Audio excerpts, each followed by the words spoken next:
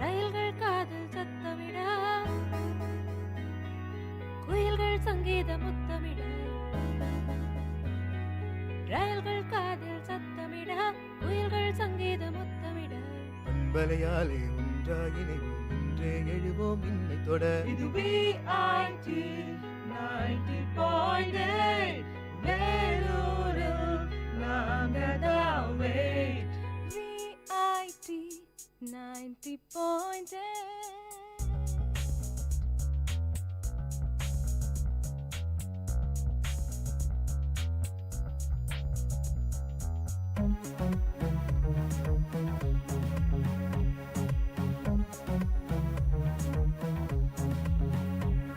இது VIT 90.8 வேலூரில் நாங்கதான் wait. VIT 90.8 வேலூரில் நாங்கதான் wait.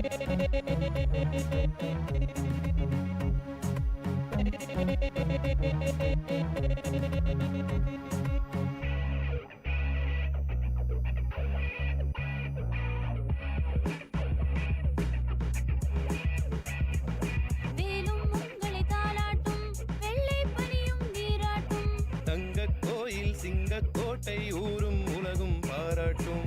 கல்விச் சாலைகள் ஏராளம், கனரக ஆலைகள் தாராளம், தீரா நோய்கள் ஆரா காயம், தீனி வேகம் சீராகும்.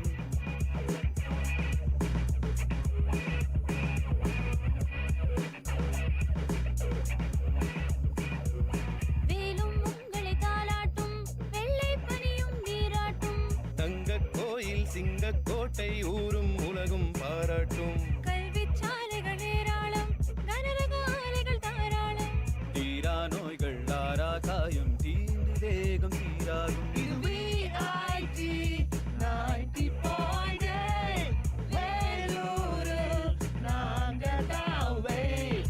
VIT 90.8 வேலூரில் நாங்கதான் wait.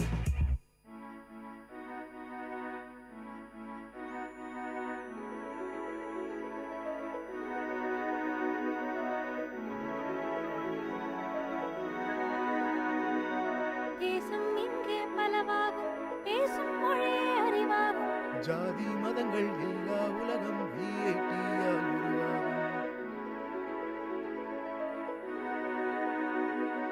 தேசம் இங்கே பலவாகும், பேசும் மொழியே அறிவாகும், ஜாதி மதங்கள் எல்லா உலகம் VIT-யால் உருவாகும். திறமை கொண்ட பட்டாளம் உங்கள் அன்பால் உலகாளும், மக்கள் பணிக்கு துடிக்கும் எங்கள் இதயம் ஒன்றே அடையாளம். இது VIT இது VIT 90.8 வேலூரில் நாங்கதான் wait. VIT 90.8 வேலூரில் நாங்கதான்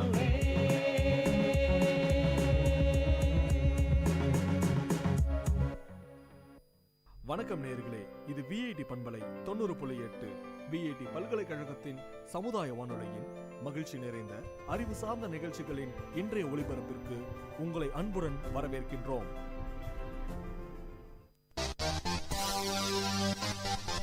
உங்கள் VIT பண்பலை 90.8 அன்று இன்று வரலாற்று பதிவுகளிலிருந்து சில துளிகள். ஏப்ரல் 5, 1654 ஆண்டு ஆங்கில டச்சு போரை முடிவுக்கு கொண்டு வரும் பொருட்டு வெஸ்ட் மினிஸ்டர் உடன்பாடு எட்டப்பட்டது.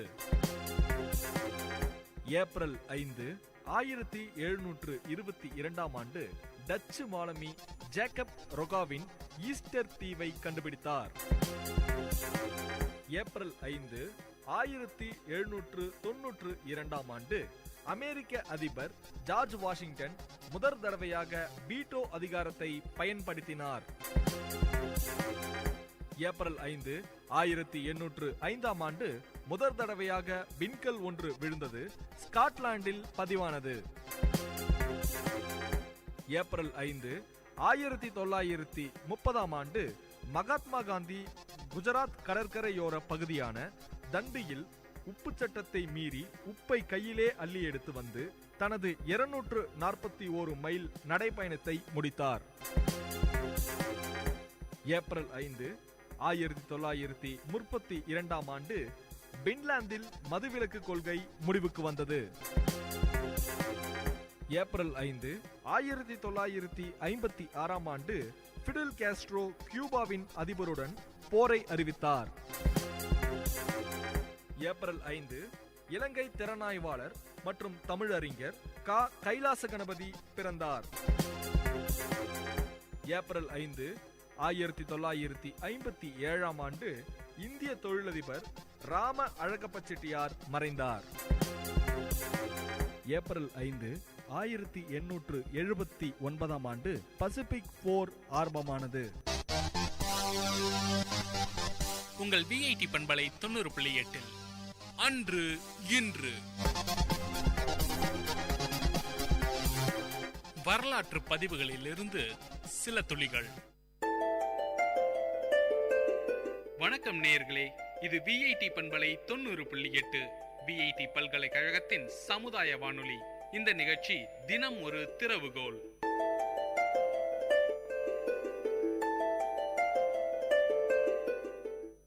வணக்கம் நண்பர்களே, உங்கள் டிஜிஎம் கணேசன். மனிதனை வீழ்த்துகின்ற இன்னொரு விஷயம் கவலை என்று பார்த்தோம். நீங்க பார்த்திருக்க முடியும், சில நேரங்களில் பல மனிதர்கள் ஒன்றுக்கும் உதவாத விஷயங்களுக்கு கூட கவலைப்படுவதை பார்க்க முடியும். என் ஃப்ரெண்டு ஒருத்தர் இருந்தான். திருமணத்துக்கு நானும் அவரும் போயிருந்தோம். நாங்கள் உட்காந்து சாப்பிட ஆரம்பித்தோம். பந்தி பரிமாறிட்டே வராங்க. அந்த நண்பரோட இலைக்கு முன்ன இலை வந்த உடனே அந்த ஸ்வீட் தீர்ந்து போயிடுச்சு. கொண்டு போயிட்டு உள்ளே போயிட்டு மறுபடியும் ஸ்வீட்டை கொண்டு வந்தாங்க. அவன் இலையை விட்டு அடுத்து எழுந்து வைக்க ஆரம்பிச்சிட்டாங்க. அப்போ அவன் சொன்னான், என் ராசியே இப்படி தான்டா, எனக்கு மட்டும் ஸ்வீட் கிடைக்கவே கிடைக்காது. இந்த மாதிரி ஒன்றுக்கும் உதவாத விஷயங்களில் கூட கவலைப்படுகின்ற மனிதர்கள் ஏராளம், சோக வயப்படுகின்ற மனிதர்கள் ஏராளம். இந்த கவலையும் சோகமும் கூட ஒரு மனிதனை வீழ்த்துகின்ற விஷயமாக மாறிவிடும். ரொம்ப சோகமாக ஒருத்தர் உட்காந்துருந்தாங்க. அவர் கேட்டாங்க, ஏன்பா இவ்வளோ சோகமாக இருக்க அப்படின்னு. ஒன்றும் இல்லைங்க, ஒரு வருஷத்துக்கு முன்னே எங்கள் சித்தப்பா ஒருத்தர் இறந்து போயிட்டாரு. அடடா, சித்தப்பா இருந்து சோகமான விஷயம்தான், கண்டிப்பாக நீ சோகப்படுறதுக்கு ஒரு காரணம் இருக்குது. அப்புறம் என்னாச்சு? அவர் சாகும்போது அவருடைய ஒரு வீடு இருந்து, சொந்த வீடு, அதை எனக்கு எழுதி வச்சு செத்து போயிட்டாரு அப்படின்னா. அடப்பாவி, ஒரு வீடு வந்திருக்கு, அதுக்கு போய் யாரா சோகப்படுவாங்களான்னு கேட்டேன். இல்ல இப்படிதான் 6 மாசத்துக்கு முன்னாடி எங்க தாத்தாவோட ஒரு தம்பி ஒருத்தர் இருந்தாரு, அவருக்கும் வாரிசே இல்ல, அவருடைய 2 ஏக்கர் நிலத்தை எனக்கு எழுதி வச்சு செத்து போயிட்டாரு அப்படின்னா. இன்னும் என்னையா ஒரு வீடு வந்திருக்கு, நிலம் வந்திருக்கு, அப்புறம் ஏயா சோகப்படுற அப்படின்னு கேட்டேன். இல்ல எங்க சொந்தக்காரர்கள வேற யாருமே இல்லை, அப்படி செத்து போறதுக்கு அதான் சோகப்படுறேன் அப்படின்னு சொன்னான். அப்போ சோகத்தை தேடி பிடிச்சு வாழ்ந்தோம் அப்படின்னா வாழ்க்கையில அதை விட நம்ம வீழ்த்துகின்ற விஷயங்கள் வேறு ஒன்று இல்லாமலே போய்விடும். அப்ப கவலை, இந்த கவலையும் சோகமும் யாரெல்லாம் கை கொள்றாங்களோ அவங்க எல்லாருமே வாழ்க்கையில தோல்வியை மட்டும் தான் சந்திக்க முடியும், வெற்றியை சந்திக்கவே முடியாது. அப்போ ஒரு கேள்வி வரும், எப்படி சார் அதை போக்குறது? இந்த எதிர்மறை எண்ணங்களை எப்படி போக்குவது என்ற ஒரு கேள்வி வரும். நேர்மறை எண்ணங்களை மேலே மேலே மேலே போட போட போட தான் நெகட்டிவ் தாட்ஸ் சொல்லக்கூடிய எதிர்மறை எண்ணங்கள் நம்மை விட்டு போகும். எப்படின்னு ஒரு கேள்வி வரலாம். இப்போ ஒரு வாட்டர் பாட்டில் இருக்கு, அந்த பாட்டில் உள்ள ஒரு கோல்டு காயினை போட்டுரும். அந்த பாட்டிலோட அடிப்பகுதி முழுக்க ஒரு பெயிண்ட்ல பூசி வச்சிருக்காங்க, வண்ணம் பூசி வச்சிருக்காங்க. அடியிலிருந்து பார்த்தா கோல்டு காயின் தெரியாது. இப்போ அந்த பாட்டில் இருக்கிற தண்ணில முழுக்க முழுக்க மணலை போட்டு சேரை போட்டு கலந்துடுறாங்க. இப்போ கோல்டு காயின் தெரியவே தெரியாது. என்ன சொல்றாங்கன்னா, இந்த பாட்டிலை கவிழ்க்க கூடாது, கவிழ்க்காமலேயே உள்ள இருக்கிற கோல்டு காயின் தெளிவா தெரிகிற அளவுக்கு ஏதாவது ஒன்று பண்ணுங்க அப்படின்னாங்க. சார், அடியில பார்த்தா பெயிண்ட் அடிச்சாச்சு, உள்ள இருக்கிற சகத்துல கோல்டு காயின் உள்ள ஒளிஞ்சிருக்கு, வாய்ப்பே இல்லையே, கவிழ்க்காம எப்படி சார் பண்ண முடியும்னு கேட்டாங்க. ஒன்றும் பண்ண வேண்டாம், நேரா கொண்டு போங்க அந்த பாட்டில, ஒரு குழாக்கு நேரா வைங்க, அந்த டேப்பை திறந்து விடுங்க, தண்ணி நல்ல தண்ணி உள்ள போக போக போக என்ன ஆகும்னு கேட்டா உள்ள இருக்கக்கூடிய கசடுகள் அடுக்குகளா வெளியே வந்துடும். என்ன, ஒரு பாட்டில் தண்ணிக்கு பதிலாக ஒரு 4 பாட்டில் தண்ணீர் செலவாகும் சொன்னாங்க. 4 பாட்டில் தண்ணீர் செலவாகனா என்ன ஆகும்னு கேட்டா உள்ள இருக்கிற கசடு அடுக்கெல்லாம் மெல்ல மெல்ல வெளியே வர வர உள்ள இருக்கக்கூடிய கோல்டு காயின் தெளிவா தெரிஞ்சிடும். அதே மாதிரி காலகாலமா நம்ம மனசுக்குள்ள ஏராளமான எதிர்மறை எண்ணங்களை, நெகட்டிவ் தாட்ஸ் நம்ம போட்டு வச்சிருக்கிறோம். அப்ப நேர்மறை எண்ணங்களை மேற்கொண்டு பாசிட்டிவ் தாட்ஸை அதிகமா உள்ள போட போட போட தான் நம்மால நெகட்டிவ் தாட்ஸை ரிமூவ் பண்ண முடியும். நமக்கு என்ன தெரியும் அப்படின்னா, நம்ம ஆரம்ப காலங்கள் செய்கின்ற ஒரே ஒரு விஷயம் அடுத்தவனோட நம்ம ஒப்பிட்டு பார்க்கறது மட்டும்தான். அவன் உயரமா இருக்கான், நான் குள்ளமா இருக்கிறேனே, அவன் குள்ளமா இருக்கான், நான் உயரமா இருக்கிறேனே, அவன் கருப்பா இருக்கான், நான் சிகப்பா இருக்கிறேன்னு ஆரம்பிச்சு எல்லா விஷயங்களையும் ஒப்பிட்டு பார்த்தல் ஒன்றுதான் நம்முடைய அல்பத்தனமான விஷயங்களுக்கு கவலைப்படுகின்ற மனிதன் நம்மை மாற்றுகின்றது. அப்போ எப்போ நம்ம இது கவலைப்பட ஆரம்பிக்கிறோமோ அப்போ என்ன ஆகும்னு கேட்டால், நம்முடைய வாழ்க்கையில வெற்றி என்பது நம்மை விட்டு விலகி செல்லக்கூடிய வாய்ப்புகள் தானாக உருவாகும். அடுத்தவங்களோட தயவு செய்து கம்பேர் பண்ணாம ஒப்பிட்டு பார்க்காம யார் வாழ்கின்றார்களோ அவர்களால் மட்டும்தான் மிகச்சிறந்த சாதனைகளை செய்ய முடியும். உலகத்தினுடைய மிகப்பெரிய மிக கொடூரமான சர்வாதிகாரி என்று சொல்லப்பட்ட ஹிட்லர் சொன்ன வார்த்தைகள், don't compare you with others, if you do so you are insulting yourself. உன்னை யாரோடும் ஒப்பிட்டு பார்க்காதே, ஒப்பிட்டு பார்த்தால் உன்னை நீயே தாழ்த்திக் கொள்கிறாய் என்று அர்த்தம் என்று சொன்னதாக ஒரு வாசகம் இருக்கின்றது. அதனால் உங்களை யாரோடும் ஒப்பிட்டு பார்க்காமல் உங்களை உங்களோடு மட்டும் ஒப்பிட்டு பார்த்தால் வெற்றி நிச்சயம். வாழ்த்துக்கள், நன்றி, வணக்கம். நேயர்கள் இதுவரை கேட்டது VIT பண்பலை 90.8 தினம் ஒரு திறவுகோல். நிகழ்ச்சி தயாரிப்பு VIT பண்பலை 90.8 VIT பல்கலைக்கழகத்தின் சமுதாய வானொலி. விவசாயி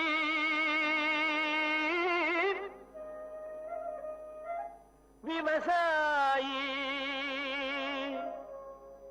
கடவுள் என்னும் முதலாளி கண்டெடுத்த தொழில். விஐடி வேளாண் துறை மற்றும் விஐடி சமுதாய வானொலி இணைந்து வழங்கும் தினம் ஒரு வேளாண் செய்தி.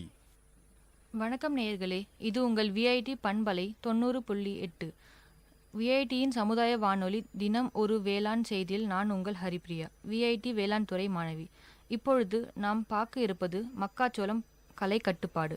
விதைத்து 3 அல்லது 5ஆம் நாள் களை முளைக்கும் முன் களை கொல்லியான அட்ராசைனை ஹெக்டருக்கு 0.25 கிலோ தெளிப்பானையில் 500 லிட்டர் தண்ணீரில் கலந்து தெளிக்க வேண்டும்.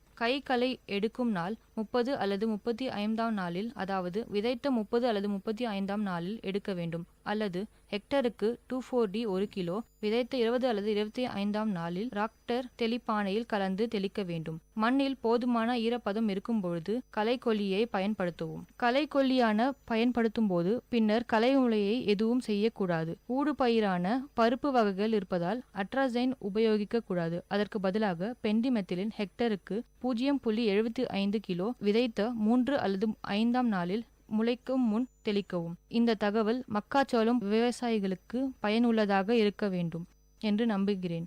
மீண்டும் தினம் ஒரு வேளாண் செய்தியில் நாளை சந்திப்போம். நான் உங்கள் ஹரிப்பிரியா, விஐடி வேளாண் துறை மாணவி. இது உங்கள் விஐடி பண்பலை 90.8 விஐடியின் சமுதாய வானொலி. விவசாயி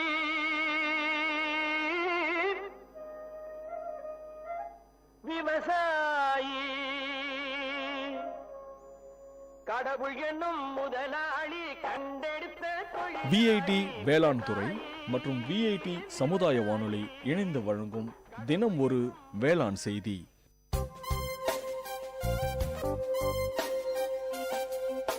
மண் வாசனை உங்கள் விஐடி பண்பலை 90.8 வேளாண்மை சார்ந்த தொழில்நுட்பம், பசுமை படரும் விவசாய தொழில்கள், பண்ணை முறைகள் என மானுடம் காக்கும் உழவு சார்ந்த நிகழ்ச்சி. வணக்கம் நேயர்களே, இது விஐடி பண்பலை 90.8 விஐடி பல்கலைக்கழகத்தின் சமுதாய வானொலியில் இந்த நிகழ்ச்சி மண் வாசனை. நம்ம மண் வாசனை நிகழ்ச்சியில விவசாயம் சார்ந்த தொழில்நுட்பங்கள், விவசாயம் எப்படி பாதுகாப்பான முறையில பண்றது, விவசாயத்துல என்னென்ன மேன்மையான விஷயங்கள் இருக்கு அப்படின்றத பார்த்துட்டு வரோம். இன்னைக்கு நம்ம பார்க்க போறது என்னன்னா, விவசாயத்துக்கு ரொம்ப முக்கியமான விஷயம் தண்ணி. அந்த தண்ணியை பத்தி தான் இன்னைக்கு நம்ம பார்க்க போறோம். திருவள்ளுவர் என்ன சொல்லியிருக்காருன்னா, நீரின்றி அமையாது உலகுன்னு சொல்லியிருக்காரு. அவரு 2000 வருஷங்களுக்கு முன்னாடியே தண்ணி தான் மனிதனுக்கு ரொம்ப முக்கியத்துவம் வாய்ந்தது, தண்ணியை சேமிச்சு வைக்கணும் அப்படின்ற விஷயங்களை அன்னைக்கே நமக்கு சொல்லிட்டு போயிருக்காரு. நீரின்றி அமையாது உலகு, வானின்று சுரக்கும் அமுதம், மண்ணில் நின்று பலந்தர நீர் சேமிப்பு நிலையங்கள் அவசியம். ஆதி தொழிலான வேட்டைக்கு அடுத்துதான் வேளாண்மை தொழில் தான் அன்னையிலிருந்து இன்னைக்கு வரைக்கும் நாம செஞ்சுட்டு இருக்கோம்.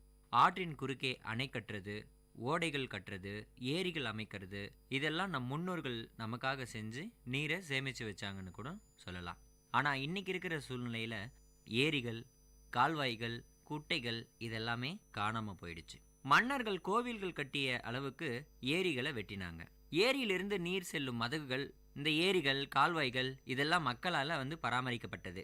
இதுக்கு பிரதிபலனா அவங்க என்ன செஞ்சாங்கன்னா, ஏரிக்கரை மரங்கள், ஏரிகளில் வளர மீன்களை எல்லாமே குத்தகைக்கு விட்டாங்க. மன்னராட்சி காலத்துல ஊர் சபைகளின் கீழ் அமைந்த ஏரி வாரியமாக மாற்றப்பட்டது. நம்ம விவசாயம் செய்யறதுக்கு ரொம்ப முக்கியமா இருக்கிறது நல்ல நிலம் இருந்தாலும் நீர் அதுக்கு ரொம்ப அவசியம். இன்னைக்கு இருக்கிற சூழ்நிலையில நீர் பற்றாக்குறை நமக்கு இருந்துகிட்டு தான் இருக்கு. மழை நீரை நம்பியே நாம இன்னைக்கு விவசாயம் பண்ணிட்டு இருக்கோம். மழைநீர் சேமிப்பு திட்டம் அமல்ல இல்லாட்டாலும் அதற்கான செயல்பாடுகள் அந்த காலத்திலே இருந்தது. தஞ்சை பெரிய கோயிலில் வளாகங்களில் விழுந்த மழைநீரை சேமிக்கும் இடமாகவே சிவகங்கை குளத்தை ராஜராஜன் அமைத்தார். பிற்காலத்துல செவ்வப்ப நாயக்கர் தஞ்சை நகர்ல பெய்த மழைநீரை வெவ்வேறு தெருக்கள்ல சுடுமண் குழாய் மூலம் சிவகங்கை குளத்துல சேர்த்தாரு. ஆங்கிலேயர்கள் என்ன பண்ணாங்கன்னா, பொது பணின்னு ஒரு துறையை நிறுவி இதை பராமரிச்சுட்டு வந்தாங்க. இந்த மாதிரி பாதுகாப்பான முறையில நமக்காக நீரை சேமிச்சு வச்ச நம் முன்னோர்கள் அந்த காலத்திலே தமிழகத்துல 39,202 ஏரிகள் மற்றும் குளங்கள் இருந்துச்சு. ஆனா இன்னைக்கு அதுல கால் பாகத்தை காணல. அதற்காக கிணற்றை காணோன்ற கதையா நம்ம யாருக்கிட்டையும் கம்ப்ளைண்ட் பண்ண முடியாது. ஓடைகள் ஆக்கிரமிப்பால குளங்களும், குளங்களின் ஆக்கிரமிப்பால வயல்களும், வயல்களின் ஆக்கிரமிப்பால விவசாயமும் கொஞ்சம் கொஞ்சமா அழிஞ்சுக்கிட்டே வருது. இப்படி கொஞ்சம் கொஞ்சமா நீர் ஆதாரம் அழிஞ்சுக்கிட்டு வரதுனால இன்னைக்கு அங்கங்க கொலாச்சண்டையை நம்மளால பார்க்க முடியுது. ஏன்? குடிநீர் பஞ்சம் தலைவிரிச்சு ஆடிக்கிட்டு இருக்கு. வேளாண்மை தொழில் மட்டுமின்றி மின் உற்பத்தி, அனைத்து தொழில்களுக்கும் வியாபாரத்திற்கும் சேர்ந்ததே இந்த நீர் ஆதாரம்னு சொல்லலாம். நீர் ஆதாரங்களை பாதுகாக்க நீரை பயன்படுத்துவோரின் பங்களிப்பு மிக முக்கியமா இருக்கு. ஏன்னா சராசரியா ஒரு மனிதன் ஒரு நாளைக்கு 250 லிட்டர் தண்ணியை உபயோகப்படுத்திக்கிட்டு இருக்கான் தன்னுடைய அன்றாட தேவைகளுக்காக. ஒரு குடும்பம் 1000 லிட்டர் தண்ணி. இந்த தண்ணியை குறைந்த அளவு பயன்படுத்தணும்னா நம்மளுடைய சந்ததிகள் பாதுகாக்கப்படும். எவ்வளவு பெரிய மழை பெய்தாலும் அதை சேமிச்சு வைக்க குளங்களும் ஏரிகளும் தயார் நிலையில இருக்கணும். ஆனா ஆக்கிரமிப்பு காரணமாக குளங்களும் ஏரிகளும் சுருங்கி போயிடுச்சு. சுருங்கிய ஏரி குளங்களை பராமரித்து தூர்வாரி வைத்திருந்தால் அவற்றில் ஆண்டு முழுவதும் தேவையான தண்ணீரை நம்மளால சேமிக்க முடியும். அதுவும் செய்யறதில்ல. பாதிக்கு மேற்பட்ட குளங்கள் தூர்ந்து போயிடுச்சு. ஏரி குளங்களுக்கு வரும் கால்வாய்கள் ஆக்கிரமிப்பால காணாம போயிடுச்சு. சிறு மழையை கூட சேமிக்க முடியாத துயரம் இன்னைக்கு நம்ம கிட்ட இருந்துகிட்டு இருக்கு. இருக்கிற 1-2 குளங்களையாவது நம்ம தூர்வாரி நம்ம பராமரிச்சு மழை நீரையும் சேமிச்சு வச்சோம்னா நம்முடைய விவசாய நிலம் பாதுகாக்கப்படும், நிலத்தடி நீர் பாதுகாக்கப்படும், நம்முடைய எதிர்காலம் பாதுகாக்கப்படும், நம்முடைய சந்ததிகள் பாதுகாக்கப்படும். மழை நீரை சேகரிப்போம், நம்மளுடைய சந்ததியை பாதுகாப்போம் என்பதே இன்றைய மண் வாசனையில் நாம் பார்த்தது. நன்றி, வணக்கம்.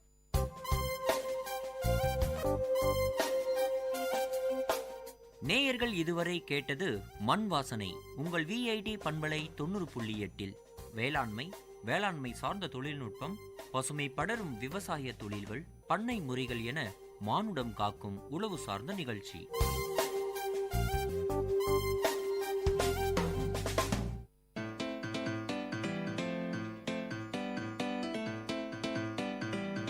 செவிச்செல்வம், விஐடி பண்பலையின் அறிவு களஞ்சியம்.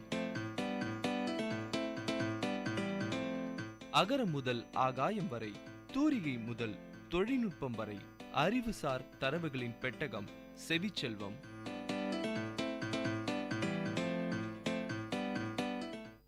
வணக்கம் நேயர்களே, இது விஐடி பண்பலை 90.8 செவிச்செல்வம் நிகழ்ச்சியில் நிலநடுக்கம் பற்றிய அறிவுசார் தரவுகளோடு உங்கள் அஸ்வினி. நிலநடுக்கம் அல்லது பூகம்பம் என்பது பூமிக்கடியில் அழுத்தம் அதிகமாகி அதனால் சக்தி வெளியேற்றப்பட்டு தளத்தட்டுக்கள் நகர்வதனால் இடம்பெயரும் அதிர்வை குறிக்கும். இந்த அதிர்வு நிலநடுக்கமாயினால் ரிக்டர் அளவை மூலம் அளக்கப்படுகிறது. 3 ரிக்டருக்கும் குறைவான நிலநடுக்கங்களை உணர்வது கடினமாகும். அதேவேளை 7 ரிக்டருக்கும் கூடுதலான அதிர்வுகள் பலத்த சேதத்தை ஏற்படுத்தும். பூமியின் மேற்பரப்பு பெரும் பாலங்களாக அமைந்துள்ளது. இவை நகரும் பிளேட்டுகளாக இருக்கிறது. நிலப்பரப்பிலும் நீரின் அடியிலும் உள்ள இவற்றில் 7 பிளேட்டுகள் மிக பெரியதாகவும் குறைந்தது 1 டசன் சிறிய பிளேட்டுகளும் உள்ளன. இந்த 7 பெரும் பிளேட்டுகளில் 5 கண்டங்களிலும் பசிபிக் முதலிய சமுத்திர பகுதிகளிலும் அடக்கம். இந்த பிளேட்டுகள் சுமார் 80 கிலோமீட்டர் வரை தடிமன் கொண்டதாக இருக்கிறது. இதன் அடியில் பாறைகள் கொதிக்கும் குழம்பாக இருப்பதாலும் பூமியின் சுழற்சி வேகத்தில் இந்த பாறை குழம்பு நகர்வதாலும் மேலே இருக்கும் பிளேட்டுகள் ஒன்றுடன் ஒன்று உராய்வதுடன் நகர்ந்தும் செல்கிறது. இந்த பிளேட்டுகள் ஒரு வருடத்திற்கு 1 சென்டிமீட்டர் முதல் சுமார் 13 சென்டிமீட்டர் வரை நகர்கிறது. இது நமது உலக வேகத்திற்கு மிக நுண்ணியதாக இருந்தாலும் இந்த பிளேட்டுகளின் லேசான உராய்வு கூட பெரும் பூகம்பத்தை ஏற்படுத்தக்கூடியவை. ஒரு நிலநடுக்கம் நிலச்சரிவுகளையும் சில சமயம் எரிமலை செயல்பாட்டையும் அதிகரிக்கச் செய்யும். நிலநடுக்கத்தின் அளவுக்கு வரையறை ஏதுமில்லை என்றாலும் வரலாற்றில் பதிவான மிகப்பெரிய நிலநடுக்கங்கள் 9 ரிக்டருக்கும் கூடுதலானவை, பெரும் பாதிப்பை ஏற்படுத்தக்கூடியவை.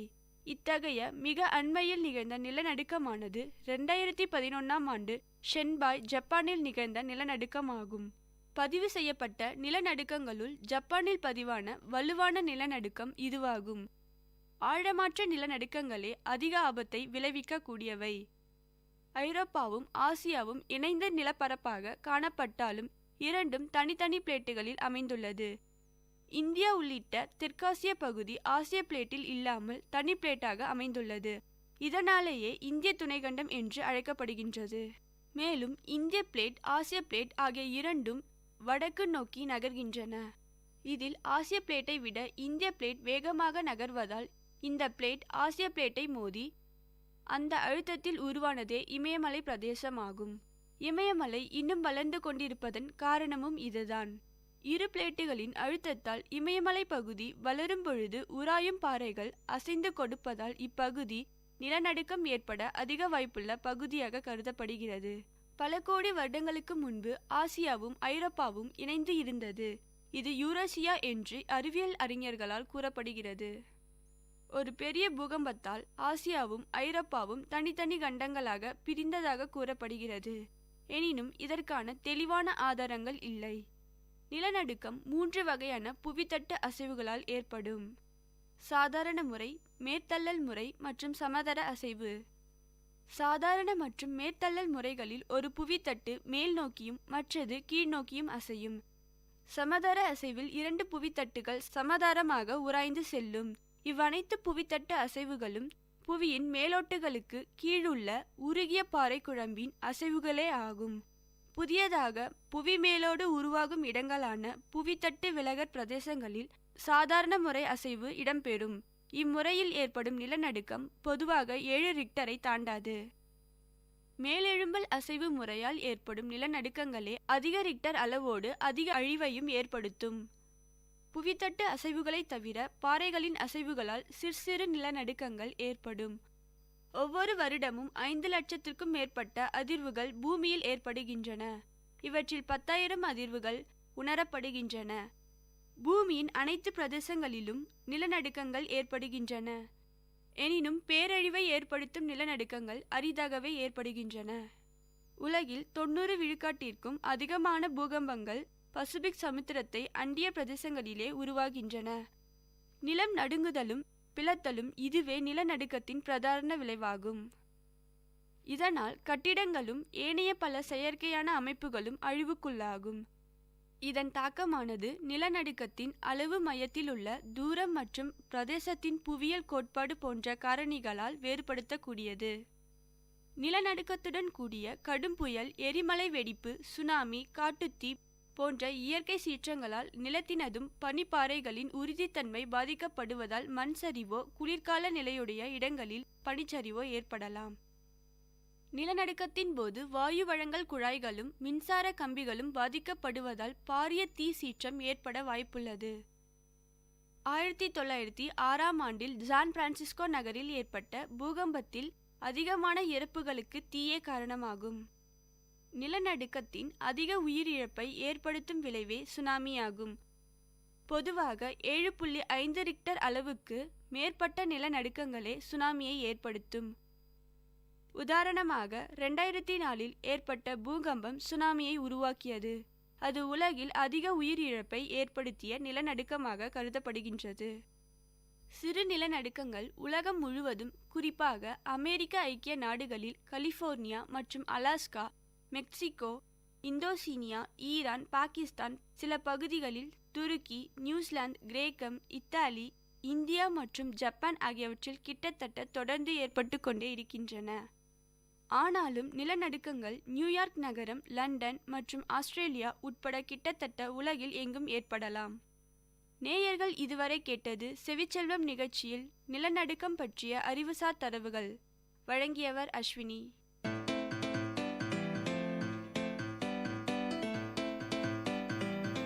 செவிச்செல்வம் விஐடி பண்பலையின் அறிவு களஞ்சியம். அகரம் முதல் ஆகாயம் வரை, தூரிகை முதல் தொழில்நுட்பம் வரை, அறிவுசார் தரவுகளின் பெட்டகம் செவிச்செல்வம்.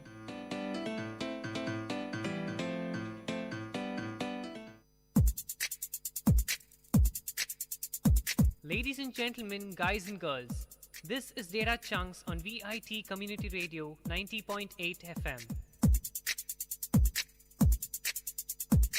This program features chunks of informative data on various fields, be it computers, environment, technology, physics, or any field. Data Chunks has it all. Welcome listeners, you're listening to Data Chunks on 90.8 MHz, VIT Community Radio with me, Rigu Kapoor. Today I will be talking about assembling a PC. Various components are required, such as storage. The operating system and all your files are stored onto the computer's internal storage. There are two different kinds of storage options available, hard disk or solid state. The cheaper option is to go with the traditional hard disk, as these drives are available at a lower price per gigabyte. Hard disks contain small moving parts that are more fragile than the solid state counterparts. And while they can be had for a significantly lesser price, they will have some drawbacks.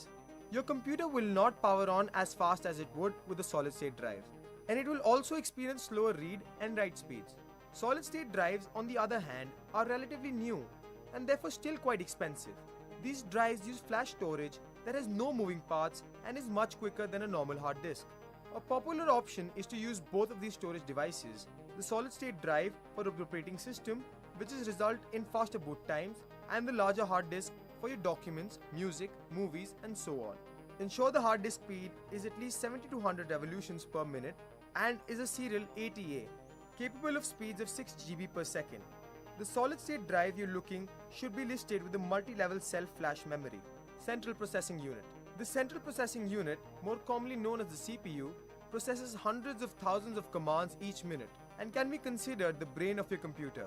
The processor will be one of the most expensive components in your computer, but there are few things you need to understand before you look for the fastest one. Two companies, AMD and Intel, both offer a wide range of computer processors, both of which have their pros and cons. Intel's chips generally perform slightly better than comparable AMD chips. However, AMD chips are available at a lower price point.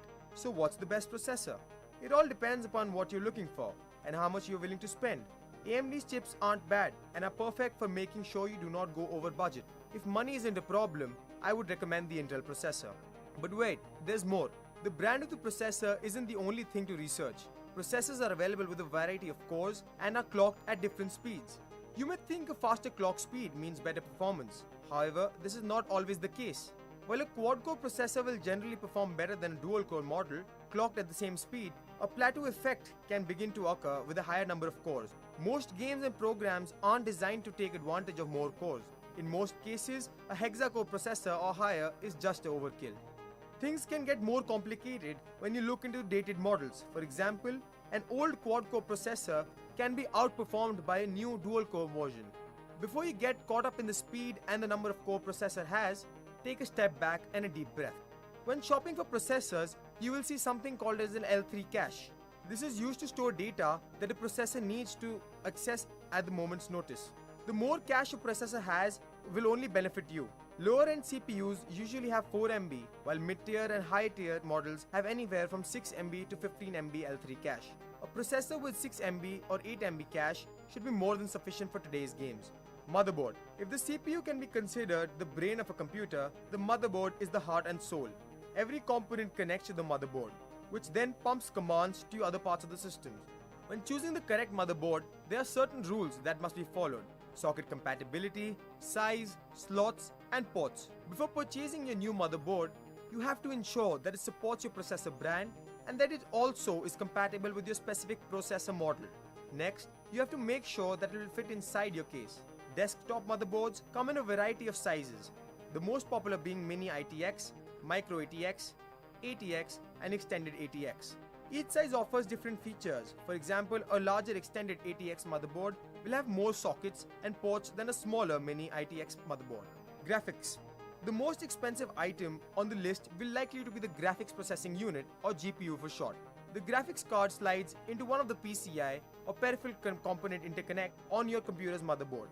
When shopping for a GPU, there are three options to choose from: NVIDIA, AMD, or integrated. Both NVIDIA and AMD produce consumer-level graphic cards, and similar to the Intel and versus AMD processor battle, both brands have their pros and cons. If you have a high-end processor, there's also a good chance that it includes an integrated GPU, such as Intel HD Graphics or AMD Radeon HD. While these cards are sufficient for basic web browsing, word processing, and video streaming, they won't perform nearly as well as a discrete graphics card.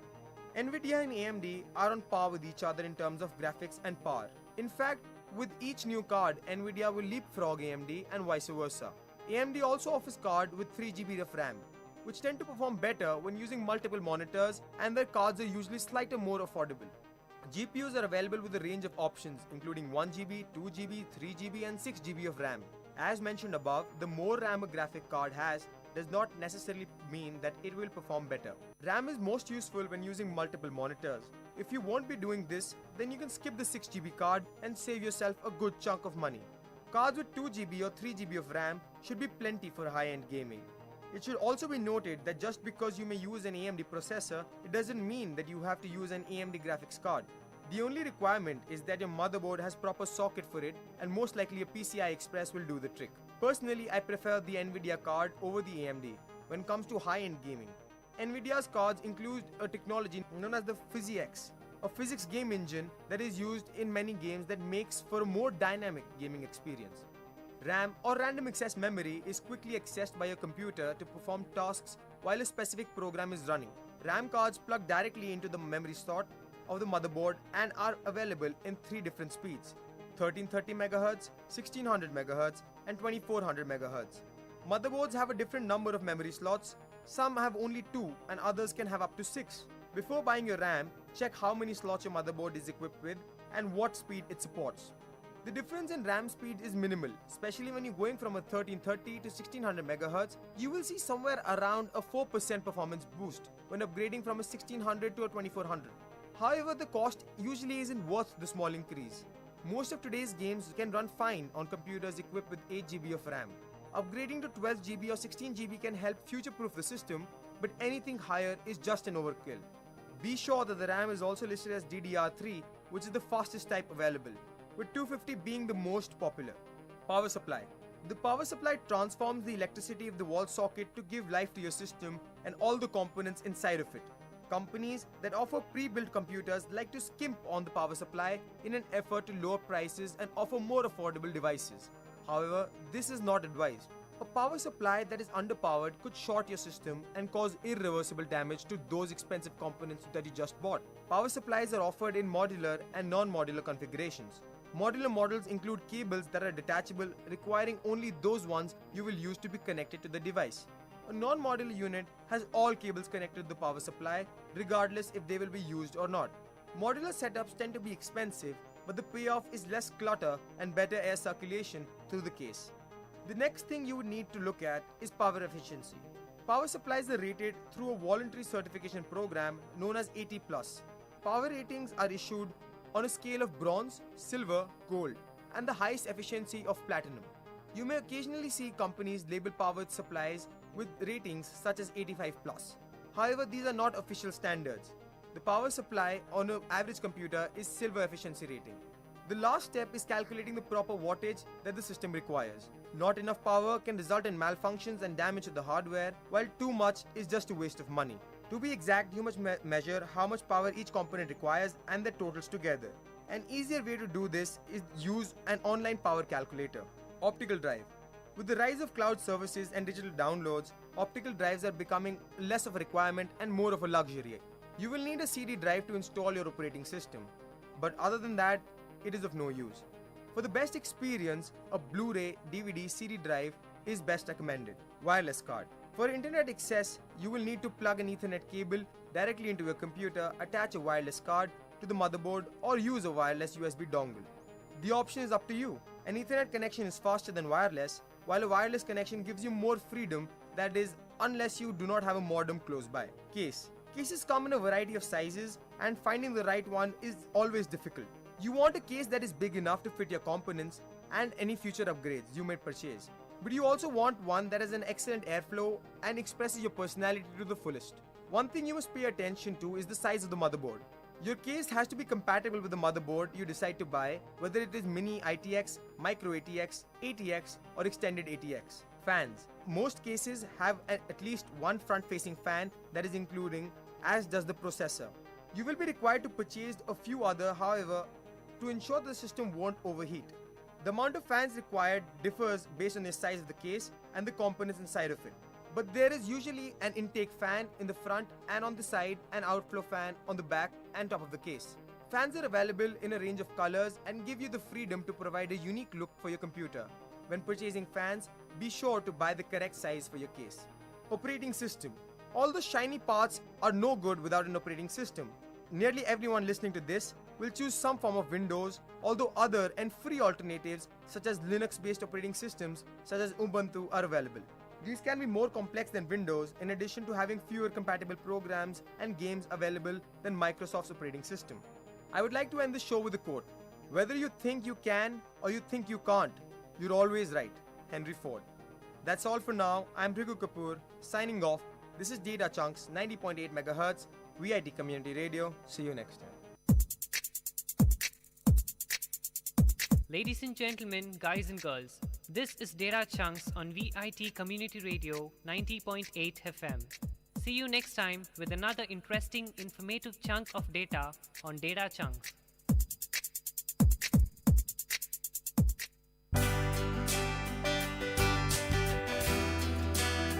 உங்கள் VIT பண்பலை 90.8 அனுபவ மேடை.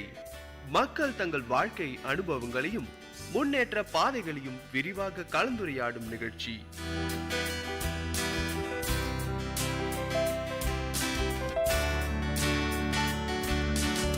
வணக்கம் நேயர்களே, நீங்கள் கேட்டுக்கொண்டிருப்பது VIT பண்பலை 90.8 VIT பல்கலைக்கழகத்தின் சமுதாய வானொலி. இந்த நிகழ்ச்சி அனுபவ மேடை. அனுபவ மேடை நிகழ்ச்சியில் வாரம் ஒரு சமுதாய மக்கள் அவங்களுடைய வாழ்க்கை அனுபவங்களை நம்ம கிட்ட பகிர்ந்துட்டு இருக்கிறாங்க. அந்த வகையில் இன்னைக்கு நம்ம கூட ஒருத்தர் இருக்கிறாங்க. வாங்க நிகழ்ச்சிக்கு போகலாம். வணக்கம்மா, உங்களை அறிமுகப்படுத்திக்கோங்க. வணக்கங்க, என் பேர் சாந்தி, காந்தி நகர் கோபாலபுரம் உள்ளே இருக்கேன். நான் டெய்லரிங் வீட்டிலேயே டெய்லரிங் பண்ணிகிட்ருக்கேன். டெய்லரிங் கிளாஸஸும் எடுத்துகிட்ருக்கேன். உங்களுக்கு எதனால் இந்த டெய்லரிங் கற்றுக்கணுன்ற மாதிரி உங்களுக்கு தோணுச்சு? இப்போ நிறைய நம்ம ஜென்ஸ் டெய்லர்ஸ் தான், நான் சொல்கிறது ஒரு 25 இயர்ஸ்க்கு முன்னாடி சொல்கிறேன் நான். அப்போ ஜென்ஸ் டெய்லர்ஸ் தான் இருப்பாங்க. லேடிஸ்லாம் அவங்கக்கிட்ட தான் போய் ஒரு ப்ளவுஸே தைக்கணுன்னாலும் தைச்சிக்கிற வேண்டியிருக்கும். அப்போது நம்ம குறையெல்லாம் சொல்லும்போது நம்ம அவங்கக்கிட்ட கரெக்டாக சொல்ல முடியாது. இப்படி தைங்க, எனக்கு இப்படி வேணும் அப்படி வேணும்னா நம்ம சொல்ல முடியாது. அப்போ ஏன் நம்ம இதை நம்மளே தெரிஞ்சுக்கிட்டு நம்ம தைச்சிக்கிட்டா நமக்கும் நல்லது, நம்ம மற்றவங்களுக்கும் நல்லா தைச்சி கொடுக்கலாமே அப்படின்ற ஒரு எண்ணம் தோணுச்சு. அதுக்கப்புறம் தான் நான் இந்த தையல் கற்றுக்கணும் அப்படின்றத கற்றுக்க போனேன். அப்போ மேரேஜ் ஆகிட்டு வந்துட்டு இருந்தேன். நான் கல்யாணம் ஆகிட்டு குழந்தை 3 வயசில் பையன் இருந்தான். அப்புறம் அவனை வீட்டில் விட்டுட்டு நான் போயிட்டு ஒரு 1 இயர் இந்த தையலை கற்றுனேன். அப்போ நாங்கள் படிச்சிருந்ததுனால 1 இயர் கோர்ஸ், டிப்ளமோ கோர்ஸ் மாதிரி நீங்கள் பண்ணணும் அப்படின்ற மாதிரி அந்த இடத்துல சொன்னாங்க. அதே மாதிரி பண்ணோம். டெய்லரிங் ஹையர் எக்ஸாம் எழுதணும் அப்படின்னாங்க. எக்ஸாம் எழுதணும் அப்படின்ற பர்பஸில் நான் போகல. கற்றுக்கணும், நம்ம ட்ரெஸ்ஸை நம்ம தைக்கணும் அப்படின்னு தான் நான் போனேன். அங்கே போனப்புறம் எங்களை எக்ஸாம்லாம் எழுதணும் நீங்கள் அப்படின்னு சொன்னாங்க. அதுக்கப்புறம் எக்ஸாமும் எழுதி டெய்லரிங் ஹையர் பாஸ் பண்ணியிருக்கேன். பாஸ் பண்ணிவிட்டு இப்போ நான் அதிலேருந்து கண்டினியூஸாக நான் வீட்டில் துணி தைச்சிட்ருக்கேன். என்னோட துணி எங்கள் ஃபேமிலியில் லேடிஸ் பொறுத்த வரைக்கும் வெளியில் இது வரைக்கும் யார்கிட்டையும் போய் துணி தைச்சதில்லை. என்னோடய மாமியார், நாத்தனார், மற்றவங்க குழந்தைங்க எல்லாருக்கும் நான் தைச்சி கொடுத்துருவேன். அதுக்கப்புறம் வெளியில் கொஞ்சம் கொஞ்சமாக வெளியில் தைச்சி கொடுங்க அப்படின்னு கேட்கும்போது நான் அவங்களுக்கும் தைச்சி கொடுத்துட்ருக்கேன். இப்போ தொடர்ந்து நான் அதை இவ்வளோ வருஷமாக இப்போவும் நான் பண்ணிட்டு தான் இருக்கேன். ரொம்பவே நல்லா சொன்னீங்க. வெளியில் எங்கள் ஃபேமிலியில் யாருமே தைக்க தர மாட்டாங்க, நானே தைச்சி தருவேன் அப்படின்ட்டு. நீங்கள் போய் எங்கள் கோர்ஸ் சேரும்போது உங்களுக்கு ஃபஸ்ட்டு என்னென்னலாம் சொல்லி தந்தாங்க? ஒரு பேசிக் ட்ரைனிங்கிறது கண்டிப்பாக இருக்கும். அது மாதிரி உங்களுக்கு என்னென்னலாம் சொல்லி தந்தாங்க? முதல்ல எங்களுக்கு பேசிக்காக ஹேண்ட் ஒர்க் எல்லாம், கையில் நம்ம என்னென்ன பண்ணுவோம், கை வேலைன்னு சொல்லுவாங்க. அதை கையில் தைக்கிறதெல்லாம் சொல்லி கொடுத்தாங்க. இந்த எம்மைங்க, கொக்கி, அந்த மாதிரி விஷயம்லாம் சொல்லி கொடுத்தாங்க. அதுக்கப்புறம் மிஷின் பெடலிங்லாம் பேசிக்காக எப்படி ஸ்டிச் பண்ணணும், ஸ்டிச்சிங்கில் எப்படி ஸ்டிச்சஸ்லாம் நேராக வர்றதுக்கு எப்படி நம்ம தைக்கணும், மிஷின் எப்படி ஹேண்டில் பண்ணணும், அந்த மாதிரிலாம் எங்களுக்கு பேசிக் என்னென்ன பண்ணணுமோ அதெல்லாம் சொல்லி கொடுத்தாங்க. அதுக்கப்புறம் கிளாஸஸ் ஆரம்பித்தாங்க. கிளாஸஸ் வந்து எங்களுக்கு வந்து நாங்கள் அளவு எடுத்து கணக்கு போட்டு இத்தனை வயசு 2 வயசா 2 வயசுக்கு ஒரு ட்ரெஸ் தைக்கணும் அப்படின்னா 2 வயசு குழந்தையோட அளவு இந்த மாதிரி இருக்கும், இந்தந்த அளவு இருக்கும், இந்த அளவு எடுத்து இதுக்கு கணக்கு போட்டு நம்ம அதுலேருந்து ட்ரெஸ் தைக்கிறது எப்படியோ அந்த மாதிரி தான் கற்றுக்கிட்டோம். நாங்கள் சும்மா வந்து துணியை போட்டு இப்படி அளவு எடுக்கணும், இப்படி தைக்கணும் அப்படின்ற மாதிரி கற்றுக்கல. எல்லாமே மெஷர்மெண்ட் வச்சு தான் நாங்கள் கற்றுக்கணும். அப்போவே இப்போ மெஷர்மெண்ட்லாம் வச்சுட்டு நாங்கள் கற்றுப்போம் அப்படின்ட்டு ஒரு எக்ஸாம் வைப்பாங்க அப்படின்ற மாதிரி நீங்கள் சொன்னீங்க. எக்ஸாமில் பாஸ் பண்ணணும் அப்படின்ற மாதிரி சொன்னீங்க. இப்போ உங்களுக்கு அது மாதிரி எக்ஸாம் என்ன மாதிரிலாம் எக்ஸாம்லாம் அங்கே கண்டக்ட் பண்ணுவாங்க? எங்களுக்கு வந்து நாங்கள் இப்போ ஹையர்ன்றதுனால எக்ஸாம், அதாவது எயித்து படிச்சிருந்தா 8th to 10th இருந்தால் லோயர் எக்ஸாம் அட்டன் பண்ணலாம். 10th மேலே +2 படிச்சிருந்தாங்கன்னா ஹையர் எக்ஸாம் அட்டன் பண்ணலாம். இப்போ நான் வந்து +2 முடிச்சிருந்ததுனால எனக்கு ஹையர் எக்ஸாம் எழுதணும் அப்படின்ற மாதிரி சொன்னாங்க. ஹையர் எக்ஸாம்னா கொஞ்சம் சிலபஸ்லாம் அதிகம், எல்லாமே வரும். சின்ன சின்ன ட்ரெஸ்லேருந்து ஷிம்மி, கவுனு, பசங்களோட ஷார்ட்ஸு, ஷர்ட்டு, ஆப் பேண்ட்டு, அதுக்கப்புறம் வந்து full shirt, slack shirt, ordinary shirt, அது மாதிரி எல்லா ட்ரெஸ்ஸும் வரும். 1 year நாங்கள் படிக்கிறதுனால ஆஃப் டே கிளாஸஸ் இருக்கும், ஃபுல்லாக இருக்கும். இதில் தியரியும் இருக்கும். எங்களுக்கு தியரி ஒர்க்கும் நாங்கள் பண்ணணும், இதையும் பண்ணணும். நிறைய டெஸ்ட்டெல்லாம் கண்டக்ட் பண்ணுவாங்க இடையில. இது மாதிரிலாம் பண்ணி லாஸ்ட்டாக முடிக்கிறப்ப எங்களுக்கு கவர்மெண்ட்லேருந்து கவர்மெண்ட் எக்ஸாம் அதில் வந்து நீடில் ஒர்க் அண்ட் ட்ரெஸ் மேக்கிங்னு அந்த எக்ஸாமுக்கு பேர். அதில் ஒரு நாள் வந்து தியரி ஒரு 1.5 hours டைம் கொடுத்து தியரி கொஸ்டின் பேப்பர் கொடுத்து இப்போ நம்ம எப்படி எக்ஸாம் எழுதுவோமோ அதே மாதிரி ஒவ்வொன்றும் இந்த ஸ்டிச்சஸ் பற்றி கேட்டிருப்பாங்க, எப்படி தைக்கிற மெத்தட்ஸ் பற்றி கேட்டிருப்பாங்க, ஒரு ட்ரெஸ்ஸு வந்து எப்படி அளவு எடுத்து அதை நீங்கள் எப்படி தைப்பீங்கன்னு கேட்பாங்க.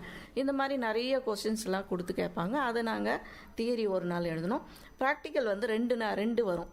அது 2ல் வந்து நான் எக்ஸாம் அட்டன் பண்ணப்போ ஒரு கவுன் தைக்கணும். ஒரு 2 வயசு குழந்தைக்கு வந்து காலர் வச்சு கவுன் தைக்கணும் அப்படின்னு கொடுத்தாங்க. என்ன செய்யணுன்றது நமக்கு அதிலே சொல்லிடுவாங்க. நீங்கள் காலர் வச்சு தைக்கணும், பாட்டம் சுற்றி ரவுண்டாக எம்மிங் பண்ணணும், இந்த மாதிரி டிசைன் பண்ணி இந்த கவுனை தைக்கணும் அப்படின்னு கொஸ்டின் நமக்கு கொடுத்துருவாங்க. அந்த கொஸ்டின்லேயே இந்த வயசு இந்தந்த அளவுன்னு நமக்கு கொடுத்துருவாங்க. அதை வச்சு நம்ம கணக்கு போட்டு நமக்கு ப்ரௌன் ஷீட் கொடுப்பாங்க. அந்த ஷீட்டில் வந்து படம் வரைஞ்சி பேப்பர் கட்டிங் பண்ணணும். துணி வந்து அதுக்கேற்ற துணி அவங்க கொடுப்பாங்க. அது பேப்பர் கட்டிங் பண்ணப்புறம் துணியில் கட் பண்ணணும். துணியில் கட் பண்ணி அவங்க கொடுக்குற டைமுக்குள்ளே 3 hours அதுக்குள்ளே நம்ம உட்காந்து அதை ஸ்டிச் பண்ணணும். ஸ்டிச் பண்ணி அவங்க சொல்லியிருக்கிற கை வேலையெல்லாம் கையில் தான் செய்யணும். எம்மிங் பண்ணணும். எல்லா ஒர்க்கும் முடித்து அவங்க ஒரு கவர் கொடுப்பாங்க. அந்த கவரில் போட்டு நம்ம வேஸ்ட் பண்ண கிளாத்து, மீதி இருக்கிற அந்த பேப்பர் பேட்டர்ன் எல்லாமே அந்த கவரில் போட்டு ஸ்டிச் பண்ணி நேம் எழுதி அவங்கக்கிட்ட கொடுத்துட்டு வந்துடணும். அந்த மாதிரி வந்து எனக்கு ஒன்று வந்து கவுன் தைக்க சொன்னாங்க, இன்னொன்று வந்து ஸ்லாக் ஷர்ட்டு வந்தது, பெரிய ஜென்ஸ் போடுற ஷர்ட்டு வந்தது. 2மே தைச்சி முடித்து அதே மாதிரி ஃபினிஷ் பண்ணிட்டு வந்தோம். அப்புறம் எக்ஸாமில் பாஸ் பண்ணிட்டேன். நான் ஹையரில் பாஸ் பண்ணிட்டேன். பாஸ் பண்ணப்புறம் ஒரு எக்ஸாமில் வந்து அங்கே அந்த இன்ஸ்டியூட்டில் பாஸ் பண்ணுறவங்களுக்கு யார் ஃபஸ்ட்டு வராங்களோ அவங்களுக்கு வந்து ஒரு மிஷின் ப்ரைஸாக கொடுப்பாங்க. அந்த மிஷினை நான் ப்ரைஸாக வாங்கினேன் அந்த இயரில். ரொம்ப நல்ல ஒரு விஷயமா சொன்னீங்க. ஏன்னா வந்து டெய்லரிங் கற்றுக்கிட்டு அந்த டெய்லரிங்கில் ஃபஸ்ட்டு வந்து நீங்கள் மிஷினும் வந்து ப்ரைஸாக வாங்கியிருக்கிறீங்க அப்படின்ட்டு. மாதம் உங்களுக்கு வருமானம் எவ்வளோ வருது இந்த தொழிலில்? அதாவது ஆரம்பத்தில் வந்து கொஞ்சம் பயம் இருக்கும் எல்லாருக்குமே. என்னதான் நல்லா கற்றுன்னு வந்திருந்தாலும் நம்ம என்ன தப்பு பண்ணிடுவோமோ, மற்றவங்க ஏதாவது சொல்லுவாங்களோ, சரியா தைக்கலன்னு சொல்லுவாங்களோ அப்படின்ற பயம் இருக்கும். பயத்தோடையே நம்ம இருந்தோம்னா நம்மளால வந்து தைக்க முடியாது, இது பண்ண முடியாது. அதனால் அந்த பயத்தை விட்டுட்டு வாங்குவோம், நம்ம தைச்சி கொடுப்போம் அப்படின்ற தைரியத்தோடு இந்த துணிங்களை வாங்கி நம்ம தைச்சி கொடுத்து அவங்கக்கிட்டே நம்ம சொல்லலாம். உங்களுக்கு ஏதாவது குறை இருந்தால் எங்ககிட்ட சொல்லுங்கள், நான் அதை வந்து சரி பண்ணி தரேன் அப்படின்னு நம்ம சொன்னோம்னா அவங்க அந்த நம்ம தைச்சி கொடுக்குற ட்ரெஸ்ஸை போட்டு வரும்போது நம்ம பார்த்தா நமக்கேவும் தெரியும் இதில் இந்தந்த இது இருக்குது, நம்ம அதை இனி அடுத்தது வரும்போது அவங்களுக்கு சரியாக நம்ம பண்ணி கொடுக்கணுன்னு. இது இல்லாமல் அவங்க சொல்கிற கம்ப்ளைண்ட் ஏதாவது இருந்தால் நம்ம அதையும் சரி பண்ணி கொடுத்தோம்னா அது மாதிரி நம்ம பண்ணும்போதே நம்ம வந்து நல்லா தைக்க ஆரம்பிச்சிடலாம் கொஞ்சம் கொஞ்சமாக. எங்கள் வீட்டில் இருக்கவங்களுக்குலாம் வந்து நான் தான் வந்து ட்ரெஸ்லாம் வந்து ஸ்டிச் பண்ணி தருவேன் நான் அப்படின்ட்டு, சொந்தக்காரங்களும் கூட நிறையா நான் தைச்சி தரது தான் போட்டுப்பாங்க அப்படின்ட்டு. அவங்களாம் வந்து உங்களுக்கு சஜஷன் தருவாங்களா, இது மாதிரி வந்து தேய்ங்க, இது மாதிரி புதுசாக இது மாதிரி வந்துடுது, இது மாதிரி பண்ணுங்க அப்படின்ற மாதிரி? அப்படியும் சொல்லுவாங்க. இந்த மாதிரி மாடல்ஸ் வேணும், நெக் மாடல்ஸு அந்த மாதிரிலாம் இந்த மாதிரி இருக்குது, இப்படி இருக்குது அப்படின்னு சொல்லுவாங்க. வெளியில் எங்கேயாவது டெய்லருங்க இந்த டி நகர் அந்த மாதிரி இடத்துங்கலாம் பார்த்தீங்கன்னாக்கா டிசைனாக வச்சு தைச்சிருப்பாங்க. அங்கே வந்து அந்த தைச்ச அந்த மாடல்ஸை நம்ம கொடுத்தா நம்ம ஒரு மாடல் பார்க்குறோன்னா அது இப்படி தான் பண்ணியிருக்காங்க அப்படின்றது நம்மளால் புரிஞ்சிக்க முடியும். அதே மாதிரி நம்ம கட் பண்ணியும் தைக்கலாம். அதே மாதிரி இப்போ பார்த்தீங்கன்னா கடையில் நிறைய அந்த ஸ்டோன் ஒர்க்ஸு, எக்ஸ்ட்ரா அந்த ஃபிட்டிங் வச்சு தைக்கிறது, அந்த மாதிரிலாம் நிறைய இருக்குது. அதெல்லாம் நம்மளே வந்து அங்கே போய் நம்ம கடையில் வாங்கிட்டு வரும்போது அதோட காஸ்ட் வந்து கம்மி தான். ஒரு நெக்குக்கு வைக்கிற ஸ்டோன் ஆகட்டும், கையில் வைக்கிற டிசைன்ஸ் ஆகட்டும், கம்மி விலையில தான் இருக்கும். இப்போ வந்து நமக்கு 10 ரூபாயில் கிடைக்கும், 15 ரூபாயில் கிடைக்கும். அந்த மாதிரி நம்ம வாங்கிட்டு வந்து அவங்க கேட்குறதுக்கு ஏற்ற மாதிரி அதை வச்சு தச்சு முடித்து நம்ம கொடுக்கும்போது, நம்ம ஒரு ப்ளவுஸுக்கு நார்மலாக வந்து ஒரு லைனிங் ப்ளவுஸ்னால் ஒரு 200 வாங்குகிறோம் அப்படின்னா, இதெல்லாம் வச்சு நம்ம தச்சு கொடுக்கும்போது 300 350 அப்படி நம்ம வாங்கலாம். அப்போ வந்து அது நமக்கு ஒரு நல்ல லாபமாக தான் இருக்கும்.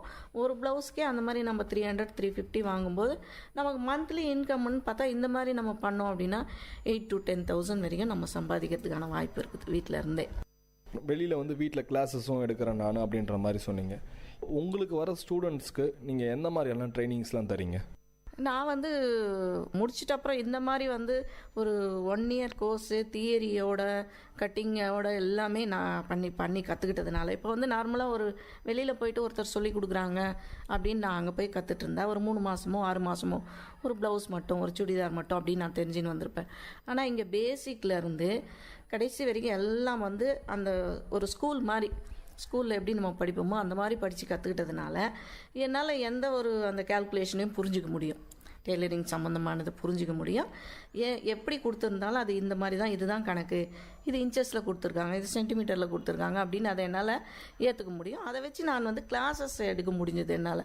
வெளியிலேருந்து வரவங்களுக்கு நான் கற்றுக்கிட்ட மாதிரியும் எடுப்பேன்.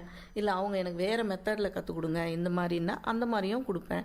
இல்லை எனக்கு படிக்கவே தெரியாதுங்க, எனக்கு ஒரு ப்ளவுஸ் மட்டும் கற்றுக்கினா போதுங்க, நீங்கள் அதை மட்டும் சொல்லிக் கொடுங்கன்னா அவங்க நாலேஜுக்கு ஏற்ற மாதிரியும் என்னால் வந்து சொல்லிக் கொடுக்க முடியும்.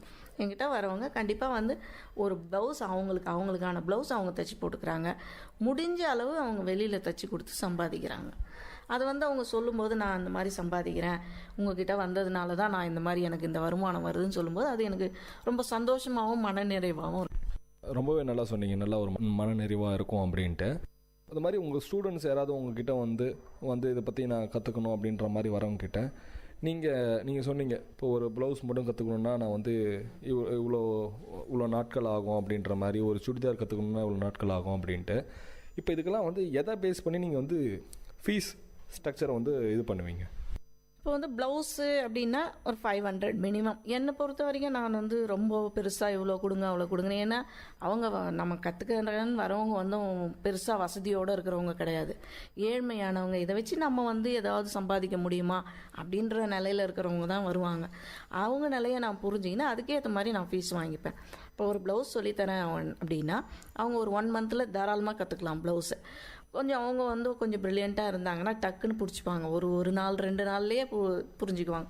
ஒரு சிலருக்கு 15 நாள் 20 நாள் கூட ஆகும். அவங்களுக்கு கற்றுக் கொடுக்குறதுன்றது பெருசில், அவங்க அதை நல்லா மெமரியில் வச்சுக்கின்னு மறுபடியும் அவங்களே வந்து அதை துணியை போட்டு வெட்டி தைக்கணும் அப்படின்ற ஸ்டேஜ் வர வரைக்கும் நான் சொல்லிக் கொடுப்பேன். நம்மளால் தனியாக இதை தைச்சிட முடியும், உன்னால் முடியுமா, போதுமா உனக்கு அப்படின்னு சொல்லி நான் அவங்கள அனுப்புவேன். ஒரு 1 monthலேயே அவங்க அந்தளவுக்கு கற்றுன்னு போயிட முடியும் ஒரு ப்ளவுஸை. கூட வந்து சுடிதாரும் வேணும், சுடிதாரும் கற்றுக்குறேன் அப்படின்னு சொன்னால் இப்போ ட்ரெண்டு வந்து ப்ளவுஸு சுடிதார் தான். எல்லாமே கேட்குறவங்க எல்லாமே வந்து எனக்கு ப்ளவுஸும் சுடிதாரும் சொல்லிக் கொடுங்க அப்படின்னு தான் கேட்குறாங்க. அதுக்கேற்ற மாதிரி இதுக்கு 500, அதுக்கு 500, 1000 rupees நான் வாங்கிப்பேன். ப்ளவுஸ் மட்டும்னா 500ன்னு வாங்க, அந்த மாதிரி ஃபீஸ் வாங்குகிறோம். அப்படியே ரொம்ப முடியாது, ஏழ்மையில் இருக்கேன் நான், என்னால் இது கூட கொடுக்க முடியாது அப்படின்னா 300 கூட நான் வாங்கிட்டு சொல்லி கொடுப்பேன். அந்த மாதிரி என்னோட மோட்டிவ் வந்து ஒரு சேவை மனப்பான்மை மாதிரி தான் நான் செஞ்சிட்ருக்கேன். இதை மணி மைண்டடோடு நான் செய்கிறது கிடையாது. டைமிங்கும் நான் பார்க்க மாட்டேன். 1 hourலாம் கிடையாது, 2 hours சொல்லுவேன். ஆனால் 2 hours-னா 3 hours கூட அவங்க இருந்து என்கிட்ட கற்றுட்டு போவாங்க. அந்த டைமும் நான் பார்க்க மாட்டேன் அவங்களுக்கு. ஒரு குடும்ப பெண்மணியாக இருந்து எல்லாம் உங்கள் வீட்டையும் கவனிச்சிக்கிட்டு அதுக்கப்புறம் வந்து இதுலேயும் நீங்கள் உங்களோட டைமை ஸ்பெண்ட் பண்ணணும். அப்படி இருக்கும்போது உங்களுக்கு டைம் கரெக்டாக பத்துதுங்களா? டைம் வந்து நம்ம தான் டைமை சேவ் பண்ணுறது இல்லை வேஸ்ட் பண்ணுறது எல்லாமே நம்மக்கிட்ட தான் இருக்குது. வீட்டு வேலை காலையில் ஒரு 10 மணி 11 மணியோடு முடிஞ்சிடும் நமக்கு. அதுக்கப்புறம் நம்ம வந்து டேயில் ஃபுல்லாக ஃப்ரீயாக தான் இருக்க போகிறோம். அப்போ வந்து நம்ம அந்த டைமை வேஸ்ட் பண்ணாமல் உட்காந்து டிவி சீரியல் பார்க்காம வேறு எதுவும் வேஸ்ட்டாக வெளியில் போயிட்டு ஒரு தெரிஞ்சவங்ககிட்ட பேசுகிறோன்னா 1 மணி நேரம் வேஸ்ட்டாக போகுது நமக்கு. டிவியில் உட்காந்து ஒரு சீரியல்னு உட்காருவோம், நல்லா இன்னும் சீரியல் பார்த்தாவே 2 மணி ஆகிடும். அந்த மாதிரிலாம் டைமை வேஸ்ட் பண்ணாமல் பகல் நேரத்தில் நமக்கு கிடைச்ச டைமை யூஸ் பண்ணி ஒரு 2 hours 3 hours இதுக்கு ஸ்பெண்ட் பண்ணாலே போதும், நம்மளால் நல்லா சம்பாதிக்க முடியும். ஒரு ப்ளவுஸ் தைச்சா இன்றைக்கி வந்து 200, 150 to 200 2 ப்ளவுஸ் தைச்சா போதும். ஒரு நாளைக்கு 300 ரூபாய் நமக்கு கிடைச்சிடுது. நம்ம ஒரு 3 மணி நேரம் அதுக்காக நம்ம ஒதுக்குறோம், அவ்வளோதான். இதுக்காக நம்ம வேறு எதுவும் தனியாக போய் பஸ் பிடிச்சி வெளியில் போயிட்டு ஃபீஸ் கொடுத்தோ ஏதோ பண்ணியோ நம்ம எங்கேயும் போகிறதில்ல. நம்மக்கிட்ட தொழில் இருக்குது, ஒரு மிஷின் நம்மக்கிட்ட இருக்குது. நமக்கு கிடைச்ச நேரத்தில் நம்ம உட்காந்து செய்ய போகிறோம். நம்ம குழந்தைகளை கவனிச்சுட்டு சமையல் முடிச்சுட்டு ஸ்கூல் அனுப்பிட்டு எல்லா வேலையும் முடிச்சுட்டு நம்ம இந்த வேலையை பண்ணலாம். அதுக்கப்புறம் ஈவினிங் அவங்க வரும்போது நம்ம எல்லாத்தையும் தூக்கி வச்சுட்டு அவங்கள நம்ம கவனிக்கலாம். அதனால் இது நம்மக்கிட்ட தான் இருக்குது. டைம் சேவ் பண்ணுறதும் டைம் நம்ம ஸ்பெண்ட் பண்ணுறதும் வீணாக்காமல் நேரத்தை பயன்படுத்த கண்டிப்பாக எல்லாருமே நல்லா சம்பாதிக்கலாம். உங்கள் வீட்டில் இருக்கவங்கலாம் இது கண்டிப்பாக வந்து ஒரு பெரிய சப்போர்ட்டாக இருப்பாங்க. அவங்களாம் வந்து எந்த லெவலுக்கு வந்து உங்களுக்கு சப்போர்ட்டாக இருக்கிறாங்க? முதல்ல வந்து வீட்டுக்காரர் தான் சப்போர்ட்டாக இருக்கணும். அந்த வகையில் வந்து எனக்கு என்னுடைய கணவர் வந்து முழு இதுக்கு சப்போர்ட் பண்ணுவார். அவர் நல்ல ஒரு வேலையில் தான் இருக்கார். இப்போ நல்ல சம்பளம் தான் இருக்குது, எல்லாமே இருக்குது. அவங்க வந்து சொல்லுவாங்க, வேணாம் உனக்கு நீ கஷ்டப்பட்டு இதை செய்ய வேணாம், உன்னுடைய ஹெல்த்தை நீ பார்த்துக்கோ, நீ சம்பாதிக்கணுன்ற அவசியம் இல்லை உனக்கு அப்படின்னு சொல்லுவாங்க. ஆனால் எனக்கு வந்து நம்ம கற்றுக்கிட்ட தொழிலை வீணாக்கிறதுல விருப்பம் இல்லை. நான் கற்றுக்கிட்டதை நிறைய பேருக்கு என்னால் முடிஞ்ச அளவு நிறைய பேருக்கு நான் சொல்லி கொடுத்துருக்கேன் இது வரைக்கும். அவங்களும் அதை வந்து யூஸ் பண்ணிகிட்டு இருக்காங்க. நானும் இன்றைக்கும் வந்து நான் தச்சுட்டு தான் இருக்கேன். இன்றைக்கி வந்து எனக்கு ஒரு மிஷினில் உட்காரோம், ஒரு வேலை செஞ்சோம் அப்படின்னா தான் எனக்கு ஏதோ இன்றைக்கி வேலை செஞ்ச மாதிரி ஒரு திருப்தியே இருக்கும். நம்ம இன்றைக்கி யூஸ்ஃபுல்லாக போச்சு இந்த பொழுது அப்படின்னு இல்லை, ஒன்றுமே செய்யலை, சும்மா வீட்டு வேலை செஞ்சுட்டு பேசிட்டு தூங்கிட்டு எழுந்துட்டேன் அப்படின்னா இன்னமும் ஒரு வேலையை நம்ம செய்யாத மாதிரியே தோணும். எனக்கு அந்த மாதிரி ஒரு மனநிறைவு இல்லாத மாதிரி இருக்கும். எனக்கு அந்த மிஷினில் உட்காந்து ஏதாவது ஒரு வேலை பண்ணால் தான் மனநிறைவே இருக்கிற மாதிரி இருக்கும். மிஷின் அப்படின்னா ஃபர்ஸ்ட்லாம் வந்து காலிலே மிதிக்கிற மாதிரி இருக்கும், மோட்டார்லாம் கூட எதுவும் இருக்காது. ஆனால் இப்போலாம் கொஞ்சம் அட்வான்ஸ் டெக்னாலஜிலாம் நிறையா வந்துருக்குது. அது மாதிரிலாம் இப்போ மிஷினில் வந்துருக்குதுங்களா? மிஷின்ஸ் வந்து அப்போ வந்து நாங்கள் கற்றுக்கும் போது பெடலிங் மிஷின் தான், காலில் மிரிச்சு பண்ணுற மிஷின் தான். முதல்ல அதை தான் வாங்கி வச்சுட்டு இருந்தோம். கொஞ்சம் நமக்கு வயசாக ஆக நம்ம பெடல் பண்ணி தைக்கிறதுன்றது முடியாது, லேடிஸ்க்கு எத்தனையோ ப்ராப்ளம் இருக்குது. அப்புறம் வந்து இப்போ மோட்டர்லாம் வந்துருக்கு, சின்ன மோட்ரு பெரிய மோட்ரு. மிஷின்லேயே வந்து நமக்கு சின்ன மிஷின் இருக்குது, அதுக்கப்புறம் பெரிய மிஷின் கடை அந்த மாதிரி பர்பஸ்னால் பெரிய மிஷின் வாங்கிக்கலாம். ஒரு 10,000 அந்த மாதிரி வச்சோம்னாவே நமக்கு அந்த பெரிய மிஷின் கிடச்சிரும். சின்ன மிஷின் வந்து 6,000 5,500 6,000 வச்சா சின்ன மிஷின் கிடைக்குது. இதுலேயே நம்ம ஒரு 1000 rupees செலவு பண்ணோம்னா மோட்டர் செட் பண்ணிக்கலாம். மோட்டர் செட் பண்ணிட்டோம்னா நம்ம பெடல் பண்ண வேண்டிய அவசியம் இல்லை. நம்ம கரண்ட்டில் வச்சு நம்ம தைச்சிக்கலாம். சீக்கிரமாக வேலையும் முடியும், நம்ம உடம்புக்கும் கஷ்டம் இல்லாமல் ஈஸியாக தைக்கலாம். மிஷின் அப்படின்னா அதுக்கு வந்து இந்த ஆயில் போடுறது, சர்வீஸ் பண்ணுறது, அது மாதிரி சில விஷயங்கள்லாம் இருக்கும். இப்போது இந்த டெய்லரிங் மிஷினை நீங்கள் எப்படி வந்து மெயின்டெனன்ஸ் பண்ணுறீங்க? மிஷின் வந்து நம்ம யூஸ் பண்ணுறோன்னா டெய்லி ஆயில் போடணும். மிஷினுக்கு ஆயில் போட்டு நல்லா சுத்தமாக துடைச்சிட்டு அதுக்கப்புறம் வேஸ்ட் கிளாத் ஒன்று வச்சு தைச்சி பார்த்துட்டு அதுக்கப்புறம் நம்ம ரெகுலராக நம்ம என்ன தைக்கிறோமோ புது துணி அதை வச்சு நம்ம தைக்கணும். அப்படி நம்ம ஹேண்டில் பண்ணால் தான் மிஷின் நல்லாயிருக்கும். மிஷின் தைக்காத நேரத்தில் மிஷினில் நூல் அந்த கேஸ் பாபின்லாம் கழட்டி எடுத்துகிட்டு மிஷினை கவர் பண்ணி வைக்கணும். டஸ்ட்டு வந்து சேராமல் இருக்கும். இப்போ நம்ம ஆயில் போட்டுட்டு அதோடு சேர்ந்து டஸ்ட்டும் சேரும்போது நிறைய உள்ள அழுக்காயிடும், மிஷின் ஜாம் ஆகிறதுக்கான சான்ஸ் இருக்குது. அதே மாதிரி மிஷின் வந்து நம்ம தொடர்ந்து தைச்சிட்டே இருந்தால் தான். இப்போ நான் ஒரு மிஷின் வச்சுருக்கேன் அப்படின்னா நான் டெய்லரிங் கற்றுக்கும் போது வாங்கின மிஷின் அது. இன்றைக்கி 25 இயர்ஸாக வந்து அது அவ்வளோ நல்லா பர்ஃபெக்டாக ஓடும். என்னோடய ஸ்டூடெண்ட் வந்தாங்கன்னா நாங்கள் புது மிஷின் வச்சுருக்கோம், அது வந்து எங்களுக்கு பிடிக்கவே இல்லை மேம், உங்கள் மிஷினில் உட்காந்து தைச்சா ஈஸியாக இருக்குன்னு சொல்லுவாங்க. அந்த அளவுக்கு வந்து என் மிஷினை நான் வந்து வச்சுருக்கேன். ஆயில் போட்டு இன்றைக்கும் தைச்சிட்டே இருக்கிறதுனால ரொம்ப நல்லா யூஸ் ஆகுது. இது 25 வருஷமாக நமக்கு யூஸ் ஆகுதுன்னா பார்த்துங்க. நான் வாங்கும்போது 2,000 தான் மிஷின் அப்போ வாங்கும்போது. இன்றைக்கி வந்து 6,000 ரூபாய் மிஷின். இப்போ அந்த மிஷினோட இது வந்து இப்போ வாங்குகிற மிஷினுக்கு இல்லை. அந்த அளவுக்கு நல்ல மிஷின், நல்லா நம்ம வச்சுக்கணும். அதை நீங்கள் சொன்னீங்களே வந்து நான் ப்ரைஸாக வாங்கின ஒரு மிஷின் அப்படின்ட்டு, அந்த மிஷின் இருக்குதுங்களா இப்போ கூட உங்ககிட்ட? அதையும் வச்சுருக்கேன், அதுவும் இருக்குது. எனக்கு கிளாஸ்லாம் எடுக்கும்போது அதை வச்சு நான் சொல்லுவேன், ஸ்டூடெண்ட்ஸ்க்கெலாம் சொல்லுவேன்ல, இது இந்த மாதிரி எனக்கு கிடைச்ச மிஷினு நான் படிக்கும்போது அப்படின்னு சொல்லுவோம் இல்லையா. அதனால் அது எப்படி வச்சுக்காமல் இருக்க முடியும்? இன்றைக்கி உங்களுக்கு பார்க்கும்போது அந்த ஒரு ஞாபகம் இருக்கும்ல, அது ஃபஸ்ட்டு நம்ம ப்ரைஸ் வின் பண்ணி வாங்கின மிஷின் எது அப்படின்ற மாதிரி? ஆமாம், கண்டிப்பாக சந்தோஷமாகவும் இருக்கும். நம்ம சும்மா ஏதோ நம்ம துணியை தைக்க கற்றுக்கணுன்ற இதில் போயிட்டு தான் போனோம். அப்புறம் எக்ஸாம் எழுதி பாஸ் பண்ணி சர்டிஃபிகேட்டும் வாங்கிட்டோம், கூடவே ஒரு மிஷினும் வாங்கிட்டோம். அது வந்து நமக்கு மட்டும் பெருமை இல்லை, நம்ம வீட்டில் நம்ம அனுப்புனாங்க இல்லையா, அவங்களுக்கும் பெருமை இல்லை. பரவாயில்ல, என்னோட மருமக வந்து 1 year போயிட்டு டெய்லரிங் கற்றுக்கினாங்க. அவங்க வந்து ஒரு மிஷினும் ப்ரைஸ் வாங்கின்னு வந்திருக்காங்க, கூடவே சர்டிஃபிகேட்டோட இதையும் வாங்கிட்டு வந்திருக்காங்கன்னும் போது அவங்களுக்கு சந்தோஷம் தானே. வீட்டிலேருந்து அனுப்பினவங்களுக்கு, வீட்டுக்காருக்கும் சந்தோஷம் தானே, எல்லாருக்குமே சந்தோஷம்தான். இப்போ உங்களுக்கு உங்கள் வாழ்க்கையில் ஏதாவது ஒரு சுவாரஸ்யமான விஷயம் கண்டிப்பாக நடந்திருக்கும் இந்த டெய்லரிங் கிளாஸில் கூட, இதெல்லாம் வந்து எனக்கு மறக்கவே முடியாது அப்படின்ற மாதிரி யாருக்காவது ஒரு ஸ்டூடெண்ட்ஸ் கற்றுந்துட்டு அவங்க கூட வந்து இன்றைக்கி நல்லா ஒரு நிலைமையில் இருக்கலாம், அவங்க பார்த்து ஏதாவது சொல்லியிருக்கலாம், இல்லை உங்கள் வீட்டுக்காரர் உங்களை பாராட்டியிருக்கலாம், இல்லை உங்கள் குடும்பத்தில் யாராவது உங்களை பாராட்டியிருக்கலாம். அது மாதிரி அனுபவங்கள் ஏதாவது இருந்தால் பகிர்ந்துக்கோங்க. இப்போ நான் எங்கிட்ட டெய்லரிங் முடித்த ஸ்டூடெண்ட்ஸுன்னு பார்த்தீங்கன்னா நிறைய பேர் நான் சொல்லலாம். அதில் வந்து ஒரு சிலர், ஒரு பொண்ணு வந்து எங்கிட்ட சொன்னால் இதே மாதிரி தான் குழந்த வந்து அவளுக்கு பிறந்த குழந்தை ஏதோ காரணத்தினால இறந்துட்டதுனால வீட்டில் ஒரு மாதிரி அப்படியே இருந்ததுனால நான் ஒரு தையல் கற்றுக்கலாம் மனம் மாற்றத்துக்காக வந்தாங்க. வந்து இங்கே தையல் கற்றுக்கிட்டு போன அப்புறம் அவங்க வீட்டுக்காரரும் இதே சோகத்தில் வேலை இல்லாமல் அப்படி இப்படி இருந்திருக்காரு. இவங்க கற்று முடிச்சுட்டு போயிட்டு லோன் போட்டு மிஷின் ஒன்று வாங்கிட்டாங்க. வாங்கி மோட்டர் போட்டுன்னு நல்லா தைச்சி அவங்க குடும்பத்தையே வந்து நடத்துகிற அளவுக்கு வருமானம் வந்தது. ஒவ்வொரு முறையும் என்னை வந்து பார்க்கும்போது, மேடம் பாருங்கள் இந்த செல்ஃபோன் நான் வாங்கினேன், தச்சு வாங்கினேன், நான் வந்து எங்கள் வீட்டுக்காருக்கு இதை வாங்கி கொடுத்தேன், தச்சு ட்ரெஸ் வாங்கி கொடுத்தேன், என் குடும்பத்தில் இப்போ சந்தோஷமாக இருக்கணும், உங்களை நான் ஒரு நாள் கூட நினைக்காத நாளே கிடையாது, இவங்களால தானே நம்ம இந்த அளவுக்கு நம்ம இன்னைக்கு குடும்பத்துக்கு ஹெல்ப் பண்ண முடியுது அப்படின்னு. அந்த மாதிரி நிறைய பேர் சொல்லலாம். நம்ம இதே மாதிரி என்கிட்ட முடிச்சவங்க டெய்லரிங் ஆல்ரெடி அவங்க தெரிஞ்சு இருந்தது, அதை எப்படி நம்ம யூஸ் பண்ணணும், ஸ்டூடெண்ட் வச்சு எப்படி சொல்லி கொடுக்கணும் அப்படின்னு தெரியாமல் வரவங்க நிறைய பேர் இருப்பாங்க, வேஸ்ட் பண்ணின்னு இருப்பாங்க. எங்கிட்ட வந்தப்புறம் அதுக்கான டிப்ஸ் இப்படி நீங்கள் சொல்லி கொடுக்கணும், இப்படி பண்ணணும் அப்படின்னு சொல்லும்போது அதை வச்சு அவங்க வந்து நான் இன்னைக்கு கிளாஸஸ்லாம் எடுக்கிறேன், ஸ்டூடெண்ட்டுக்கு சொல்லி கொடுக்குறேன், என்கிட்ட நிறைய பேர் வராங்க, வந்து கற்றுன்னு போகிறாங்க. அவங்க வந்து கற்றுக்குன்னு என்கிட்ட அவங்க சொல்லும்போது அப்போ எனக்கு வந்து உங்கள் ஞாபகம் தான் வரும், எங்கள் மேடம் தான் இதுக்கெல்லாம் காரணம், அவங்களுக்கு தான் இந்த பெருமையெல்லாம் போய் சேரும்னு நான் சொல்லுவேன் அப்படின்னு வந்து என்கிட்ட சொல்லுவாங்க. அதெல்லாம் கேட்கும்போது எனக்கு ரொம்ப சந்தோஷமாக இருக்கும். இன்னும் ஃப்யூச்சரில் வந்து இன்னும் ஒரு 4 மிஷின் போட்டு கூட நம்மளை இதை வந்து ஒரு பெரிய லெவலுக்கு நம்ம எல்லாத்துக்கும் அதை கற்றுத்தரலாம் அப்படின்ற மாதிரி ஏதாவது நீங்கள் யோசிச்சிருக்கீங்களா? இப்போது அந்த மாதிரி யோசனை உண்டு. ஆனால் நான் இப்போ இடையில வந்து இங்கே இந்தியன் பேங்க் இருக்குங்க, அந்த பேங்க்கில் வந்து நான் டெய்லரிங் டீச்சராக ஒர்க் பண்ணுறேன் பார்ட் டைமாக. அது வந்து ரெகுலர் கிடையாது. இடையில ஒரு 1 இயரில் வந்து 6 பேட்சஸ் 7 பேட்சஸ் அப்படி கண்டக்ட் பண்ணுவாங்க. அதில் ஒரு 21 டேஸ் ஒரு பேட்ச்சு. அதில் நான் போயிட்டுருக்கிறதுனால அது ஃபுல் டே போகணும். எனக்கு 9:30 to 6:30 ஆகிடும் வீட்டுக்கு வர்றதுக்கு. அந்த டைமில் என்னால் வீட்டில் வந்து கிளாஸஸ் எடுக்க முடியாது. அதுலேயும் இதுலேயும் மாறி மாறி போகிறதுனால எனக்கு கொஞ்சம் வீட்டில் கண்டக்ட் பண்ணுறதுன்றது கஷ்டமாக இருக்குது. ஆனால் ரெகுலராக நான் இதையும் பண்ணிட்டு தான் இருக்கேன், அதையும் பண்ணிட்டு தான். அங்கே கிளாஸஸ் போகும்போது இங்கே கட் பண்ணிவிடுவேன். 1 மந்த் அங்கே முடிச்சுட்டு அதுக்கப்புறம் என் ஸ்டூடெண்ட்டை பழையபடி இங்கே வர சொல்லுவேன், இங்கே வந்து கற்றுக்குவாங்க. இந்த மாதிரி மாறி மாறி செஞ்சிட்ருக்கேன் நான். அதனால எனக்கு இதை வந்து முழுசாக ஒரு 4 மிஷின் 10 மிஷின் போட்டுட்டு வீட்டில் உட்காந்து செய்யறதுன்றது முடியல. அதுலேயும் வந்து நான் போய் சேர்ந்துட்டதுனால ஒரு 5 இயர்ஸாக அங்கே செஞ்சிட்ருக்கிறேன். அவங்களும் வந்து நீங்கள் தான் வரணும் மேடம் வாங்க அப்படின்னு சொல்கிறதுனால அங்கேருந்து என்னால் விட்டுட்டு வந்துட முடியல ஈஸியாக. அதனால் ரெண்டுத்தையுமே பார்த்தேன். இன்றைக்கி நிறையா புதுமை பெண்கள் நிறைய பேர் நிறையா இருக்கிறாங்க. பெண்கள் இன்னும் கூட வந்து வீட்டிலேருந்து வெளியில் வரணும், இன்னும் கூட சமுதாயத்தில் நல்ல ஒரு மேன்மைக்கு வரணும் அப்படின்ற மாதிரி இருக்கு.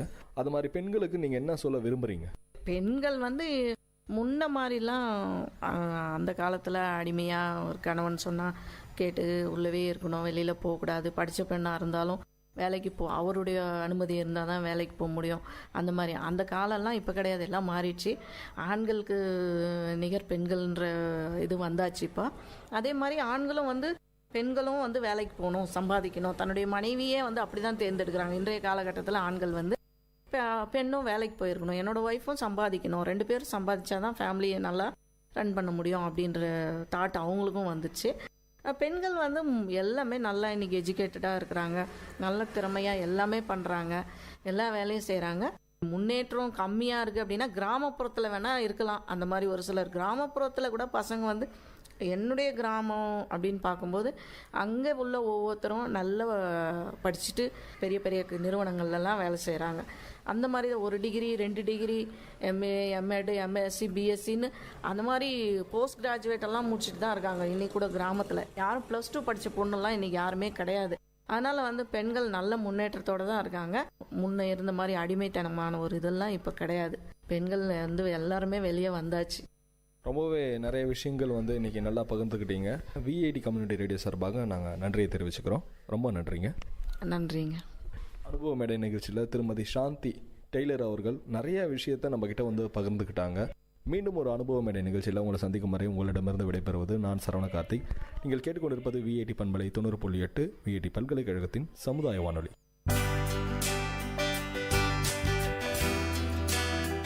நேர்கள் இதுவரை கேட்டது அனுபவ மேடை. மக்கள் தங்கள் வாழ்க்கை அனுபவங்களையும் முன்னேற்ற பாதைகளையும் விரிவாக கலந்துரையாடும் நிகழ்ச்சி. உங்கள் விஐடி பண்பலை 90.8 விஐடி பல்கலைக்கழகத்தின் சமுதாய வானொலி.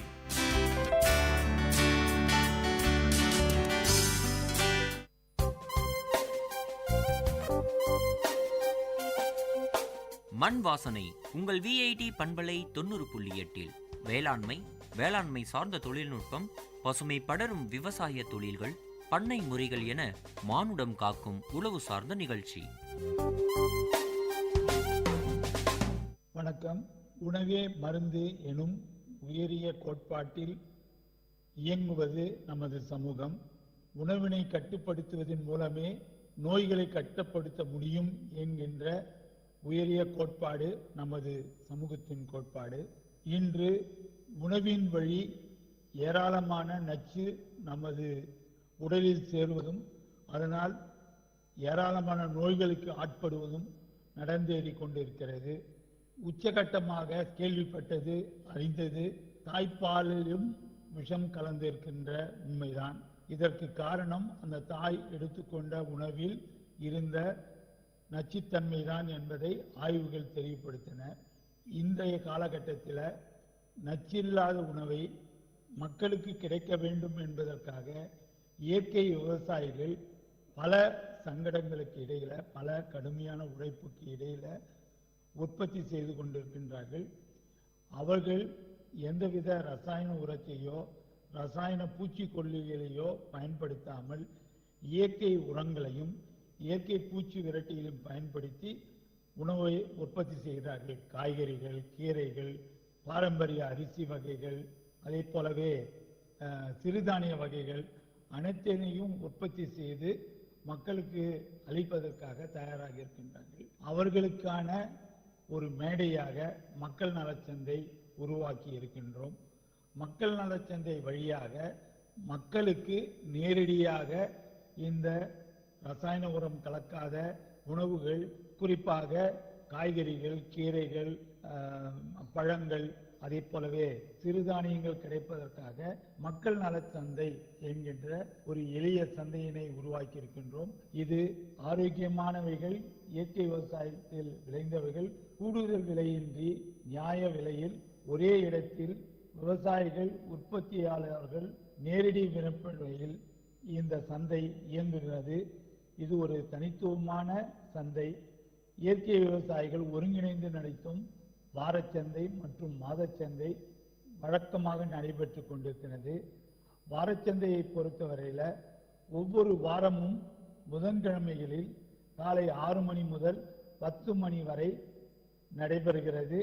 நடைபெறும் இடம் அசோக் பிளான் நர்சரி, நம்பர் 4, 4வது கிழக்கு மெயின் ரோடு, ஆக்சிலியம் கல்லூரி ரவுண்டானா அருகில், காந்தி நகர், வேலூர் 6.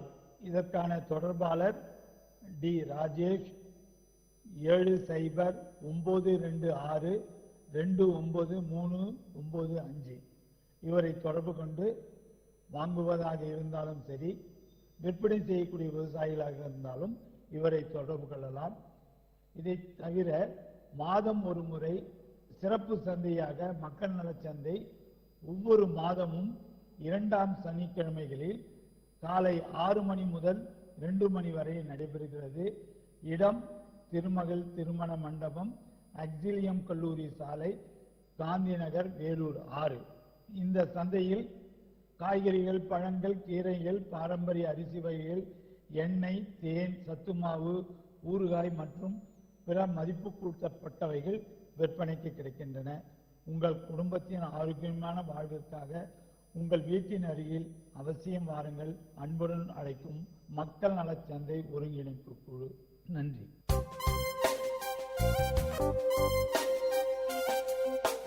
நேயர்கள் இதுவரை கேட்டது மண் வாசனை உங்கள் விஐடி பண்பலை 90.8 வேளாண்மை சார்ந்த தொழில்நுட்பம், பசுமை படரும் விவசாய தொழில்கள், பண்ணை முறைகள் என மானுடம் காக்கும் உழவு சார்ந்த நிகழ்ச்சி.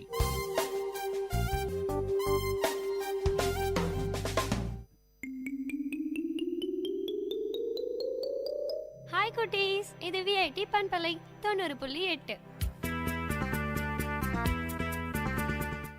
பல்கலைக்கழகத்தின் சமுதாய வானொலியில் கதை கேளு கதை கேளு. சின்ன கதை சொல்லி பெரிய கருத்தை சொல்ல வந்திருக்கோம். நான் உங்கள் லீஷு.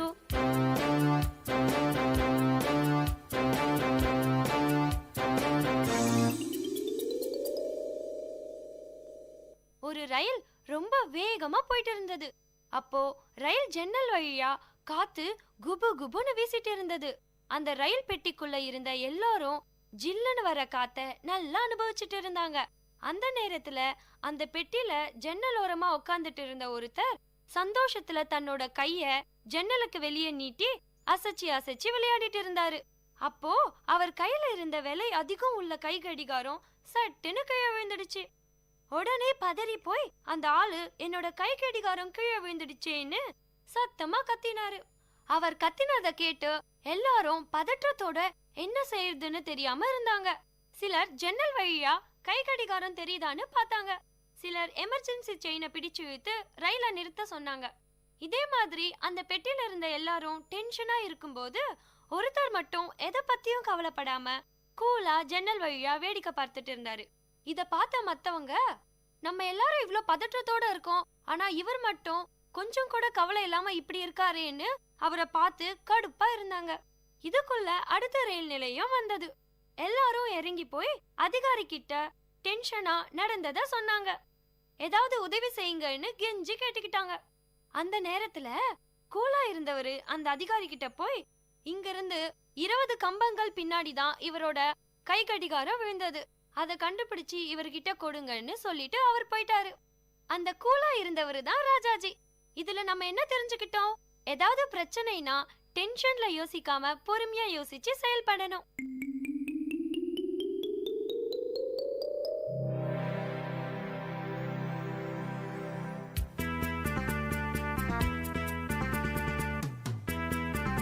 இதே மாதிரி இன்னொரு கதையோடையும் கருத்தோடையும் அடுத்த கதை கேளு நிகழ்ச்சியில சந்திப்போம். அது வரைக்கும் உங்களிடமிருந்து விடை பெறுவது உங்கள் லீஷு. பாய் குட்டீஸ்.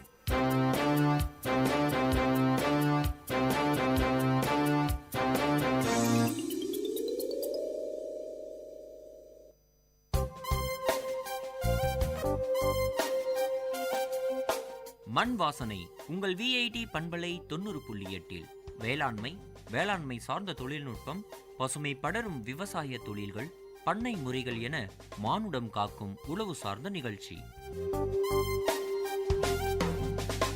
வணக்கம். உணவே மருந்து எனும் உயரிய கோட்பாட்டில் இயங்குவது நமது சமூகம். உணவினை கட்டுப்படுத்துவதன் மூலமே நோய்களை கட்டுப்படுத்த முடியும் என்கின்ற உயரிய கோட்பாடு நமது சமூகத்தின் கோட்பாடு.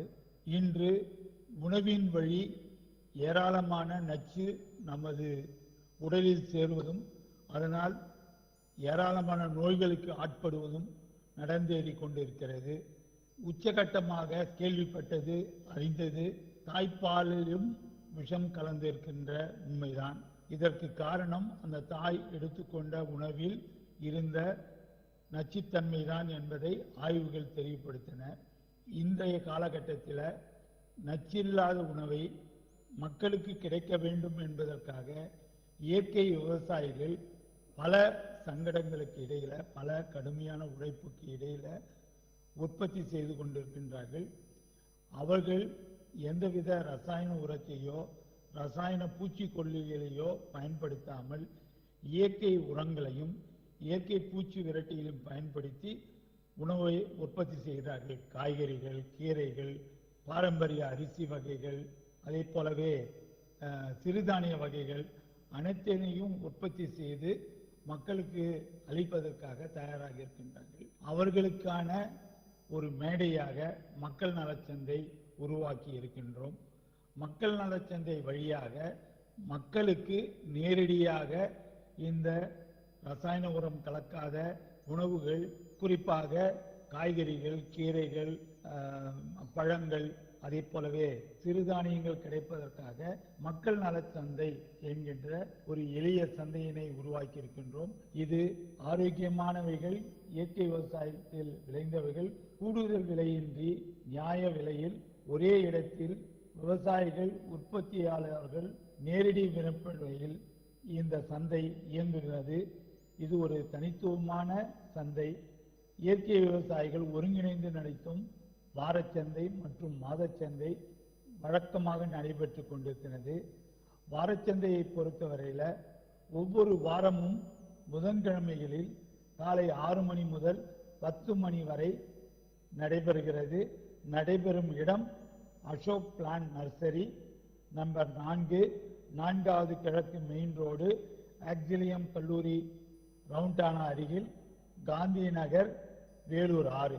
இதற்கான தொடர்பாளர் டி ராஜேஷ் 709226293995. இவரை தொடர்பு கொண்டு வாங்குவதாக இருந்தாலும் சரி, விற்பனை செய்யக்கூடிய விவசாயிகளாக இருந்தாலும் இவரை தொடர்பு கொள்ளலாம். இதை தவிர மாதம் ஒரு முறை சிறப்பு சந்தையாக மக்கள் நலச்சந்தை ஒவ்வொரு மாதமும் 2ஆம் சனிக்கிழமைகளில் காலை 6 மணி முதல் 2 மணி வரை நடைபெறுகிறது. இடம் திருமகள் திருமண மண்டபம், ஆக்சிலியம் கல்லூரி சாலை, காந்தி நகர், வேலூர் 6. இந்த சந்தையில் காய்கறிகள், பழங்கள், கீரைகள், பாரம்பரிய அரிசி வகைகள், எண்ணெய், தேன், சத்துமாவு, ஊறுகாய் மற்றும் பிற மதிப்பு கூட்டப்பட்டவைகள் விற்பனைக்கு கிடைக்கின்றன. உங்கள் குடும்பத்தின் ஆரோக்கியமான வாழ்விற்காக உங்கள் வீட்டின் அருகில் அவசியம் வாருங்கள். அன்புடன் அழைக்கும் மக்கள் நலச்சந்தை ஒருங்கிணைப்பு குழு. நன்றி.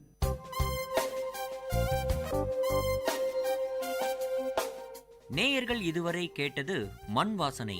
உங்கள் விஐடி பண்பலை 90.8 வேளாண்மை சார்ந்த தொழில்நுட்பம், பசுமை படரும் விவசாய தொழில்கள், பண்ணை முறைகள். நேர்களை இது விஐடி பண்பலை 90.8. இந்த நிகழ்ச்சி திரைக்கடலோடி கண்டங்களை இணைக்கும் ஒரு புரிதல் தொடர்.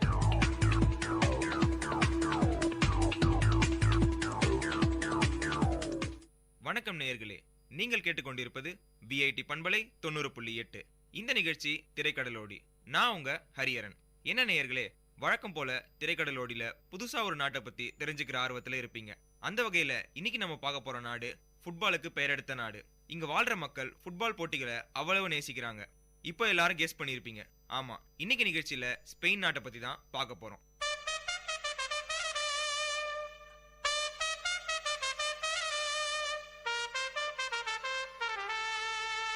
இப்ப ஸ்பெயின் நாட்டை பத்தின பொதுவான தகவல்களை பார்க்கலாம்.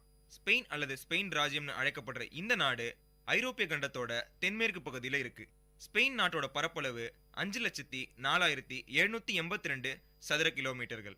உலகின் 51வது பெரிய நாடு ஸ்பெயின். ஸ்பெயின் நாட்டோட எல்லைகள்னு பார்த்தா மேற்குல போர்ச்சுகலையும், தெற்குல மெடிடேரியன் சீயை கடந்த ஆட்சி பகுதியான ஜிப்ரால்டரையும், வடக்குல பிரான்ஸ், அடோரா மற்றும் பே ஆஃப் பிஸ்கேவையும் கொண்டு இருக்கு. ஸ்பெயின் நாட்டோட தீவுகள்னு பார்த்தா மெடிடேரியன் சீல இருக்க பெலாரிக் ஐஸ்லாண்டையும், அட்லாண்டிக் ஓஷன்ல இருக்க கெனரி ஐஸ்லாண்டும், ஸ்ட்ரெய்ட் ஆஃப் ஜிப்ரால்டரோட நடுநில கடற்பகுதியில் இருக்க பாலிஸ் டி சொப்ரானியா என அழைக்கப்படும் மனிதர் வாழா பல தீவுகள் ஸ்பெயின் நாட்டுல இருக்கு. இந்த இடங்கள் இறையாண்மை உள்ள இடங்கள்னு சொல்றாங்க. ஸ்பெயின் நாடு உயர்ந்த சமவெளிகளையும் மலைத்தொடர்களையும் கொண்ட நாடு. அதாவது ஹையஸ்ட் பிளாட்டியூஸ் மற்றும் மவுண்டன் செயினை கொண்ட நாடு. ஸ்பெயின் நாட்டோட புகழ்பெற்ற பைரனிஸுக்கு அடுத்தபடியா இருக்க மலைத்தொடர்கள்னு பார்த்தா கோர்டிலோ கண்டாப்ரா, சிஸ்டமோ ஈப்ரிகோ, சிஸ்டமோ சென்ட்ரல், மோன்டிஸ் டி தொலாடோ மற்றும் சியரா மொனேரா. லெப்ரிரியன் பெனின்சுலால ஹையஸ்ட் பிளாட்டியூவா இருக்கிறது முல்கசான். இதோட உயரம் 3478 மீட்டர்கள். ஆனா ஸ்பெயின் நாட்டிலே இருக்க உயரமான மலைப்பகுதிகள்னு பார்த்தா கெனரி ஐஸ்லாண்ட்ல இருக்க தெய்டே எரிமலைகள் தான். இதோட உயரம் 3718 மீட்டர்கள். மெஸ்டா சென்ட்ரல் பிளாட்டியூ தான் ஸ்பெயின் நாட்டோட பெனின்சுலார் பகுதிகளில் இருக்க மிகப்பெரிய பிளாட்டியூ. என்ன நேயர்களே, ஸ்பெயின் நாட்டோட பொதுவான தகவல்களை பார்த்து டயர்ட் ஆகியிருப்பீங்க. வாங்க சாப்பிட ஸ்பெயின் நாட்டுல என்ன இருக்குன்னு பார்க்கலாம்.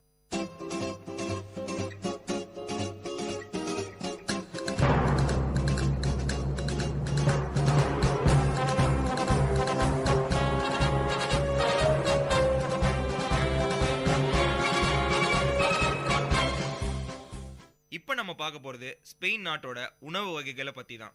மொத்தம் ஸ்பெயின் நாட்டுல 24 பிரபலமான உணவு வகைகளும், 13 வித்தியாசமான சூப் வகைகளும், 10 சாஸ் வகைகளும், 14 டெசர்ட் வகைகளும் இருக்கு. இதுல ரொம்பவும் பிரபலமான உணவு வகைகள்னு பார்த்தா சிரிட்டா, காசஸ், மெரிண்டா, பிஞ்சிட்டோஸ், ரோப்பா விஜியி, பிஞ்சிகோ மற்றும் கோகா. இந்த உணவு வகைகள் எல்லாம் சாப்பிட்டு பார்த்தாதான் இதோட தனித்துவம் என்னன்னு தெரியும். ஸ்பெயின் நாட்டுக்கு போனீங்கன்னா இந்த டிஷ் எல்லாம் கண்டிப்பா சாப்பிடாம வந்துடாதீங்க. இப்ப ஸ்பெயின் நாட்டோட அரசியல் கட்டமைப்பை பத்தி பார்க்கலாம். ஸ்பெயின் நாடு அரசியல் சட்ட முடியாட்சியின் கீழ் அமைந்ததும் நாடாளுமன்ற முறையில் அமைஞ்ச ஒரு குடியரசு நாடு. 1978ஆம் ஆண்டு ஸ்பெயின் நாடு சர்வாதிகார ஆட்சியிலிருந்து குடியரசுக்கு மாறியது. 1812களில் தான் ஸ்பெயின் நாட்டோட அரசியல் வரலாறுகள் தொடங்குச்சு. ஆனா குடியரசுக்கு மாறுவதற்கான அரசியல் சீர்திருத்தங்கள் மிகவும் தாமதமாக இடம்பெற்றதுனால பொறுமை இழந்த அப்ப இருந்த ஸ்பெயின் நாட்டோட அரசர் முதலாம் வான் கார்சோல் அடோல் ஸ்வராஜ் என்பவரை புதிய பிரதமரா அமைச்சு அரசியல் திட்டங்களை அமைச்சாங்க.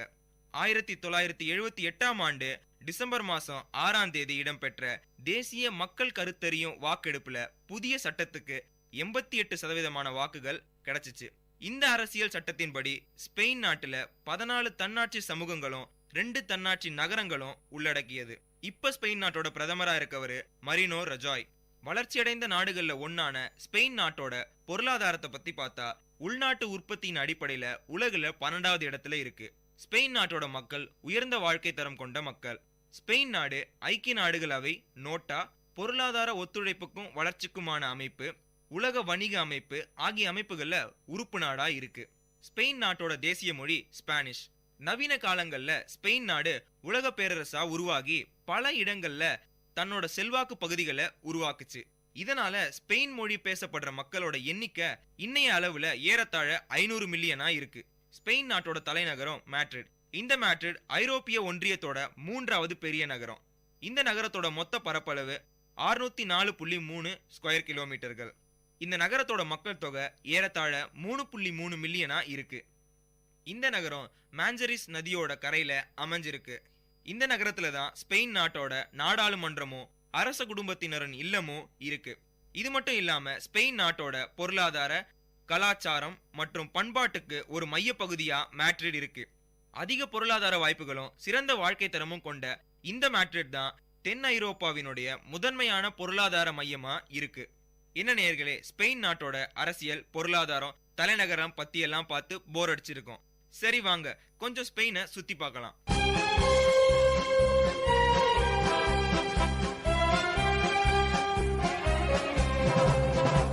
இப்ப நம்ம பார்க்க போறது ஸ்பெயின் நாட்டுல இருக்க சுற்றுலா தலங்களை பத்தி தான். ஸ்பெயின் நாட்டுல நிறைய சுற்றுலா தலங்கள் இருக்கு. அதுல மிகவும் பிரபலமான 3 இடங்களை இப்ப பார்க்கலாம். முதல்ல நம்ம பார்க்க போற இடம் பலாசியோ ரியல் தி மேட்ரிட் அல்லது ராயல் பேலஸ் ஆஃப் மேட்ரிட பத்தி தான். மார்டின் அரண்மனை எனப்படும் இந்த அரண்மனையில தான் ஸ்பெயின் நாட்டோட அரச குடும்பத்தினர் தங்குவாங்க. இந்த அரண்மனை ஸ்பெயின் நாட்டோட தலைநகரமான மேட்ரிட்ல இருக்கு. இப்போ அரச விழாக்கள் நடத்த மட்டும் பயன்படுத்தப்பட்டு வருது. இந்த அரண்மனையின் பல அறைகள் பொதுமக்கள் பார்வைக்கு திறந்து வைக்கப்பட்டிருக்கு. 5ஆம் பிலிப்பைன் ஆட்சி காலத்துல தான், அதாவது 1738 இருந்து 1755 வரை இருக்க இந்த காலத்துல தான் இந்த அரண்மனையை கட்டியிருக்காங்க. இந்த அரண்மனையோட மொத்த பரப்பளவு 1,35,000 ஸ்கொயர் கிலோமீட்டர்கள். மொத்தம் இந்த அரண்மனையில 3418 அறைகள் இருக்கு. ஸ்பெயின் நாட்டுக்கு போனீங்கன்னா கண்டிப்பா இந்த அரண்மனையை பார்க்க மறந்துடாதீங்க. அடுத்ததா நம்ம பார்க்க போற இடம் மாஸ்கோ கேட்ரில். இந்த மாஸ்கோ கேட்ரில் பேராலயத்தோட பழைய பெயர் ரோமன் கேத்தலிக் பேராலயம். இந்த தேவாலயம் ஸ்பெயின் நாட்டோட ஆண்டலூசியா நகரத்துல இருக்கு. ஸ்பெயின் நாட்டோட 12 பொருட்செல்வங்கள்ல இந்த பேராலயமும் ஒண்ணு. இது மட்டும் இல்லாம ஸ்பெயின் நாட்டுல அதிக மக்கள் வரும் தேவாலயமும் இந்த தேவாலயம் தான். அடுத்து நம்ம பார்க்க போற இடம் கேலட் அலகாம்பிரா. இந்த கேலட் அலகாம்பிரா அடுத்ததா நம்ம பார்க்க போற இடம் கேலட் அலகாம்பிரா. அலகாம்பிரா என்பது தெற்கு ஸ்பெயின்ல இருக்க கிராண்டாவின் இஸ்லாமிய ஆட்சியாளர்களால் கட்டப்பட்ட மாளிகைகளையும் கோட்டைகளையும் கொண்ட ஒரு தொகுதி. 14ஆம் நூற்றாண்டுல இத்தொகுதி கட்டப்பட்ட போது இந்த இடம் அல் அட்லான்சு என அழைக்கப்பட்டு வந்துச்சு. ஒரு காலத்துல கிராண்டியாவின் முஸ்லிம் ஆட்சியாளர்கள் இருப்பிடமாகவும் இருந்துச்சு. இந்த அலகாம்பிரா 740 மீட்டர்கள் நீளமும் 205 மீட்டர்கள் அகலமும் கொண்டது. இந்த அலகாம்பிராவை சுத்தி 13 கோபுரங்களையும் அதிக வலுவான அரண்களையும் அமைச்சிருக்காங்க. இந்த கோபுரங்கள் சில பாதுகாப்பு காரணங்களால அமைக்கப்பட்டவை. என்னடா ஸ்பெயின் நாடுன்னு ஆரம்பிக்கிறப்போ ஃபுட்பால்னு ஆரம்பிச்சுட்டு இன்னும் அதை பத்தி பேசலையேன்னு தானே யோசிக்கிறீங்க. ஸ்பெயின் நாடு வெறும் சுற்றுலா தலங்களுக்கு மட்டும் ஃபேமஸ் இல்ல. ஸ்பெயின் நாட்டில் நடக்கிற பல விளையாட்டுகள் மிகவும் பிரபலமானது. ஸ்பெயின் நாட்டு மக்கள் ஃபுட்பால் விளையாட்டுல அதிக ஆர்வம் கொண்டவங்க. இங்க ஃபுட்பாலுக்குன்னு நிறைய கிளப் இருக்கு. உலக புகழ் பெற்ற பிளேயர்களான மெஸ்ஸி மற்றும் ரொனால்டோவோட கிளப்பான பார்சிலோனா மற்றும் ரியல் மேட்ரிட் இங்க ரொம்பவும் ஃபேமஸ். ஸ்பெயின் நாட்டுக்கு போனீங்கன்னா ஸ்பெயின் ஃபுட்பால் மேட்சஸை கண்டிப்பா போய் பாருங்க.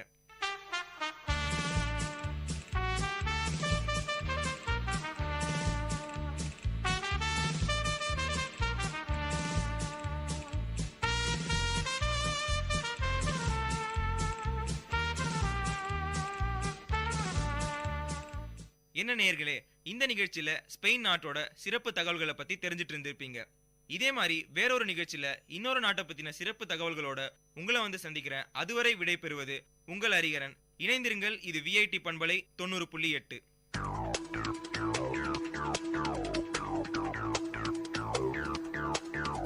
நேயர்கள் இதுவரை கேட்டது திரைக்கடலோடி, கண்டங்களை இணைக்கும் ஒரு புரிதல் தொடர்.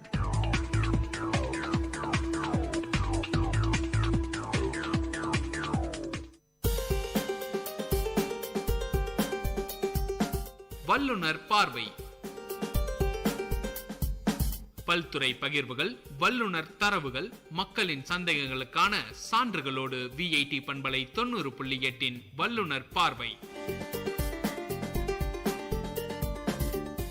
வணக்கம் நேயர்களே, இது விஐடி பண்பலை 90.8 விஐடி பல்கலைக்கழகத்தின் சமுதாய வானொலி. இந்த நிகழ்ச்சி வல்லுனர் பார்வை. வல்லுனர் பார்வை நிகழ்ச்சியில ஒவ்வொரு வாரமும் ஒரு வல்லுனர் கிட்ட அவர் துறை சார்ந்த விஷயங்களை தான் நம்ம பேசிட்டு இருக்கோம். பல விஷயங்களை டிஸ்கஸ் பண்ணிட்டு இருக்கோம். இன்னைக்கு வல்லுனர் பார்வை நிகழ்ச்சியில நம்ம யார்கிட்ட பேச போறோம்னு பாத்தீங்கன்னா, சுரேஷ்குமார் அவர்கள், general manager of PSG STEPS, PSG college of technology. நிகழ்ச்சிக்கு உங்களை வரவேற்கிறோம் சார். வணக்கங்க, என் பேர் சுரேஷ்குமார். நான் கோவையில் உள்ள PSG காலேஜ் ஆஃப் டெக்னாலஜியிலிருந்து செயல்படும் PSG ஸ்டெப் என்ற துறையில் பணியாற்றி வருகிறேன். PSG ஸ்டெப் என்னும் துறை புதிய தொழில்களை துவங்க நினைப்பவர்களுக்கு, துவங்க உள்ளவர்களுக்கும் உதவி செய்திடவும் ஊக்குவிக்கவும் உருவாக்கப்பட்ட ஒரு துறை. இந்த துறை 1998 கிட்டத்தட்ட 17 ஆண்டுகளாக செயல்பட்டு வருகிறது. இதுவரைக்கும் 100க்கும் மேற்பட்ட தொழில்களை உதவி செய்திருக்கிறோம். புதிய தொழில்கள் துவங்க வேண்டும், அதற்கு உரிய உதவிகளை பெற வேண்டும் என்று நினைப்பவர்கள் எங்கள் கல்லூரியை அணுகி, இந்த துறையின் கீழ் எங்களை அணுகி, கல்லூரியில் இருக்கின்ற விரிவுரையாளர்கள், பேராசிரியர்களின் உதவியுடனும் இருக்கிற ஃபெசிலிட்டிஸ், இன்ஃப்ராஸ்ட்ரக்சர் யூஸ் பண்ணியும் தொழில்களை ஆரம்பித்து வெற்றிகரமாக நடத்தி கொண்டிருக்கிறார்கள். நடத்தியவர்களும் உண்டு. ஓகே சார், இப்போ உங்களோட துறை பற்றி சொன்னீங்க. இப்போ பொதுவாக வந்து நிறைய பேருக்கு வந்து நிறையா டேலண்ட் இருக்கும், விஷயம் இருக்கும். அவங்களுக்கு வந்து தொழில் எப்படி ஆரம்பிக்கணும்னு தெரியாது, எப்படி வந்து முதலீடு பண்ணுறது, அந்த மாதிரி விஷயம் இருக்கும். அதுக்காக தான் இப்போ வந்து இந்த டெக்னாலஜி பிஸ்னஸ் இன்குபேட்டர்ன்ற ஒரு விஷயம் வந்து அரசு வழங்கிட்டு இருக்கு. அதை பற்றி கொஞ்சம் விரிவாக சொல்லுங்கள். டெக்னாலஜி பிஸ்னஸ் இன்குபேட்டர் அப்படிங்கிற ஒரு ப்ரோக்ராம் வந்து மத்திய அரசின் அறிவியல் மற்றும் தொழில்நுட்ப துறையின் கீழ் செயல்படும் ஒரு ஸ்கீம். இந்த ஸ்கீம் சார்பில் பார்த்தீங்கன்னா, இது வந்து இந்தியா முழுவதும் செயல்படுத்தப்படுகின்ற ஒரு ஸ்கீம். மெயினாக வந்து காலேஜில் வந்து இந்த டெக்னாலஜி பிஸ்னஸ் இன்குபேட்டர் அப்படிங்கிறது இந்தியாவிலேயே நிறைய காலேஜஸில் இருந்து செயல்பட்டு வருகிறது. இப்போது முன்னாடி சொன்ன மாதிரி PSG ஸ்டெப் அப்படிங்கிறதும் ஒரு டெக்னாலஜி பிஸ்னஸ் இன்குபேட்டர். இதோட குறிக்கோள் என்னென்னா, ஒரு தொழில் தொடங்கணும்னு நினைக்கிறவங்க, நீங்கள் சொன்ன மாதிரி டேலண்ட் இருக்குது, ஐடியா இருக்குது, ஆனால் ஒரு முதல் 3 வருஷம் 1000 நாள் அப்படிங்கிறது ஒரு சேலஞ்சான நாட்கள் புதிய தொழில் தொடங்குவர்களுக்கு. நீங்கள் ஸ்டாட்டிஸ்டிக்ஸ் என்ன சொல்லுதுன்னா, தொழில் ஆரம்பிக்கிறவங்க நிறைய பேர் இருப்பாங்க, ஆனால் முதல் 3 வருடத்தில் தொழிலை நடத்த முடியாமல் அதை மூடியவர்கள் இல்லை அந்த தொழிலை நிறுத்தியவர்கள்ங்கிறதும் நிறைய பேர் இருக்காங்க. அந்த ஸ்டாட்டிஸ்டிக்ஸ் பிரகாரம் ஏன் இந்த மாதிரி க்ளோஷர்ஸ் நிறையா வருது, நியூ பிஸ்னஸஸ் எல்லாம் ஏன் க்ளோஸ் பண்ணுறாங்க அப்படின்னு பார்க்கும்போது, உரிய கைடன்ஸ், மென்டரிங் இதெல்லாம் இருந்ததுன்னா ஒரு கிட்டத்தட்ட 60% மேலுள்ள நலிந்த தொழில்களுக்கெல்லாம் வந்து ஒரு வெற்றிகரமான தொழிலாக மாற்றி இருக்க முடியும் அப்படின்னு ஒரு நம்பிக்கையில் கல்லூரிகளில் இந்த இன்குபேட்டர் ஸ்கீமை வந்து ஆரம்பிச்சிருக்காங்க. இந்தியாவில் 1983 செயல்பட்டு வருது. இது தொழில்நுட்பம் சார்ந்த தொழில்களுக்கு இந்த இன்குபேட்டர் யூஸ்ஃபுல்லாக இருக்கும். இப்போ இன்ஃபர்மேஷன் டெக்னாலஜியில் ஒரு தொழில் ஆரம்பிக்கணும், பயோடெக்னாலஜியில் ஒரு தொழில் ஆரம்பிக்கணும், மெக்கானிக்கலில், ஹைடெக்கில் புதுசாக வந்திருக்கிற டெக்னாலஜியில் ஒரு தொழில் ஆரம்பிக்கணும் அப்படின்னா வெளியே எங்கேயும் இந்த மாதிரி தொழில் ஆரம்பிக்கிறவங்களுக்கு ஒரு உரிய சப்போர்ட் சிஸ்டம் கிடையாது. அந்த சப்போர்ட் சிஸ்டங்களை வந்து இந்த டெக்னாலஜி பிஸ்னஸ் இன்குபேட்டர் என்கின்ற ஸ்கீம் உருவாக்கி. சரி சார், நீங்கள் சொன்னீங்க டெக்னாலஜி பிஸ்னஸ் இன்குபேட்டர்ன்ற அந்த வார்த்தையிலே இருக்குது. ஸோ அது வந்து வெறும் வந்து டெக்னாலஜி ரிலேட்டட் தொழில் சம்மந்தப்பட்ட விஷயங்களை மட்டும்தான் பயிற்சி அளிப்பாங்களா, அந்த மாதிரி விஷயங்களுக்கு தான் உதவி செய்வாங்களா, இல்லை எல்லா விதமான தொழில்களுக்கும் பயிற்சிகள் போன்ற விஷயங்கள் இருக்குமா? மெயினாக வந்து தொழில்நுட்பத்துடன் கூடிய தொழில்கள்.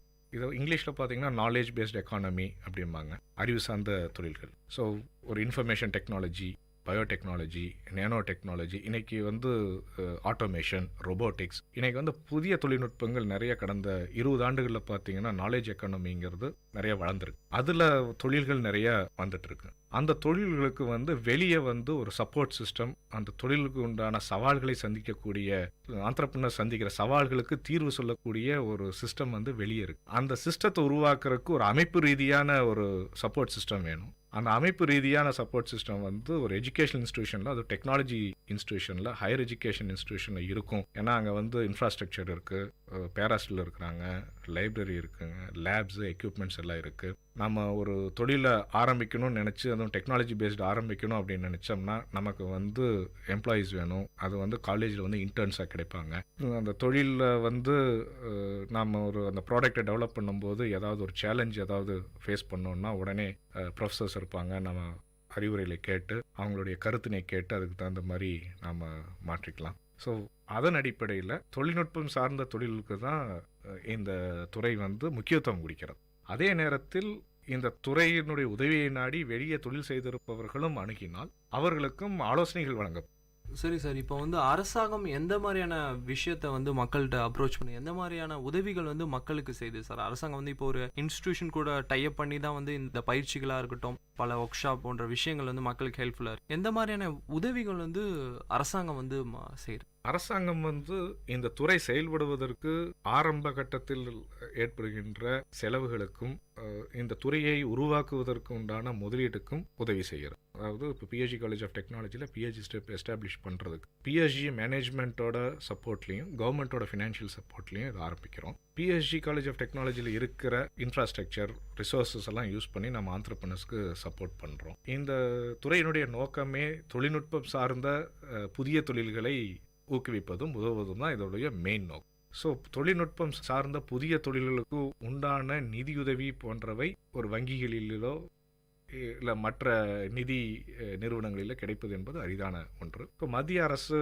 அதற்கென்று ஒரு நிதி ஆதாரத்தை உருவாக்கி அதை இந்த டிபிஐ மூலமாக புதிய தொழில்நுட்பத்தின் உதவியோடு ஆரம்பிக்கின்ற தொழில்களுக்கு உதவி செய்கின்ற வகையிலே புதிய நிதி ஆதாரங்களையும் நிதி உதவி திட்டங்களையும் அறிவித்து. ஸோ இதில் என்னன்னாங்க, இங்கே இன்குபேஷன் சென்டர் அப்படின்னு பார்க்கும்போது காலேஜோட ஃபெசிலிட்டி யூஸ் பண்ணுறது மட்டும் இல்லாமல் ப்ரொஃபஸர்ஸோட அட்வைஸும் எடுத்துக்கிறது மட்டும் இல்லாமல் ஸ்டூடெண்ட்ஸ் ரிசோர்ஸஸ், அவங்கள இன்டர்ன்ஸு இல்லை வேலைக்கு சேர்கின்ற வாய்ப்பு, அதோடு மட்டும் இல்லாமல் நிதியுதவி தேவைப்படுகின்ற பொழுது ஆரம்ப காட்டத்தில் இருக்கின்ற ஒரு நிறுவனம், எந்த விதமான முன் அனுபவம் இல்லாத ஒரு நிறுவனத்திற்கு நிதியுதவி என்பது அது ரிஸ்க் கேபிட்டல் அப்படின்னு சொல்லுவாங்க. அது வந்து seed capital, early stage funding. அதுக்கு வந்து ஏர்லி ஸ்டேஜ் ஃபண்டிங் அப்படிங்கிறதுக்கு சீட் ஃபண்ட்ஸ் சப்போர்ட் சிஸ்டம் என்று ஒரு நிதியுதவி திட்டத்தை உருவாக்கி அதன் மூலம் புதிய தொழில்நுட்பத்தின் உதவியுடன் துவங்கப்படுகின்ற தொழில்களுக்கு உதவிகளை வழங்கி. இப்போ நீங்கள் சொன்னீங்க நிறையா விஷயங்கள் அரசாங்கம் செய்கிற உதவிகளை பற்றி சொன்னீங்க. உங்களோட பிஎஸ்டி ஸ்டெப் எந்த மாதிரியான ட்ரைனிங் வந்து புதுசாக தொழில் தொடங்குறவங்களுக்கு, தொழில் ஆரம்பிக்கணும்னு நினைக்கிறவங்களுக்கு எந்த மாதிரியான ட்ரைனிங்ஸ் வந்து நீங்கள் தரீங்க? இப்போது ஒரு 4 வார ட்ரைனிங், 6 வார ட்ரைனிங்னு ஆண்டர்பிரினர்ஷிப் டெவலப்மெண்ட்டில் கொடுக்குறோம். ட்ரைனிங் முடித்த அனைவருமே உடனே தொழில் ஆரம்பிப்பாங்க அப்படிங்கிறதும் சாத்தியம் இல்லாத ஒன்று. ஒரு 20 பேர்த்துக்கு நாம் பயிற்சி கொடுக்கிறோம் என்றால் ஒரு 4-5 பேர் வருவார்கள். அந்த 4 வார பயிற்சியிலே ஒருத்தர் வந்து தொழில் முனைவராக உருவாகிவிட முடியும் என்பதும் சாத்தியமில்லாது. அவரை தொழில் முனைவோருக்கு உண்டான மனநிலையை உருவாக்குகிறோம். அந்த 4 வாரத்தில் வந்து பார்த்திங்கன்னா என்னென்ன சேலஞ்சஸ் வரும், எப்படியெல்லாம் நம்ம வந்து ஃபேஸ் பண்ணணும், ஒரு ஃபண்டிங் வேணும்னா பிஸ்னஸ் பிளான் எப்படி ப்ரிப்பேர் பண்ணணும்னு அவங்களுக்கு ஒரு அடிப்படையான விஷயத்தை ஒரு தொழில் முனைவராக உருவாகினால் நீங்கள் எதற்கு தயாராக இருக்க வேண்டும் என்பதுதான் அந்த பயிற்சியின் நோக்கம். இன்னும் சொல்ல போனால் தொழில் முனைவராக உருவாவதற்கு அவரை தயார்படுத்துகிறோம். அந்த ட்ரைனிங் முடிஞ்சதுக்கப்புறம் பார்த்தீங்கன்னா நிறைய ஃபேஸஸ் இருக்குங்க. நான் முதல்ல சொன்ன மாதிரி first 3 years is the challenging period. ரொம்ப சவாலான கட்டங்கிறது முதல் 3 வருஷம். ஒரு லோன் வாங்கணும் அப்படின்னா கூட ஒரு பிஸ்னஸ் பிளான் வேணும். அந்த பிஸ்னஸ் பிளானை எப்படி எழுதணும், அதில் என்னென்ன காம்பனன்ட்ஸ் எல்லாம் அதில் கொண்டு வரணும், அது யாருக்காக எழுதுகிறோம் அப்படிங்கிறதுலேருந்து நாங்கள் ட்ரைனிங். ஸோ ட்ரைனிங் அப்படிங்கிறது பார்த்தீங்கன்னா மக்களுக்கு வந்து ஒரு 20 பேர் உட்கார வச்சு பண்ணுறது பேர் ட்ரைனிங். அந்த 20 பேர்த்துலேருந்து ஒரு 2 பேர் தொழில் ஆரம்பிக்கணும்னு வந்தாங்கன்னா 1-to-1 டிஸ்கஸ் பண்ணி இப்படியெல்லாம் பண்ணணும் அப்படின்னு சொல்லுவோம். அதுக்கு பேர் வந்து மென்டரிங் அண்ட் கோச்சிங்னு வச்சுருக்கோம். ஸோ இந்த மாதிரி ஒவ்வொரு காலகட்டத்திலையும் தொழில் முனைவோருக்கு அவர்களுடைய தொழில்களில் சவால்களை சந்திக்கும் பொழுது அந்த சவால்களை எப்படி சந்திப்பது, அதை எப்படி தாண்டி வருவது என்பதற்கு நாங்கள் மட்டும் அறிவுரை வழங்குவதில்லை. அது அறிவுரைன்னு எடுத்துக்க முடியாது, வழிகாட்டுதல் கொடுக்கிறோம். சில நேரங்களில் இந்த சவால்களை வேறொரு ஆந்திரப்பனர், வேறொரு தொழில் முனைவோர், ஒரு 10 வருஷமா அந்த ஃபீல்டு இருக்கிறவர் வந்து கிராஸ் பண்ணி வந்துடும். அவருடைய உதவியை நாடி இவங்க 2 பேர்த்தையும் சந்திக்க வைத்து இந்த சவாலை எப்படி தாண்டி வருதுங்கிறதுக்கு ஆலோசனைகளையும் வழங்குவோம். அதாவது ஒரு தொழில் தொடங்குவதற்கு ஒரு பாலமாக இருக்கிறன்னு கூட சொல்லலாம். ஒரு பாலமாக ஒரு கைடன்ஸ் கொடுக்குற விஷயமா கூட சொல்லலாம். ஃபெசிலிட்டேட்டர் நாங்கள் சொல்லலாம். சரி இப்போ வந்து எனக்கு வந்து ஐடியா இருக்கு, எனக்கு தொழில் தொடங்கணும்னு ஆர்வம் இருக்கு, ஐ எம் ஹார்ட் ஒர்க்கர், எல்லாமே என்கிட்ட இருக்கு. பட் எனக்கு ஒரு கைடன்ஸ் வேணும். ஸோ நார்மலாக வந்து தொழில் தொடங்குறவங்களுக்கும் இந்த டிபிஐக்கும் உள்ள கனெக்ஷன் எப்படி சார் மெயின்டைன் பண்ணுறது, எப்படி வந்து தொடர்பு கொள்வது? இப்போ டிபிஐ அப்படிங்கிறது பார்த்தீங்கன்னா எல்லா இடத்துலையுமே எல்லா ஊர்லேயுமே இருக்குன்னு சொல்ல முடியாது. ஆனால் தமிழ்நாடு அதில் வந்து ஒரு கொடுத்து வைக்கப்பட்ட மாநிலம். ஏன்னா ஒரு 12க்கு மேற்பட்ட டிபிஐ தமிழ்நாட்டில் மட்டுமே செயல்பட்டு வருகிறது. கோவையிலேயே ஒரு 5 டிபிஐ இருக்கிறது. கோவைனா கோவை, ஈரோடு பகுதிகளிலே ஒரு 5 டிபிஐ இருக்கிறது.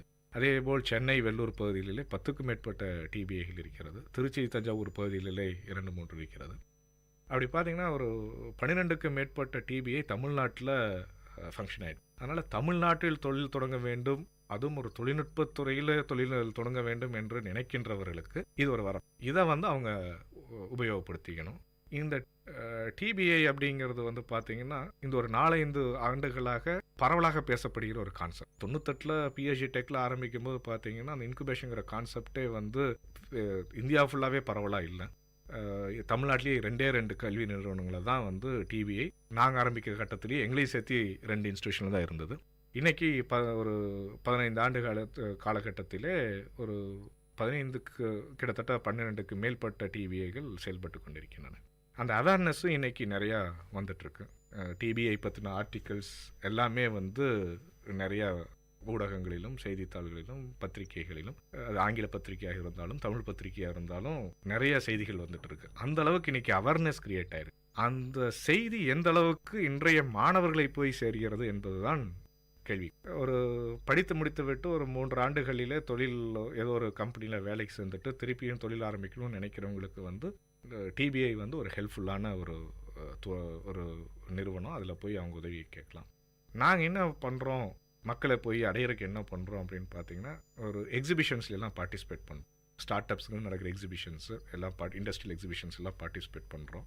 நிறைய அசோசியேஷன்ஸோட ரிலேஷன்ஷிப் வச்சுருக்கோம், மெம்பராக இருக்கோம், அவங்களோட ஈவெண்ட்ஸில் பார்ட்டிசிபேட் பண்ணுறோம்.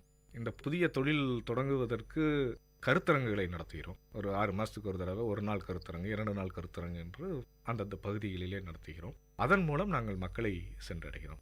ஒரு 5 ஆண்டுகள் 6 ஆண்டுகள் செவனே செயல்பட்டு கொண்டு இருக்கின்ற இந்த டிபிஐ எல்லாம் பார்த்தீங்கன்னா அங்கே வந்து ஒரு இன்குபேட்டியாக இருந்து அதோட பலன்களை எல்லாம் அடைந்து ஒரு 3 வருஷத்தில் அவங்க வெளியே போயிடணும்.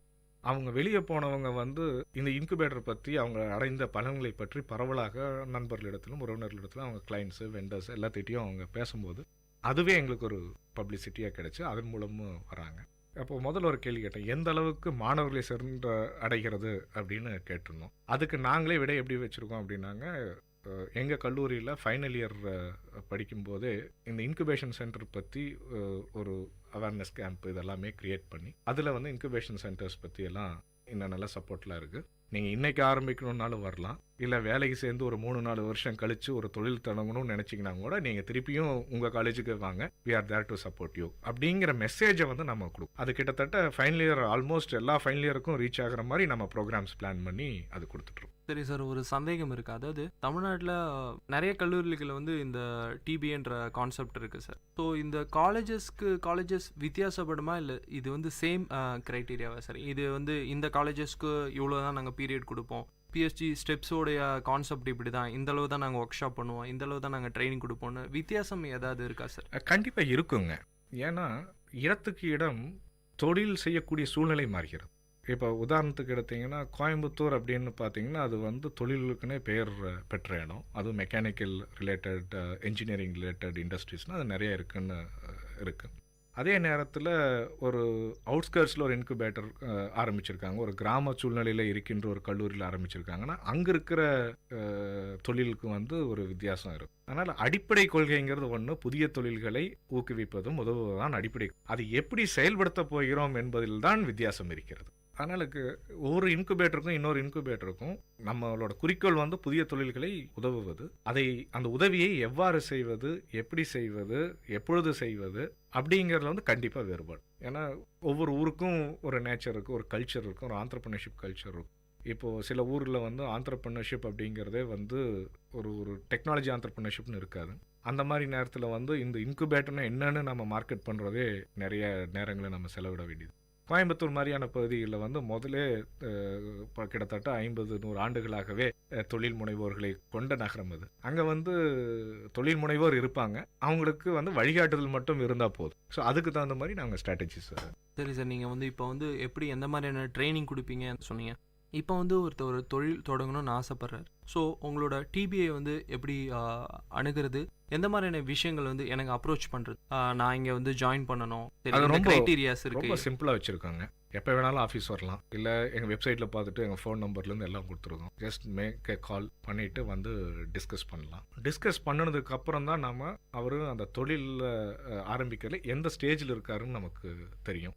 ஐடியா ஸ்டேஜில் இருக்கார், என்கிட்ட ஒரு ஐடியா இருக்குது சார், இந்த ஐடியா ஒர்க் ஆகுமா இருக்காதான்னு எனக்கு சந்தேகமாக இருக்குது, ஒர்க் ஆகும்னு தெரிஞ்சதுன்னா நான் ஆரம்பிச்சிடலான் இருக்கோம் அப்படின்னாங்க. அதை வந்து சிஸ்டமேட்டிக்காக அப்ரோச் பண்ணுவோம். அப்போ வந்து ஒரு டெக்னாலஜியில் ஒரு டவுட் இருக்குது சார், அதை வந்து வேலிடேட் பண்ணணும் அப்படின்னாங்கன்னா அந்த ரெஸ்பெக்டிவ் டிபார்ட்மெண்ட்டில் அதில் எக்ஸ்பர்ட்ஸ் இருப்பாங்க, இல்லை வெளியில் இருக்கிற இண்டஸ்ட்ரி எக்ஸ்பர்ட்ஸ், இவங்ககிட்டலாம் கருத்து கேட்டு அதிலிருந்து எங்களுடைய உதவிகளை அவங்களுக்கு செய்ய ஆரம்பிப்போம்.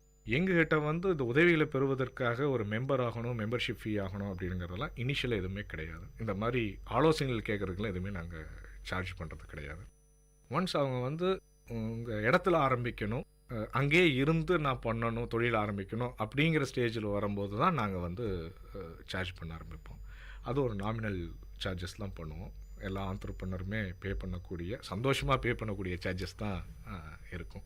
அதை தவிர்த்து பார்த்தீங்கன்னா இன்னொரு அட்வான்டேஜ் என்ன இருக்குன்னு பார்த்தீங்கன்னா, ஒரு 25-30 ஆண்டர்பிரினர் வந்து ஒரே இடத்துல அங்கே தொழில் செஞ்சிட்ருக்கோம். ஸோ அவங்களுக்குள்ள நாலேஜ் ஷேரிங், அவங்களுக்குள்ள ரிசோர்ஸ் ஷேரிங், நான் டெவலப் பண்ணுற ஒரு டெக்னாலஜி வந்து இன்னொருத்தருக்கு யூஸ்ஃபுல்லாக இருக்கும் அப்படின்னா ஒருத்தருக்கு ஒருத்தர் உதவியாக இருக்கிறதே வந்து அதுதான் பெரிய அட்வான்டேஜாக இன்றைக்கி படுது. ஏன்னா ஒருத்தரை வந்து வேலைக்கு எடுத்து ஒரு டெக்னாலஜி டெவலப் பண்ணி அதுக்கப்புறம் அதுக்கு ஒரு சப்போர்ட் தேவைப்படுது அப்படின்னு பார்க்கும்போதுங்க, பக்கத்து கம்பெனிலேயே இன்னொருத்தர் வந்து நமக்கு ஹெல்ப்ஃபுல்லான ஒரு பார்ட் ஆஃப் த டெக்னாலஜி பண்ணுறாரு அப்படின்னா 2 பேரும் சேர்ந்து பண்ணக்கூடிய பார்ட்னர்ஷிப்புக்கும் பாசிபிலிட்டி இருக்குது. ஸோ அதெல்லாம் இப்போ நாங்கள் ஒரு கடந்த 7-8 ஆண்டுகளாக அதெல்லாம் பார்த்துருக்கோம். 2 பேர் தனித்தனியாக தொழில் ஆரம்பிக்கணும்னு இங்கே வந்து பார்ட்னர்ஸ் ஆகி பார்த்துருக்கோம். இங்கே வந்து ஒருத்தருக்கு ஒருத்தர் உதவியாக இருந்து அவங்க தொழிலில் உதவுவதற்காக பண்ணியிருக்காங்க. எப்படி நடக்குனாங்க, நான் எனக்கு ஆர்டர் எடுக்கிறதுக்காக ஒரு கம்பெனிக்கு போயிருப்பேன். அந்த முதலாளிகிட்ட நான் பேசிகிட்டு இருக்கும்போது அவர் வந்து வேற ஒரு டெக்னாலஜியில் ஒரு ஹெல்ப் வேணும், யாரை பார்க்குறதுன்னு இல்லைன்னு தெரியல அப்படிம்பாரு. எனக்கு தெரியும் பிஹெச்டி ஸ்டெப்பில் பக்கத்து கம்பெனியில் இந்த மாதிரி ஒரு சப்போர்ட் பண்ணுற ஒரு கம்பெனி இருக்குதுன்னு தெரியும். ஸோ நாங்கள் வந்து இன்ட்ரடியூஸ் பண்ணி வைப்போம். அது மூலிமா மார்க்கெட்டிங் ஆப்பர்ச்சுனிட்டிஸும் எக்ஸ்பேண்ட் ஆகுது. ஸோ இதெல்லாம் வந்து பார்த்தீங்கன்னா ஒரு வேல்யூ ஆடட் பெனிஃபிட்ஸ் இன்குபேஷன் சென்டரில் இருக்கிறதுனால கிடைக்கிறதுங்க ஆண்டர்பிரினர்ஸ். அதாவது ஒருத்தர் மூலமா பல பேர் வந்து பயனற்ற விஷயம் வந்து இந்த டிபிஐ மூலமாக கிடைக்குது. நிறைய விஷயங்களை நம்ம பேசிகிட்டு இருந்தோம். இப்போ நிகழ்ச்சியில் ஒரு சின்ன இடைவேளைக்கு பிறகு நம்ம நிறைய விஷயத்தை டிஸ்கஸ் பண்ணுவோம்.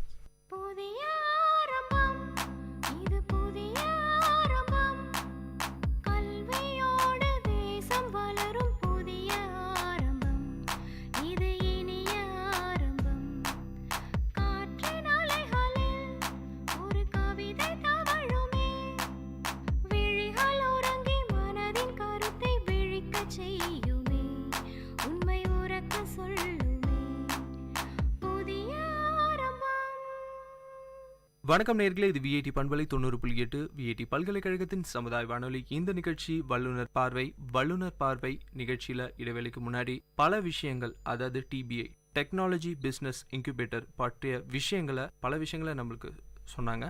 அடுத்ததான் பார்த்தீங்கன்னா சார், இப்போ இருக்கிற சூழலில் வந்து எந்த மாதிரியான தொழில் வந்து அதிகமாக ஆரம்பிக்கணும்னு சொல்லிட்டு ட்ரைனிங் வராங்க சார்? இப்போ இருக்கிற சூழ்நிலையில் பார்த்தீங்கன்னா கடந்த 10-15 ஆண்டுகளில் ஐடி கம்பெனியில் வேலைக்கு சேர்ந்த இளைஞர்கள் ஜாஸ்தி. இன்னைக்கு புதுசாக வந்த இன்னோவேஷன்ஸ் எல்லாமே பார்த்தீங்கன்னா நம்மளுடைய வாழ்க்கை முறையவே மாற்றிருக்கிற இன்னோவேஷன்ஸ் எல்லாம் பார்த்தீங்கன்னா it is all IT related innovations.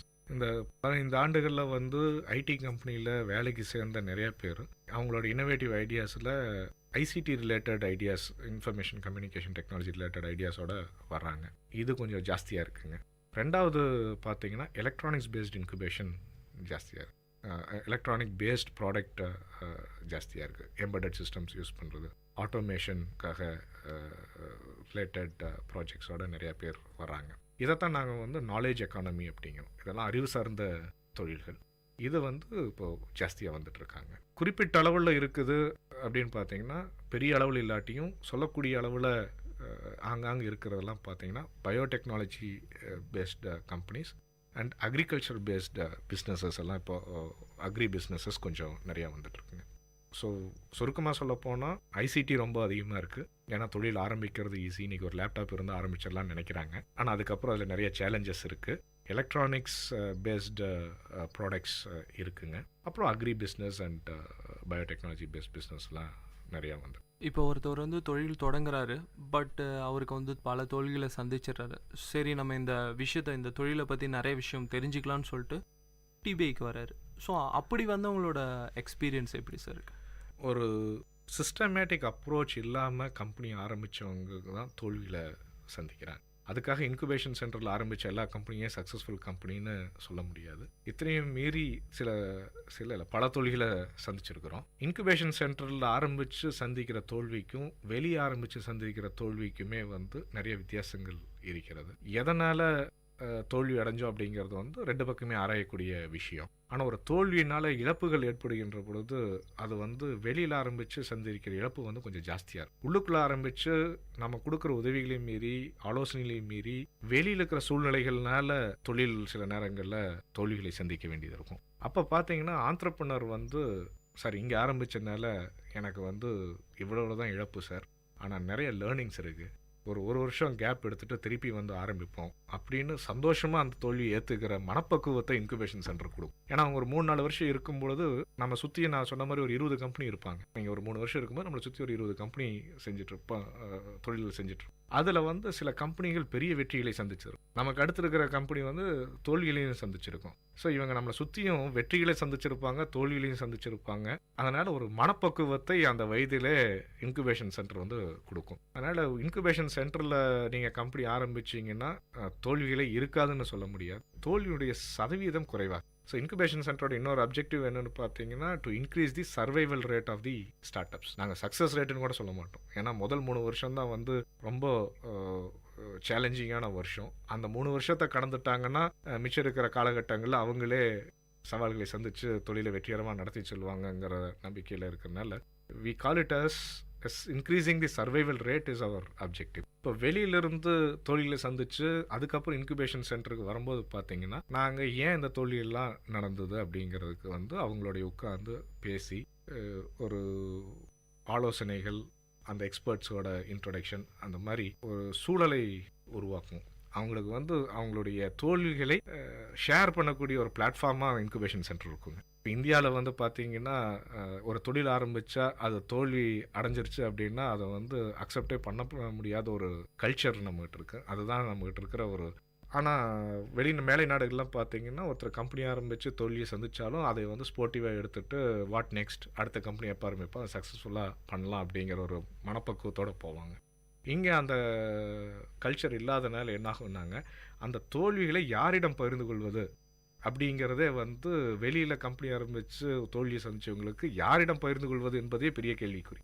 அதுக்கு வந்து நம்மளுடைய எண்ணங்களை பகிர்ந்து கொள்வதற்கே ஒரு இடம் வேணும் அப்படின்னா இன்குபேஷன் சென்டர். அதுக்கப்புறம் இந்த மாதிரி தோல்விகளை சந்தித்தவங்களுக்குன்னு ஒரு திறமை இருக்கும். ஏதோ ஒரு வெளிக்காரணிகளுக்காக அவர்கள் தோல்வியை சந்தித்து இருக்கலாம், அதுக்காக வாழ்க்கையை முடிந்து விட்டது என்பது அர்த்தம் இல்லை. அப்போ இவங்களுக்குன்னு ஒரு திறமை இருக்கும் பொழுது இந்த திறமை பாருங்கள், எங்கிட்ட இன்னொரு கம்பெனி இருக்குது, உங்கள் திறமை அவங்களுக்கு யூஸ் ஆகும், 2 பேரும் பிஸ்னஸில் சேர்ந்து செயல்பட முடியுமான்னு பாருங்கள் அப்படின்னு ஒரு புதிய பிஸ்னஸ் பார்ட்னர்ஸு, புதிய வாய்ப்புகளை உருவாக்க தரக்கூடிய இடமாகும் இன்குபேஷன் சென்டர். சரி சார், இப்போ வந்து நிறையா ட்ரைனிங்ஸ் கொடுக்குறோம், நிறைய விஷயங்களை கற்றுக் கொடுக்குறோம். ட்ரைனிங் செஷனில் வந்து நிறைய எப்படி தொழில் தொடங்குற அந்த மாதிரி விஷயம்லாம் கற்றுக் கொடுக்குறோம். நிதி உதவி ட்ரைனிங் செஷன் எல்லாமே ஓவர். ஸோ அடுத்த கட்ட ஃபினான்ஷியலாக வந்து அவங்க அப்ரோச் பண்ண ஆரம்பிச்சிடுவாங்க. ஸோ இந்த இன்குபேட்டர் சென்டர் வந்து எந்த மாதிரியான உதவிகள், பண உதவிகளை செய்யுதுன்னு சொல்லுங்கள். இப்போ இன்குபேஷன் சென்டருக்கு நிதியுதவி திட்டங்களும் செயல்படுதுங்க. மத்திய அரசின் உதவியுடன் இந்த நிதியுதவி திட்டங்களும் செயல்படுத்தப்பட்டு வருகின்றன. ஒரு புதிய தொழில்நுட்பத்துடன் ஆரம்பிக்கின்ற தொழிலுக்கு வங்கி மூலம் கடன் கிடைப்பது என்பது ஒரு சேலஞ்ச். ஏன்னா இது வந்து நியூ டெக்னாலஜி, நியூ ப்ராடக்ட், இதுக்கு மார்க்கெட்டே இல்லை. இது சக்ஸஸாக ஃபெயிலியராங்கிறதே வந்து ஒரு 50-50 இருக்கும், இல்லை 60-40 இருக்கும். அதனால் இதுக்கு வந்து ரிஸ்க் எடுக்கணும் அப்படிங்கிறது இருக்கும். ஸோ இந்த புதிய தொழில்நுட்பத்துடன் ஆரம்பிக்கின்ற தொழில்களுக்கு உரிய கேரக்டர் இது. இதனுடைய கேரக்டரிஸ்டிக்ஸை தெரிஞ்சுட்டு தான் மத்திய அரசு சீட் ஃபண்ட் சப்போர்ட் ஸ்கீம் அப்படின்னு ஒன்று உருவாக்கியிருக்காங்க.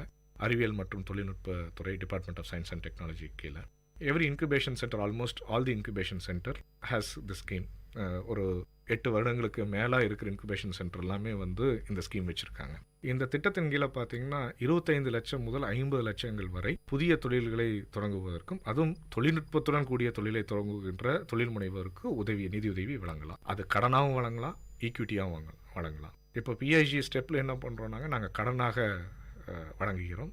5% வட்டியில் 5 வருட ரீபேமெண்ட்டில் கொலேட்ரல் எதுவும் இல்லாமல் கடனாக வழங்கிடும். இது வந்து ஒரு பெரிய திட்டம். ஏன்னா கொலேட்ரல் இல்லாமல் ஒரு நிதியுதவி கிடைப்பது என்பது ஒரு பெரிய வாய்ப்பு. அதை இந்த தொழில் முனைவோர்கள் உபயோகப்படுத்தி அவர்களுடைய வளர்ச்சிக்காக பயன்படுத்தி கொள்கிறார்கள். நாங்கள் இது வரைக்கும் ஒரு 13 கம்பெனிக்கு அந்த மாதிரி ஒரு 2.2 கோடி வரை சாங்ஷன் பண்ணியிருக்கிறோம். அதில் வந்து ஒரு 1.4 கோடி வரை மக்களுக்கு, அந்த தொழில் முனைவோர்களுக்கு கொடுத்து உதவி செய்யும். அடுத்ததாக பார்த்தீங்கன்னா சார், இப்போ வந்து ஒரு புதுசாக வந்து ஒரு பொருளையே கண்டுபிடிப்பாங்க. ஒரு டெக்னாலஜி ரிலேட்டடாக இருக்கட்டும், இல்லை வேறு ஏதாவது ஒரு இன்வென்ஷனாக இருக்கும். அந்த மாதிரி இன்வென்ஷனுக்கு எந்த மாதிரியான உதவிகள் வந்து டிபிஐ தருது? அவருக்கு வந்து சில பொருட்கள் தேவைப்படலாம், இந்த பொருள் செய்கிறதுக்கு நிறையா வந்து பொருள் செலவாகலாம். ஸோ எனக்கு வந்து ட்ரைனிங் அட்டன் பண்ணுறாரு, இந்த விஷயம் எனக்கு தெரியும், பட் இதுக்கான உதவிகள் எனக்கு தேவைப்படுதான்ற போது வந்து டிபிஐ சென்டர்ஸ் வந்து எப்படி வந்து அவங்களுக்கு உதவுங்க? இது இன்குபேஷன் சென்டரில் வந்து பார்த்தீங்கன்னா, நீங்கள் கேட்குற கேள்வி வந்து ஒரு தொழில் முனைவோரோ இல்லை ஒரு இன்னோவேட்டரோ உங்கள்கிட்ட வந்தால் என்னென்ன வசதி வாய்ப்புகள் அவங்களுக்கு வழங்குவீங்க அப்படிங்கிறத நான் அந்த கேள்வி எடுத்துக்கிறேன். ஒருத்தர் உள்ள வந்து நான் தொழில் ஆரம்பிக்கிறேன் அப்படின்னு சொல்லி அவர் தொழில் வந்து ஒரு சக்ஸஸ்ஃபுல்லாக இருக்கும் அப்படிங்கிறது நம்ம எவாலுவேஷன் தெரிஞ்சதுக்கப்புறம் பார்த்தீங்கன்னா, அவர் உட்கார்ந்து வேலை செய்வதற்கும் அவரும் அவரோட டீமும் உட்கார்ந்து வேலை செய்கிறதுக்கு ஒரு இடம் கொடுக்கறதுலேருந்து எங்கள் சப்போர்ட் ஆரம்பிக்கும். ஒரு 5 பேர் உட்கார்ந்து வேலை செய்கிறதுக்கு ஒரு இடம் வேணும் சார் அப்படின்னு சொன்னாங்கன்னா, அதிலிருந்து எங்களுடைய உதவிகள் ஆரம்பிக்கும். அந்த ப்ராடக்ட் டெவலப் பண்ணுறதுக்கு லேப் யூஸ் பண்ணோம் சார். அந்த லேபில் இருக்கிற எக்யூப்மெண்ட்ஸ் நம்ம யூஸ் பண்ணோம். டெஸ்டிங் ஃபெசிலிட்டிஸ் வேணும். இந்த சாஃப்ட்வேர் வந்து இண்டஸ்ட்ரியல் லைசன்ஸ் வேணுங்கிறாங்க. நம்ம காலேஜில் இண்டஸ்ட்ரியல் லைசன்ஸ் இருக்குது, யூஸ் பண்ணி டெவலப் பண்ணோம். இது எல்லாமே வந்து அவங்களுக்கு நம்ம கல்லூரியில் இருக்கின்ற வசதிகள் அனைத்தும் தரப்படும். நம்மகிட்ட இல்லாத சில எக்யூப்மெண்ட்ஸும் அவங்களுடைய ப்ராடக்ட் டெவலப்மெண்ட்டுக்காக தேவைப்படும். இப்போ வெளியிலேருந்து வாங்கணும் அப்படிங்கும்போது நாம் இதுக்கு முன்னாடி சொன்ன அந்த நிதியுதவி திட்டத்தின் கீழே கூட அவங்க அந்த எக்யூப்மெண்ட்டை வாங்கி அவங்களுடைய தொழிலினுடைய வளர்ச்சிக்காக யூஸ் பண்ணிக்கலாம். அது இல்லாமல் லைப்ரரி ஃபெசிலிட்டிஸு நம்ம டெவலப் பண்ணும்போது ஒரு டவுட் இருக்குது சார், இதில் 2 டெக்னாலஜி இருக்குது, எந்த டெக்னாலஜி இப்போ எடுத்து பண்ணினா நல்லாயிருக்கும் அப்படின்னு எனக்கு திடீர்னு ஒரு டவுட் வந்து 2 மெத்தடில் போடலாம், எந்த மெத்தட் எடுத்துகிட்டு போகணுன்னு ஒரு டவுட்டாக இருக்குது அப்படின்னா அந்த கன்சர்ன் எக்ஸ்பர்ட்ஸ் கிட்ட நம்ம ரெஃபர் பண்ணி கொடுத்து அவங்க 2 பேர் உட்காந்து பேசி 2 மெத்தடாலஜியோட ப்ராஸ் அண்ட் கான்ஸ் என்னங்கிறது பேசி எது நல்லது, இதில் எதெல்லாம் பிரச்சனைகள் இருக்குன்னு பேசி ஸோ அதுக்குண்டான ஆலோசனை வழங்கக்கூடிய ஒரு இடமாகவும் இருக்கும். அது மட்டும் இல்லாமல் நான் வந்து பிஎஸ்ஜி ஸ்டெப்பில் வந்து ஒரு இன்குபேட்டியாக இருந்து பண்ணிகிட்ருக்கேன் அப்படிங்கிறது வந்துங்க, வெளியில் வந்து நீங்கள் போய் ஆர்டர் எடுக்கும்போதும் நீங்கள் புது கம்பெனி உங்கள் மேலே ஒரு நம்பிக்கை வரும். ஸோ இத்தனை ஆண்டு காலமாக ஒரு பிராண்ட் உருவாக்கி வச்சுருக்கிற அந்த பிஎஸ்ஜியோட பிராண்டை வந்து அவங்க யூஸ் பண்ணுவாங்க. பிஎஸ்ஜி ஸ்டெப்போட இன்குபேட்டி எனக்கு நாங்கள் தான் வச்சு ஆஃபீஸ் 1.5 வருஷமாக பண்ணிகிட்ருக்கோம். அப்படிங்கும்போது இது வந்து ஒரு பிஎஸ்ஜிங்கிறது பிராண்டும் நாங்கள் ஒரு ரெஃபரன்ஸ் பாயிண்ட்டாகவும் அவங்களுடைய மார்க்கெட்டிங்க்கும் உதவியாக. ஸோ இது எல்லா வகையிலையுமே உதவியாக இருக்கும். நாங்கள் ஆண்டர்ப்ரனருக்கு என்ன சொல்லுவோம் அப்படின்னாங்க,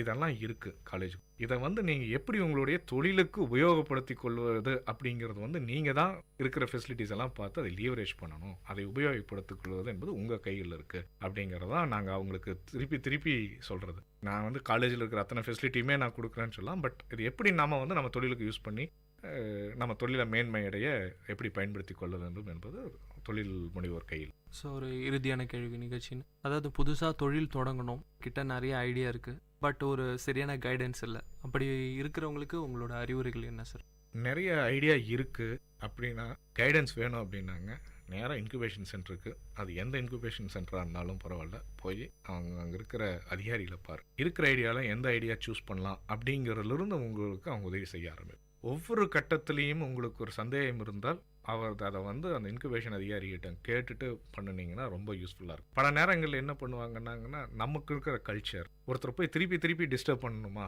நேற்று தான் அவர்கிட்ட பேசிட்டு வந்து 1/2 மணி நேரம் சொன்னார், திடீர்னு ஒரு சந்தேகம், இன்னைக்கு போனால் என்ன நினைப்பாரு அப்படிங்கிற ஒரு எண்ணம் இருக்கக்கூடாது. கேளுங்கள் தரப்படும் அப்படிங்கிற நோக்கத்தோடு தான் போகணும். ஏன்னா அந்த இன்குபேஷன் சென்டரில் இருக்கிற அதிகாரி உங்களுக்கு உதவி செய்வதற்காகவே தான் பணியில் இருக்கிறார். அதனால் நீங்கள் ஒரு தடவைக்கு நேற்று கேட்டுட்டு வந்ததுலேயே திருப்பி சந்தேகம் இருக்குது சார், அதே கேள்வியை நாளைக்கும் நீங்கள் அந்த கேள்வி கேட்கும் எண்ணத்தை நீங்கள் வளர்த்துக்கிட்டீங்கன்னாவே உங்களுக்கு பாதி சக்ஸஸ்.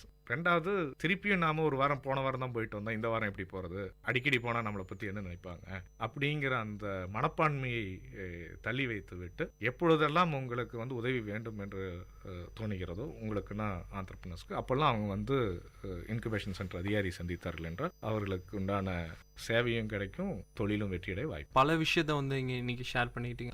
அரசாங்கம் எப்படி எந்த விதத்தில் தொழில் முனைவோருக்கு உதவி செய்து, இன்குபேஷன் சென்டர் எந்த அளவு ட்ரைனிங், அப்புறம் அவங்களுக்கு வாழ்க்கை தரத்தை உயர்த்துறதுக்கான விஷயங்கள் என்னென்ன விஷயங்கள்னு சொல்லிட்டு பல விஷயங்கள் மக்களுக்கு தெரியாது. தொழில் தொடங்கணும்னு அவங்க மனசளவில் நினச்சிட்டு இருப்பாங்க, தவிர செயலளவில் இருக்காது. ஸோ இந்த மாதிரி விஷயங்களை கேட்டாவது அப்ரோச் பண்ணுறதுக்கான விஷயங்கள் ஆரம்பிக்கணும்னு நினைக்கிறேன். இன்னைக்கு நிகழ்ச்சியில் கலந்துக்கிட்டதுக்கு பண்பலை சார்பாக உங்களுக்கு வாழ்த்துக்கள் தெரிவிச்சுக்கிறோம் சார், ரொம்ப நன்றி. விஐடி பண்பலை வானொலிக்கும் என்னுடைய நன்றியை தெரிவித்துக் கொள்கிறேன். இதை போல பல நிகழ்ச்சிகளை தொடர்ந்து வானொலி வழங்கி இந்த பகுதிக்கு பெருமை சேர்த்திட என்னுடைய வாழ்த்துக்களை தெரிவித்துக் கொள்கிறேன். நன்றி.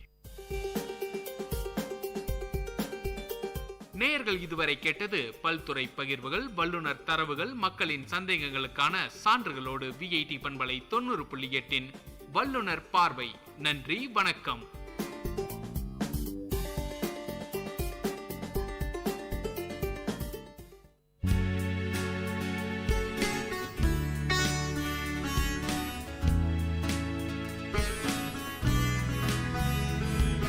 விஐடி பண்பலை 90.8 விஐடி பல்கலைக்கழகத்தின் சமுதாய வானொலியில் இது மருத்துவ நேரம். பல்வேறு மருத்துவ துறைகளிலிருந்து தேர்ச்சி பெற்ற மருத்துவர்களுடன் கலந்துரையாடும் நேரம் இது.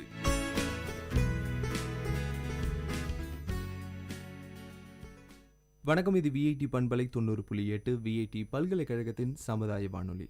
இன்னைக்கு நிகழ்ச்சியில நலம் மெடிக்கல் சென்டர் மற்றும் மருத்துவமனையின் டைரக்டர் மருத்துவர் நர்மதா அசோக் அவங்க கூட தான் இன்னைக்கு நிகழ்ச்சியில் நம்ம பேச போகிறோம். அனைவருக்கும் வணக்கம். உங்க எல்லாரையும் இந்த பண்பலை மூலமா சந்திக்கிறதுல நான் ரொம்ப சந்தோஷப்படுறேன். இந்த வாய்ப்புக்கு நான் மிகவும் மகிழ்ச்சி அடைகிறேன். மேம், நீங்கள் ஒரு குழந்தை நல மருத்துவர் இல்லையா? இன்னைக்கு குழந்தைகள் வளர்ப்பு முறைன்றது ஒரு பல பேருக்கு தெரியறதில்ல. ஸோ அவங்களுக்கு எந்த மாதிரியான விஷயங்கள் கைட்லைன்ஸ்லாம் இந்த நிகழ்ச்சியில் நீங்கள் சொல்ல போகிறீங்க மேம்? முதலாவதாக உங்களை எல்லாரும் இந்த பண்பலை மூலமாக சந்திக்கிறதுல மிகவும் மகிழ்ச்சி அடைகிறேன். நீங்கள் கேட்குறது ரொம்ப இன்னைக்கு காலகட்டத்தில் ரொம்ப ப்ராக்டிக்கலான கேள்வி.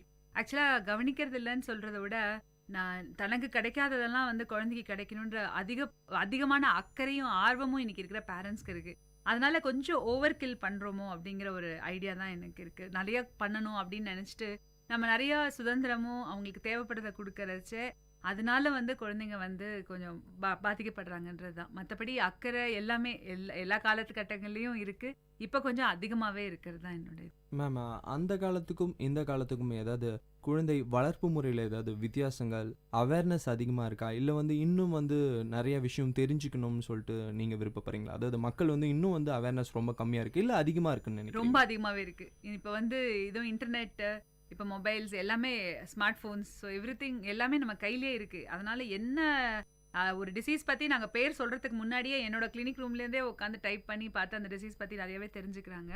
அதே மாதிரி நிறைய வெப்சைட்ஸும் இருக்குது, அவங்களுக்கு எப்படி எந்தெந்த ஏஜில் எப்படி குழந்தைய வளர்க்கணும்னு டைரக்ட் பண்ணுறது. பட் புக் வச்சு நம்ம குழந்தைய வளர்க்க முடியாது இல்லையா? ஒவ்வொரு குழந்தையும் ஒவ்வொரு மாதிரி வித்தியாசம். அந்த காலகட்டத்தில் கண்டிப்பு அதிகமாக இருந்தது, அன்பு இருந்தாலும் கண்டிப்பு அதிகமாக இருந்தது. இந்த காலகட்டத்தில் தாத்தா பாட்டி உள்பட அன்பு அதிகமாக இருக்குது, அந்த கண்டிப்பும் அந்த பயம் இருக்கிறது ரொம்ப கொஞ்சம் குறைஞ்சிட்டு வருது. ஆக்சுவலாக நல்லாவே குறைஞ்சிட்டு வருது. அவங்களுக்கு அதை யார்கிட்டையும் குழந்தைக்கு ஒரு பயம் அந்த மாதிரி இல்லை, டீச்சர்ஸ்கிட்டையும் பயம் இல்லை. இது ஒரு விதத்தில் பார்த்தா நல்லது. ஏன்னா குழந்தை அவங்களோட எப்படி வளரணுமோ அது சந்தோஷமாக வளர்கிறாங்க, ஒரு பூ மாதிரி இருக்காங்க. பட் என்னன்னா அதை வந்து நம்ம கண்டிக்க வேண்டிய தருணம் கண்டிக்கிறச்ச அதை எடுத்துக்கக்கூடிய மனப்பக்குவம் வந்து குழந்தைங்க கிட்ட இல்லை. நம்ம வந்து அதை வந்து சின்ன வயசுலேருந்தே வளர்த்தாதான் அது வரும். திடீர்னு வந்து 9வதுல வந்து ஏன் படிக்கல, ஏன் படிச்சே ஆகணும் அப்படின்னு சொல்றச்சு அந்த குழந்தைனால ஏற்றுக்க முடியல. ஸோ அந்த மனப்பக்குவம் வந்து அதுவும் வந்து நம்ம வளர்க்குறச்சே சொல்லியிருந்தோம்னா இந்த 2 காம்பினேஷன் நல்லா இருக்கும். இப்போ வந்து அது கொஞ்சம் குறைபாடாக இருக்கிற மாதிரி தான் ஒரு ஃபீலிங் இருக்கு. நம்ம குழந்தைன்னு சொல்லும்போது வந்து அதனோட மகளிரும் இணைஞ்சிடறாங்க, அதாவது பெண்களும் அதோட சேர்ந்துடுறாங்க. ஸோ பெண்களுக்கு எந்த மாதிரியான அட்வைஸ் மேம், அதாவது குழந்தை வந்து இப்படி தான் வளர்க்கணும், இந்த மாதிரி விஷயத்த கடைபிடிக்கணும், எந்த மாதிரியான ஆலோசனைக்காக உங்ககிட்ட இப்போ வராங்க? நிறைய வந்து நல்ல அதாவது சின்னதாக ஏதாவது கொடுக்கணும்னா கூட எங்ககிட்ட கேட்டுட்டு கொடுக்கணும் அப்படின்னு நினைக்கிறாங்க. அதாவது 6 மாசத்துல சாப்பாடு ஆரம்பிக்கணும்னா இதை கொடுக்கலாமா, நாங்கள் மேடம் அதை கொடுக்கலாமான்னு கேட்குறாங்க. அதெல்லாம் ரொம்ப நல்ல விதம். பட் என்ன அப்படின்னா அவங்க இந்த டிவி பார்க்குறதும் இல்லாமல் பக்கத்து வீட்டுக்காரங்க வந்து குழந்தைக்கு சத்துள்ள ஆகாரமாக நிறையா கொடுக்கணும்னு சொல்லிட்டு நிறைய இந்த பவுடர்ஸ் நிறைய ப்ரிஃபர் பண்ணுறாங்க, ரெடிமேட் ஃபுட் ஐட்டம்ஸ் ப்ரிஃபர் பண்ணுறாங்க. அது வந்து எனக்கு வந்து இதுவாக தெரியல. I don't feel it's comfortable. ஏன்னா நல்லது கிடையாது குழந்தைங்களுக்கு. நம்ம நாட்டு உணவே வந்து ரொம்ப ஆரோக்கியமான உணவு. ஆக்சுவலாக பார்த்தீங்கன்னா இட்லி முதற்கொண்டு இட்லியில் வந்து கரெக்டாக நம்ம உளுந்து போட்டிருப்போம், அரிசி போடுவோம், வெந்தயம் போட்டிருப்போம். இட்லி வந்து கார்போஹைட்ரேட், உளுந்து வந்து ப்ரோட்டீன்ஸு, வெந்தயம் வந்து நல்ல மினரல்ஸ் கரெக்டான அண்ட் ட்ரேஸ் எலிமெண்ட்ஸ் நிறையா இருக்குது. ஸோ ஒரு குழந்தைக்கு வந்து ஒரு இட்லி கொடுத்தோம் அப்படின்னா it was a wholesome food. நம்ம அதை விட்டுட்டு இப்போ வேறு விதமான உணவுப் பொருட்களோ இல்லை வந்து நம்ம அதே மாதிரி பழைய காலத்தில் பார்த்தீங்கன்னா லேடிஸ்க்கு எப்போவுமே வந்து அந்த டயத்தில் பீரியட்ஸ் டயத்தில் எள்ளுருண்டை கொடுப்பாங்க, நிறையா கடலை உருண்டை. இன்னும் கடலை வந்து has got jaggery and protein ரெண்டுமே சேர்த்து இருக்கு. அந்த உணவு பழக்கங்களை விட்டுட்டு நம்ம வந்து வேறு வெஸ்டர்ன் உணவு பழக்கம் தான் நல்லது, பவுடர்ஸ் கண்டிப்பாக கொடுக்கணும் அப்படின்னு நினைக்கிறதோ இல்லை மல்டிவைட்டமின் சிரப்ஸ் எல்லாம் கேட்கறது வந்து நான் வந்து அவாய்ட் பண்ண சொல்லுவேன். யூஸ்வலாக நம்ம வீட்டில் பண்ணி கொடுக்குற ஃப்ரெஷ்ஷான பொருட்கள் நம்ம கொடுக்கறது தான் பெஸ்ட்டு. அதே மாதிரி அடிக்கடி குழந்தைக்கு வந்து ஹோட்டல் கூட்டிகிட்டு போகிறது இல்லை வந்து இந்த ஃபுட் ஐட்டம்ஸ் லஞ்சில் வந்து ஸ்நாக்ஸ் ஸ்கூலுக்கு கொடுத்து அனுப்பணும்னா அவங்களுக்கு பட் ஒரு பட்டாணியோ ஒரு சுண்டலோ வீட்டில் பண்ணி கொடுக்குற பொருட்கள் வந்து கொடுக்கணும். அஃப்கோர்ஸ் இப்போ இருக்கிற காலகட்டத்தில் லேடிஸ் வந்து எல்லாருமே ஒர்க் பண்ண ஆரம்பித்ததுனால கஷ்டமாக இருக்கலாம். பட் சண்டேஸ் கொஞ்சம் பிளான் பண்ணி அதுக்கான பணியார மாவோ இல்லை அடை மாவோ சண்டேவே பிளான் பண்ணி அரைச்சி வச்சுக்கிட்டாங்கன்னா அந்த வாரத்தில் வந்து அதை வந்து யூஸ் பண்ணிக்கலாம். பட்டாணிலாம் நீங்கள் எப்போ வேணாலும் பண்ணி ஃப்ரிட்ஜில் வச்சுட்டு கூட அந்த டைமில் ஹீட் பண்ணி கொடுத்து அனுப்பலாம். ஸோ நம்ம வந்து கொஞ்சம் பிளான் பண்ணி அந்த குழந்தைக்கு வந்து ஆரோக்கியமான உணவு கொடுக்கணும். வெளியிலேருந்து டிவி அட்வர்டைஸ்மெண்ட் பார்த்து ஒரு I don't want to company பேர் சொல்ல விரும்பல, ஆனால் வந்து அவங்க அதை கொடுக்கறது வந்து அது கொடுத்தாதான் நல்லதுன்னு நினைக்கிறது வந்து தப்புன்றது தான் என்னோட இது. மற்றபடி வளர்ச்சி எல்லாருக்குமே நல்ல அக்கறை இருக்குது, அவேர்னஸும் இருக்குது. இப்போ நீங்கள் சொன்னீங்க நிறையா ஃபுட்ஸ் வந்து டிவியில் பார்த்து இப்போ குழந்தைய அதை மறுக்கவும் முடியாது, ரொம்ப அடம் பிடிப்பாங்க. ஸோ அந்த மாதிரி ஃபாஸ்ட் ஃபுட்டு ஐட்டம்ஸ் வந்து இப்போ நிறைய எடுத்துக்கிறாங்க, ஃப்ரைடு சிப்ஸு, அது மட்டும் இல்லாமல் வந்து சீக்கிரமாக தரக்கூடிய நூடுல்ஸு. ஸோ எந்த மாதிரியான ஃபுட்ஸு எடுத்துக்கலாம் நீங்கள் சொல்கிறீங்க மேம்? அதாவது ஸ்நாக்ஸும் அதே மாதிரி கவர் ஆகணும், அது சத்துள்ள ஆகாரமாகவும் இருக்கணும், அதேமாரி நம்மளுடைய பாரம்பரியமான உணவு வகையும் பிரியக்கூடாதுன்னு சொல்லுங்க. இப்போ சொன்னீங்க பட்டாணி, அந்த கடலை உருண்டை, அந்த மாதிரி விஷயம். எந்த மாதிரி உணவு வகைகள் வந்து இதுக்கு மாற்றுன்னு சொல்ல வரீங்க? அதான் இப்போ வந்து நீங்கள் நூடுல்ஸ் எல்லாம் நம்ம வந்து இறக்குமதி செய்யப்பட்ட உணவு, அதுக்கு இடியாப்பம் இருக்குது. அதுவும் இல்லாமல் இப்போ ரெடிமேட் இடியாப்பம் வந்திருக்கு. இப்போ வந்துருச்சுன்னா அதை வந்து நீங்கள் தாராளமாக யூஸ் பண்ணிக்கலாம். அதை எடுத்து தாளிச்சு போடுறது வந்து உங்களுக்கு டைம். நூடுல்ஸில் இருக்கக்கூடியதை விட இப்போ இடியாப்பம் மாவு வருது, கஞ்சி மாவு ரெகுலர் கிடைக்குது உங்களுக்கு. அதே மாதிரி ராகி தோசைலேருந்து ரவா தோசைலேருந்து எல்லாமே ரெடிமேடாக வந்து உங்களுக்கு அந்த மாதிரி மாவு வகைகள் யூஸ் பண்ணலாம். அது தவிர இந்த பர்கர், அந்த பீஸாஸ், அந்த மாதிரி வெஸ்டர்ன் இது வந்து ஒன்ஸ் ஆர் ட்வைஸ் ஒரு மாசத்துல ஒரு தடவை வந்து அந்த குழந்தைக்கு கூட்டிட்டு போகலாம். நான் அதுதான் சொன்னேன், அங்கதான் வந்து அந்த கண்டிப்பு வந்து நமக்கு தேவைப்படுது. எந்த விதத்துல வந்து இந்த சைல்டு ஷுட் நாட் டிக்டேட். அதுக்கு தெரியாது, எப்பவுமே வந்து ரொம்ப அழகான பொருள் இருந்தா எல்லா குழந்தையும் ஆசைப்பட தான் செய்யும்.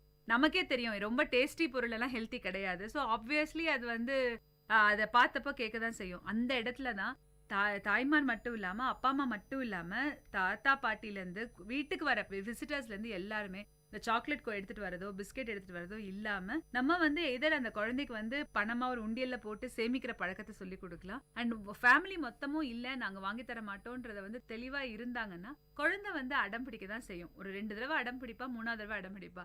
It's like a positive reinforcement. அடம் பிடிச்சா கொடுக்குறாங்கன்னு தெரிஞ்ச உடனே அடுத்த தடவை அதே தான் செய்ய போகிறாங்க.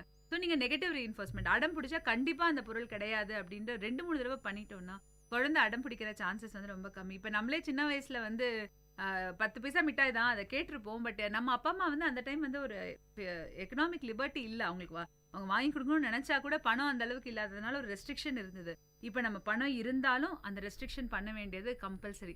அப்பதான் அந்த குழந்தைக்கு வந்து ஆரோக்கியமான, இல்லைன்னா அவ போய் சாப்பிடாமையே வருவாங்க. இப்போ நாங்கள் வந்து ஒரு ஜென்ரலாக வந்து எந்த ஸ்கூல் ஹெல்த் செக்கப்போ எங்கே போனாலும் இப்போ பார்த்தீங்கன்னா லேடி சில்ட்ரன் கேர்ள் சில்ட்ரன் இடத்துல வந்து கண்டிப்பாக பீரியட்ஸ் ப்ராப்ளம் இருக்குது, கண்டிப்பாக வந்து அனீமியா இருக்குது. இப்போ கவர்மெண்ட்டே வியாழக்கிழமை வந்து இரும்பு சத்து மாத்திரை எல்லாருக்குமே தராங்க. ஏன் அப்படின்னா 48% மேலே இந்த ஏஜ் குரூப்பில் குழந்தைங்களுக்கு இரும்பு சத்து கம்மியாக இருக்குது. இது எங்கேயாவது முன்னாடி படிச்சிருக்கோமா? இல்லை. ரெண்டாவது பீரியட்ஸ் ப்ராப்ளம் எல்லாருக்கும் இருக்குது, எல்லாருக்குமே தெரியும். பசங்களை எடுத்துக்கிட்டிங்கன்னா எல்லாரும் இப்போ கண்ணாடி போகிற நிலைமைக்கு வந்திருக்காங்க. இதெல்லாம் எதனால? இது வந்து நம்மளோட உணவு பழக்க முறை மாறினதுனால தான். ஸோ இதனால நம்ம வந்து எப்பவுமே வந்து குழந்தைய வந்து அந்த டைம் அழுகுது அப்படின்னு நம்ம சாட்டிஸ்ஃபை பண்ணோம்னா பிற்காலத்தில் அது அழக்கூடிய நிலைமை வந்து அது அப்போ எதுவுமே பண்ண முடியாது. ஸோ நம்ம கண்டிப்பாக இந்த இடத்துல இருக்க வேண்டியது கட்டாயம். மேம் இப்போ சொன்னீங்க கொஞ்ச நேரத்துக்கு முன்னாடி, அதாவது வந்து இப்போ பெண்களுக்கு வந்து கொஞ்சம் பீரியட்ஸ் ப்ராப்ளம் இருக்குது, அந்த அனிமியா, இரும்புச்சத்து அந்த மாதிரி விஷயங்கள் இருக்குது. பெண்களுக்கு நீங்கள் எந்த மாதிரியான அட்வைஸ் தரீங்க மேம்? இந்த பீரியட் ப்ராப்ளம்ஸ் எந்த மாதிரியான டிப்ஸ் நீங்கள் தரீங்க? ஜென்ரலாக வந்து அடலசன்ட் கேர்ள்ஸ் இருக்காங்க வீட்டில் அப்படின்னாலே வந்து கீரை கண்டிப்பாக சேர்த்துக்கணும், எள்ளுருண்டை அந்த மாதிரி கடலை உருண்டை. ஸோ இரும்பு சத்து அதிகமாக இருக்குது, முருங்கைக்கீரை, ராகி அந்த மாதிரி இரும்பு சத்து அதிகமாக இருக்கிறப்ப டேட்ஸ் வந்து பழங்கள் சாப்பிட சொல்லணும் கம்பல்சரியாக கேர்ள்ஸ்க்கு. அதுக்கப்புறம் வந்து வயிறு வலி வந்து ஜென்ரலாக அந்த மாதவீடு ஆன முதல் 2-3 நாள் அது நார்மல் தான். பட் ரொம்ப அதிகப்படியாக அவள் ஸ்கூலுக்கே போக முடியாமல் இருந்ததுன்னா அதுக்கு மாத்திரைகள் எடுக்கிறதுல தப்பு கிடையாது. அதை அவங்களுக்கு சொல்லித்தரணும். they'll have to be taught about hygiene. அதாவது அந்த டயத்தில் வந்து பேட்ஸ் கரெக்டாக மாற்றுறதுக்கும் இதுக்கும் அம்மாக்கள் வந்து சங்கோஜப்பட்டாங்கன்னா டாக்டர் கிட்ட கூட்டிட்டு போயிட்டு எது அவ கரெக்ட், இது வந்து நார்மல் தான், வரலைன்னா பரவாயில்ல, இல்லை நான் ஒரு நாளைக்கு நிறையா வந்து பேட்ஸ் மாற்றினாலும் பரவாயில்லன்னு வந்து ஜஸ்ட் லைக் தட் விடாமல் ஒரு டாக்டரை பார்த்து கரெக்டாக வந்து செக் பண்ணி ஹீமோக்ளோபினும் பார்த்துட்டு இரும்பு சத்து கொடுக்கறது ரொம்ப compulsory. We have to educate the girls. ஒரு 8th ஸ்டாண்டர்ட் 7th ஸ்டாண்டர்ட் ஸ்டேஜ்லேயே என்னென்ன பண்ணணும், எப்படி பண்ணணும், ஹைஜீன் எப்படி மெயின்டைன் பண்ணிக்கணுங்கிறத நம்ம சொல்லிக் கொடுக்க வேண்டியது ரொம்ப கட்டாயமான ஒன்று டெஃபினட்டாக. ரெண்டாவது அகெயின் ஒல்லியாக இருந்தாலும் ப்ராப்ளம்ஸ் வரலாம், ரொம்ப குண்டாக இருந்தாலும் ப்ராப்ளம்ஸ் வரலாம். ஸோ ரெண்டுமே diet maintenance and weight maintenance அந்த டயத்தில் ரொம்ப குழந்தை வளர்ப்பு முறையை பற்றி பேசிகிட்டு இருக்கோம். அதாவது கர்ப்பமாக இருக்கிற சமயத்தில் அந்த சமயத்தில் பெண்கள் எந்த மாதிரியான ஃபுட்ஸு, மற்றபடி எப்படி எவ்வளோ எந்த மாதிரி அலர்ட்டாக இருக்கணும் அந்த மாதிரி விஷயங்கள்? ஜென்ரலி வந்து பார்த்திங்கன்னா நம்ம இந்தியாவில் வந்து ஸ்மோக்கிங்கோ ட்ரிங்கிங்கோ லேடிஸ்க்கு நடுவில் இல்லை. லக்கிலி வெஸ்டர்ன் கண்ட்ரீஸில் நிறைய ஸ்மோக்கிங் அண்ட் ட்ரிங்கிங் வந்து வர ஆரம்பிக்கிறதுனால அதனால ப்ராப்ளம்ஸ் வருது. நம்ம நாட்டில் வந்து நம்மளோட ஃபுட் ஐட்டம்ஸை கரெக்டாக சாப்பிட்டு கரெக்டான நேரத்தில் சில பேர் வாந்தி எடுத்துக்கிட்டே இருப்பாங்க. அப்போ வந்து நியூட்ரிஷன் ரொம்ப போகாது. ஆக்சுவலாக வந்து அம்மா ஆகிறதுக்கு முன்னாடி தான் ப்ரிப்ரேஷன் அதிகம். ஏன்னா வந்து அந்த அடலசன்ட் பீரியட்லேயே நல்லா சாப்பிட்டுட்டு அதே மாதிரி கர்ப்பம், அதாவது கல்யாணத்தில் நீங்கள் வந்து கோல்டு வாங்கி கொடுக்கலனாலும் ஃபோலிக் ஆசிட்னு ஒரு டேப்லெட் இருக்குது 5 mg. அது என்னென்னா it is one of the preventive for neural tube டிஃபெக்ட்ஸ்னு சொல்லுவோம். அதாவது மூளையிலேருந்து முதுகு தண்டில் இப்போ வந்து சில குழந்தைங்களுக்கு அந்த இடத்துல வந்து அந்த இடம் கூடாமல் நரம்பு வந்து வெளியில் வரும். ரொம்ப அதாவது குழந்தை உயிருக்கு ஆபத்தானது கிடையாது, பட் அதனால குழந்தையோட யூரின் போகிற இதுவோ நடக்கிறதோ எல்லாமே பாதிக்கிறது. It's called spinal defect, neural tube defect. அது வராமல் இருக்கிறதுக்கு ஃபோலிக் ஆசிட் சாப்பிடணும். ஸோ அதை வந்து அவங்க ப்ரெக்னென்ட் ஆகிறதுக்கு முன்னாடி 3 months முன்னாடியிலேருந்தே அதை சாப்பிட்டாங்கன்னா ரொம்ப நல்லது. ப்ரெக்னென்ட் ஆனதுக்கப்புறம் வாந்தி வருது அப்படின்றதுக்காக ஃபுட் அவாய்ட் பண்ணாமல் ஃப்ரெஷ் ஜூஸஸ் அண்ட் வெஜிடபிள்ஸ் எடுத்துக்கலாம்.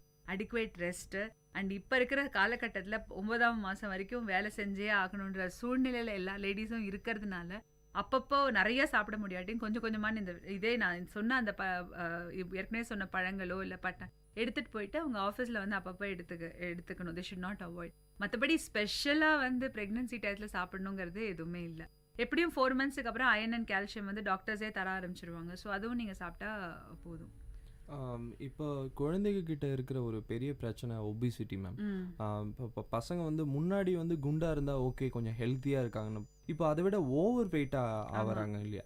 அதை தவிர்க்கிறது அதனுடைய பின் விளைவுகள் என்ன? ஒபிசிட்டி வந்துட்டா ஆக்சுவலாக ஃபர்ஸ்ட் எதனால வருதுங்கிறத யூஸ்வலாக பார்த்தீங்கன்னா 2-3 இயர்ஸில் வந்து குழந்தை சாப்பிடாது. That is called as toddlers இது அனரெக்சியா, நார்மல். அதாவது அவங்களுக்கு எப்படின்னா அந்த டயத்தில் வந்து நிறைய கற்றுக்குறாங்க விஷயங்கள். ஸோ இப்போ எப்படி ஃபுல் ஸ்டமக் சாப்பிட்டு நம்ம தூங்கிடுவோம் இல்லையா? ஸோ குழந்தை வந்து நிறைய சாப்பிட்டா அது வந்து அதுக்கு வந்து மூளை வளர்ச்சி இருக்காது. So it wants to learn. அப்போ வந்து ஜென்ரலி பார்த்தீங்கன்னா ஒரு 1/2 இட்லி சாப்பிடும், இல்லை 1/4 இட்லி சாப்பிடும், இல்லை ஒரு சமயம் வேண்டான்னு சொல்லும். நம்ம கொஞ்சம் விட்டுடணும். அந்த டைமில் போட்டு எக்ஸ்ட்ரா ப்ரெஷர் பண்ணி அதை சாப்பிட்டே ஆகணும்னு வந்து அதை திணிச்சோம் அப்படின்னா அப்போ குண்டாகவே ஆக மாட்டாங்க. பட் ஒரு 6 years 8 yearsல தே ஸ்டார்ட் பிகமிங் ஃபேட். ரெண்டாவது இப்போ எல்லா லேடிஸும் என்ன நினைக்கிறாங்கன்னா காலையில் வந்து பாலோட பிஸ்கெட் தர பழக்கம் இருக்குது நிறைய பேருக்கு. அதே மாதிரி நான் இந்த கமர்ஷியல் ஃபுட் ப்ராடக்ட்ஸ் சொன்னேன், அதை யூஸ் பண்ணுற பழக்கம் இருக்குது. இன்வேரியபிளி சில வெஸ்டர்ன் அவுட்லெட்ஸோ இல்லை நம்ம இதுலேயே பார்த்தீங்கன்னா இந்த சிக்கன் வந்து அதை வந்து நிறைய அந்த ஈஸ்ட்ரோஜன் போடப்பட்ட சிக்கன் பிராய்லர் சிக்கன்ஸ் வாங்கி தருவாங்க. அது வந்து எதுவுமே சாப்பிடாட்டியும் சிக்கன் சாப்பிடுவாங்கன்னு சொல்லுவாங்க. ஸோ ஆல் தட் இதெல்லாம் வந்து ஹை கொலஸ்ட்ரால் இது. ஸோ வெயிட் போடும்.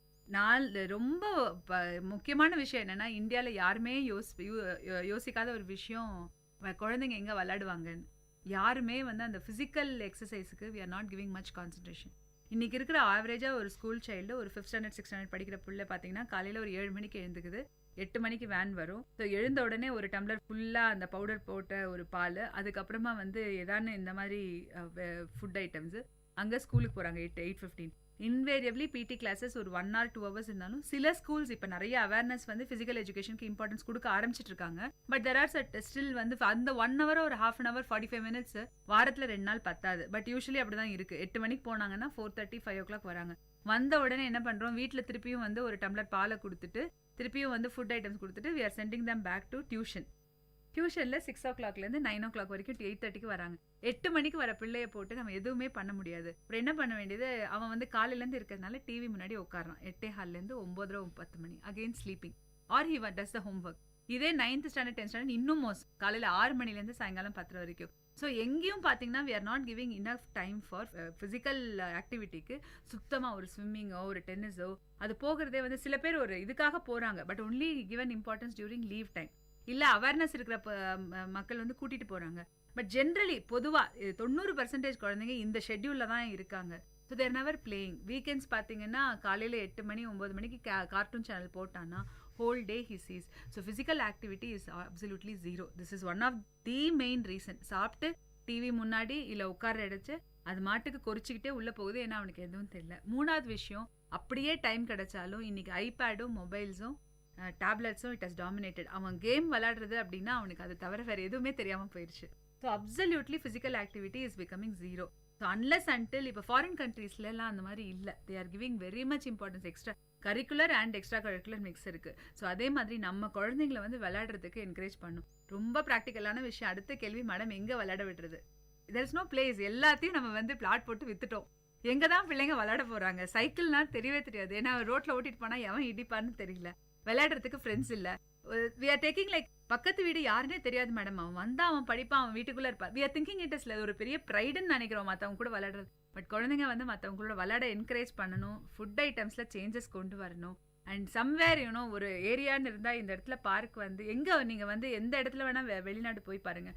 ஒவ்வொரு செக்டார்லேயும் இந்த அளவுக்கு பார்க் இருக்கணுன்ற ஸ்பெசிஃபிகேஷன். இங்கே நம்ம பார்க்கையும் வந்து வீடாக போட்டு வித்துடுறோம், பட்டா இல்லைனாலும் வித்துடுறோம். ஸோ அதை மட்டும் கொஞ்சம் மாற்றி அஸ் அ பப்ளிக் அவேர்னஸ் வந்து we should increase a park area. Children should play. You are not giving space. இடமே கொடுக்கல குழந்தைங்களுக்கு. அதோட பின்விளைவுகள் தான் இந்த ஒபிசிட்டி. அஸ் அ சொசைட்டி நம்ம மாறினா தான் இது மாறும். நிறைய விஷயம் சொன்னீங்க மேம். அதாவது இப்போ இருக்கிற குழந்தைங்களுக்கு நிறைய பேருக்கு சைக்கிள் ஓட்ட கூட தெரியறது கிடையாது. அது ரீசன் என்னன்னா நம்ம சொல்லியும் கொடுக்கறது இல்லை, அவங்களுக்கு முடியாது, இடமும் இல்லை.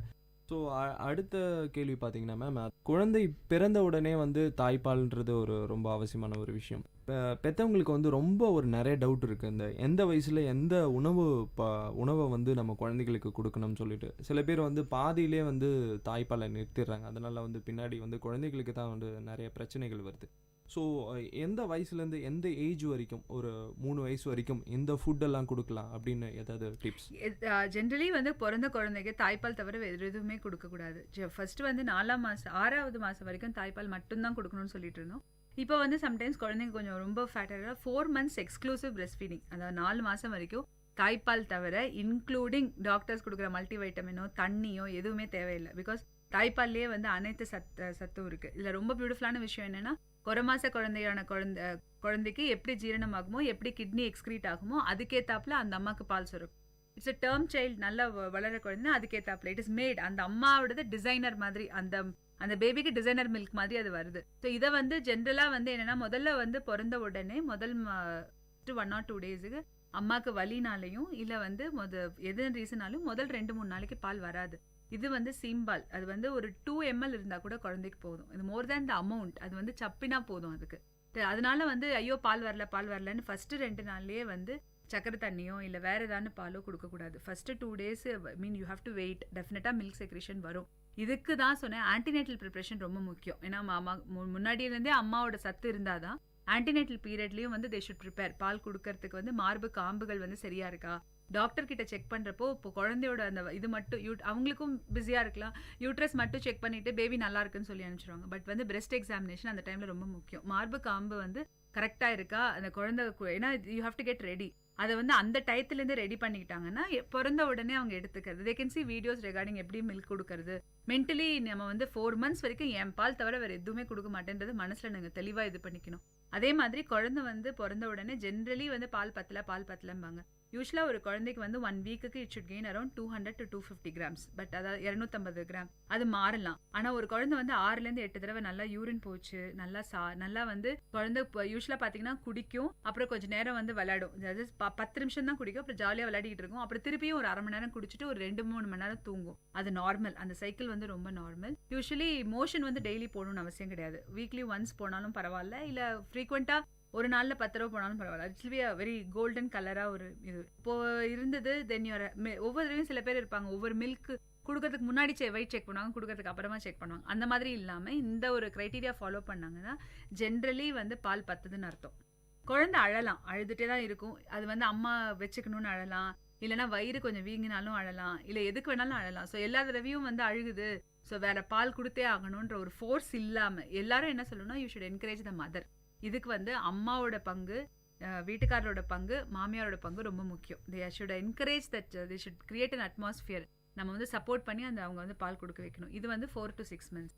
4ஆம் மாதம் இல்லை 6ஆம் மாதத்துக்கு அப்புறமா வந்து செமி சாலிட் டயட்ஸ் கொடுக்க ஆரம்பிக்கலாம். லைக் கஞ்சி அந்த மாதிரி ஆரம்பிச்சு அதுக்கப்புறம் வந்து boiled and mashed food items வந்து கொஞ்சம் கொஞ்சமாக வந்து யூ கேன் ஸ்டார்ட் கிவிங். அதுக்கப்புறம் வந்து ஃப்ரம் 6 months ஆன்வர்ட்ஸ் வந்து நல்ல வேக வச்ச காய்கறிகள் மிக்ஸ் பண்ணி டயட்டு. சில பேர் வந்து மிக்சியில் போட்டு அடித்து கொடுப்பாங்க, அந்த மாதிரி இல்லாமல் கையினால மெசஞ்சு கொடுக்கலாம். தயிர், யோகர்ட் நிறையா தரலாம், வெஜிடபிள்ஸ் நிறையா தரலாம். By about 10 or 11 months only non vegetarian foods வந்து ஸ்டார்ட் பண்ணணும். அதுவும் மட்டன் சூப், சிக்கன் சூப் அந்த மாதிரி ஆரம்பிச்சு பை 1 year ஒரு சைல்டு வந்து it should be able to feed among the family. நம்ம கூட உட்காந்து சாப்பிட்ற அளவுக்கு. பட் நம்ம இந்தியன் இதில் வந்து அப்போதான் வந்து மடியில் தூக்கி வச்சுக்கிட்டு பார்த்து ஊட்டி எல்லாத்தையும் மசிச்சு தருவோம். அந்த மாதிரி இல்லாமல் வந்து நம்ம கூட உட்காந்து சாப்பிட்டு கையிலால் சாப்பிட்டு பழக்கிறதுக்கு அந்த டயத்தில் ஸ்டார்ட் பண்ணலாம். 3 years there is no special food. நம்ம சாப்பிட்ற எல்லா ஃபுட் ஐட்டம்ஸும் கொடுக்கணும், வெளி ஐட்டம்ஸ் கொஞ்சம் அவாய்ட் பண்ணணும். அதுதான். இப்போ குழந்தை பிறந்தவுடனே எல்லாருக்குமே ஒரு கான்ஷியஸ் இருக்கு மேம். ஒரு சின்ன சளி பிடிச்சிடக்கூடாது, டயரியோ ஏதோ போகும்போது வந்து இந்த பேரண்ட்ஸ் வந்து ரொம்ப பயந்துடுறாங்க. ஸோ இதெல்லாம் நார்மலான ரீசன் தான், குழந்தைகளுக்கு எல்லா விஷயமும் வரும். பேரண்ட்ஸ்க்கு எந்த மாதிரியான அறிவுரை கோருங்க? இல்லை, நார்மலி வந்து சின்ன வயசில் வந்து குழந்தைக்கு சளியோ ஜுரமோ வந்தால் அது நார்மல் வைரல்.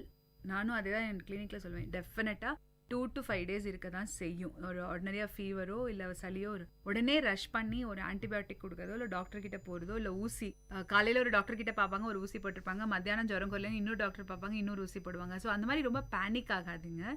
ஃபீவர் வந்து ஒரு ஜுரங்கிறது ஒரு வந்து ஆபத்துக்கு அறிகுறி கிடையாது. ஜுரங்கிறது உடம்போட எதிர்ப்பு சக்தியை குறைக்குது. அது வந்து உடம்புக்குள்ள ஒரு கிருமி வந்துச்சு, அந்த கிருமி எனக்கு வேண்டான்னு உடம்பு எதிர்க்குதே தவிர அது ஆபத்துக்கான அறிகுறி இல்லை. ஜென்ரலி பொதுவாக வந்து எது ஆபத்தான அறிகுறி அப்படின்னு சொன்னா, ஒன்று வந்து குழந்தை வந்து ரொம்ப இடைவிடாம வாந்தி எடுத்துக்கிட்டே இருந்து, இல்லை வந்து குழந்தை வந்து கையில் எடுத்தீங்கன்னா தொய்வா விழறது. உங்களுக்கே தெரியும், அதை எடுத்து அப்படி ஒரு கிழிஞ்ச துணி மாதிரி அப்படி டவல் தொய்வா இருக்கிறது. 3வது ஜுரம் இல்லாத சமயத்திலையும் குழந்தை வந்து ஆக்டிவாக இல்லாமல் சோர்வாக உட்காந்துக்கிட்டே இருக்கிறது, இல்லையா வந்து ஃபிட்ஸ். அஃப்கோர்ஸ் அது வலிப்பு வந்தால் யாரும் வீட்டில் வச்சுருக்க போகிறதில்ல. இந்த மாதிரி இருக்கிறது தான் டேஞ்சர் சைன்ஸ். இந்த மாதிரி இருந்ததுன்னா இமீடியட்டாக மருத்துவமனையை அணுகணும். இல்லை அப்படின்னு சொன்னால் தே கேன் வெயிட். இது வந்து நார்மல் வைரல் ஃப்ளூ. அதே மாதிரி மூக்கில் தண்ணி மாதிரி ஒழுகிறது, இட்ஸ் அ வைரல் இன்ஃபெக்ஷன். பயப்படவே வேண்டாம். ஜுரம் விட்டு விட்டு வர்றது நார்மல் கம்ப்ளீட்டாக. நடுவில் அதாவது நல்லா ஜுரம் இருக்கிறச்சே சோர்வாக இருக்கும், மற்ற நேரத்தில் விளையாடிக்கிட்டு இருக்கும். அதே மாதிரி சாப்பிடவே இல்லைன்னு பயப்படுவாங்க. ஜென்ரலி குழந்தைங்க வந்து ஒரு நாய்க்குட்டி மாதிரி. நாய்க்குட்டி வந்து உடம்பு சரியில்லை அப்படின்னா it will not eat anything, but then it will compensate. அது முடிச்சோடனே அதே மாதிரி இவங்க வந்து டைஜஸ்ட் ஆகலை சாப்பிட. நம்ம ஜுரம் இருந்தால் உட்காந்து சிக்கன் மட்டன் சாப்பிட்டுட்டு இருக்க போகிறதில்ல. அதே மாதிரி குழந்தைங்களும் வந்து they need time to recover. So அதுக்கு வேணுங்கிற உணவு ஒரு மில்கோ இல்லை ஒரு கஞ்சியோ அந்த டைம் கொடுத்துட்டு தண்ணி நிறையா ஹைட்ரேஷன் வந்து நல்லா இருக்கான்னு பார்த்துக்கணும். ஸோ எலக்ட்ரால் மாதிரி பவுடர், ஓஆர்எஸ் வந்து கொடுத்து அவங்க ஹைட்ரேஷன் நல்லா வச்சுக்கிட்டாலே போதும். ஜென்ரலாக பேதி வந்து ஜென்ரலி கீப் தெம் ஹைட்ரேட்டட். நிறைய ஓஆர்எஸ் வந்து கொடுத்துக்கிட்டே இருக்கணும். ஓஆர்எஸ் தான் mainstay of treatment. Because most of the diarrhoea 90% of diarrhoea viral இன்ஃபெக்ஷனால தான். மருந்து கொடுக்கறதுனால சரியாக போகிறதில்ல. பட் யூஸ்வலாக ஸ்மெல்லி ரொம்ப ஸ்மெல்லாக இருக்குது, இல்லை வந்து அதில் ரத்தம் கலந்து வருது, இல்லை குழந்தைக்கு ரொம்ப ஜுரம் இருக்குன்னா நாங்கள் ஆன்டிபயோட்டிக் கொடுப்போம். அந்த ஸ்டேஜில் நீங்கள் டாக்டர் பார்க்குறது. ரொம்ப பயமாக இருந்ததுன்னா ஒரு கன்சல்டேஷன் பண்ணிக்கலாம், இது வந்து நார்மல் ஃபீவர் தானா அப்படின்னு. Once a say it's normal fever, better not change the doctor or the medicine. டாக்டர்ஸ்க்கு ஒன்றும் ஆக போகிறதில்ல, பட் உங்கள் குழந்தைக்கு காலையில் ஒரு மருந்து, ஒரு ஊசி, திருப்பி ஒரு மருந்து, ஊசி, இட் இஸ் நாட் குட். அதே மாதிரி இன்ஜெக்ஷன்ஸ் டோட்டலாக அவாய்ட் பண்ணணும். மேம், இப்போ சமீப காலமாக அதாவது வந்து மார்பக புற்றுநோய், அதாவது சில தாய்மார்கள் வந்து குழந்தைக்கு சரியாக பால் கொடுக்கறதில்ல. ஸோ அந்த மாதிரி இருக்கிறவங்களுக்கு வந்து இந்த பிரெஸ்ட் கேன்சர் சொல்லக்கூடிய இந்த மார்பக புற்றுநோய் வருவதற்கான ரீசன்கள் இருக்கா, அதிகமாக வாய்ப்புகள் அதிகமாக இருக்கா? ஆக்சுவலாக வந்து breast cancer can come to anybody. அது வந்து one of the protective factors, அதாவது வராமல் இருக்கிறதுக்கு ஒரு ப்ரொடெக்டிவ் ஃபேக்டர் வந்து பிரெஸ்ட் ஃபீடிங் தான். என்ன கண்டுபிடிச்சிருக்காங்கன்னா, குழந்தைங்க இல்லாதவங்க இல்லை வந்து தாய்ப்பால் கொடுக்காதவங்க கிட்ட வந்து மார்பக புற்றுநோய் அதிகமாக இருக்குன்னு கண்டுபிடிச்சிருக்காங்களே தவிர, பட் அதுதான் ரீசன்னு சொல்ல முடியாது. ரெண்டாவது வந்து இன்னி காலகட்டத்தில் வந்து நான் இவ்வளோ ஒரு நாளைக்கு 100 குழந்தைய பார்த்தா கூட எந்த மதரும் வந்து எனக்கு தெரிஞ்சு, ஏன்னா நான் நிறைய காலேஜ் கேர்ள்ஸ் வந்து எல்லாருமே பார்த்துருக்கேன், எல்லாருக்கும் கொடுக்கணுன்ற ஆசை டெஃபினட்டாக இருக்குது.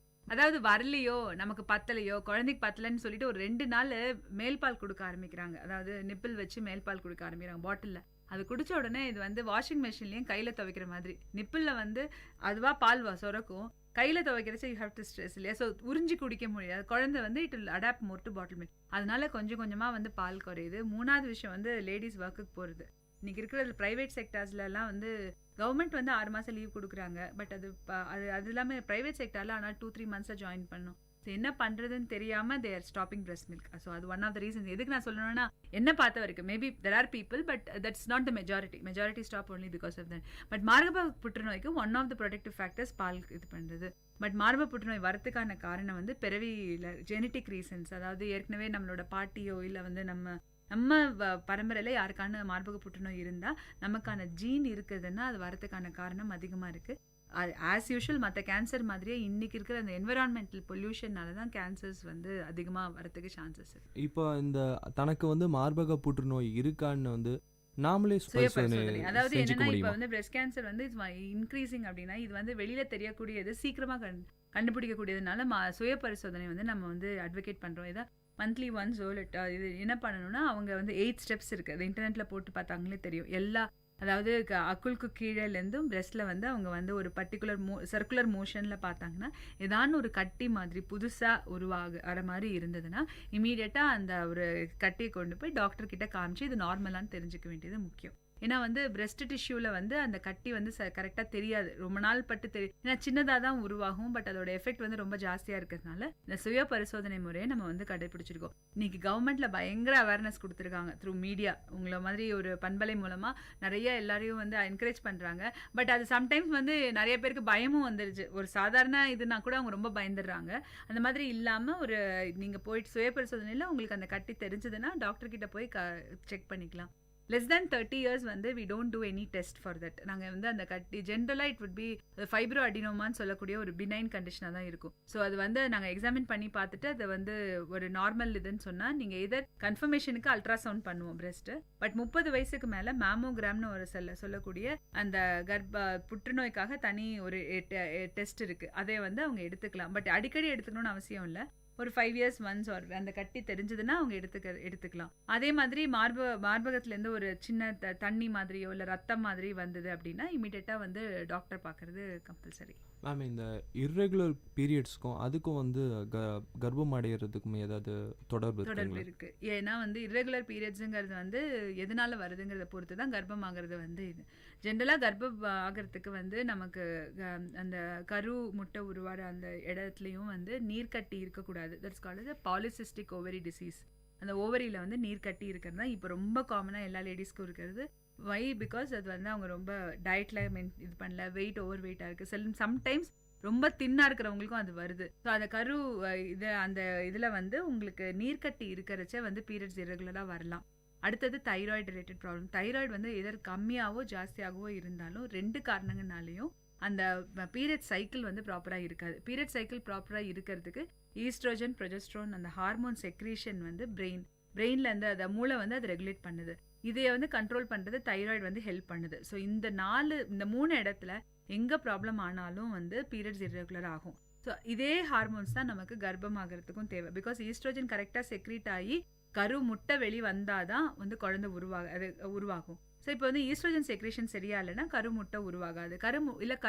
அந்த இது வந்து நீர்க்கட்டி இருந்ததுனாலும் கருமுட்டை உருவாகாது. ஸோ இது எல்லாமே வந்து கனெக்டட். ஸோ இர்ரெகுலர் பீரியட்ஸ் இருந்ததுன்னா ஜென்ரலாக பொதுவாக ஒரு பெண் வந்து முதல்ல வந்து பீரியட்ஸ் மாதவிட ஆரம்பிக்கிற சமயத்தில் அது இர்ரெகுலராக இருக்கலாம். 2 மாதம் 3 மாதத்துக்கு ஒரு தடவை வரலாம், இல்லை மாதம் வரலாம், ரொம்ப கம்மியாக வரலாம். அந்த மாதிரி இருக்கிறது வந்து நார்மல் தான். பட் ஜென்ரலி டுவர்ட்ஸ் 17-18 இயர்ஸ் வந்து அந்த பீரியட்ஸ் வந்து ரெகுலரைஸ் ஆகிடணும். ஆனால் தான் வந்து அந்த இது சான்சஸ். அப்படி ஆகலை அப்படின்னா பெட்டர் வந்து ஒரு டாக்டர் கம்பல்சரியாக கன்சல்ட் பண்ணி. இது எல்லாரும் என்ன பண்ணுவாங்கன்னா, கல்யாணத்துக்கு முன்னாடி யாருமே எங்ககிட்ட வரது கிடையாது. கல்யாணத்துக்கு முன்னாடி பீரியட்ஸ் இரெகுலராக இருக்குன்னா some people only come for checkup. ஜென்ரலாக பொதுவாக வந்து இப்போ அவேர்னஸ் இன்க்ரீஸ் ஆகிட்டு இருக்கு. முன்னையோட இப்போ நிறைய அவேர்னஸ் இருக்கு. பட் பொதுவாக வந்து கல்யாணம் ஆன உடனே வந்து தான் டென்ஷன் அதிகமாகுது அவங்களுக்கு, வழியோ உருவாகலையேன்னு. இன்னொன்று என்னன்னா, கல்யாணத்துக்கு அப்புறம் வந்து ஒரு 3 to 6 months கன்சீவ் ஆகலைன்னா அது நார்மல் தான். அதுவும் நம்ம டென்ஷன் அடையக்கூடாது.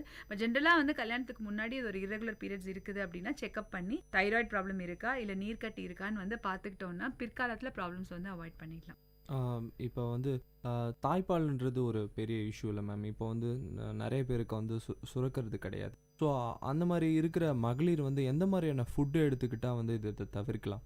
தாய்ப்பால் சுரக்கிறது இல்லைன்னு நான் சொல்லவே மாட்டேன். ஏன்னா வந்து அதே மாதிரி ரொம்ப பயங்கரமாக வேலை செய்கிற கன்ஸ்ட்ரக்ஷன் தொழிலாளிங்க கூட, வயலில் வேலை செய்கிறவங்க கூட அங்கே பார்த்தீங்கன்னா குழந்தைங்க பக்கத்துலேயே இருக்கும். வை? பிகாஸ் அந்த மதர் சைல்டு பாண்டிங் எங்கே பார்த்தாலும் அந்த ஒரு தொட்டில் கட்டி அங்கே நம்ம தமிழ்நாட்டோட அடையாளமே ஒரு வயலில் வந்து தொட்டில் கட்டி ஒரு குழந்தை தூங்குறதும் அந்த அம்மா வேலை செய்யறது தான் பொதுவாக. ஏன்னா அந்த பாண்டிங் இருக்கு. இப்போ என்னன்னா, நம்ம வந்து அந்த ஆஃபீஸ் மாதிரி சூழ்நிலையில நம்ம போகிறச்சே அந்த குழந்தைய வந்து அந்த கனெக்ட் இல்லாதப்போ அந்த மென்டலி இது ஸ்ட்ரெஸ் இருக்கு. 2வது வீட்லயே இருந்தாலும் பக்கத்துல இருங்க, குழந்தை அழுதுடி, உனக்கு பால் இல்லை போல இருக்குன்னு இதை சொல்லையே மனசுல ஏதோ தனக்கு வரல அப்படின்னு. குழந்தைக்கு வந்து பால் வந்து அம்மா கிட்ட இல்லாட்டியும் சுரக்கும். அது மேண்டேட்ரி. அது வந்து இயற்கை வந்து அது கொடுத்துருக்கிற வரும். ஒண்ணுமே இல்லைனாலும் பால் அந்த அம்மா சாப்பிடவே இல்லைன்னா ரத்தமே வந்து பாலா வந்த மாதிரி கதைகளும் படிச்சிருக்கோம், நம்மளும் படத்துலயும் பார்த்துருக்கோம். That is a truth. It can mother can give. அது வந்து ஒரு ஒற்றுண்ணி மாதிரி தான். குழந்தை வந்து அம்மா கிட்ட இருந்து எல்லாத்தையும் எடுத்துக்கும். அது தனக்கு இல்லாட்டியும் இது பண்ணுவாங்க. பட் ஆனால் அந்த பால் இல்லைங்கிறது நம்ம கொஞ்சம் நம்ப முடியாதது தான். பட் என்ன சாப்பிடலாம்னா அகெயின் வெஜிடபிள்ஸு, ஃப்ரூட்ஸு. 2வது மனசை சந்தோஷமாக வச்சுக்கணும். அந்த டயத்தில் வந்து நிறைய மதர்ஸ் வந்து ரொம்ப பயந்துடுறாங்க. எனக்கு பால் இல்லையோ, எனக்கு சரியா வளர்க்க தெரியலையோ, குழந்தைய நான் சரியா பார்த்துக்கலையோ. அது போக வந்து அப்பதான் யாரான்னு வந்துட்டு, என்ன குழந்தை மாதிரி நீர்த்து போன மாதிரி இருக்கு, ஒண்ணுமே இல்லையே அப்படின்னோடனே ஒரு பயம் ஆட்டோமேட்டிக்லி வந்துடுது. ஸோ அம்மாவும் வந்து மனசை சந்தோஷமா வச்சுக்கணும். அவங்க இந்த ப்ராப்ளத்தை பத்தி யோசிக்க கூடாது. அதே மாதிரி பக்கத்து வீட்டுக்காரங்க இல்லை எதிர்த்து வீட்டுக்காரங்க இல்லை கூட வந்து நம்ம ஏதாவது ஒரு பொண்ணை வந்து புதுசா குழந்தை பெற்றிருக்காங்க, அவங்கள போய் பார்க்க போறோம்னா சந்தோஷமா 4 வார்த்தை சொல்லி அந்த குழந்தைய பத்தி, நீ நல்லா இருக்க குழந்தை, அது ஒல்லியா இருந்தாலும் அந்த கமெண்ட்ஸ் அந்த டைம் நம்ம சொல்லாம, நல்லா வளர்க்குறியம்மா, கண்டிப்பா நீ நல்லா பால் கொடு, நம்ம வந்து பாசிட்டிவா அந்த அம்மாவுக்கு வந்து ரீஇன்ஃபோர்ஸ் பண்ணா கண்டிப்பா அது வந்து அவங்களுக்கு ரொம்ப இதுவா இருக்கும். ஸோ பால் இல்லைங்கிறது அக்செப்ட் பண்ண முடியல. 2வது உணவு பழக்க வழக்கங்கள். ஆனா நிறைய பேர் இதை சாப்பிடாத, அதை சாப்பிடாத, இது சீதளம், இந்த கீரை வேண்டாம் அப்படின்னு சொல்லுவாங்க. அது மேபி அவாய்ட். ஏன்னா டயட்ல எதுவுமே வந்து இது சீதளம், இது வந்து சூடு அப்படின்னு பார்த்தீங்கன்னா வெறும் ரசத்தை மட்டும் தருவாங்க. அப்போ அம்மா எப்படி கொடுப்பாங்க? ஸோ எல்லா ஃபுட் ஐட்டம்ஸும் கொடுக்கலாம், வெஜிடபிள்ஸ் எல்லாமே தரலாம், எதுவுமே வந்து கோல்டு கிடையாது. எல்லாமே இன்க்ளூட் பண்ணுற ஃப்ரூட்ஸ் அண்ட் இது ஆரஞ்செல்லாம் தரமாட்டாங்க, ஏன்னா ரொம்ப கோல்டு ஆகிடும் அப்படின்னு சொல்லிட்டு. அந்த மாதிரி இல்லாமல் எல்லா ஃப்ரூட்ஸ் அண்ட் வெஜிடபிள்ஸும் தரலாம். உணவு பழக்கத்தில் ரெஸ்ட்ரிக்ஷன் பண்ணவே கூடாது. இன்னொரு விஷயம் மேம், இப்போ வந்து குழந்தை பிறந்த உடனே ஒரு கொஞ்ச நாளில் இறந்து போகிறது, அதாவது ஒரு 3 நாள்லையோ இல்லை சடனாக வந்து ஒரு 5 நாட்களில் இறந்து போகிறதுக்கு முக்கியமான காரணம் என்ன மேம்? அது வந்து எந்த மாதிரியான ரீசன் மேம்? ஆக்சுவலாக இந்தியாவில் வந்து ரொம்ப commonest reason for child neonatal death 3வது நாள்லேருந்து பார்த்தீங்கன்னா இன்ஃபெக்ஷன், கிருமி பரவுறது. இன்ஃபெக்ஷன் எதனால பரவுறது? ஒன்று வந்து அம்மாவுக்கு யூரினரி இன்ஃபெக்ஷன் இருக்கிறதுக்கு சான்சஸ் இருக்குது, இல்லை அது வந்து கர்ப்ப வாயில் வந்து இன்ஃபெக்ஷன் எதானே இருக்கலாம். 2வது வந்து குழந்தை டெலிவரி ஆகிறப்போ ரொம்ப சுத்தமான சூழ்நிலையில் டெலிவரி ஆகணும். ஆக்சுவலாக அதனால தான் வந்து அது நாங்கள் வந்து இப்போ 5 cleans அப்படின்னு சொல்லுவோம். அதாவது க்ளீனான இடம், அதை பாப்பாவை வந்து கட் பண்ணுற இதுவும் வந்து நைஃபும் வந்து ரொம்ப க்ளீனாக இருக்கணும். அது ஜென்ரலாக வந்து குழந்தை பிறந்தோன்னா பழைய துணியை தான் கொடுப்பாங்க அது சுற்றுறதுக்கு. அது மாதிரி இல்லாமல் சுத்தமான துணி கொடுக்கணும், பாப்பாவை கரெக்டாக மூடி வச்சிருக்கணும். அந்த காலத்தில் பார்த்தீங்கன்னா 10ஆம் நாள் 15ஆம் நாள் வந்து தீட்டுன்னு கழிப்பாங்க. அது வரைக்கும் வந்து அம்மாவையும் பிள்ளையும் உள்ளே சேர்த்துக்க மாட்டாங்க. அதை வந்து ஆனால் வந்து இப்போ நம்ம என்ன பண்ணுறோம், தனி ரூமில் ஒரு மாட்டுத்தொழு அந்த மாதிரி பண்ணுறோம். அது இல்லை, அந்த காலத்தில் ஏன் அந்த மாதிரி வச்சாங்கன்னா 15ஆவது நாள் வரைக்கும் யாருமே வெளியாளுங்க குழந்தைங்கள பார்க்கக்கூடாது. Why? Because we carry infection. நம்ம வந்து இன்ஃபெக்ஷனோட போகிறோம், போய் நம்ம கையில 1008 கிருமிகள் இருக்கும், அந்த குழந்தைய தொட்டா நம்ம கை மூலமா அந்த குழந்தைக்கு வந்து அந்த கிருமி பரவத்துக்கு சான்ஸ் இருக்குன்னு சொல்லி தான் அந்த தீட்டுன்னு வச்சாங்க. பட் நம்ம அதை சாங்கியம் அது இதுன்னு சொல்லி கொஞ்சம் மாத்திட்டோம். ரெண்டாவது அது வந்து கொஞ்சம் சுத்தமில்லாத சூழ்நிலையில வைக்கிறோம். அந்த மாதிரி இல்லாம அம்மாவும் குழந்தையும் இருக்கிற இடம் வந்து ரொம்ப சுத்தமா இருக்கணும். ஸோ இன்ஃபெக்ஷன் தான் one of the main reason. ரெண்டாவது சொந்தத்துல கல்யாணம் பண்றப்போ இல்ல வந்து குழந்தைக்கு வந்து கன்ஜெனிட்டல் ப்ராப்ளம்ஸ் நிறைய இருக்கிறதுக்கு சான்ஸ். இருதய நோய்கள், கன்ஜெனிட்டல் ஹார்ட் டிசீஸ், இது நம்ம எப்படி தெரிஞ்சுக்கலாம்னா, முதல்ல இருக்கிற குழந்தை வந்து இறந்து போயிருந்தது அப்படின்னு சொன்னா நம்ம வந்து அதை வந்து நம்ம நாட்டில் வந்து போஸ்ட்மார்ட்டம் பண்ணக்கூடியது வந்து இல்லை. பட் பொதுவாக வந்து ஒரு குழந்தை திடீர்னு 3வது நாள் 5வது நாள் இறந்ததுன்னா போஸ்ட்மார்ட்டம் பண்ணி எதனால இறந்ததுன்னு பார்க்கணும். சம்டைம்ஸ் கன்ஜெனிட்டல் ஹார்ட் ப்ராப்ளம்ஸ் இல்லை ஜெனட்டிக்கலி மரபணுவில் சில வந்து ஜீரண கோளாறு வரத்துக்கு சான்சஸ் இருக்கு. அப்போ வந்து பால் கூட ஒவ்வாம வரும். ஸோ அதனால அந்த மாதிரி ரீசன்ஸ், யூரியா சைக்கிள் டிசார்டர்ஸ், நிறைய மெட்டபாலிக் ப்ராப்ளம் இருக்கு. ஜெனட்டிக்கலா இந்த மரபணு மூலமா பரவக்கூடிய நோய்கள் இருக்கு. அதனாலயும் குழந்தை வந்து 3வது நாள்ல இறக்கும். இந்த காரணங்கள் தான். பட் இந்தியால ரொம்ப மெயின் காரணம் வந்து செப்சிஸ். 3வது வந்து குழந்தை வந்து சரியா அழல, கொஞ்சம் லேசா அழுதுச்சு அப்படின்னா மூளை வளர்ச்சி அதனால கூட இறக்கலாம். பட் பொதுவா கிருமிகள் தான் காரணம். பெண்ணா வந்து நீங்க வந்து அந்த காலத்துல நிறைய வித்தியாசம் இருக்கா? பெண்களை படிக்க வைக்க மாட்டாங்க, பெரிய விஷயத்தெல்லாம் படிக்க வைக்க மாட்டாங்க. ஒரு டாக்டராவோ ஒரு இன்ஜினியர் ஆகணும்னா வந்து அவங்களுக்கு கனவு இருக்கும், பட் வீட்டில் நிறைய சுச்சுவேஷன்ஸ் இருக்கும், ஸோ படிக்க வைக்க மாட்டாங்க. நீங்கள் இந்த நிலைமைக்கு இருக்கீங்க, இன்னைக்கு மருத்துவராக இருக்கீங்க, அது உங்கள் பேரண்ட்ஸ் தான் காரணம் இல்லையா? பேரண்ட்ஸ் மற்றும் என் கணவர். ஸோ உங்கள் லைஃப்பில் நடந்த ஏதாவது ஒரு விஷயங்கள், சுவாரஸ்யமான விஷயங்கள் ஷேர் பண்ணிக்கோங்க. ஜென்ரலாக வந்து பாசிட்டிவாக தான் இருக்காங்க. இப்போ வந்து அவேர்னஸ் நிறையா இருக்குது. அஸ் யூ செட், எங்கள் அம்மா அப்பா வந்து நான் சப்போர்ட் பண்ணாங்க. மோர்ஸோ என்னோட ஹஸ்பண்ட். ஆக்சுவலாக எம்பிபிஎஸ் தவிர மற்ற எல்லாம் இப்போ நான் வந்து I done my diploma in allergy and MRCPCH UK degree இங்கே இந்தியாவிலேருந்தே வாங்கினேன். And I cleared every thing இந்த ஃபர்ஸ்ட் அட்டெம்ப்ட். அது தவிர இப்போ நான் வந்து போஸ்ட் கிராஜுவேட் பண்ணிட்டு இருக்கேன். ஐ மீன் டெவலப்மெண்டல் நியூராலஜின்னு குழந்தை வளர்ப்பு பற்றி நான் ஸ்பெஷல் எல்லாமே because of my husband support. டெஃபினட்டாக வந்து அவரோட சப்போர்ட் இருந்தது. தினம் வந்து பிரேக்ஃபாஸ்ட் பண்ணணும், லஞ்ச் பண்ணணும் அப்படின்னு நினைக்காம என்னை இவ்வளோ தூரத்துக்கு வந்து he has permitted. Of course my son including என் 13 வயசு என் பையனு கூட வந்து ஹி அண்டர்ஸ்டாண்ட்ஸ். எங்கேயான்னு வெளியில் போகணுன்னா அவன் பயங்கரமாக அட்ஜஸ்ட் பண்ணிப்பான். ஸோ பொதுவாக வந்து நம்ம சொல்லி கொடுத்து வளர்க்குறதும் நம்ம சூழ்நிலை இப்போ இம்ப்ரூவ் ஆயிருக்கு.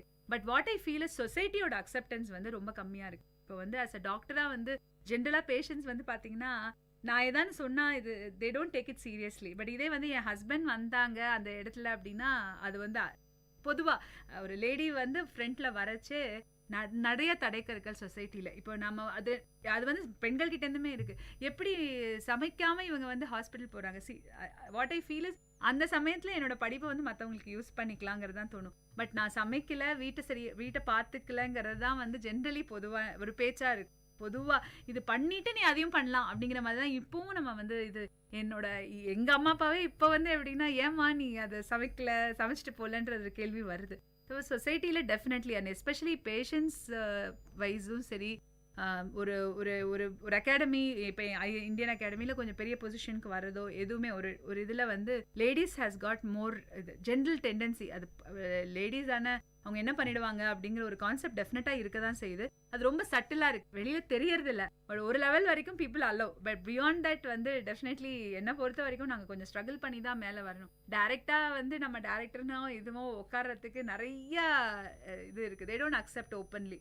நீ வேலை செய்ய எல்லாம் பண்ணிக்கோ, பட் அந்த ஒரு லிமிட்டோட அப்படிங்கிறதான் ஒரு கான்செப்ட் ஜென்ரலி. ஒரு தே கேனாட் டேக் இட். ஒரு ஃபாரின் போகிறாங்க, அவங்க தனியாக போகிறாங்கன்னா தனியாவா அது எப்படி அப்படின்னா we don't ask that question to a male. யாரும் போய் அவங்க கிட்ட அவங்ககிட்ட தனியாக போறியான்னு கேட்கறது இல்லை. But for a female I think still society is there. And எனக்கு கிடைச்ச மாதிரி ஒரு சூழ்நிலை வந்து எல்லா லேடிஸ்க்கும் கிடைக்கும்னு கண்டிப்பாக சொல்ல முடியாது. 100% எங்கதுலேயே வந்து MBBS முடிச்சுட்டு எவ்வளவோ பேர் என்னோட ஃப்ரெண்ட்ஸ் வந்து அவங்களோட ஃபேமிலிக்காக அவங்களோட டிகிரியை விட்டுட்டு 12th வரைக்கும் தே சப்போர்ட், MBBS வரைக்கும் தே சப்போர்ட். பட் PG முடிச்சதுக்கப்புறமா தன்னோட வேலையை விட்டுட்டு தான் குழந்தைங்களை பார்த்துக்கிறாங்க. I don't think there is a much change. Maybe 10th நிறுத்த வச்சவங்க இப்போ வந்து காலேஜ் படிக்க வச்சு நிறுத்துறாங்களே தவிர, but in spite of that we are achievers. லைஃப்பில் நிறையா விஷயத்தை கடந்து வந்திருப்பீங்க. இப்போ படிச்சுட்டு இருக்கவங்களுக்கு உங்களோட சஜஷன், உங்களோட ஐடியா ஏதாவது சொல்ல விரும்புறீங்க? 2 விஷயம் தான். ஒன்று செல்ஃப் ரெஸ்பெக்ட். பொதுவாக காலேஜ் வந்த உடனே வந்து நான் காலேஜ் வரைக்கும் it is they want to give. அதுக்கப்புறம் வந்து ஜென்ரலி நம்ம நல்லா இருக்கோமா, பாய்ஸ் நம்மளை அக்செப்ட் பண்ணிக்கிறாங்களா, பாய் ஃப்ரெண்ட் என்ன சொல்கிறான், அது வந்து இட் டேக்ஸ் அ ப்ரையாரிட்டி. அதுக்காக அது ஒன்று. அதுக்கப்புறமா வந்து அந்த மாமியார் அக்செப்ட் பண்ணும். அந்த அந்த சம்வேர் வி லூஸ் அந்த சுய மரியாதையை நம்ம லூஸ் பண்ணிடுறோம். So self respect, always have the self respect. அதே மாதிரி சீக்கிரம் விட்டுடாதீங்க, தோல்வி அடைஞ்சிடாதீங்க. உடனே தற்கொலை பண்ணிக்கிற ஒரு எண்ணத்துக்கு போகிறதோ இல்லை உடஞ்சி உட்காந்துறதோ இல்லாமல் யூ ஷுட் கோ அஹெட். ஏன்னா அது இவங்க யாரோ ஒருத்தங்க சொன்ன கமெண்ட்னால நிறைய இப்போ வந்து சூசைட் முயற்சிகள் லேடிஸ் கிட்ட இருக்கு. 3வது, don't give away your self so easily. அவங்க வந்து எல்லாத்துக்கும் வந்து அக்செப்ட் பண்ணிடாதீங்க ரொம்ப சீக்கிரமாக. Because when you have self respect, ஒரு தப்பான வழிக்கு நம்ம போகிறதுக்கு முடியவே முடியாது. ஏன்னா நம்ம வந்து it is not so easily. ஏன்னா இப்போ வந்து ஒரு லேடி வந்து ஒரு செல்ஃப் ரெஸ்பெக்டோட இருக்கிறச்ச நீ அந்தளவுக்கு ஈஸியாக யார்கிட்டையும் பணிஞ்சிருவியாங்கிறது வந்து இது பண்ணாமல் hold on to yourself and respect yourself. அதுதான் நான் சொல்லுவேன். இது வந்து இந்த காலகட்டத்தில் we need self respect in every way. ஒன்று வந்து வி ஷுட், அப்போ தான் வந்து சொசைட்டி நம்மளை மதிக்கும். இது வந்து பர்சனலி எல்லா லேடிஸ்க்கும் நான் சொல்ல வேண்டிய விஷயம். Don't give away your self so easily, maintain your self அப்படிங்கிறது தான். இன்னைக்கு நலம் மெடிக்கல் சென்டர் மற்றும் மருத்துவமனையின் டைரக்டர் மருத்துவர் நர்மதா அசோக் அவங்க இன்னைக்கு நம்ம கிட்ட பேசிட்டு இருந்தாங்க. இந்த இன்டர்வியூல பல விஷயத்த நம்ம கிட்ட ஷேர் பண்ணிக்கிட்டாங்க. குழந்தைகள் வளர்ப்பு முறை, பெண்கள் கர்ப்ப காலத்துல எப்படி இருக்கணும், அது மட்டும் இல்லாம நிறைய விஷயங்கள் நம்ம கிட்ட ஷேர் பண்ணிக்கிட்டாங்க. நிகழ்ச்சியில பேசுனதுக்கு தேங்க்யூ. நன்றி. நேயர்கள் இதுவரை கேட்டது பல்வேறு மருத்துவ துறைகளிலிருந்து தேர்ச்சி பெற்ற மருத்துவர்களுடன் கலந்துரையாடல்.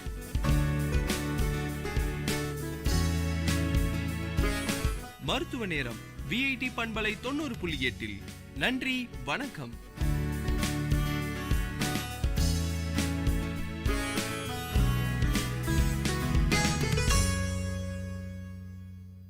விவசாயி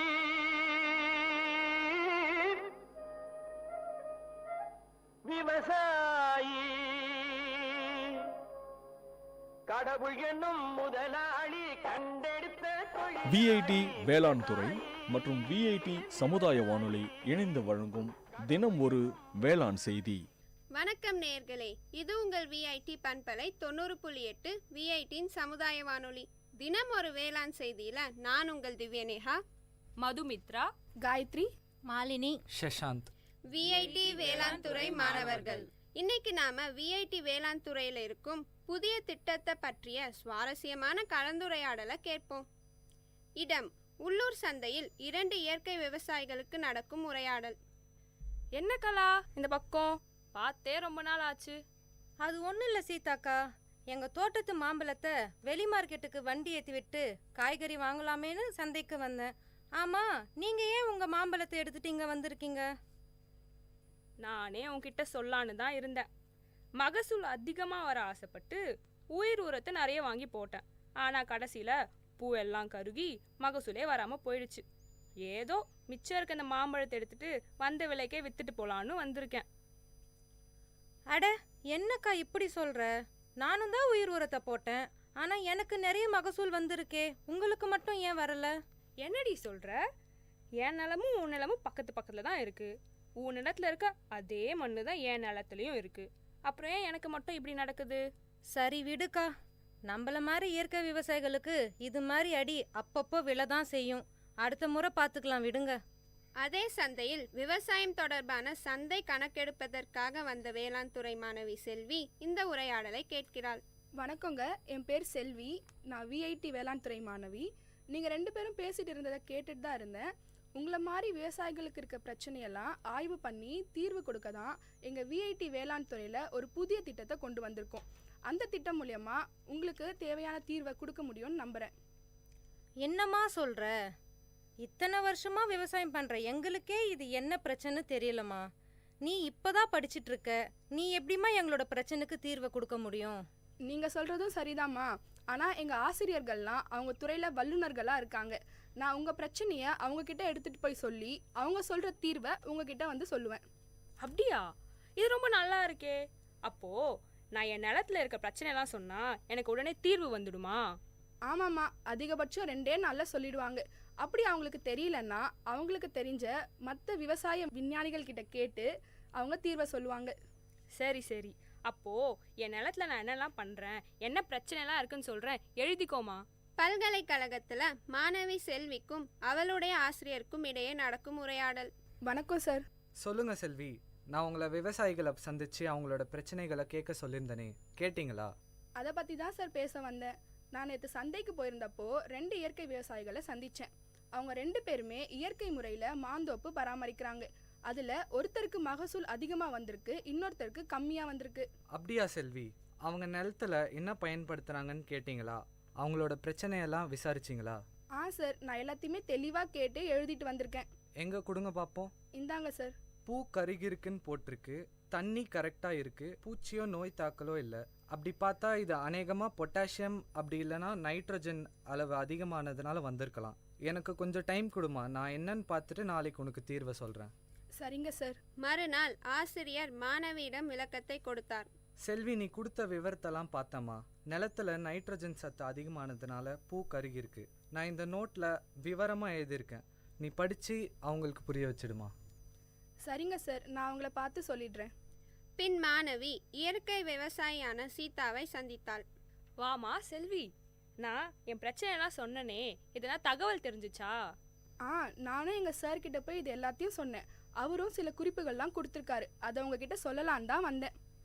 முதல்ல நீங்கள் என்ன தெரிஞ்சுக்கணுன்னா, ஒரே ஊரில் இருந்தாலும் வயலுக்கு வயல் மண்ணோட தன்மை மாறும். அதனால் 3 வருஷத்துக்கு ஒரு தடவை மண் பரிசோதனை செஞ்சு பார்க்கணும். நீங்கள் உயிர் உரம் போடும்போது அது கூட ஜீவாமிர்தத்தையும் சேர்த்து போட்டிருக்கீங்க. அதனால தான் நைட்ரஜனோட அளவு அதிகமாகி பூவெல்லாம் கருகிருக்கு. ஓ, இதில் இவ்வளோ விஷயம் இருக்கா? இதுக்கப்புறம் நான் கவனமாக இருக்கமா. அப்படியே இந்த விஷயத்த அந்த கலாக்கிட்டையும் சொல்லி வைக்கிறேன். அப்போ தான் அவளும் முன்னெச்சரிக்கையாக இருப்பாள். இந்தாங்க என் நம்பர். வருங்காலத்தில் உங்களுக்கு எதனா பிரச்சனை இருந்துச்சுன்னா என்கிட்ட சொல்லுங்கள், நான் இதே மாதிரி உங்களுக்கு உதவுறேன். நம்ம விஐடி வேளாண் துறையில் விவசாயிகள் இணைப்பு திட்டம், அதாவது ஃபார்மர்ஸ் அட்டாச்மெண்ட் ப்ரோக்ராம் மூலமாக ஒவ்வொரு வேளாண் மாணவர்களையும் சீதா மாதிரி இருக்கிற விவசாயிகள் கூட இணைக்கும் போது கள பிரச்சனைகளை பற்றி மாணவர்களுக்கு விழிப்புணர்வு ஏற்படுது மற்றும் விவசாயிகளுக்கும் பயனுள்ளதாக இருக்குது. இந்த இருவழி கற்றல் திட்டத்தில் விவசாயிகளை ஆசிரியர்களாகவும் விஐடி வேளாண் துறை அங்கீகரிக்குது. மீண்டும் தினம் ஒரு வேளாண் செய்தியில் நாளை சந்திப்போம். நான் உங்கள் திவ்யநேகா, மதுமித்ரா, காயத்ரி, மாலினி, சஷாந்த், விஐடி வேளாண் துறை மாணவர்கள். இது உங்கள் விஐடி பண்பலை 90.8 விஐடியின் சமுதாய வானொலி. விவசாயி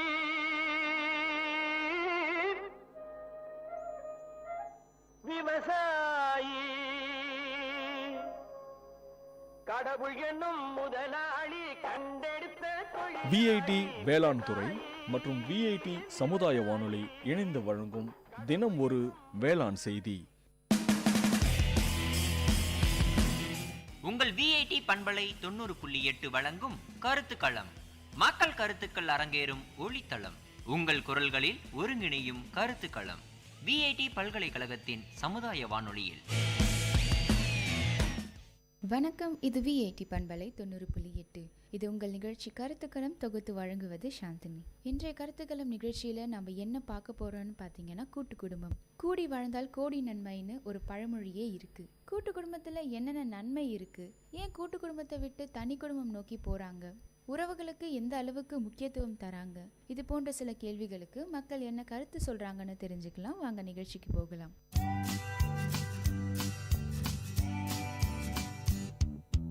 வணக்கம், உங்கள் பேர் சொல்லுங்கள். ஃபௌசியா. நீங்கள் என்ன பண்ணிகிட்ருக்கீங்க? Research scholar. சரி, நீங்கள் வந்து ஜாயிண்ட் ஃபேமிலியாக வாழ்ந்துட்டுருக்கீங்களா இல்லை நியூக்ளியர் ஃபேமிலியா? நாங்கள் நியூக்ளியர் ஃபேமிலி தான். நியூக்ளியர் ஃபேமிலியில் வாழறது எந்த மாதிரி இருக்குன்னு சொல்லுங்கள்.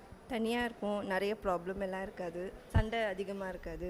எப்படி இருந்தாலும் சுற்றி வீட்டில் தம்பி தங்கச்சி அப்பா அம்மா தான் இருக்கிறதுனால ஸோ ப்ராப்ளம் நிறைய இருக்காது. என்ன சண்டை வந்தாலும் விட்டு கொடுத்து போயிடுவோம், ஈகோ இருக்காது. சரி, உங்களை பொறுத்த வரைக்கும் ஜாயிண்ட் ஃபேமிலி நல்லதுன்னு நினைக்கிறீங்களா இல்லை நியூக்ளியர் ஃபேமிலி நல்லதுன்னு நினைக்கிறீங்களா? என்னை பொறுத்த வரைக்கும் ஜாயிண்ட் ஃபேமிலி தான் பிடிக்கும். ஜாயிண்ட் ஃபேமிலியில் பிடிச்ச விஷயம் என்ன? நீங்கள் ஏதாவது மிஸ் பண்ணுறீங்களா? நிறைய பேர் இருப்பாங்க, அப்படியே தனியாக இருக்கிற மாதிரி ஃபீல் ஆகாது. எல்லாருமே கூடவே இருக்கிறதுனால எந்த ஃபங்க்ஷனுக்குனாலும் நம்ம வெளியே போக தேவையில்லை, எல்லாரும் ஒன்றா போகலாம், எல்லாம் ஒன்றாவே வரலாம். நிறைய என்ஜாய்மெண்ட் இருக்கும். அப்புறம் குழந்தைங்கள்லாம் நிறைய இருப்பாங்க, ஸோ ஜாலியாக விளையாடலாம் அவங்களோட. தனியாக இருக்கிற ஃபீல் இருக்காது மொத்தத்தில். இப்போ இருக்கிற சுச்சுவேஷன் பார்த்தீங்கன்னா நிறைய பேர் வந்து நியூக்ளியர் ஃபேமிலியாக இருக்கணும்னு தான் ஆசைப்படுறாங்க. ஏன்னு நினைக்கிறீங்க? அது நிறைய ப்ராப்ளம் அவாய்ட் பண்ணுறதுக்காக. அப்போது அந்த காலத்து பெரியவங்க வந்து நிறைய ரொம்ப ஆர்த்தடாக்ஸ் ஃபேமிலியிலேருந்து வந்திருப்பாங்க. இப்போ இருக்க கேர்ள்ஸ் கிட்ட அதுவே தான் அவங்க எதிர்பார்ப்பாங்க. ஆனால் இப்போ இருக்க கேர்ள்ஸ் வந்து ரொம்ப ட்ரெடிஷ்னலாக இருக்கிறது இல்லை, இருப்பாங்க பட் கொஞ்சம் ட்ரெண்டியாகவும் இருக்கணும்னு நினைப்பாங்க. ஸோ அவங்களுக்கும் இவங்களுக்கும் அது செட்டே ஆகாது.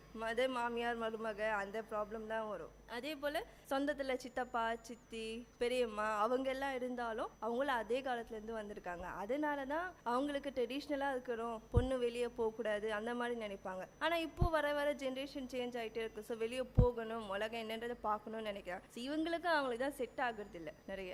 அதனால தான் வந்து நியூக்ளியர் ஃபேமிலியாக இருக்கணும்னு நினைக்கிறாங்க. இப்போ ஜாயிண்ட் ஃபேமிலின்னு எடுத்திங்கன்னா பெரியவங்க இருப்பாங்க. ஸோ சின்னவங்க ஏதாவது தப்பு பண்ணாங்கன்னா பெரியவங்க அட்வைஸ் பண்ணுவாங்க, அந்த மாதிரி இருக்கும். நியூக்ளியர் ஃபேமிலியில் யார் அந்த மாதிரி பண்ணுவாங்கன்னு சொல்லி? நியூக்ளியர் ஃபேமிலிலாம் அப்பா தான் பார்க்கணும், அப்பா இல்லை அம்மா தான் பார்க்கணும். இவங்க 2 பேர் தவிர யாரும் பார்க்க முடியாது. இப்போ நியூக்ளியர் ஃபேமிலியில் பார்த்தீங்கன்னா பேரண்ட்ஸ் வந்து வேலைக்கு போயிடுறாங்க. ஸோ சில்ட்ரன்ஸ் வந்து எந்த அளவுக்கு அஃபெக்ட் ஆகுறாங்க ரிலேஷன்ஷிப் இல்லாமல், அதை சொல்லுங்கள். தனியாகவே இருக்காங்க. ஸோ அப்படியே இன்டர்நெட்டுக்கு வீடியோ கேம்ஸுக்கு அடிக்ட் ஆகிறாங்க. அவங்க தனியாக இருக்கிறதுனால என்ன பண்ணுறதுன்னு தெரியல. படிக்கலாம் பட் ரொம்ப நேரம் யாராலையும் புக்ஸு படிக்க முடியாது, ஒரு அரை மணி நேரம் கூட படிக்க முடியாது. ஸோ ஏதாவது என்டர்டெயின்மெண்ட் வேணும்னு நினைக்கிறாங்க. அந்த என்டர்டெயின்மெண்ட்டில் என்ன பண்ணுறாங்க, இன்டர்நெட் தான் போகிறாங்க, ஃபேஸ்புக் ஓப்பன் பண்ணுறாங்க. ஃபேஸ்புக்கில் நல்லது விஷயம் நிறையவே இருக்குது, ஆனால் அதெல்லாம் நம்ம கண்ணுக்கு தெரியாது. எல்லாமே வந்து கெட்டது தான் நிறைய வரும். அதனால தான் இந்த மாதிரி அஃபெக்ட் ஆகுது குழந்தைங்க, முக்கியமாக குழந்தைங்களும் சரி யங் ஏஜில் இருக்கிறவங்களும். இப்போ ஒருத்தர் வந்து உங்ககிட்ட ஒரு இஷ்யூ எடுத்துகிட்டு வராங்க, ஜாயிண்ட் ஃபேமிலியில் இருக்கலாமா இல்லை நியூக்ளியர் ஃபேமிலியில் இருக்கலாமா, நீங்கள் வந்து என்ன சொல்வீங்க? அவங்க ஏற்கனவே இப்போ ஜாயிண்ட் ஃபேமிலியிலே இருக்காங்க, அப்போ உங்ககிட்ட வந்து கேட்குறாங்க இதிலே கண்டினியூ பண்ணட்டுமா இல்லை நியூக்ளியர் ஃபேமிலியில் போகலாமா அப்படின்னு கேட்டாங்க, நீங்கள் என்ன சொல்வீங்க? நான் கண்டிப்பாக ஜாயிண்ட் ஃபேமிலி தான் வேணும்னு தான் நினைப்பேன். நான் ஜாயிண்ட் ஃபேமிலி இருக்கலாம், கொஞ்சம் ஈகோ ப்ராப்ளம் இல்லாமல் எல்லாமே ஈக்குவலாக இருந்துட்டா ஒன்றும் ப்ராப்ளம் கிடையாது. எனக்கு ஜாயிண்ட் ஃபேமிலி தான் இருக்கணும், எதுக்காக தனியாக போகணும், இவ்வளோ பெரிய வீடு இத்தனை பேர் இருக்கும்போது தனியாக போய் எதுக்காக கஷ்டப்படணும், அதுதான். சரிங்க, உங்கள் கருத்துக்கு ரொம்ப நன்றி.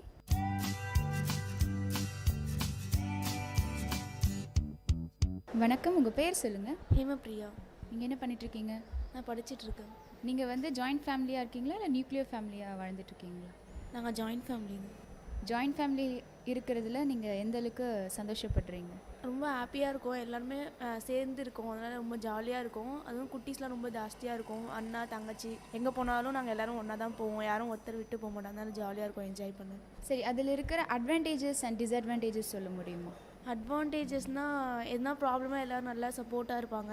சாப்பிட்றதுக்கு எதாவது செஞ்சாலும் வந்து எல்லாருமே ஷேர் பண்ணிப்போம், எல்லாம் ஒன்றா உட்காந்து தான் சாப்பிடுவோம். இது பெரிய அட்வான்டேஜ் எங்களுக்கு.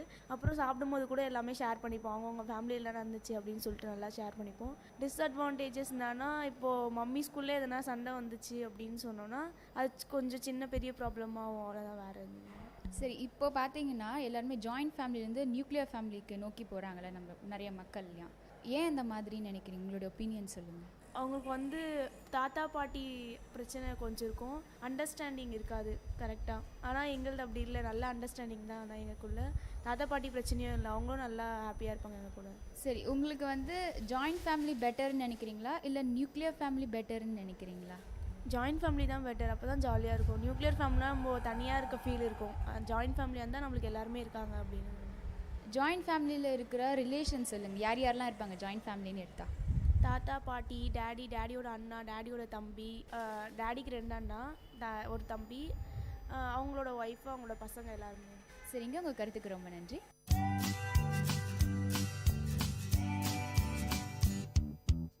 வணக்கம், உங்கள் பேர் சொல்லுங்கள். வணக்கம்மா, என் பேர் சாவித்திரி.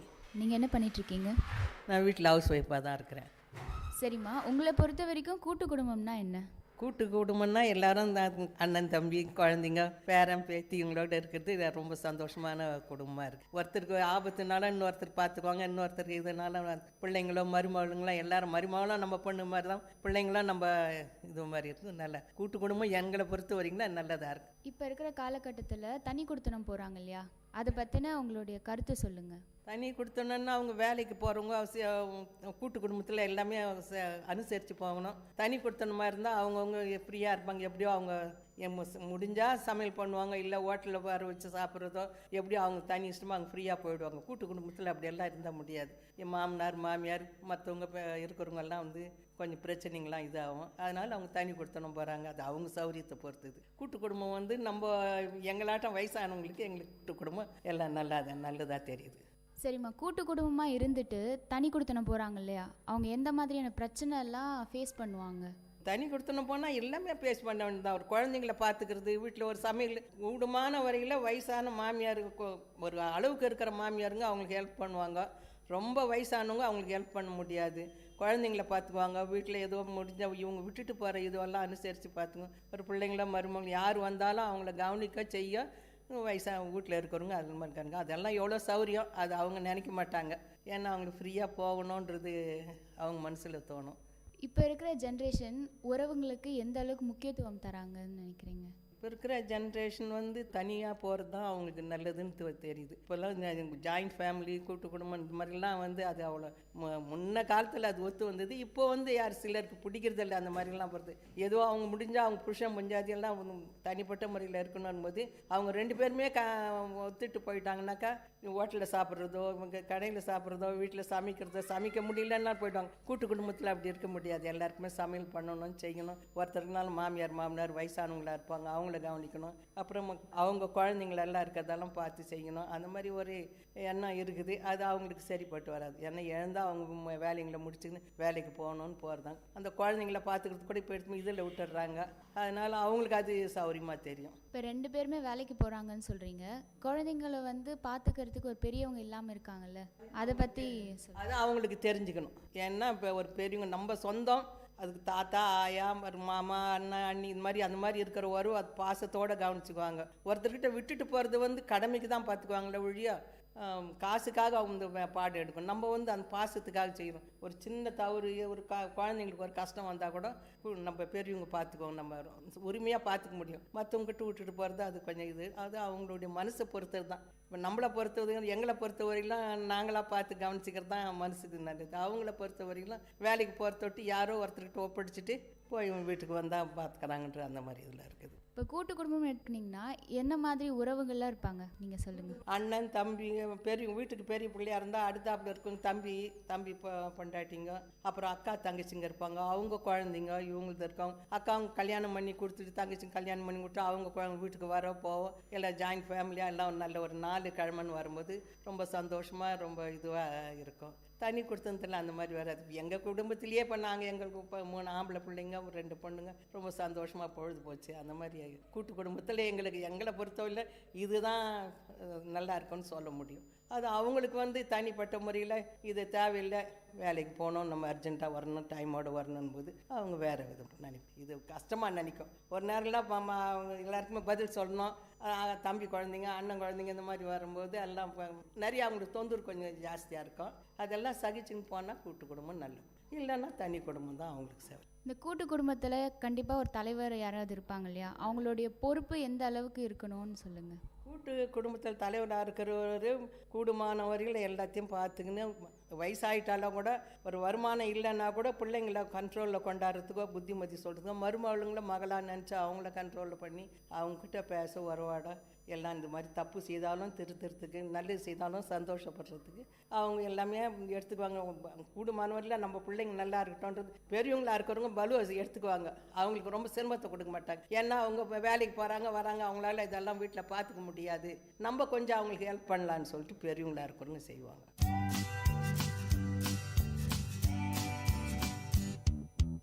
இப்போது தனி குடும்பத்தில் வந்து சுதந்திரம் அதிகமாக இருக்குது அப்படின்ற மாதிரி சொன்னீங்க. கூட்டு குடும்பத்தில் அப்படி ஃப்ரீயாக இருக்க முடியாதுங்களா? அந்த மாதிரியெல்லாம் தனியாக வந்து இருக்கிறவங்களுக்கு ஃப்ரீ தான். கூட்டு குடும்பத்தில் அப்படி இல்லை. யாராயிலும் ஒருத்தர் இது பண்ணுவாங்க செய்வாங்க. அது வந்து ஜாயிண்ட் ஃபேமிலியாக இருக்கிறவங்களுக்கு எல்லாம் ஒருத்தர்னா ஒருத்தர் குழந்தைங்க இருக்கும், தம்பி குழந்தை இருக்கும், அவங்க மச்சன் மருந்து குழந்தைங்க இருக்கும், நான் அக்கா தங்கி யாருன்னா குழந்தைங்க இருக்கும். அது ஒவ்வொன்றுக்கும் பதில் சொல்லணும். அவங்களுக்கெல்லாம் ஸ்கூல் போகிறதுக்குள்ளேயும் சாப்பாடு செய்யுது, அவங்களுக்கு கட்டி கொடுக்கவோ செய்வோம். இந்த மாதிரி எல்லாம் இருக்கும். இப்போ தனி குடும்பமாக இருக்கிறவங்களுக்கு எழுந்திரிச்சுக்குவாங்க, அவங்க குளிச்சுட்டு ஏதோ டிஃபன் பண்ணி அவங்க குழந்தைங்களுக்கு வருது அவ்வளோ பாக்ஸில் போட்டு அவங்கள அனுப்பிச்சி விட்ருவாங்க. அவங்களுக்கு கொஞ்சம் ஃப்ரீயாக தான் தெரியும். அது வந்து அவங்க மனசை பொறுத்தது. உங்களை பொறுத்த வரைக்கும் கூட்டு குடும்பம் நல்லதா இல்லை தனி குடும்பம் நல்லதுன்னு சொல்வீங்களா? எங்களை பொறுத்த வரையிலும் கூட்டு குடும்பம் தான் நல்லதுன்னு எங்கள் மனசுக்கு தெரியுது. ஏன்னா ஒருத்தர்கள்லாம் இன்றைக்கி அவங்க தனிப்பட்ட முறையில் குழந்தை விட்டு போகிறவங்க ஸ்கூல் போயிட்டு அவங்க வேலைக்கு போயிட்டு வரதுக்குள்ளே ஒரு நாளைக்கு லேட் ஆகிடும். அந்த நேரத்தில் அந்த குழந்தைங்க வந்து எங்கே நிற்கும், அந்த பிறகு குழந்தைங்கள கூட்டுன்னு வரணும். மத்தியானத்திலிருந்து பார்த்துன்னு அம்மா வரல அப்பா வரலன்னு இருக்கும். இல்லை கொண்டாந்து விட்டுட்டாலும் அடுத்து பக்கத்து வீட்டில் இருக்கும் அந்த குழந்தைங்கள்லாம். இருக்குது. இப்போ கூட்டு குடும்பத்துலனா இதெல்லாம் கொண்டாந்து இறக்கி விட்டுட்டாங்கன்னா அவங்க ஒருத்தர் எல்லாம் பார்த்துக்குவாங்க. அம்மா வருவாங்க, அப்பா வருவாங்க, நீங்கள்லாம் இருங்கன்னு அந்த குழந்தைங்களுக்கு அந்த ஞாபகமே ஃபீலிங்கே இல்லாத போய்டும். நம்ம தாத்தா இருக்கிறாங்க, ஆயா இருக்காங்க, பெரியப்பா இருக்கிறாங்க, சித்தப்பா இருக்கிறாங்க, அத்தை இருக்கிறாங்க, இப்படி இருக்குன்னு அந்த குழந்தைங்களுக்கு இருக்கா. அது வரைக்கும் கூட்டு குடும்பம் நல்லதுன்னு தான் தெரியுது. ஆனால் இந்த காலத்தில் அது மாதிரி நினைக்கல. ஃப்ரீயாக இருக்கணும், சாப்பிட்றோமோ இல்லையோ வேலைக்கு போயிட்டு வந்து அந்த குழந்தை இதில் எடுத்து விட்டுட்டு மறுபடியும் கூப்பிட்டு வந்து வச்சுங்கன்னா சாப்பிட்றாங்களே செய்கிறாங்களோ அந்த மாதிரி அவங்களுக்கு சிலர். கூட்டு குடும்பம் தேவைன்னு நினைக்கிறவங்களுக்கு கூட்டு குடும்பம் நல்லது, இல்லை தனி குடுத்தனமா இருக்கிறவங்களுக்கு தனியாக இருக்கும். என்னதான் நம்ம படிப்பு ரீதியாக நல்லது கேட்டு தெரிஞ்சுக்கினாலும் பெரியவங்க சொல்லி தர்றதுன்னு ஒரு சில விஷயம் இருக்குது. அதே மாதிரி அவங்க வாழடி வாழியாக அவங்க பரம்பரை விஷயம்லாம் பெரியவங்க சொல்லி தான் தெரியும். இந்த மாதிரி தனியாக வந்துட்டா அவங்க எப்படி கற்றுக்குவாங்கன்னு நினைக்கிறீங்க?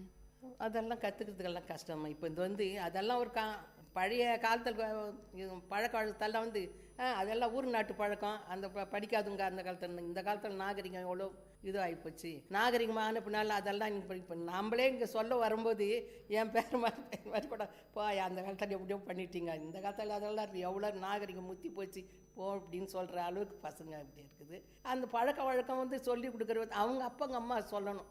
என் பிள்ளைங்களோ என் மருமகளுங்களோ தன் குழந்தைக்கு சொல்லி கொடுக்க இது அவங்களுடைய கடமை. நம்ம தாத்தா எல்லாம் நம்ம எப்படி பார்த்துக்கிறாங்க பார்த்தியா, அந்த மாதிரி நம்மளும் இருக்கணும், எல்லாம் நமக்கு எல்லாம் வேணும்னு சொல்லி கொடுத்தா குழந்தைங்களுக்கு அந்த பாச உணர்வு ஏற்படும். இல்லைன்னா தனிப்பட்ட முறையில் அதை பிரிஞ்சு தான் போகும் குழந்தைங்க. அந்த பாசமெல்லாம் வராது, அந்த பழக்க வழக்கமும் வராது. இப்பயும் மாறி போச்சு. பழைய ஜெனரேஷனுக்கு புது ஜெனரேஷனுக்கு எவ்வளோ வித்தியாசமெல்லாம் இருக்குது இல்லையா, அது மாறி போச்சு.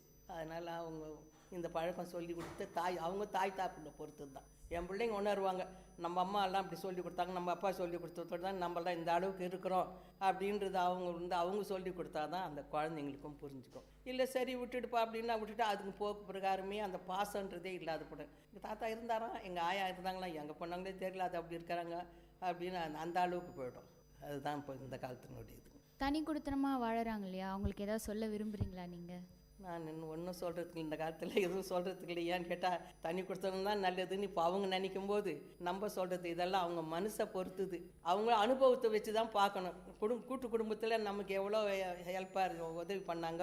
இப்போ தனிப்பட்ட முறையில் நம்ம இப்படி கஷ்டப்படுறோமே, இப்போ ஒரு நேரம் ஆகிட்டா கூட விட்டுட்டு பெரியவங்கிட்ட விட்டுட்டு போனால் அவங்க பார்த்துக்குவாங்க. இதெல்லாம் அவங்க அர்ஜென்ட்டுக்கு ஒரு வேலைக்கு போகிறவங்க இங்கே வர்றவங்க போகிறவங்கள. இப்போ அந்த மாதிரி தனிப்பட்ட முறையிலன்னா இது குழந்தைய தூக்கி அப்படி போடுவாங்க, புஸ்தகத்தை தூக்கி அப்படி போடுவாங்க, சாப்பாடு தூக்கி அப்படி போடுவாங்க. நேரம் ஆகி போச்சு போக முடியலன்னு குழந்தைங்கள கஷ்டப்பட்டு அடிக்க வேண்டியதாகவும் வரும். அந்த சூழ்நிலை ஒரு வெறுப்பு மேலே செய்ய வேண்டியதாக இருக்கும். அது எத்தனையோ பிரச்சனைங்க இருக்குது. அது அவங்க உணர்ந்தாதான் அதெல்லாம் அவங்க மனசுக்குள்ள உணரணும். நமக்கு கூட்டு குடும்பத்தில் பெரியவங்க இருந்து நமக்கு எவ்வளோ உதவியாக இருக்குது, அந்த உதவி தனிப்பட்ட முறையில் கிடைக்கலையா நமக்கு அப்படின்றது இருக்கணும். நமக்கு என்ன இந்த காலத்தில் கூட அந்த பெரிய குடும்பத்தில் இருக்கிறது தான் நிறைய. அந்த குழந்தை இவங்க ஸ்கூல் போயிட்டு வர வரைக்கும் அந்த குழந்தை நிற்குதுன்னா இப்போ நாங்கள்லாம் கொஞ்சம் ஒரு 10 நிமிஷம் லேட் ஆகிட்டா கூட என்ன ஆச்சு ஏதாச்சும் தெரியல, குழந்தை வரலையா, அங்கே போச்சு வந்ததுன்னு நம்ம இந்த மாதிரி கவனிக்கும். அவங்க வீட்டுக்கு வந்தப்பனால தான் அது கவனிப்பாங்க, வந்துச்சா இல்லையா போச்சா அப்படின்னு அந்த மாதிரி கவனிக்கும். அது கஷ்டமாக தான் தெரியுது.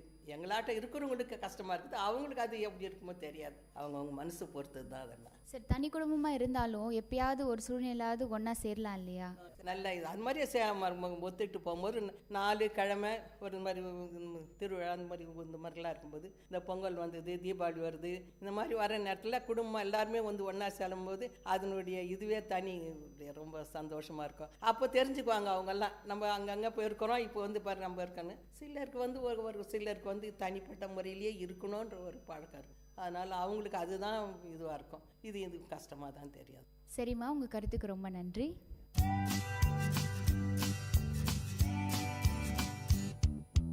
வணக்கம், உங்கள் பேர் சொல்லுங்கள். சரளா. நீங்கள் என்ன பண்ணிகிட்ருக்கீங்க? நீங்கள் தனி குடும்பமாக இருக்கீங்களா இல்லை கூட்டு குடும்பமாக இருக்கீங்களா? தனியாக இருக்கேன்னு சொன்னீங்க. அதில் இருக்கிற நல்லது கெட்டது சொல்கிறீங்களா? நல்லதுன்னு சொல்கிறது முடியாது. என்னென்ன மிஸ் பண்ணுவோம் எல்லாரையும் ரொம்ப. எனி ஒரு ஃபங்க்ஷன்ஸோ எல்லாமே ரொம்ப மிஸ் பண்ணுவோம். தனியாக இருக்கும்போது எல்லா ஃபீலிங்ஸும் ரொம்ப மிஸ் பண்ணுறது எல்லாரையும். ஒரு ஃபங்க்ஷன்ஸு, ஒரு பொங்கல், தீபாவளி இந்த மாதிரி டைமில் ரொம்ப மிஸ் பண்ணுவோம் எல்லாரையும். கூட்டு குடும்பமாக இருக்கும் பொழுது நீங்கள் எந்தெந்த விஷயம்லாம் ரொம்ப அனுபவித்து ரொம்ப சந்தோஷமாக இருந்தீங்க, அதை சொல்லுங்கள். எல்லோரும் ஒன்றா இருக்கிறது, ஒன்றா சேர்ந்து சாப்பிட்றது, ஒன்றா உட்காந்து பேசுகிறது.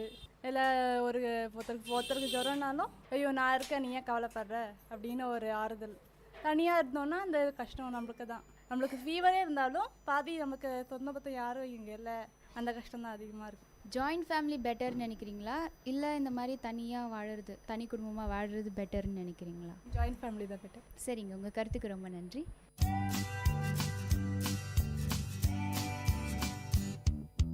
வணக்கம், உங்கள் பேர் சொல்லுங்கள். சண்முகவல்லி. நீங்கள் என்ன பண்ணிகிட்ருக்கீங்க? குடும்பம் இது தான் பண்ணுறோம்.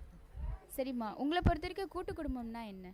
அது ரொம்ப இன்ட்ரெஸ்ட், நல்லா வசனமாக இருக்குது. நல்லா எந்த ஒரு கவலையும் இல்லாத நல்லா எல்லாம் ஒன்றா இருக்கணும். எதனா தனியாக ஒரு ஆள் இல்லைன்னா கூட ஒரு ஃபீலிங் ஆயிடுது.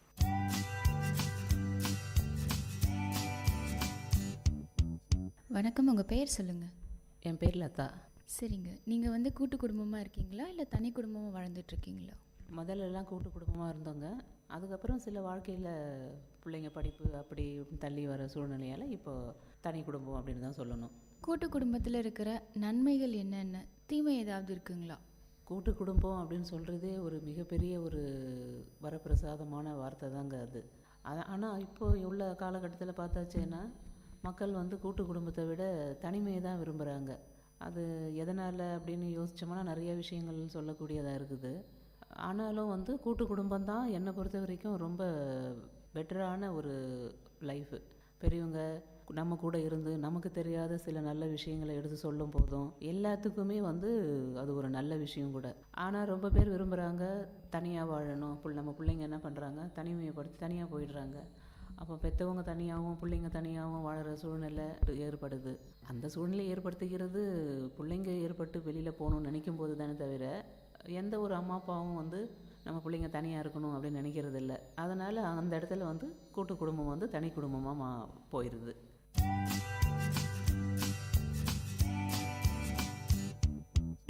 வணக்கம், உங்கள் பேர் சொல்லுங்கள். என் பேர் கோகிலா. நீங்கள் என்ன பண்ணிகிட்ருக்கீங்க? ஹவுஸ் ஒய்ஃபாக இருக்கிறேன். நீங்கள் தனி குடும்பமாக இருக்கீங்களா இல்லை கூட்டு குடும்பமாக இருக்கீங்களா? நாங்கள் ஜாயின்ட் ஃபேமிலியாக தான் இருக்கிறோம்.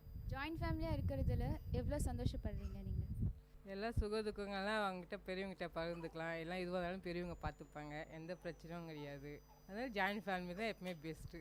தனி கொடுத்துட்டு போனோன்னா எதுவாக இருந்தாலும் அவங்க ஹஸ்பண்ட் வர வரைக்கும் வெயிட் பண்ணணும், கொள்ளணும். எதனா ஒரு ஃபீவர் இருந்தால் கூட அவங்க வரணும், கொள்ளணும். அதுக்காக நம்ம வெயிட் பண்ணணும். அதே வீட்டில் பெரியவங்க இருந்தாங்கன்னா யாருக்குனா சொல்லிவிட்டு யாருனா கூட்டிகிட்டு போகலாம், எதுனா பண்ணலாம். அது நம்ம எப்பவுமே ஜாயின்ட் ஃபேமிலி தான் பெஸ்ட்டு. ஆனால் இப்போ இருக்கிற ட்ரெண்டு பார்த்தீங்கன்னா கல்யாணம் ஆனாலே தனி கொடுத்தனம் போயிடுறாங்க. அதை பற்றி நீங்கள் என்ன நினைக்கிறீங்க? தனி கொடுத்துடும் போய் அனுபவிக்கிறவங்க நிறைய பேர் இருக்கிறாங்க. சந்தோஷமாகவும் இருக்கும். அது ஃபஸ்ட்டு ஸ்டார்டிங் சந்தோஷமாக இருப்பாங்க, பின்னாடி தான் கஷ்டப்படுவாங்க. எதுக்கு வந்தாலும் பெரியவங்க ரொம்ப மிஸ் பண்ணுவாங்க. ஒரு நல்லது கெட்டதுக்கு வர முடியாது. ஒரு சின்ன ஒரு ஃபங்க்ஷன் பண்ணணும்னா கூட ஐயோ எங்கள் மம்மி டேடி இல்லையே, எங்கள் வீட்டில் எங்கள் பாப்பா இல்லை, தம்பி இல்லை, அண்ணா இல்லை, அதெல்லாம் ரொம்ப மிஸ் பண்ணுவாங்க தனி கொடுத்தணும் போயிட்டாங்கன்னா. அதே ஜாயின்ட் ஃபேமிலியில் எல்லோரும் ஒன்றா இருப்பாங்க. ஏதோ சின்ன சண்டை பெரிய சண்டை அதெல்லாம் அட்ஜஸ்ட்மெண்ட் சரியாக போகும். அதெல்லாம் அவங்களுக்கு குழந்தை பிறந்தது, அந்த குழந்தைய அவங்களால பார்த்துக்க முடியாது. அவங்களுக்கு உடம்பு சரியில்லை, குழந்தைக்கு உடம்பு சரியில்லை, அது பார்த்துக்கிறதுக்கு ஆள் கிடையாது. அதே கூட்டு போகணும்னா தான் பெரியவங்க இருக்கிறாங்க, அண்ணா இருப்பாங்க, அண்ணி இருப்பாங்க, அம்மா அப்பா எல்லாரும் இருப்பாங்க. அதனால அது பார்த்துக்கிறதுக்கு ஈஸியாக இருக்கும். ஒருத்தர் உடம்பு சரியில்லை முன்னேற்றி இருக்கிறாங்க ஆள் பார்த்துக்கு. அதே தனி கொடுத்துருப்பாங்கன்னா அவங்க தான் எதுவாக இருந்தாலும் அவங்க தான் பார்த்துக்கணும். அவங்க ஹஸ்பண்ட் வேலைக்கு போவாரா, வீட்டில் இருக்கிற ஒய்ஃபை பார்த்துப்பாரா, பொண்டாட்டியை பார்த்துப்பாரா, அது ரொம்ப கொஞ்சம் கஷ்டம். சந்தோஷமாகவும் இருக்கும், இதுவும் கஷ்டமாகவும் இருக்கும். ரெண்டுமே அனுபவிக்கணும். ஆனால் தனி கொடுத்துட்டு போனாங்கன்னா தனி குடும்பம்ல வாழுறாங்க இல்லையா, அவங்களுக்கு ஏதாவது சொல்ல விரும்புகிறீங்களா? அதுவுமே இல்லை, ரெண்டுமே பார்த்துக்கணும். அவங்க சந்தோஷமும் பார்த்துக்கணும், துக்கத்தையும் பார்த்துக்கணும். கூட ஒரு பெரியவங்க இருந்தாங்கன்னா கொஞ்சம் நல்லாயிருக்கும் அட்ஜஸ்ட்மெண்ட் பண்ணுறதுக்கு அவங்களுக்கு. சரி, நீங்கள் வந்து ஜாயின்ட் ஃபேமிலியில் இருக்கேன்னு சொன்னீங்க இல்லையா, உங்களுடைய பங்கு எந்த அளவுக்கு இருக்குது? நீங்கள் என்ன பண்ணுவீங்க ஜாயின்ட் ஃபேமிலியில் இருக்கீங்களா? நான் வந்து வீட்டுக்கு பெரிய மருமகளாக இருக்கிறேன். அதான் எது வந்தாலும் எனக்கு கூப்பிட்டு கேட்பாங்க, கொள்வாங்க, இது பண்ணலாமா அது பண்ணலாமான்ட்டு. அது ஒரு சந்தோஷம். ஆனால் தனியாக போயிட்டாங்கன்னா அவங்ககிட்ட எதுவும் கேட்க முடியாது, கொள்ள முடியாது. இப்போ எங்கள் சின்ன மாமியார் இருக்கிறாங்க, அவங்க வந்து தூரமாக இருக்கிறாங்க. இப்போ எங்கள் 3 மாமியாருங்க பக்கத்துலேயே இருக்கிறாங்க. அதில் எந்த பிரச்சனை எதுவாக இருந்தாலும் நாங்கள் பேசிக்கிற கொள்றதுக்கு அவங்களுக்கு ஈஸியாக இருக்குது. இப்போ அவங்க தனியாக போயிட்டு அவங்களுக்கு தான் கொஞ்சம் கஷ்டம். கூட்டமாக இருந்தால் நல்லாயிருக்கும், சந்தோஷமாக இருக்கும். ஆனால் ஒரு சிலர்லாம் நினைக்கிறாங்க தனியாக போயிட்டோன்னா நம்மளுக்கு நிறைய சுதந்திரம் கிடைக்கும் அப்படின்னு நினைக்கிறாங்களே, அதை பற்றி நீங்கள் என்ன சொல்லுங்கள்? சுதந்திரம் இருக்குது, நம்ம இங்கே கூட்டு குடும்பத்துலேயும் இருக்குது. நம்மகிட்ட அவங்ககிட்ட சொல்லிட்டு நம்ம பண்ணோம்னா எந்த பிரச்சனையும் கிடையாது. சொல்லாமல் பண்ணோம்னா தான் பிரச்சனை. தனி கொடுத்தனும் போகிறவங்க அனுபவிக்கிறாங்க. ஸ்டார்டிங்கில் கொஞ்சம் சந்தோஷமாக இருக்கும். அப்புறம் தான் ஏதோ சின்ன சின்ன விஷயத்துக்கும் ஹஸ்பண்ட் ஒய்ஃப் சண்டை வரும். அதே கூட்டு குடும்பம் தான் பேசி தீர்த்துப்பாங்க. இது பண்ணாத அது பண்ணாத சொல்கிறதுக்கு வீட்டில் ஆள் இருக்கிறாங்க. தனி கொடுத்துட்டு போனாங்கன்னா தான் கொஞ்சம் கஷ்டம். சந்தோஷமாக ஸ்டார்டிங்கில் எல்லாருமே சந்தோஷமாக தான் இருப்பாங்க. அப்புறமாட்டு சின்ன சின்ன விஷயத்தில் தான் கொஞ்சம் கொஞ்சம் சண்டை வரும். பிள்ளைங்களை பார்த்துக்கணும், அது பார்த்துக்கணும், அதில் தான் கொஞ்சம் கஷ்டம். மீதி படி அவங்களும் சந்தோஷமாக தான் இருப்பாங்க. சரிங்க, உங்களுக்கு தனி கொடுத்தனும் போக வேண்டிய சூழ்நிலை ஏற்பட்டுச்சுன்னா போவீங்களா? அது மாரியெல்லாம் வர சான்ஸ் இல்லை. ஏன்னா நாங்கள் ஜாயின்ட் ஃபேமிலி இருக்கோம். மச்சினுக்கு தங்கச்சியை கொடுத்துக்கிறோம். அதனால் எந்த பிரச்சனையும் கிடையாது. அதனால் எனக்கு நல்லா போயின்னு இருக்குது லைஃப். எந்த பிரச்சனையும் இல்லாமல் போயின்னு இருக்கிறோம். சரிங்க, உங்கள் கருத்துக்கு ரொம்ப நன்றி.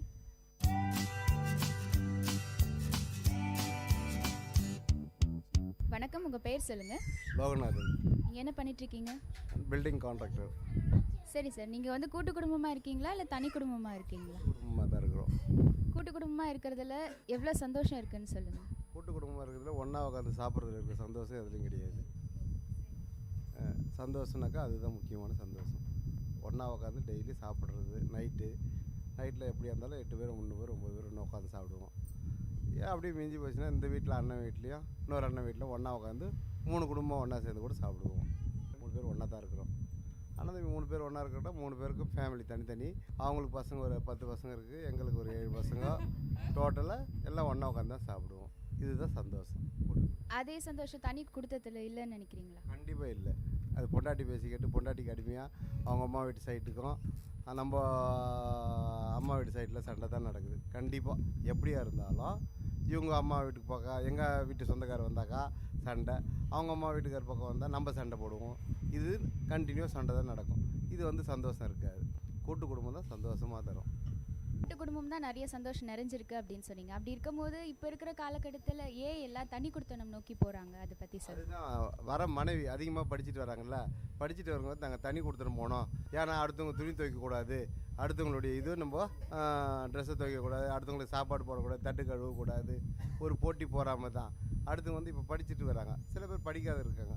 படிக்காதவங்க என்ன பண்ணுறாங்க, வீட்டு வேலை செய்கிறாங்க. படித்தவங்க என்ன பண்ணுறாங்க, அவள் வேலையை நான் செய்ய முடியாது, அதனால் நாங்கள் தனியாக போகிறோம். இது ஒரு கருத்து வேறுபாடு. படிச்சிருக்கிறவங்களுக்கும் படிக்காதவங்களுக்கும், படிக்காத மருமவ என்ன பண்ணுவா, வீட்டிலே இருந்து துணி துவைக்கணும், எல்லா வேலையும் செய்யணும், மாமியார் கட்டல் போடுவாங்க.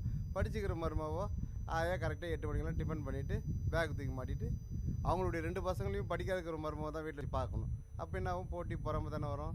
அதனால தான் தனி கொடுத்துன்னு போகிறதுக்கு விரும்புகிறாங்க. பொறுத்த வரைக்கும் ஜாயின்ட் ஃபேமிலி பெஸ்ட்டுன்னு நினைக்கிறீங்களா, இல்லை இந்த மாதிரி தனி குடும்பத்தில் வாழறாங்களா அது பெஸ்ட்டுன்னு நினைக்கலாம்? கூட்டு குடும்பம் தான் பெஸ்ட்.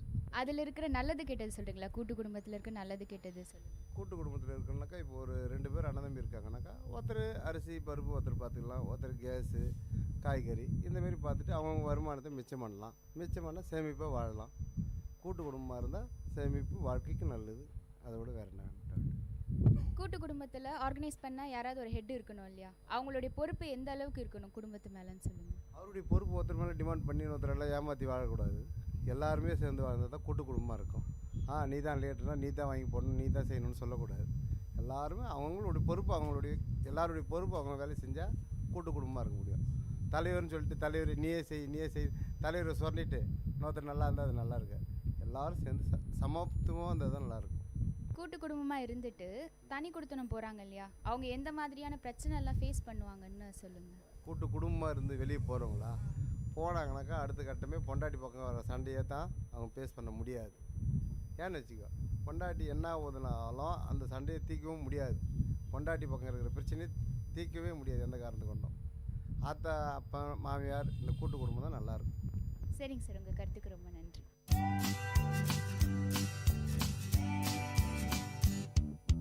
வணக்கம், உங்கள் பேர் சொல்லுங்கள். எம்கே லோகேஷ்குமார். நீங்கள் என்ன பண்ணிகிட்ருக்கீங்க? 7th standard Don Bosco matriculation higher secondary ஸ்கூலில் நான் படிச்சுன்னு. நீங்கள் வந்து ஜாயின்ட் ஃபேமிலியாக இருக்கீங்களா இல்லை தனி குடும்பமாக இருக்கீங்களா? ஜாயின்ட் ஃபேமிலியாக இருக்கிறேன். சரி, ஜாயின்ட் ஃபேமிலியாக இருக்கிறதுல உங்களுக்கு எவ்வளோ சந்தோஷமாக இருக்குது? ஜாயின்ட் ஃபேமிலியாக இருந்தால் எல்லாரு கூடயும் ஒரு சந்தோஷமாக பேசின்னு இருக்கலாம். யாரை வேணால் கூட்டின்னு போகலாம், எங்கே வேணால். எங்கள் தாத்தா பாட்டி கூட என்ன பேசின்னு இருக்கலாம். அவங்க கடை சொல்லுவாங்க, அவங்க மடியில் தூங்குறது அது ஒரு என்ஜாயாக இருக்கும். அதான் நல்லா இருக்கும். எங்கள் ஜாயின்ட் ஃபேமிலியாக இருக்கிறது ரொம்ப பிடிக்கும். சரி, இப்போ ஜாயின்ட் ஃபேமிலியாக இருக்கிறது பிடிக்கிறது. நீங்கள் பெருசாகிட்டு தனியாக போகணும் அப்படின்னு தோணுச்சுன்னா போவீங்களா? எதா இருந்தாலும் எங்கள் மம்மி எல்லாரையும் கூட்டின்னு தான் போவேன். கருத்துக்கு ரொம்ப நன்றி.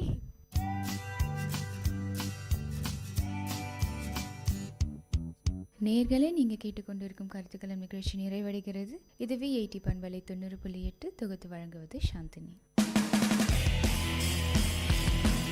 நேயர்கள் இதுவரை கேட்டது மக்கள் கருத்துக்கள் அரங்கேறிய கருத்துக்களம் உங்கள் VIT பண்பலை 90.8. நன்றி, வணக்கம்.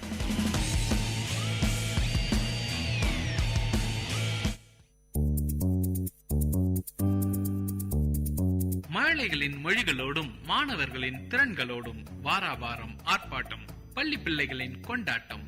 உங்கள் விஐடி பண்பலை 90.8 பள்ளிக்கூடம் வேலூர் நகரின் பள்ளிகளில் இருந்து மாணவர்களின் பல்சுவை நிகழ்ச்சி.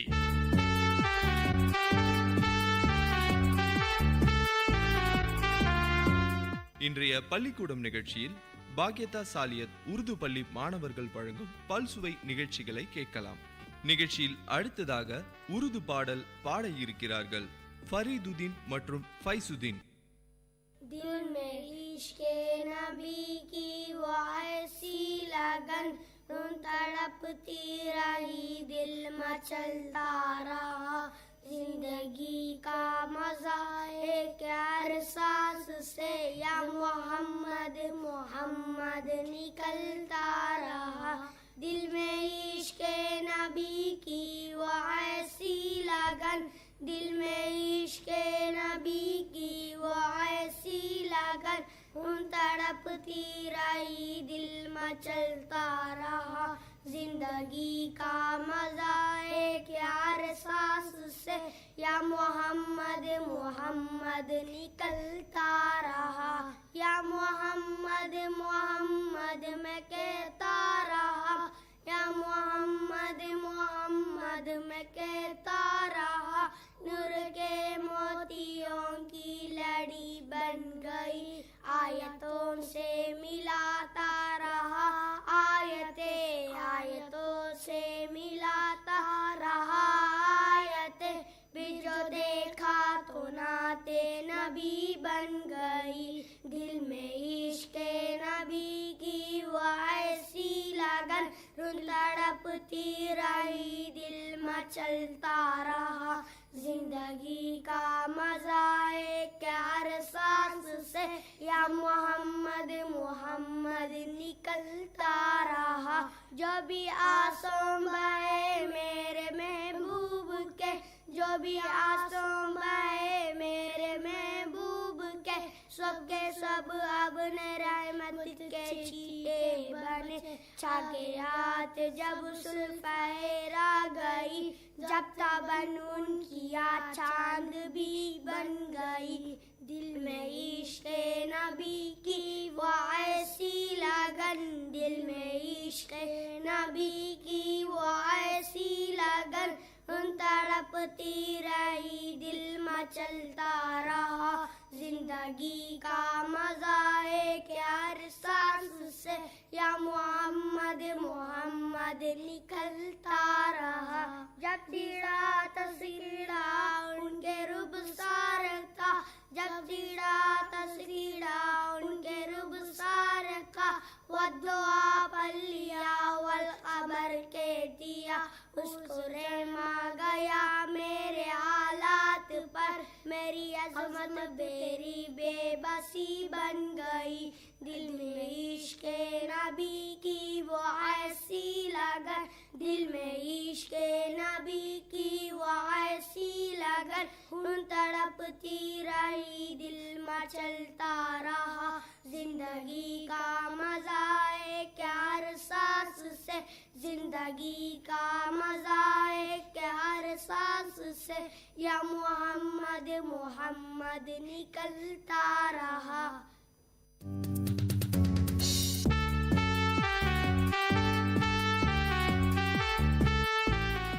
நிகழ்ச்சியில் அடுத்ததாக ஆங்கில உரையாடல் வழங்க இருக்கிறார்கள் ஆதிஃப் மற்றும் Inzamam.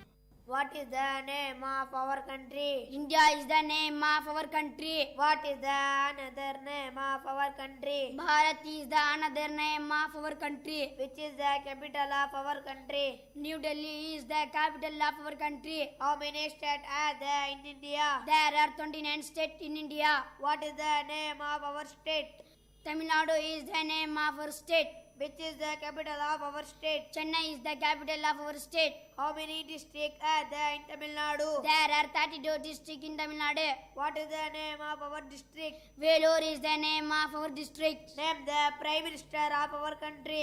Honorable Shri Narendra Modi is the Prime Minister of our country. Name the President of our country. Honorable Shri Pranab Mukherjee is the President of our country.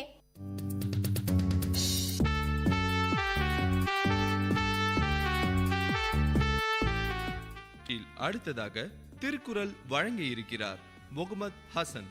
Thirukkural. நன்றி மறப்பது நன்றன்று, நன்றல்லது அன்றே மறப்பது நன்று. நன்றிக்கு வித்தாகும் நல்லொழுக்கம் தீயொழுக்கம் என்றும் இடும்பை தரும். சொல்லுக சொல்லிற் பயனுடைய சொல்லற்க சொல்லில் பயனிலா சொல். தன்னெஞ்சறிவது பொய்யற்க பொய்த்த பின் தன்னெஞ்ச தன்னை சுடும். தன்னை தான் காக்கின் சினம் காக்கே காவாக்கால் தன்னையே கொல்லும் சினம். எண்ணித் துணிக கருமம் துணிந்தபின் எண்ணுவம் என்பது இழுக்கு. குணம் நாடி குற்றமும் நாடி அவற்றுள் மிகை நாடி மிக்க கொளல். வெள்ளத்தனையது மலர் நீட்டம் மாதர்த்தம் உள்ளத்தனையது உயர்வு. முயற்சி திருவினையாக்கும் முயற்சின்மை புகுத்தி விடும். இன்னா செய்தார்க்கும் இனியவே செய்யாக்கால் என்ன பார்த்ததோ சால்பு. நேயர்கள் கேட்டுக்கொண்டிருப்பது பள்ளிக்கூடம் உங்கள் விஐடி பண்பலை 90.8 வேலூர் நகரின் பள்ளிகளில் இருந்து மாணவர்களின் பல்சுவை நிகழ்ச்சி.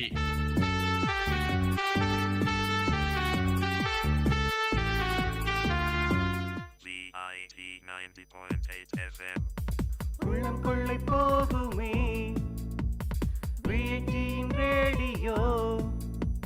பங்கு பெற வாருங்கள். நிகழ்ச்சிகள் ஆயிரம் வீரன்களின் சங்கமம். திறமைகள் வெளிப்படும் விஐடியின் ரேடியோ. உங்கள் ரேடியோ.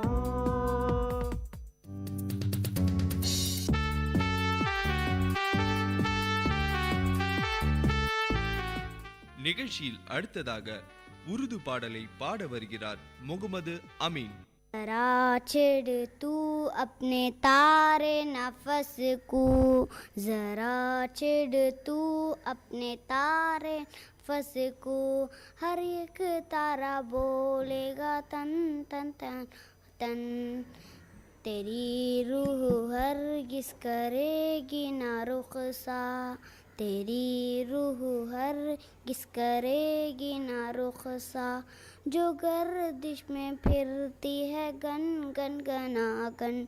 ज़रा छेड़ तू अपने तारे नफस को. हर एक तारा बोलेगा तन तन तना तन. तबीयत मेरी मुस्तफ़ा पर दीवानी. तबीयत मेरी मुस्तफ़ा पर दीवानी. नहीं मानती है किसी की कहानी. मेरे शीशाए दिल को लिल्ला तोड़ो.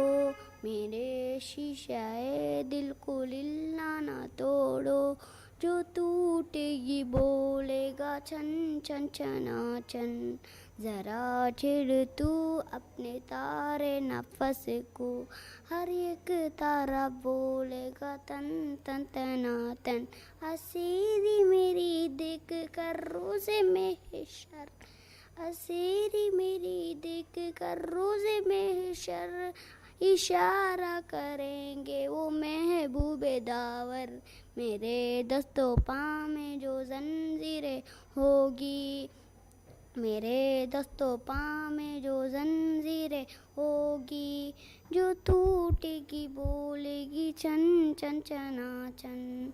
ज़रा छेड़ तू अपने तारे नफस को. हर एक तारा बोलेगा तन तन तना तन. उतर आया बुर्राख फर्श ज़मी पर. उतर आया बुर्राख फर्श ज़मी पर. ज़मी से गए आप अर्श बरी पर. हवाओं से गुजरे फिज़ाओं से गुजरे. हवाओं से गुजरे फिज़ाओं से गुजरे. चले जा रहे थे वो सन सन सनासन. ज़रा छेड़ तू अपने तारे नफस को. हर एक तारा बोलेगा तन तन तना तन.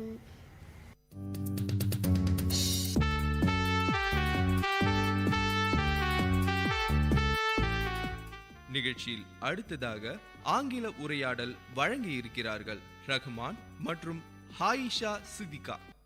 Television has its good side. It can be both entertaining and educational. and can open up a new world for kids, giving them a chance to travel the globe, learn about different cultures, and gain ideas they may never encounter in their own community. Shows with a pro-social message can have a positive effect on kids' behavior. TV shows can inspire kids to try new activities and engage in unplugged learning. If children watch good educational program on TV, they can learn many new things very easily. They can learn about places and animals they have never seen, and they could learn about new scientific discovery. TV can be a great medium for educational purpose. No comments by Aisha Siddiqa. Thank you, Rahman. Television has both good and bad. The good ones are 1. Channels are made epically for learning. 2.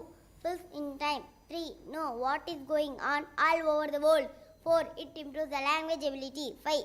Learn past history. The bad ones are 1. Kids who watch TV before bed tend to have a disturbed sleep. 2. Distracting. 3. Kids forget to do their homework.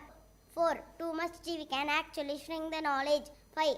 Her choice on the world. Television has both good and bad.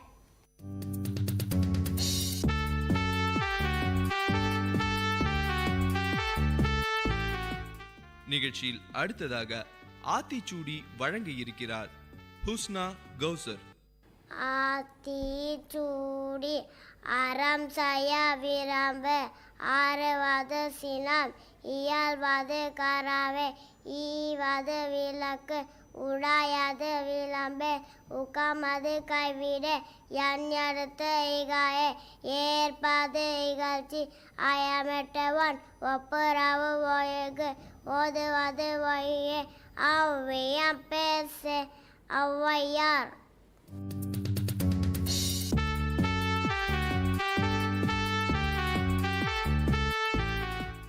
நிகழ்ச்சியில் அடுத்ததாக ஆங்கில உரை வழங்க இருக்கிறார் உமி குல்சம்.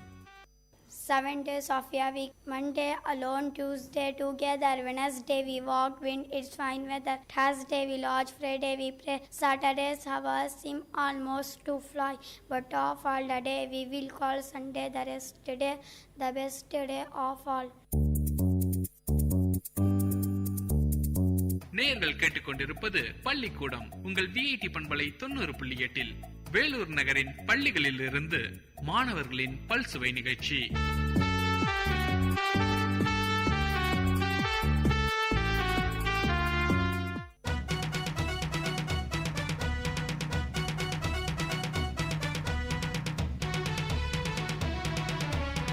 பசுமை பாசற எங்களின் கல்லூரிதான், கோட்டை நகரத்தையே தூக்கி நிற்கும் கல்லூரிதான். ஊர கொஞ்சம் யோசி, வாழ்வில் வண்ணம் பூசி வந்தனோ சொல்லு எங்கள் எஃப்எம்முக்கு தான்.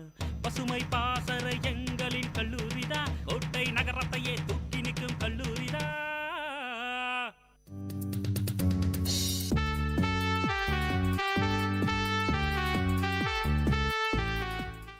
நிகழ்ச்சியில் அடுத்ததாக தமிழ் பாடலை பாட வருகிறார் சனாப் ஹம்தனா தபுசும்.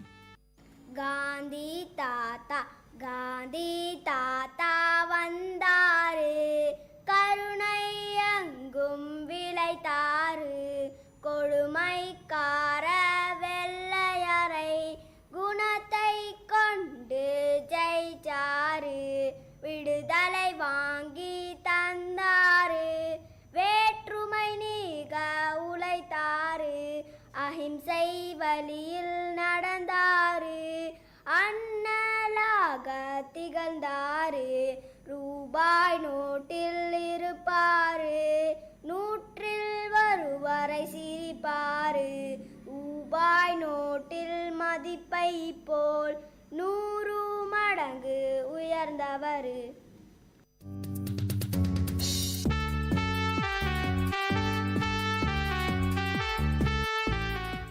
நிகழ்ச்சியில் அடுத்ததாக அன்னையின் அன்பு என்ற உருது பாடலை வழங்க இருக்கிறார் நேஹா கவுனின். अम्मी जान हमारी जान अब्बू जान पे हम कुर्बान, अम्मी जान हमारी जान अब्बू जान पे हम कुर्बान, अम्मी जान हमारी जान अब्बू जान पे हम कुर्बान. अम्मी ने बचपन में हमको मनचाहा आराम दिया है, अब्बू ने कितना खुश होकर हमको अपना नाम दिया है। थाम के अम्मी जान की उंगली हमने चलना सीखा है। अब्बू जान ने डाला जैसे वैसे डलना सीखा है।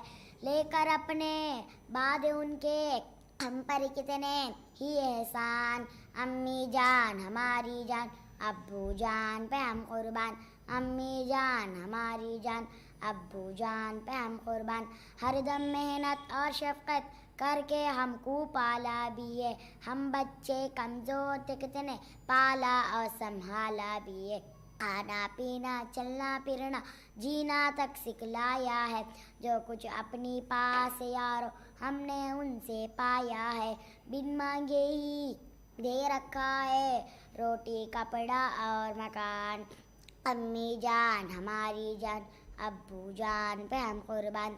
अम्मी जान हमारी जान, अब्बू जान पे हम कुर्बान। नरम मुलायम हाथ की थपकी मीठी नींद सुलाएं अब भी। लोरी की आवाज़ हमारे कानों में लहराए अब भी। अब्बू जी बाहों का झूला झूले अब भी सारी रात। महके ऐसे प्यार की खुशबू जैसे के फुलवारी रात। हम क्या उनको अपना बोले, हम हैं उनकी अपनी जान। अम्मी जान हमारी जान, अब्बू जान पे हम कुर्बान। अम्मी जान हमारी जान, अब्बू जान पे हम कुर्बान। अम्मी जान हमारी जान, अब्बू जान पे हम कुर्बान।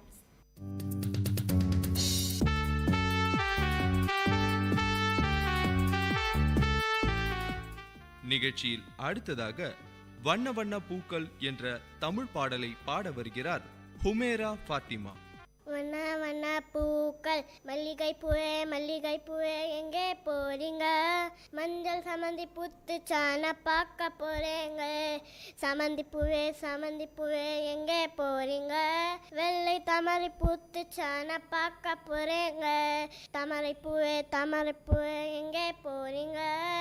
வெள்ளை தாமரை புத்து சாண பார்க்க போறேங்க. ரோஜா பூவே எங்கே போறீங்க?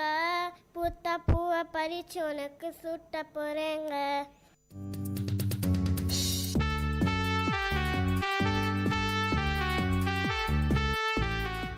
நிகழ்ச்சியில் அடுத்ததாக உரையாடல் வழங்க இருக்கிறார்கள் அபூபக்கர் மற்றும் தாஹா அட்னான்.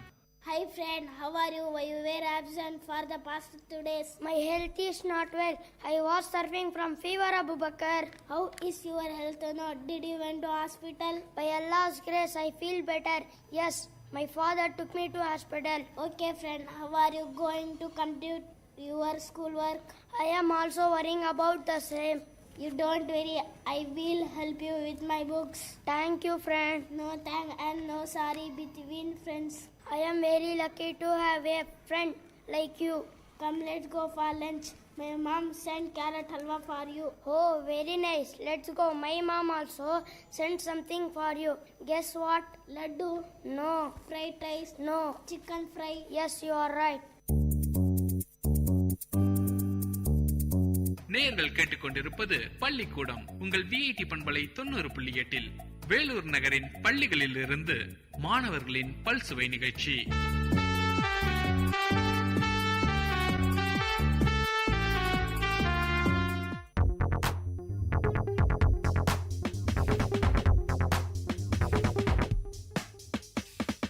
விஐடி வானொலி உங்களின் செவிகளில் தேனை பாய்ச்சிடுதே. மனதின் கவலைகள் மறந்து போயிடும் மாயம் செய்திடுமே. இது காற்றின் அலை பொங்கும் பாட்டின் அலை நம் வீட்டோடும் நாட்டோடும் நடமாடி சுவை சேர்க்கும் விஐடி வானொலி உங்களின் செவிகளில் தேனை பாய்ச்சிடுதே.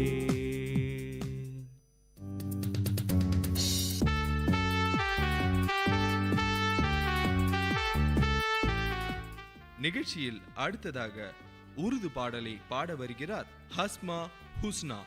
हरा गुंबद जो देखोगे जमाना भूल जाओगे. हरा गुंबद जो देखोगे जमाना भूल जाओगे.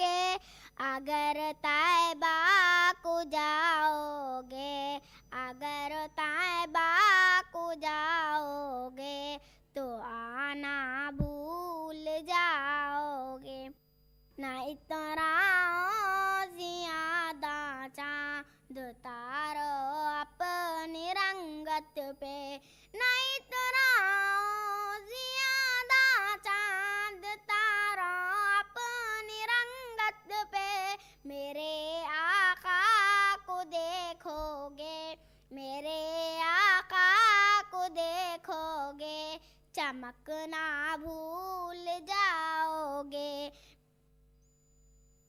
मेरे आका को देखोगे चमकना भूल जाओगे हदीसे मुस्तफा पर तुम जो हो जाओ अमल पैरा हदीसे मुस्तफा पर तुम जो हो जाओ अमल पैरा कसम अल्लाह की माँ को कसम अल्लाह की माँ को सताना भूल जाओगे अगर तुम जान लो एक हाफिज़े कुरान की अजमत अगर तुम जान लो एक हाफिज़े कुरान की अजमत तो अपने बच्चों को इंग्लिश तो अपने बच्चों को इंग्लिश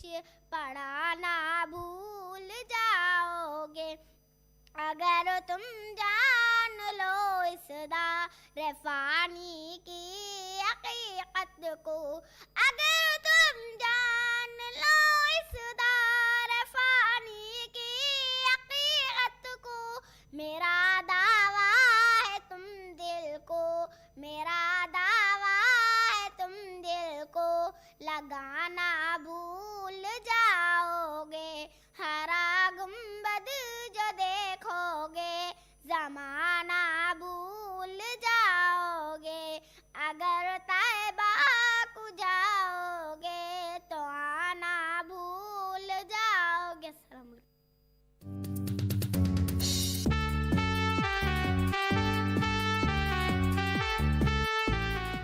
நிகழ்ச்சியில் அடுத்ததாக உருது பாடலை பாட வருகிறார்கள் ஆஃப்ரீன் மற்றும் தாலியா தபுசும் सारे जहां से अच्छा हिंदू सिता हमारा हमारा सारे जहां से अच्छा हम बुलबुले हैं इसकी ये गुलशिता हमारा हमारा सारे जहां से अच्छा गुर्बत में हो अगर हम रहता है दिल वतन में गुर्बत में हो अगर हम रहता है दिल वतन में समझो वही हमी भी दिल हो जहां हमारा हमारा सारे जहां से अच्छा पर्वत वो सबसे ऊंचा हम साया आसमां का पर्वत वो सबसे ऊंचा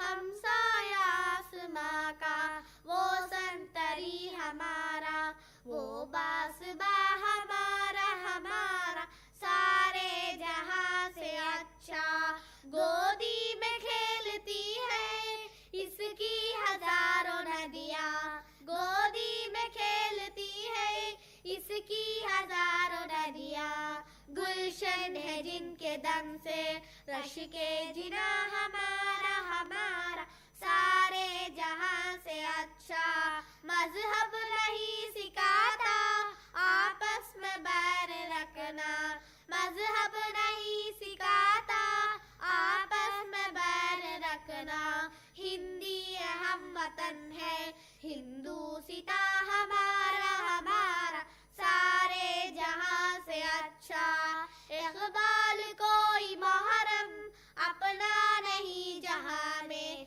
इकबाल कोई मुहर्रम अपना नहीं जहां में मालूम क्या किसी को दर्द निहा हमारा हमारा सारे जहां से अच्छा हिंदू सिता हमारा हमारा हम बुलबुले हैं इसकी ये गुलशिता हमारा हमारा सारे जहां से अच्छा हिंदू सिता हमारा हमारा सारे जहां से अच्छा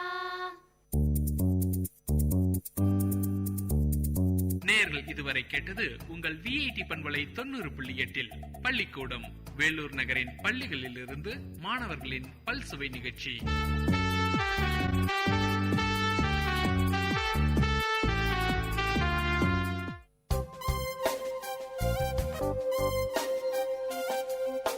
மண் வாசனை உங்கள் விஐடி பண்பலை 90.8 வேளாண்மை சார்ந்த தொழில்நுட்பம், பசுமை படரும் விவசாய தொழில்கள், பண்ணை முறைகள் என மானுடம் காக்கும் உழவு சார்ந்த நிகழ்ச்சி. வணக்கம். இயற்கை விவசாயிகள் ஒருங்கிணைந்து நடத்துவதே மக்கள் நலச்சந்தை. ஆரோக்கியமானவைகள் இயற்கை விவசாயத்தில் விளைந்தவைகள் கூடுதல் விலையின்றி நியாய விலையில் ஒரே இடத்தில் விவசாயிகள் உற்பத்தியாளர்கள் நேரடி விற்பனையில் நடைபெறுவதே மக்கள் நலச்சந்தை. இது ஒரு தனித்துவமான சந்தை. இந்த சந்தை வாரச்சந்தையாகவும் மாதச்சந்தையாகவும் நடைபெற்று வருகின்றது. வாரச்சந்தை ஒவ்வொரு வாரமும் புதன்கிழமைகளில் காலை 6 மணி முதல் 10 மணி வரை நடைபெறுகிறது. நடைபெறும் இடம் அசோக் பிளான்ட் நர்சரி, நம்பர் 4, 4வது கிழக்கு மெயின் ரோடு, அக்ஸலியன் கல்லூரி ரவுண்டானா அருகில், காந்தி நகர், வேலூர் 6. இதில் விவசாயிகள் நேரடியாக காய்கறிகள், பழங்கள், கீரைகள், பாரம்பரிய அரிசி வகைகள், எண்ணெய், தேன் போன்றவைகள் விற்பனை செய்கின்றார்கள். மாதாந்திர சந்தை ஒவ்வொரு மாதமும் 2ஆம் சனிக்கிழமைகளில் காலை 6 மணி முதல் 2 மணி வரை நடைபெறுகிறது. இடம் திருமகள் திருமண மண்டபம், அக்ஸிலியம் கல்லூரி சாலை, காந்தி நகர், வேலூர் 6.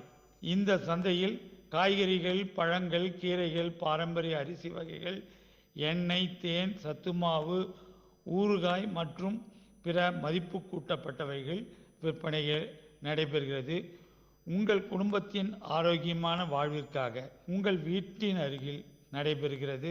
அவசியம் வாருங்கள் என அன்புடன் அழைக்கும் மக்கள் நலச்சந்தை ஒருங்கிணைப்பு குழு. நன்றி.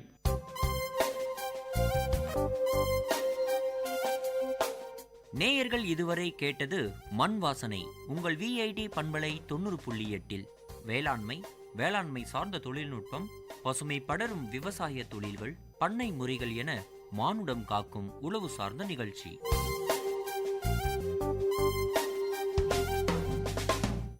விவசாயி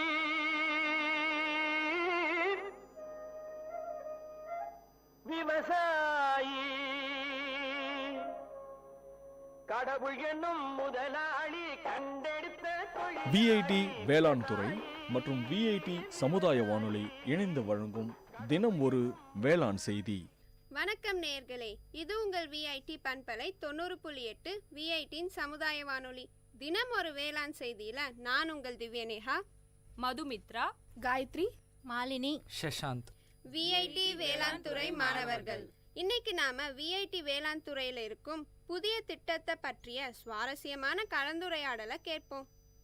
இடம் உள்ளூர் சந்தையில் 2 இயற்கை விவசாயிகளுக்கு நடக்கும் உரையாடல். என்ன கலா இந்த பக்கம் பார்த்தே ரொம்ப நாள் ஆச்சு. அது ஒன்றும் இல்லை சீதாக்கா, எங்கள் தோட்டத்து மாம்பழத்தை வெளி மார்க்கெட்டுக்கு வண்டி ஏற்றி விட்டு காய்கறி வாங்கலாமேன்னு சந்தைக்கு வந்தேன். ஆமாம், நீங்கள் ஏன் உங்கள் மாம்பழத்தை எடுத்துட்டு இங்கே வந்திருக்கீங்க? நானே உன்கிட்ட சொல்லான்னு தான் இருந்தேன். மகசூல் அதிகமாக வர ஆசைப்பட்டு உயிர் உரத்தை நிறைய வாங்கி போட்டேன். ஆனால் கடைசியில் பூவெல்லாம் கருகி மகசூலே வராமல் போயிடுச்சு. ஏதோ மிச்சம் இருக்க இந்த மாம்பழத்தை எடுத்துட்டு வந்த விலைக்கே வித்துட்டு போகலான்னு வந்திருக்கேன். அட என்னக்கா இப்படி சொல்கிற? நானும் தான் உயிர் உரத்தை போட்டேன், ஆனால் எனக்கு நிறைய மகசூல் வந்திருக்கே, உங்களுக்கு மட்டும் ஏன் வரல? என்னடி சொல்கிற? என் நிலமும் உன் நிலமும் பக்கத்து பக்கத்தில் தான் இருக்குது. உன் நிலத்தில் இருக்க அதே மண்ணு தான் என் நிலத்துலையும் இருக்குது. அப்புறம் ஏன் எனக்கு மட்டும் இப்படி நடக்குது? சரி விடுக்கா, நம்மள மாதிரி இயற்கை விவசாயிகளுக்கு இது மாதிரி அடி அப்பப்போ விழ தான் செய்யும்.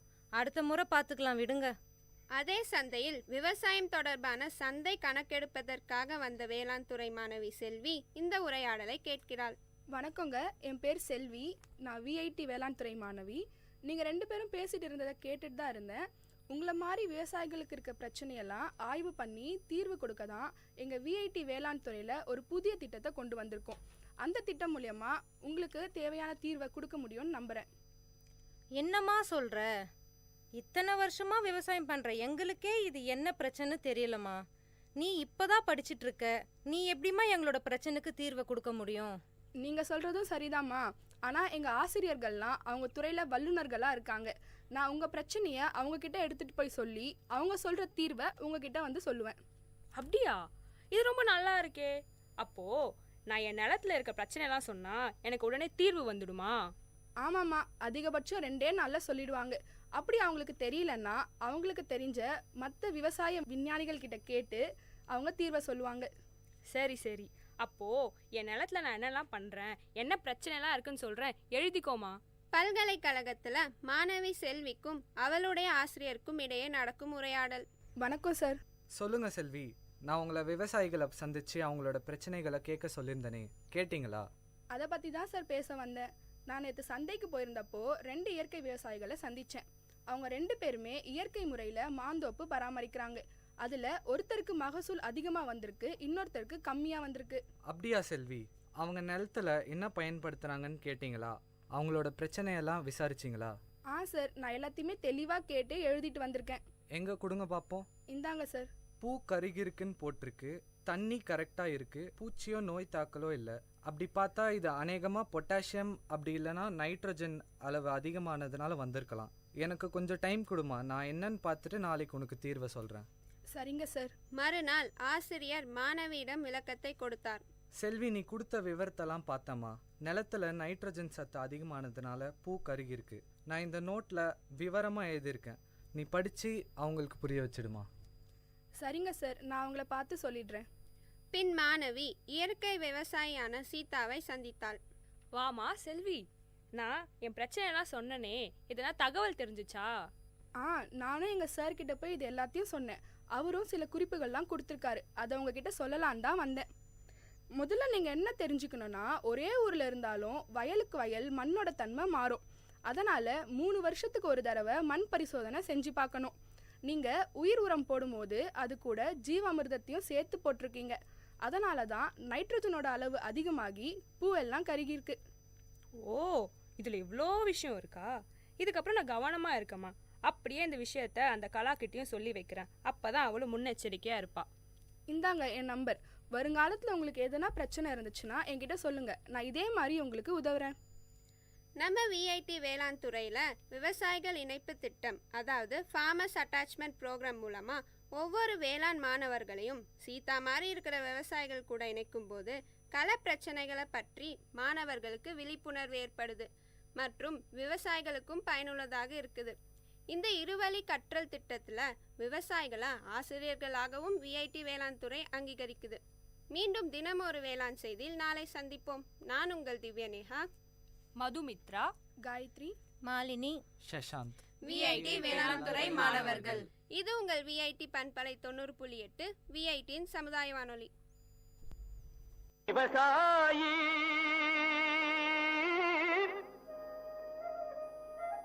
விவசாயி கடவுள் என்னும் முதலாளி கண்டெடுத்த விஐடி வேளாண் துறை மற்றும் விஐடி சமுதாய வானொலி இணைந்து வழங்கும் தினம் ஒரு வேளாண் செய்தி. Hello everyone, this is Sailina from Vit Community Radio. I'm going to recite a poem written by me, A Piece of Me.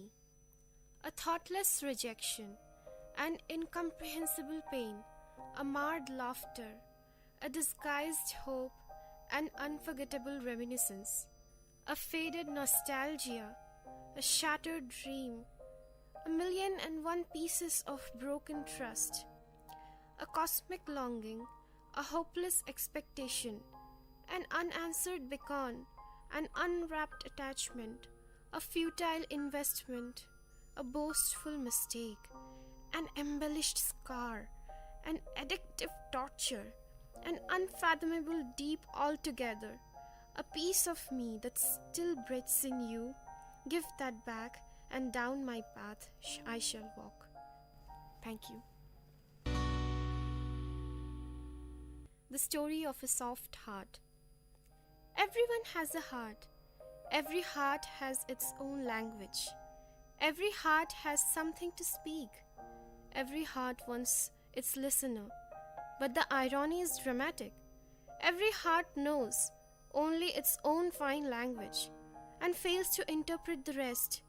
Every heart expects to be listened and never chooses to play the listener. There are hearts which are kind and hearts which are ruthless, hearts soft and tender. Never do they find anything a crooked business. Hearts are as merciful as the nature, embrace one and all. Stones replace some hearts, and every little creature do they appall.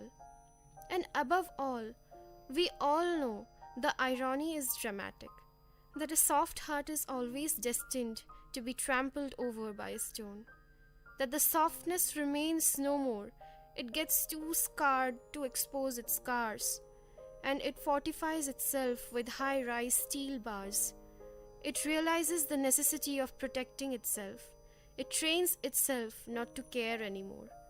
It changes and changes until it becomes steel, so the next time no stone dares tread. And thus, apparently, no soft heart does exist.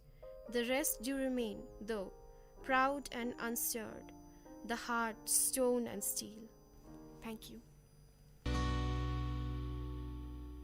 Only a few people. Hundreds of millions of people share this planet. The predominant fraction is incognizant of your existence. Of the handful of people that you know, are the bulk fraction who don't bother about your existence, followed by the ones who are averse to your existence. Then comes the insignificant count, for whom what matters is only your existence. This insignificant count makes your life really significant and worth living. Don't you ever forget to make them feel special. Don't you ever ignore their existence. Thank you. Fish knows water the last. Traveling since quite some time, down the unfathomable yards of pain, luggage packed on the back, so heavy of miserable disdain. You are tired, your thirst reasons fine. You survive on water, you drink it, and it takes you to cloud 9.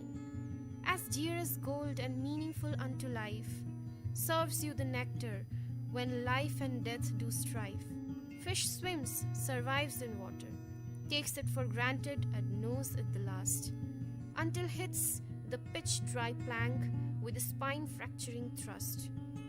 One nurtured, cared and loved does not perceive love as love, until the day when love does relinquish, does he split with an unsettled soul, that restless forgery does vanquish the truth and plainness of love.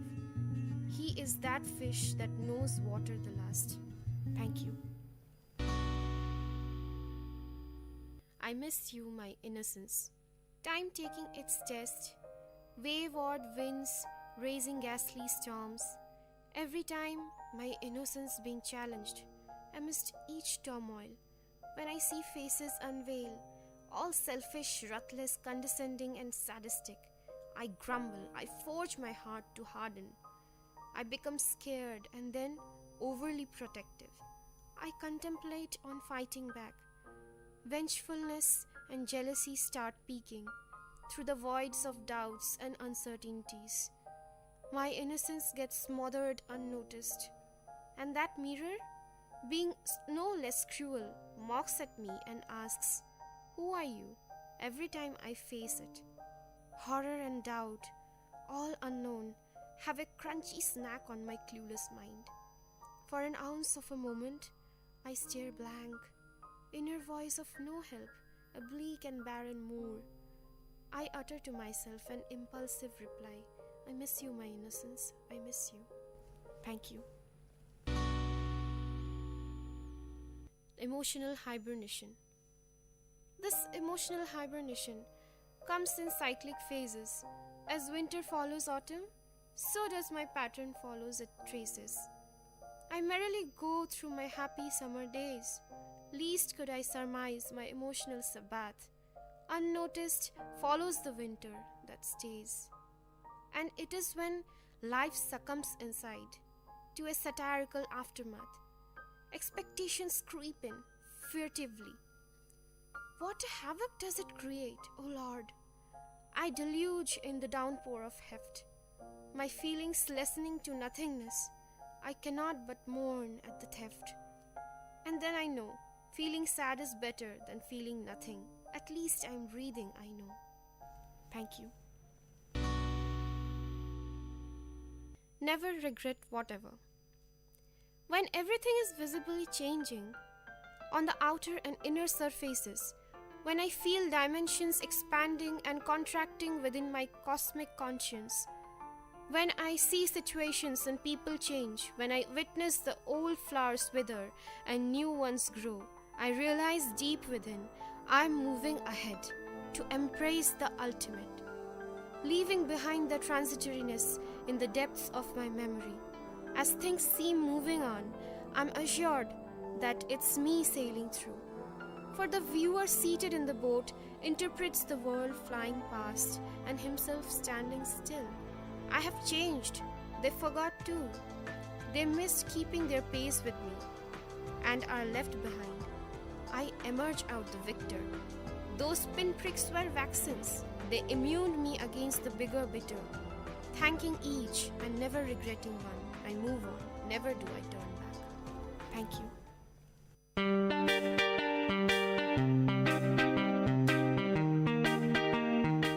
Dear listeners, for the next hour, you are going to listen to the program Team Speak Time in VIT Community Radio 90.8 FM.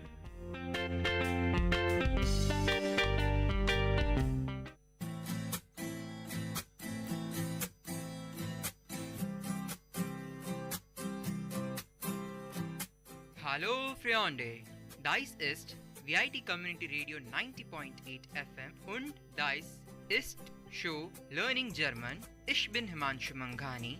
Und ich bin Shravya.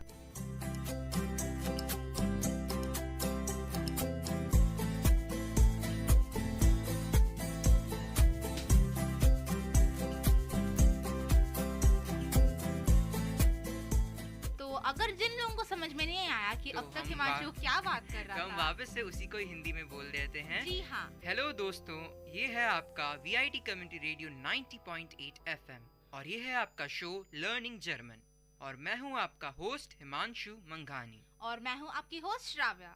तो आज हम क्या करने वाले हैं हिमांशु? पहले हमारा उसूल है कि पहले वाली चीजों को पहले खुद एक बार रिवाइज करवाएंगे उनको। तो पिछली क्लास में हमने क्या पढ़ा? पिछली क्लास में हमने पढ़े थे आर्टिकल्स और मॉडल वर्ब। मॉडल वर्ब्स जैसे कि विल, शैल, मे, माइट और दो सीखे थे, मूसन, डुरफन, मस्ट। यस, मस्ट भूल गई मैं। तो चलिए, तो उसको एक जगह कहीं रूल एप्लीकेबल नहीं था जो अपन स्टार्टिंग से पढ़ते आ रहे हैं, वो कौन से केसेस थे?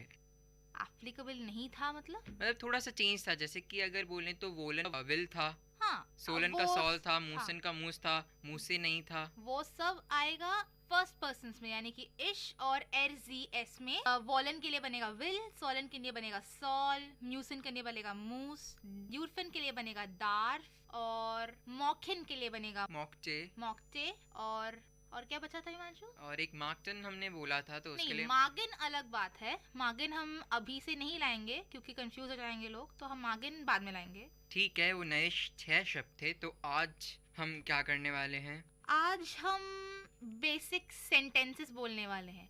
जैसे कि अभी मुझे किसी को अपना नाम बताना है जर्मन में। मैं अभी सपोज अगर मेरा सब कुछ, मेरा इंजीनियरिंग मैंने अच्छे से कर लिया और मुझे जर्मनी में MS करने का मौका मिल गया, तो मैं वहाँ पे जाऊँगी तो मैं लोगों से कैसे बात करूँगी?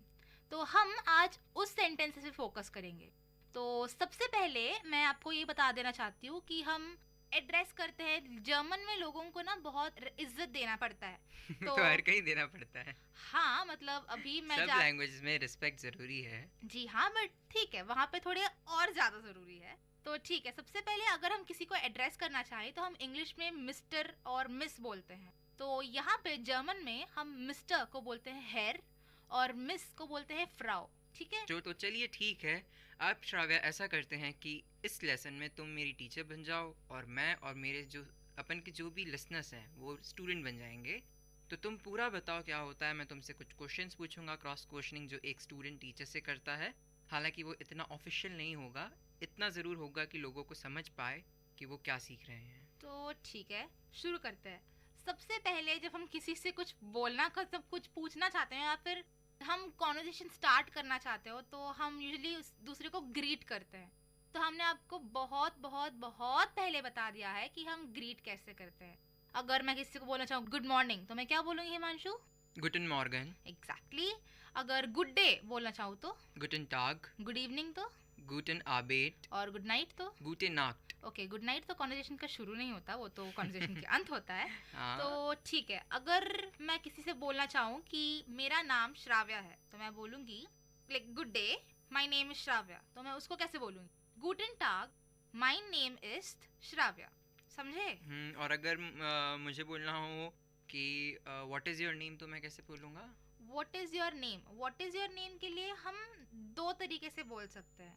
हम ऐसे पूछ सकते हैं कि V-C, तो how are you called, so V-C मतलब व्हाट इज योर नेम, या फिर वास इज योर नेम, ऐसे भी बोल सकते हैं कि व्हाट इज योर नेम सीधा जर्मन में। तो उसके लिए मुझे रिप्लाई करना पड़ेगा माय नेम इज श्राव्या, या फिर इश हाइसर श्राव्या, या फिर मैं ऐसे भी बोल सकती हूँ कि इश बिन श्राव्या। ओके, तो चलिए एक अच्छी चीज़ इसी को ही थोड़ा इलैबोरेट करते हुए एक सीन लेते हैं जिसमें क्या होगा श्राव्या। मैं इन्फॉर्मेशन डेस्क पे बैठी हूँ और सपोज हिमांशु तुम मेरे पास आए हो, तुम्हें मुझसे कुछ पूछना है, तो तुम क्या पूछोगे? सबसे पहले कॉन्वर्सेशन कैसे स्टार्ट करोगे? कॉन्वर्सेशन गुटन टाग अगर गुड डे होगा, या फिर गुड मॉर्निंग के लिए गुटन मॉर्गन, तो मैं बोलूँगा आपको कि वी हेजनजी। मैं अपना नाम तुम्हें क्यों बताऊंगी? मैं इन्फॉर्मेशन डेस्क पे बैठी हूँ। इन्फॉर्मेशन डेस्क पे बैठे, तो तुम हाँ? क्या चाहती हो कि तुमसे क्या पूछा जाए? मुझे क्या पता, तुम्हें जो पूछना पूछो। कुछ बोल दो, मुझे कुछ समझ नहीं आ रहा क्या पूछूं अभी तुमसे। चलो ठीक है, तो मैं ही एग्जांपल दे देती हूँ। मैं बोलूंगी गुटन टाग, माय नेम इज श्राव्या। तो इन्फॉर्मेशन डेस्क पे जो कोई भी बैठा होगा वो बोलेगा गुटन टाग फ्रॉ श्राव्या। गुटन टाग फ्रॉ श्राव्या। ठीक है, तुम मुझे समझाओ क्योंकि मैं तुम्हारा स्टूडेंट हूँ, ठीक है ना? क्योंकि तुम आज प्रैक्टिस करके आई हो, मैं एक बिल्कुल स्टूडेंट की तरह प्रैक्टिस करके आया हूँ कि मेरे को बिल्कुल समझना है, वो भी तुमसे। अच्छा, तो मेरे को आज इतना नहीं पता पड़ेगा, पर मुझे इतना ज़रूर पता पड़ेगा कि मुझे क्या लिसनर्स को सुनाना है और प्रैक्टिस करवानी है ताकि एक अपन अच्छी तरीके से आगे बढ़ सके। तो जर्मन यार ने ऐसे तो कोई भी भाषा में सरनेम होता है और मिडिल नेम और लास्ट नेम ऐसे होते हैं। तो जर्मन में भी वॉरनामा मतलब फर्स्ट नेम और नाकनामा मतलब लास्ट नेम, ठीक है? तो अगर कोई मुझसे पूछेगा कि वास इज योर फोरनामा मतलब what is your first name, so मैं बोलूंगी माइन फोरनामा इज श्राव्या। और कोई मुझसे पूछेगा वास इज योर नाकनामा, तो मैं बोलूंगी करा इज माइन नाकनामा। नाकनामा मतलब लास्ट नेम, या सरनेम।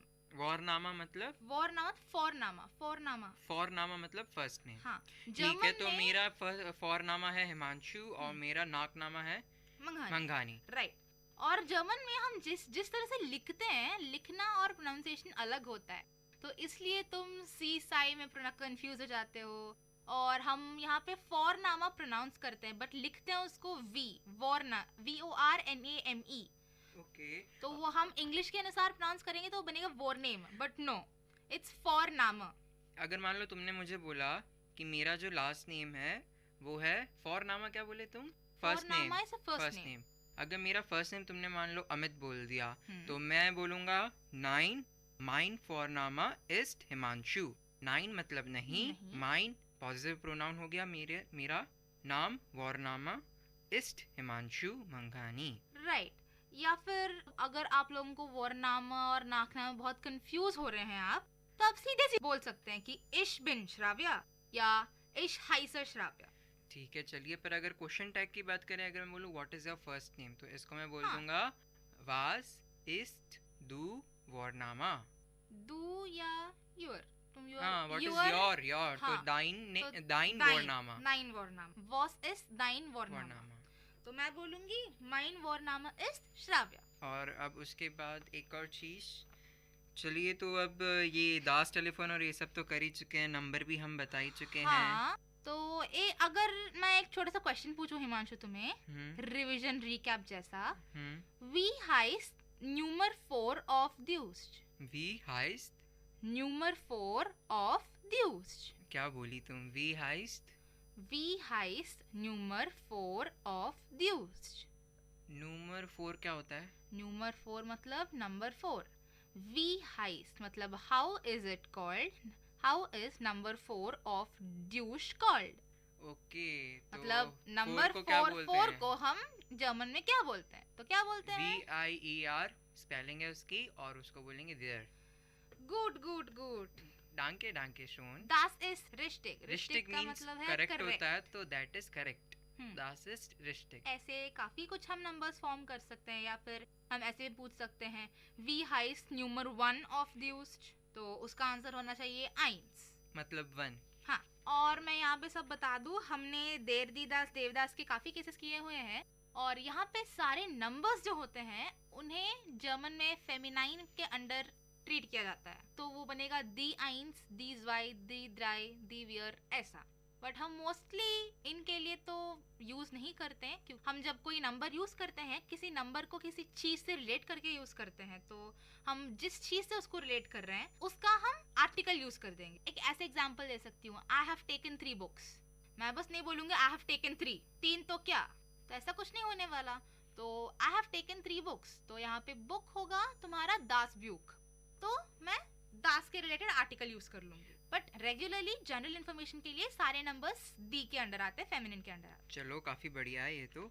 अब चलिए एक और चीज़ अगर ये देखें कि रिपोर्टर और एक सिंगर, और मतलब मान लो मैं क्वेश्चन पूछता हूँ हिंदी में बोलूँगा या इंग्लिश में, तो मुझे बताना उसमें जर्मन में क्या बोलेंगे। अगर मान लो कोई रिपोर्टर की जो एक नॉर्मल लाइन होती है वो जर्मन में क्या कहलाएगी, सिंगर की जो नॉर्मल लाइन होती है वो क्या कहलाएगी, टूरिस्ट अगर होते हैं जो उनकी जनरल लाइन होती है, जो अधिकतर टूरिस्ट वो लाइन ज़रूर बोलेंगे, तो वो जर्मन में कैसे बोलेंगे। अगर मान लो कोई श्रोता, कोई लिसनर जर्मन गया है, तो वो लोग रिपोर्टर से मिलेंगे, सिंगर से अगर मिलते हैं, या फिर टूरिस्ट से मिलते हैं, या किसी लड़की से मिलते हैं, या किसी पुलिस वुमेन से मिलते हैं, या किसी सेल्स पर्सन से मिलते हैं, या सेल्स वुमेन से मिलते हैं, तो एक उनका एक तकिया कलाम शब्द होता है। जैसे हमारा तकिया कलाम शब्द है जो हम स्टार्टिंग में बोलते हैं, वो 4 लाने शब्द नहीं, सेंटेंस। तकिया कलाम का मतलब वो शब्द जो बात बात पे एक बंदा रिपीट करता है और वो शब्द उसकी पहचान बन जाती है। अच्छा ठीक है, तकिया कलाम शब्द हिंदी नहीं आती, तो ठीक है, मुझे माफ कर दीजिएगा। कोई बात नहीं, सीखने का ही नाम जिंदगी है, और जिंदगी गुलजार है। आगे बढ़ते हैं। इसका मतलब क्या हुआ, जिंदगी गुलजार है? मुझे क्या पता, कोई शो का नाम था, वो याद आ गया, बोल दिया मैंने। अच्छा, जिंदगी गुलजार है यानी कि फूलों के जैसी महकती है। हाँ। चहकती है, चहकती नहीं है, चिड़िया चहकती है, फूल नहीं चहकते, फूल महकते हैं। तो चलिए ठीक है, अगर मैं बोलूं रिपोर्टर बोल रही है, तो रिपोर्टर को बोलेंगे देयर रिपोर्टरिन। रिपोर्टर अगर बंदा हो तो बोलेंगे रिपोर्टर, अगर बंदी हो तो बोलेंगे रिपोर्टर। अगर मैं बोलूं, अगर मान लो रिपोर्टर ये बोलना चाहती है, good day miss Shravya, heartily welcome. Okay, तो गुड डे को हम बोलेंगे गुटन टाग, मिस श्राव्या यानी कि फ्रॉ श्राव्या, हार्टली वेलकम। ओके, ये काफी कंफ्यूजिंग है, तो हम यूजुअली हार्टली वेलकम के लिए जर्मन में यूज करते हैं हेrzlich willkommen। ठीक है, तो कॉमन का मतलब होता है कम, तो willkommen मतलब वेलकम, herzlich का मतलब हो गया हार्टली। हाँ, तो herzlich हम लोग यहाँ पर हार्टली शो कर रहे हैं। अच्छा ठीक है, दिल से शो कर ले, दिल से शो कर रहे हैं, तो ठीक है, हम herzlich शो कर रहे हैं। herzlich willkommen मतलब हार्टली वेलकम, तुमने बताया, थैंक यू डांके शोन। और उसके बाद अगर मान लो कोई सिंगर मिल जाए मुझे, तो सैंगरिन, यहाँ पे अगर वो है। हाँ, तो वो लड़की बोले कि thank you for the flowers. Okay, सबसे पहले आप तो अब तक जान ही गए होंगे कि थैंक यू का मतलब है डांके, और ब्लूमेन यानी कि फ्लावर्स, तो मेरा सेंटेंस बनेगा thank you for the flowers यानी कि डांके फ्यूअर डी ब्लूमेन। फ्यूअर मतलब फॉर, डांके मतलब थैंक यू, डी ब्लूमेन मतलब फ्लावर्स, दी फ्लावर्स। अरे वाह, तुम तो बहुत होशियार हो श्राव्या। बहुत सारे टूरिस्ट हैं, तो देयर टूरिस्ट, और अगर टूरिस्ट की मेन ये लाइन होती है गुड बाय, गुड ट्रैवल, और मान लो मिस डैश कोई भी नाम बोल दिया, मैं बोल देता हूँ मिस श्राव्या, मान लो goodbye, good travel, miss Shravya. मान लो अगर मैं टूरिस्ट हूँ और तुम मुझे कहीं मिलती हो, तो मुझे तुम्हें बोलना है goodbye, good travel, miss Shravya. तुम कहीं जा रही हो, तो मैं इसको कैसे बोलूँगा एज ए टूरिस्ट? ओके, सबसे पहले गुड बाय को हम बोलते हैं ऑफ वीडर सेहन। तो चलिए एक नया शब्द मिल गया। अब हम हमारा अगर शो को बंद करेंगे तो गुड बाय के कैसे करेंगे और क्या बोलेंगे? ऑफ वीडर सेहन। वीडर सेहन। हाँ, क्योंकि आज की क्लास में हम काफी नए नए फ्रेजेस सीखने वाले। ये शब्द नहीं है, एग्जैक्टली फ्रेजेस हैं। ऑफ वीडर सेहन मतलब गुड बाय। Hartley welcome. तो चलिए हम स्टार्टिंग में हमेशा शो में अब बोलेंगे हार्टली वेलकम। हेrzlich willkommen। हाँ, चलिए अगर मान लो वेलकम अगर श्राव्या करती है तो वो बोलेगी हार्टली वेल। नहीं, सुनो। अगर मैं बोलूँ कि heartily welcome to learning German, तो मैं बोलूंगी herzlich willkommen zu learning German। Great, good. That das is toll मतलब that is great. Das ist wunderbar मतलब दैट इज वंडरफुल। वही तो मैं सोच रही टॉल क्यों बोल रहा है, सेंटेंस तो लंबा था तो वो सोच रही लॉन्ग, तो टॉल कहाँ से आ गया? तो चलिए कोई बात नहीं, होता है बट सही है। अगर आप मतलब नॉर्मली किसी से मिलते भी हैं तो आप बोलेंगे हार्टली वेलकम। अगर किसी को बाय भी बोलते तो गुड बाय, तो गुड बाय को बोलेंगे ऑफ वीडर सेहन। ऑफ वीडर सेहन मतलब गुड बाय, ऑफ वीडर सेहन मतलब गुड बाय, ऑफ वीडर सेहन मतलब गुड बाय। और अगर हार्टली वेलकम बोलेंगे तो herzlich willkommen। Hartley welcome. तो अगर कोई टूरिस्ट बोलेगा दूसरे टूरिस्ट को कि goodbye and have a nice trip, तो गुड बाय, गुड ट्रैवल। हाँ, रीसे मतलब ट्रैवल ट्रिप, रीसे मतलब ट्रिप इन जर्मन। तो ऑफ वीडर सेहन गुटे रीसे फ्रॉ श्राव्या। सपोज अगर तुमने मुझे बोल दिया तो ऐसा, तो मतलब ऑफ वीडर सेहन का मतलब गुड बाय, गुड ट्रैवल, गुटे रीजे। अब रीजे होता है ट्रैवल, और ट्रैवल एक फेमिनिन की तरह इंट्रोड्यूस किया गया, तो गूटन में से एन हट गया, गुटे हो गया। और फ्राउ मतलब मिस, श्राव्या मतलब श्राव्या। यही और क्या होगा? ठीक है, अगर मान लो मैंने तुम्हें ये बोला, ठीक है, अब तुम मुझे कुछ बोलोगी तो मैं भी तुम्हें गुड बाय तो बोलूंगी। हाँ, तो तुम क्या बोलोगी? और मेरा नाम लेकर। जी हाँ, तो मैं बोलूंगी ऑफ वीडर सेहन हेर हिमांशु। कूल, बहुत बढ़िया। क्योंकि हेयर मतलब mister, so mister Himanshu goodbye. ठीक है। और चलो अगर मान लो कोई दो लड़का लड़की मिलते हैं जो अजनबी हैं स्टार्टिंग में, तो स्टार्टिंग में अगर लड़की ये पूछना चाहे लड़के से कि हेलो आई एम क्लॉडिया, मतलब मैं हूँ क्लॉडिया और आप कौन हैं, तो इसको कैसे बोलेगी वो लड़की? ठीक है, अगर उस लड़की का नाम क्लॉडिया हो तो वो बहुत तरीके से बोल सकती है उसका नाम कि हेलो इश बिन क्लॉडिया, या फिर ऐसे बोल सकती है नामे इस्ट क्लॉडिया। नामे इस्ट क्लॉडिया। हाँ। माय वॉरनामे इस्ट क्लॉडिया। हाँ, तो ऐसे बहुत सारे अब तक हमने बहुत केसेस किए थे, इश बिन क्लॉडिया, इश हाइसे क्लॉडिया, ऐसे। तो ठीक है, अभी हम इस पे अटक जाते हैं कि हेलो इश हाइसे Claudia und du and you। ओके, अब मान लो मैं वो अजनबी लड़का हूँ और मुझे बोलना है कि मैं हूँ हिमांशु, और फिर बोलना है गुड बाय क्लॉडिया, तो कैसे बोलूंगा? तो लड़के ने भाव ही नहीं दिया लड़की को। हाँ, वही बड़ा भाव खाते हैं लोग आजकल। ऐसे बोलना चाहिए कि इश हाइसे हिमांशु चूस क्लॉडिया। ओके, इश हाइसे हिमांशु चूस क्लॉडिया। हाँ, चूस का मतलब है goodbye. Okay, very good. नहीं, चूस का मतलब है बाय, और ऑफ वीडर सेहन का मतलब है गुड बाय। तो अपने दोस्तों को गलती से ऑफ वीडर सेहन मत बोल दीजिएगा, अपने दोस्तों को बोल दीजिएगा चुस। तो हॉल्ट मतलब रुको। ये हॉल्ट तो इंग्लिश से रिलेटेड वर्ड हुआ। हॉल्ट मतलब रुको। हॉल्ट, या ठीक है हाल्ट। हाँ, ये आता है, ओ नहीं आता। हाल्ट बोल सकते हैं इसको। तो हाल्ट मतलब रुको। वी हाइसन सी व्हाट इज योर नेम, या हाउ आर यू कॉल्ड। चलिए ठीक है। तो और मैं अगर पागल थोड़ी ना हूँ कि मैं अपना नाम बता दूंगी। हाँ, नाम नहीं बताऊंगा, पर मैं यहाँ पे मुजरिम हूँ, तो मुझे बोलना है ओ फॉरगिव मी, ठीक है? मैं सीधा बस फॉरगिव मी करके पतली गली पकड़कर भाग जाऊंगा। पतली गली क्यों? नॉर्मल गली पकड़ के नहीं भाग सकते। मुहावरा है। तुम क्या हिंदी पढ़ रही हो? कोई मेरे को बोला क्या इंग्लिश पढ़ रहे हो? मुझे हिंदी नहीं आती। क्या हिंदी पढ़ रही हो? मुझे हिंदी नहीं आती। तो अभी क्या बोल रही हो? फ्रेंच बोल रही हो यहाँ पे? मतलब शुद्ध हिंदी नहीं आती भाई, जो बस बात करने के लिए हम यूज करते हैं वही आती है मुझे हिंदी। ये बात करने के लिए होते हैं, बट मुहावरे होते हैं, और मुहावरे जो होते हैं ईडियम्स होते हैं, और ईडियम्स जो होते हैं इतना यूज नहीं होते हैं, तो इसलिए लोगों को थोड़ा कंफ्यूजन हो जाता है। अंडरस्टूड? तो चलो, अभी तो तुम फॉरगिव मी को क्या बोलोगे? ओह को तो ओ ही बोल लूंगा क्योंकि एक वॉइस है ये, और फॉरगिव मी को मैं बोलूंगा वेर जी हुंग। वेर जी हुंग। तो कितना अच्छा सीखा यार। हार्टली वेलकम, गुड बाय, और फॉरगिव मी तो वर्जी हुंग मतलब फॉरगिव मी, और फिर herzlich willkommen मतलब हार्टली वेलकम, और फिर गुड बाय को मतलब ऑफ वीडर सेहन। और चूस का मतलब है बाय, जो सिर्फ दोस्तों को बोला जाता है। और ऑफ वीडर सहन मतलब गुड बाय, जो दुश्मनों को बोला जाता है। चलो मैं ठीक है। मजाक और कर रही हूँ दोस्तों। तो अगर आप किसी झगड़े में पड़ गए तो प्लीज मेरा नाम मत लीजिएगा। अच्छा तो चलिए ठीक है। और अगर इसकी बात करें कि बच्चा है, बच्चे अगर मम्मी को बोलना है उसको मम्मी, तो कैसे बोलेगा? मम्मा। और क्या बोलेगा बच्चा? यहाँ जैसे बोलते हैं वैसे ही है, मामा ही बोलेगा उसको मामा। और बेबी को बताओ, अगर द बेबी है तो क्या बोलेंगे? बेबी इज, बेबी मतलब बेबी होता है।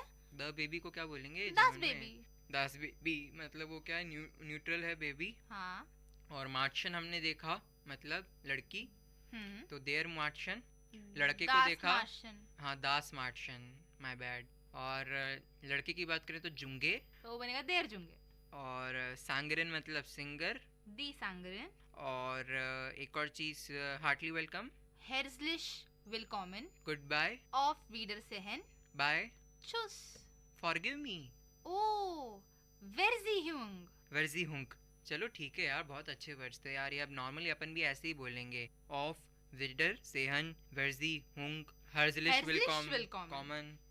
चलो अब आगे नेक्स्ट हम क्या करेंगे? क्योंकि हम अगला क्लास करने वाले हैं थोड़ा और इंफॉर्मेटिव, यानी कि जैसे कि हमने पिछले क्लास में बोला था कि ऑटोमैट्स के बारे में। ऑटोमैट्स मतलब मशीन्स, यानी कि अगर मैं किसी से कॉन्वर्स कर रही हूँ, मुझे वहाँ पे जाना है और मशीन से कुछ पैसे लेने हैं, तो पैसों की मशीन को हम क्या बोलते हैं हिमांशु? गेल्ड ऑटोमाट मतलब एटीएम। हाँ, और वो होता है देर गेल्ड ऑटोमाट। तो अभी सबसे पहले छोटे छोटे सिंगुलर और प्लूरल हो जाए। जैसे कि अभी मेरे पास टेलीफोन है, सो दास टेलीफोन होता है, तो उसका अगर मैं प्लूरल लूँ तो यहाँ पे मैं एक चीज बता दूँ आपको, चाहे हमारा सब्जेक्ट देर हो या दी हो या दास हो, जब हम उसका प्लूरल फॉर्म लेते हैं उसका हमेशा पहले उसका आर्टिकल दी बन जाता है। ठीक है, जैसे कि अभी मेरे पास है देर साफ्ट, साफ्ट मतलब जूस, सो उसका प्लूरल बनेगा दी साफ्टे। मतलब सो अगर मेरे पास है दास टैक्सी मतलब अ टैक्सी, उसका प्लूरल दी टैक्सीज। अगर मेरे पास है दास होटल तो उसका प्लूरल होगा दी होटल्स। रेलवे स्टेशन पे ये सब चीजें होती होंगी, दो लड़के मिलते होंगे, एक लड़का मिलता होगा, ये बात बोलते होंगे, चोर भागता होगा। और कोई मान लो शॉपकीपर बोले और कोई कुछ मांगे, शॉपकीपर बोले कि फॉरगिव मी मेरे पास वो चीज नहीं है, तो वो बोलेगा। शॉपकीपर को हम क्या बोलेंगे? हाँ, शॉपकीपर को हम वर्कॉफिन, वर्कॉफिन। ओके, हाँ, कॉफिन मतलब सेल्सवुमन, सेल्सवुमन। अगर सेल्समैन हो तो वर्कॉफिन होगा। हाँ, वर्कॉफिन। तो चलिए अगर अब इसको उस कॉन्टेक्स्ट में ले जाते हैं, और यही हमारा रिवीजन भी होगा आज के शो का। तो रेलवे स्टेशन पे तुम क्या सीन देखती हो सबसे पहले? सबसे पहले रेलवे स्टेशन को तो क्या बोलते हो? मुझे नहीं पता। ओके, स्टेशन को हम बोलते हैं बानहॉफ। और मेरे को ये पता है कि अगर मेन स्टेशन हो तो स्टेशन तो तुमने बोल दिया बानहॉफ मतलब रेलवे स्टेशन, और हॉफ होता है मतलब मेन, तो मेन रेलवे स्टेशन यानी कि सेंट्रल रेलवे स्टेशन, तो बनेगा हॉफ्ट बानहॉफ। हॉफ्ट बानहॉफ, ठीक है। तो तुम न्यूज़पेपर की स्टॉल देखोगी तो तुम उसको बोलोगी ज़्यूटुंगन मतलब न्यूज़पेपर्स, और अगर फ्लावर्स के लिए देखोगी तो ब्लूमिन। ज़ाइटुंग होता है, वापस से जी जाए, हे भगवान। अरे यार वो SIE होता है जी, तो ये ZEI जाए कैसे हो जाता है? हिमांशु, मैंने जमा नहीं लिखा है, प्रोनाउंसिएशन जैसा है वैसे तुम्हें प्रोनाउंस करना पड़ेगा। चलो ठीक है दोस्तों, आप ये मत समझिएगा कि हमको आती नहीं है इतनी, पर हम थोड़ी थोड़ी क्या मिस्टेक करते हैं ताकि थोड़ा फनी हो सके और आप अपने आप को इससे भी रिलेट कर सकें। हाँ, तुमने अगर एक मिस्टेक कमिट किया हो तो तुम क्या बोलोगे? Pardon me. पार्डन मी, हाँ। तो उसमें जर्मन में क्या बोलोगे? I don't know. यूज कर सकते हैं उसको, वेरजीहंग। चलो ठीक है, तो फिर अगर हम अपन रेलवे स्टेशन पे ये देखते हैं कि एक लड़का मिलता है, एक लड़की मिलती है, और दोनों इतने जल्दी में तो सिर्फ अपना नाम बता पाते हैं, तो लड़की बोलेगी हालो इश हाइजे क्लाउडिया उन्दू मतलब हेलो मैं हूँ क्लॉडिया और तुम कौन हो। तो लड़का बोलेगा इश हाइजे क्लॉस चूज क्लॉडिया मतलब ये जल्दबाजी बता रहे हैं कि उसने बस सिर्फ अपना नाम बोला, इश हाइजे क्लॉस चूज क्लॉडिया मतलब गुड बाय क्लॉडिया। बंदे के पास बिल्कुल टाइम नहीं है, लड़कियों के लिए लड़के के पास टाइम नहीं है क्या यार। जब ट्रेन छूटती है ना तो ट्रेन वालों से पूछो कि क्या गुजरती है। और फिर उसके बाद अगर मान लो चोर दिख जाए, पुलिस वुमेन को चोर दिख जाए रेलवे स्टेशन पे, तो वो बोलेगी रुको। Halt Himanshu, halt. ओके। तो तुम अपने आप को पुलिस वुमेन बोल रही हो और मुझे चोर बोल रही हो? जी हाँ, आपने अगर ऐसे समझ लिया तो मैं क्या करूँ? ठीक है, तो तुम बोलोगी हॉल्ट वी हाइजन जी, इश हाइजे हिमांशु मंगानी और इश हाइजे वोर नाम हिमांशु, इश हाइजे नाक नाम मंगानी। और अगर तुम बाद में मान लो कोई बेबी को देखती हो तो वो क्या बोलेगा, नॉर्मल मम्मा मम्मा जो बोलते हैं, तो उसमें तो कुछ है नहीं। बेबीज क्या जर्मन बोलेंगे यार, तो छोड़ो। और मान लो अगर किसी एक लवर को देखती हो तुम रेलवे स्टेशन पे, वो उसको फूल लाके दिया, मतलब ब्लूमेन फ्लावर्स लाके दिया, तो वो लड़की कैसे बोलेगी उसको कि thank you for the flowers? तो बोलेगी डांके फ्यूर दी ब्लूमेन। तो डांके मतलब थैंक यू, फॉर मतलब फॉर, दी ब्लूमेन क्योंकि ब्लूमेन क्या है, फ्लावर्स है, तो इनमें हम दी यूज करेंगे, तो दी ब्लूमेन। हाँ, मैंने आपको अभी बोला है कि ब्लूमे मतलब फ्लावर, सो वो होगा डी ब्लूमे मतलब अ फ्लावर, डी ब्लूमेन मतलब बहुत सारे फूल। और अगर जैसे कि अभी रेलवे स्टेशन पे मान लो ट्रेन स्टार्ट हो चुकी है और एक पैसेंजर बाय कर रहा है अपने दूसरे पर्सन को जो कि उसको सी ऑफ करने आया है, तो वो उसको कैसे बोलेगा? ऑफ फीडर से हैन। ऑफ फीडर से हैन। और अगर मान लो कोई वेलकम कर रहा है, कोई ट्रेन आई है और वहाँ से कोई रिसीव करने आया है, तो वो बंदा कैसे बोलेगा? हार्टली वेलकम, हेrzlich willkommen। तो चलिए ठीक है, आज का हमारा शो यही था, और तो अब हम आपको गुड बाय कहने वाले हैं। अब गुड बाय नहीं कहने वाले, हम तो सिर्फ आपको बाय कहने वाले, क्योंकि हम आपको वापस ये शुरू हो गई फिर से। अरे यार, मतलब जो सीखने सही से सीखते हैं ना। हाँ सही है, पर थोड़ा देखो होना चाहिए, यूं ऐसे मॉड्यूलेशन आने चाहिए। तुम ऐसे मत समझना कि मैं तुमको टोक रहा हूँ, तुम ऐसे समझना तुम ऐसे नहीं, बिल्कुल नहीं, ऐसे तो मैं इसको समझती नहीं हूँ। दोस्तों भाई, टोकने का पूरा हक है तुम्हारा। चलो बढ़िया काफी। मैं एक शब्द बोलूंगा तो तुम वापस से मेरे को डांटोगी, पर कोई बात नहीं, आई एम जस्ट किडिंग, मैं सिर्फ मजाक कर रहा हूँ ताकि लिसनर्स को और मजा आए और वो समझ पाए। ठीक है श्राव्या? हाँ। तो अब बाय बोलना है तो चुस, ठीक है? गुड बाय बोलना है तो ऑफ फीडर से है, तो हम लोगों को तो आपको गुड बाय बोलने का कोई इरादा है नहीं।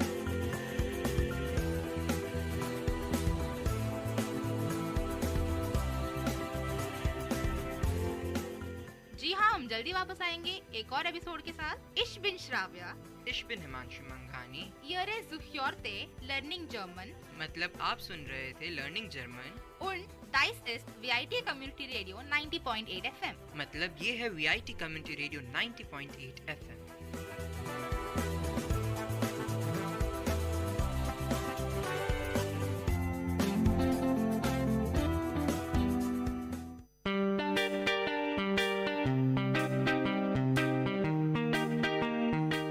Dear listeners, you're listening to VIT Community Radio 90.8 and this program is Team Speak Time.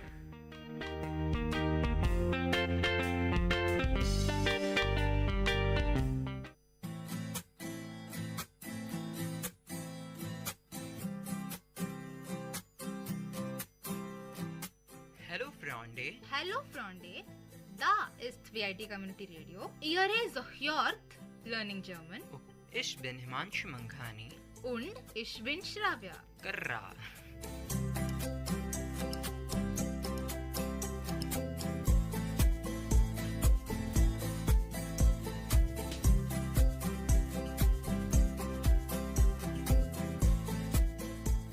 Words अगर तुम जर्मन में बोल सकती हो अपनी वोकैबुलरी के लिए, तो हमारे लिसनर्स के लिए भी अच्छा है और हमारे लिए भी अच्छा ही है। यानी कि यहाँ पे मैं अपना फोरनामा बताओ। फोरनामा यानी कि मेरा फर्स्ट नेम। लोग तो मुझे अपने फोरनामा से ही बुलाएंगे, लोग तो मुझे मेरे नाकनामा से तो बुलाएंगे नहीं। नाकनामा यानी कि मेरा सरनेम। ठीक है, तो मतलब हम तुम्हें श्राव्या ही बोलेंगे। हाँ ठीक है, तो आज हम क्या करने वाले हैं? हमें थोड़े बहुत लोग जो हमारा सुन रहे थे, उन लोगों ने बोला कि उनको प्रेपोजिशन में थोड़ा बहुत कंफ्यूज हो रहे हैं वो लोग, तो हमने सोचा ठीक है, क्यों ना हम वो भी उनको क्लैरिफाई कर दें। सही है, क्लैरिफिकेशन सबसे ज़रूरी है, जितना हमसे हो सके भाई उतना। हाँ ठीक है, और हम तो बोलते ही आए हैं कि हम आपको उस लेवल तक ले जाएंगे जिस लेवल तक आप खुद सीखना शुरू कर सकते हैं।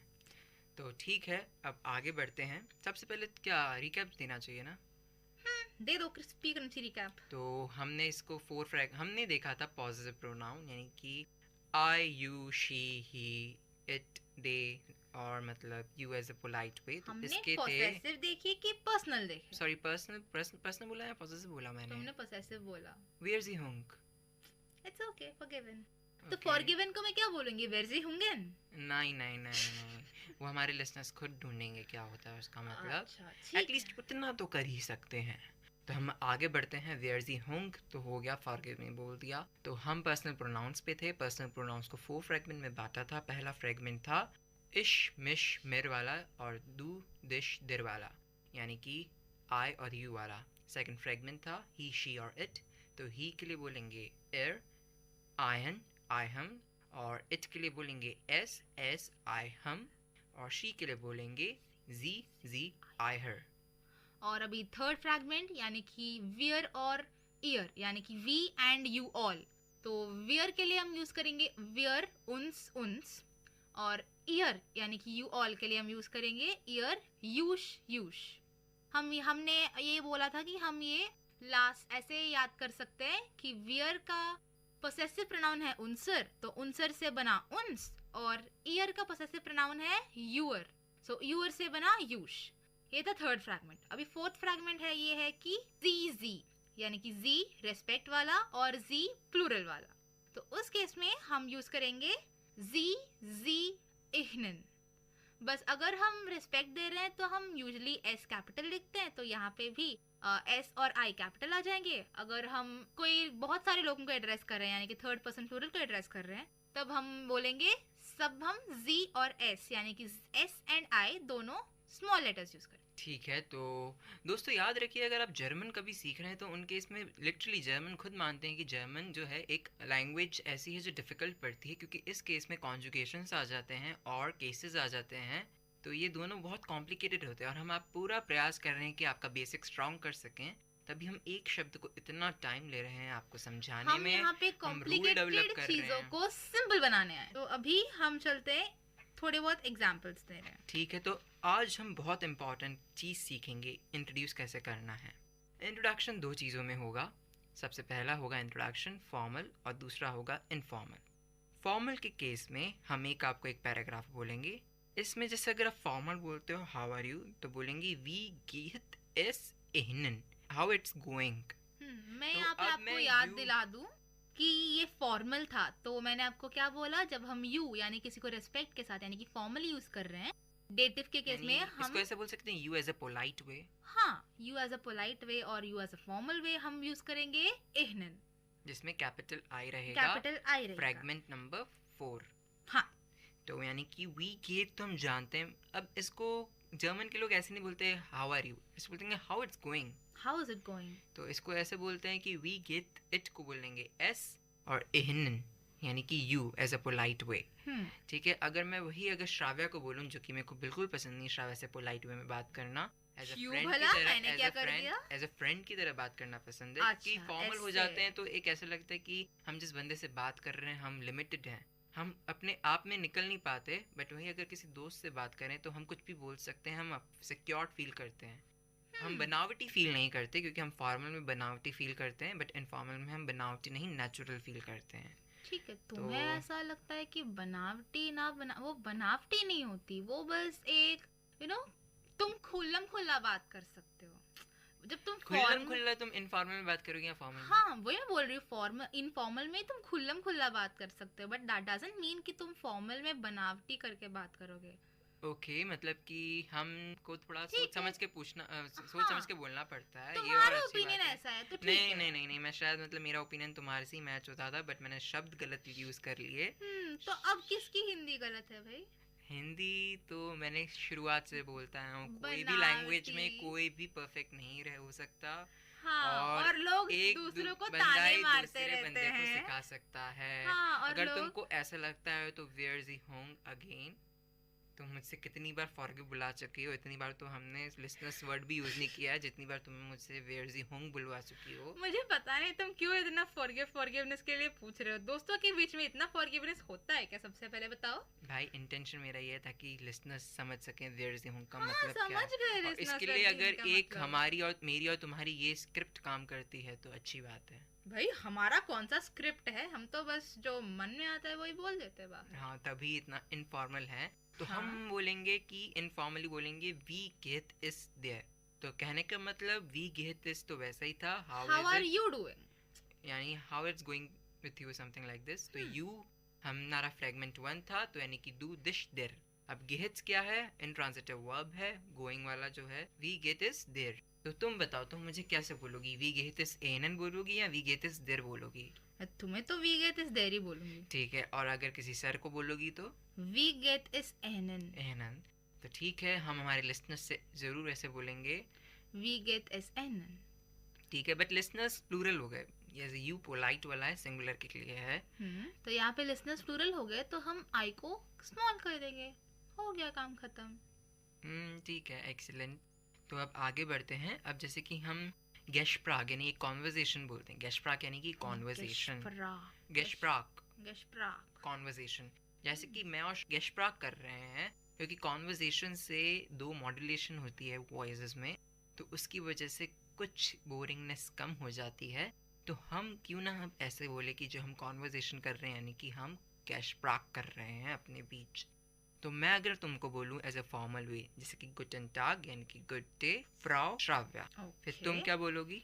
गुटन टाग हेर हिमांशु। मैं बोलूंगा डांके। अच्छा ठीक है, अगर मुझे तुमसे कुछ पूछना है कि हाउ डू यू डू, जब आमने सामने लोग मिलते हैं वो एक फॉर्मल कर्टेसी होती है कि पूछ लो कि कैसा है बंदा या बंदी। तो मैं बोलूंगी गुटन टाग हेर हिमांशु, वी गेट एस देर, क्योंकि अभी मैं तुम्हें इनफॉर्मली बात कर रही हूँ। इनफॉर्मल बात कर रही है, तो वी गेट इज देयर। तो मैं बोलूंगा डांके गुड उंड देर, मतलब एंड यू। तो मैं बोलूंगी इट्स गुड टू, तो मैं क्या बोलूंगी? इट यानी कि एस, तो एस गेट। एस गेट यानी कि इट्स वर्क, मतलब इट वर्क्स यानी it's going good.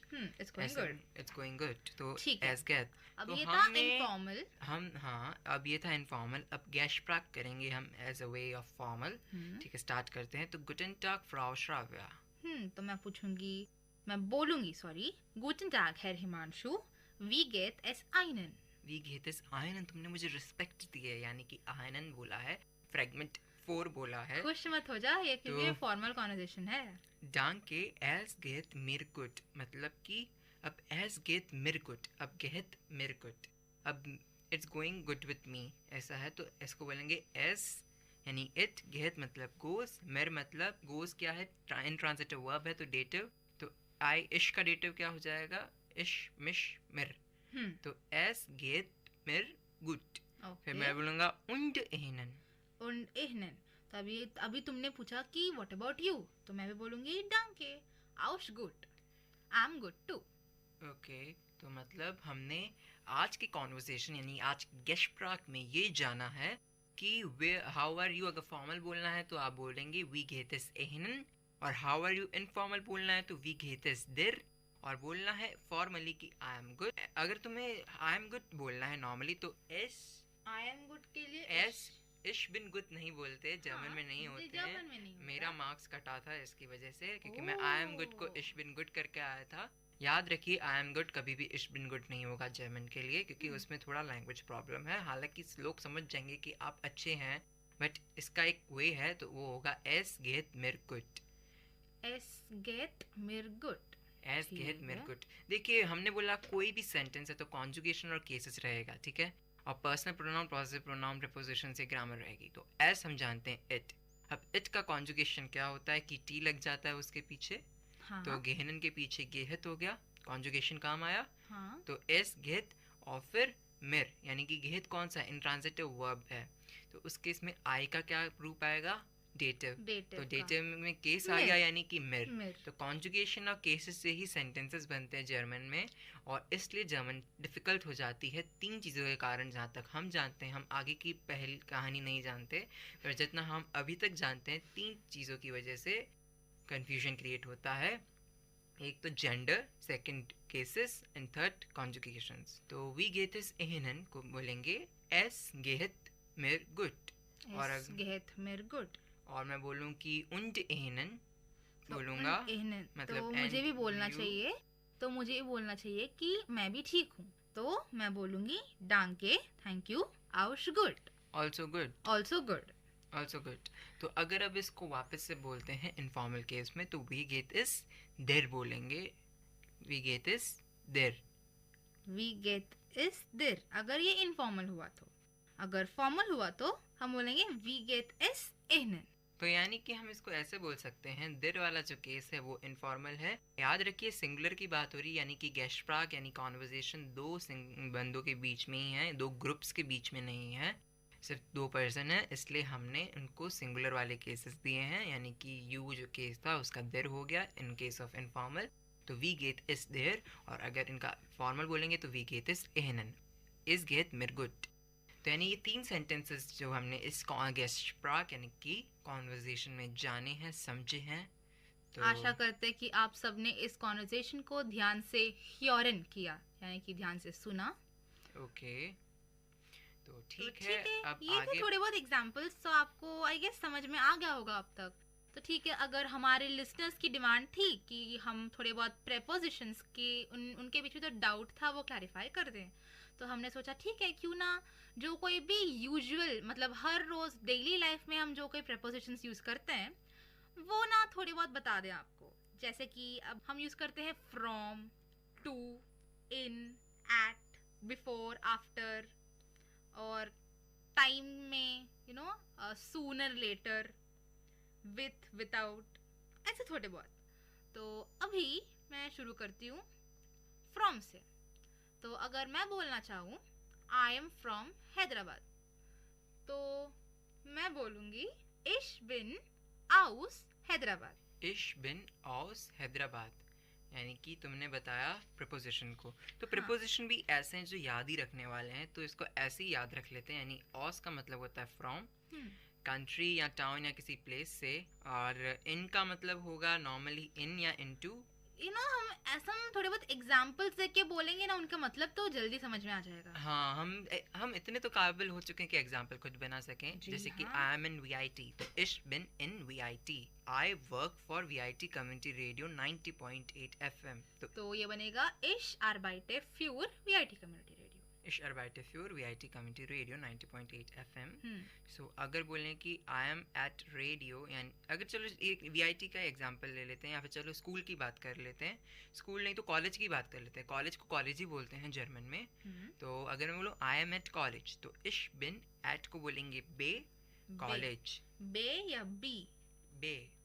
Okay, bay college, BEI, यानी कि बे कॉलेज। और मैं बोलूँ आई गो टू कॉलेज, तो हम जू कब यूज करते हैं? कॉलेज नहीं आएगा। या अगर सिटीज और कंट्रीज के लिए अगर तुम बोल रही हो तो नाक बोलोगी, मतलब आई गो टू चेन्नई, तो तुम बोलोगी इश गेहे नाक चेन्नई। ओके, अगर मैं बोलूंगी कि heartily welcome to VIT community radio, मैं तो पहले से मैं जू यूज कर रही हूँ। हाँ, तो वो उसमें जू ही आएगा, क्योंकि अगर टू तुमने बताया इंग्लिश में टू तो ठीक है हर जगह यूज कर लोगी तुम, बट जर्मन में ये जो टू है दो केसेस में डिवाइडेड है। पहला सिटीज या कंट्रीज, और दूसरा अगर आप किसी बिल्डिंग के लिए बोलो या किसी एक पर्टिकुलर प्लेस या कंपनी के लिए बोलो, स्पेसिफिक, तो मतलब यहाँ पे स्पेसिफिक होगा। यानी कि सिटीज और कंट्रीज के लिए बोलेंगे नाक, और किसी कंपनीज के लिए या फिर बिल्डिंग्स के लिए बोलेंगे जू।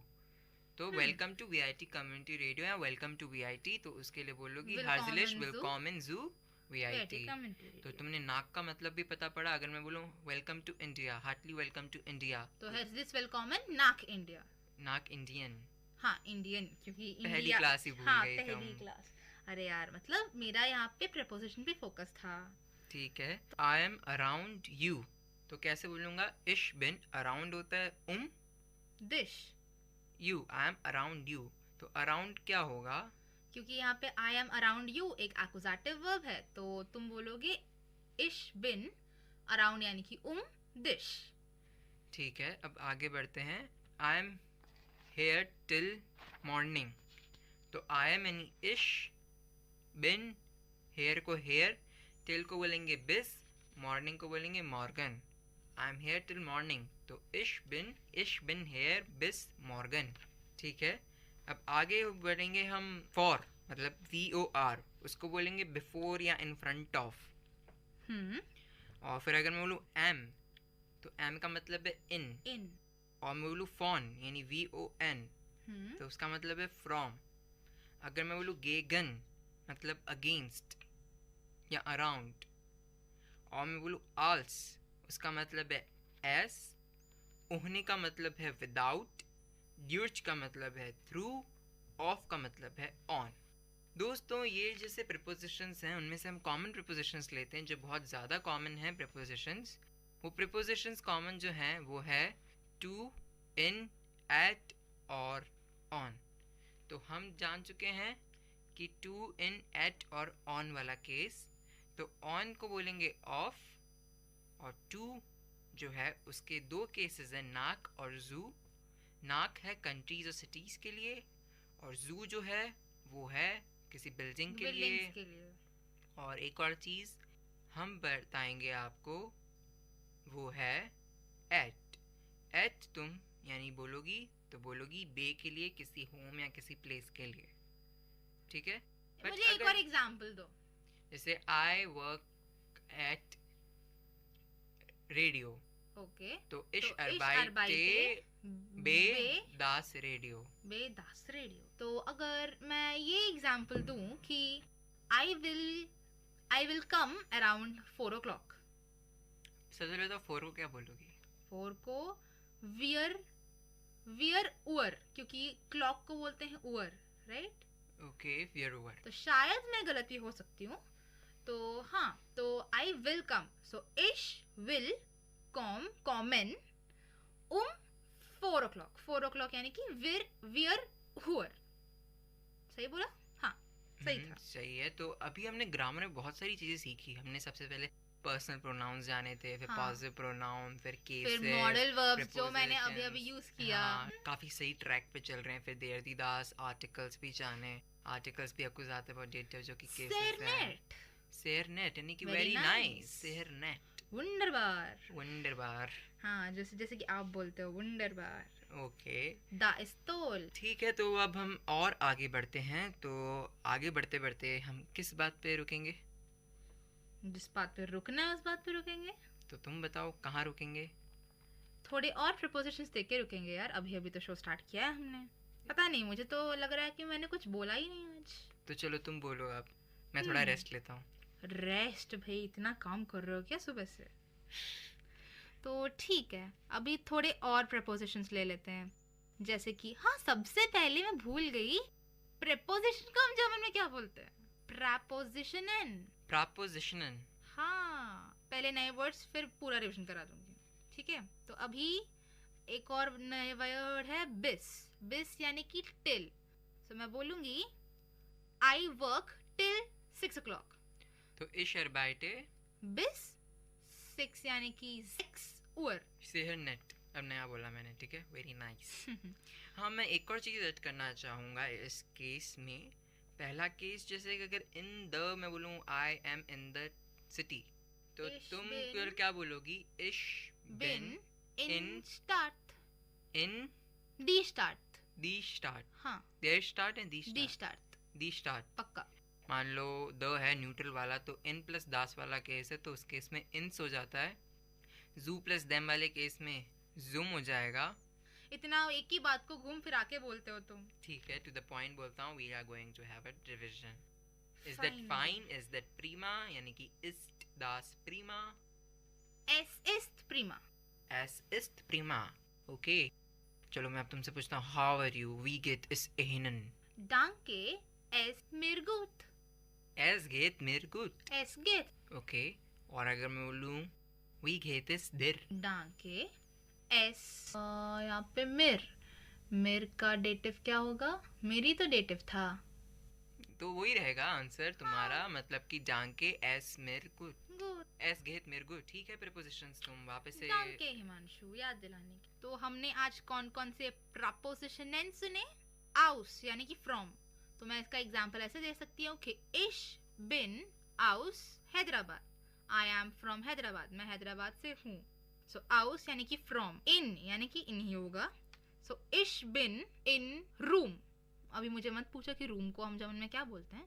तो आई am in a room. So इश बिन इन ein room. So I am in a room. फ्यूअर यानी कि for. So I work for community radio. So ich arbeite für Community Radio. So für यानी कि for, be यानी कि at. So अगर मैं बोलूँ कि I am at the radio station, so मैं बोलूँगी ich bin बे दास रेडियो स्टेशन। और ठीक है, crispy crunchy as per Himanshu says. तो आउस यानी कि फ्रॉम, इन यानी कि इन, फ्यूअर यानी कि फॉर, बे यानी कि एट, नाक यानी कि टू।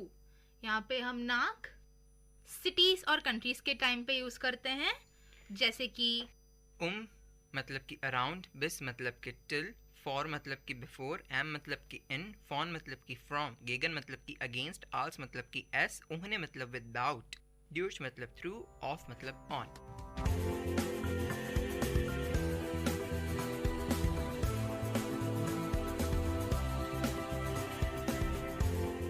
तो दोस्तों, आशा करते हैं कि ये लर्निंग जर्मन का शो आप आज के एपिसोड में और अच्छी तरह से समझ आया होगा। मैं हूं हिमांशु मंघानी और मैं हूं श्राव्या। आप सुन रहे थे VIT community radio 90.8 FM।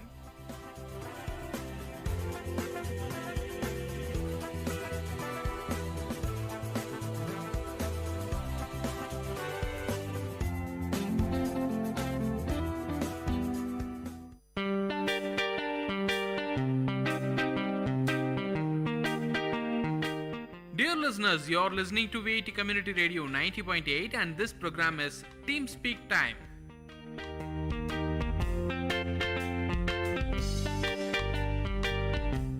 Hello, hi, Namaste VIT.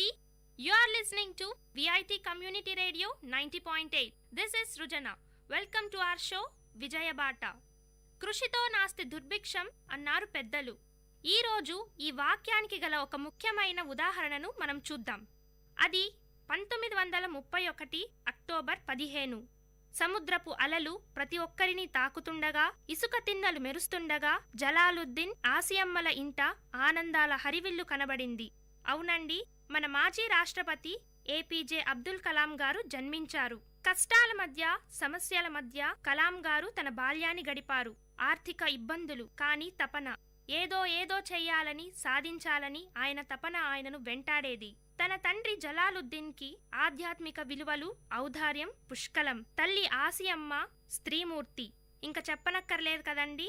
తన తల్లి తండ్రి అలా ఉండగా అవే క్వాలిటీస్ని పుణికిపుచ్చుకున్నారు మన కలాం గారు. చిన్నప్పుడు వాళ్ళ నాన్నగారితో కలిసి రామేశ్వరంలో పడవను నడిపేవారు. అప్పుడే తనకు జీవితం పైన ఆసక్తి కనబడింది. ఖురాన్లోని ప్రతి విషయాన్ని అవపోసన చేసుకున్నారు కలాం గారు. రామేశ్వరంలో విభిన్న మతాల వాళ్ళు ఉండేవాళ్ళండి.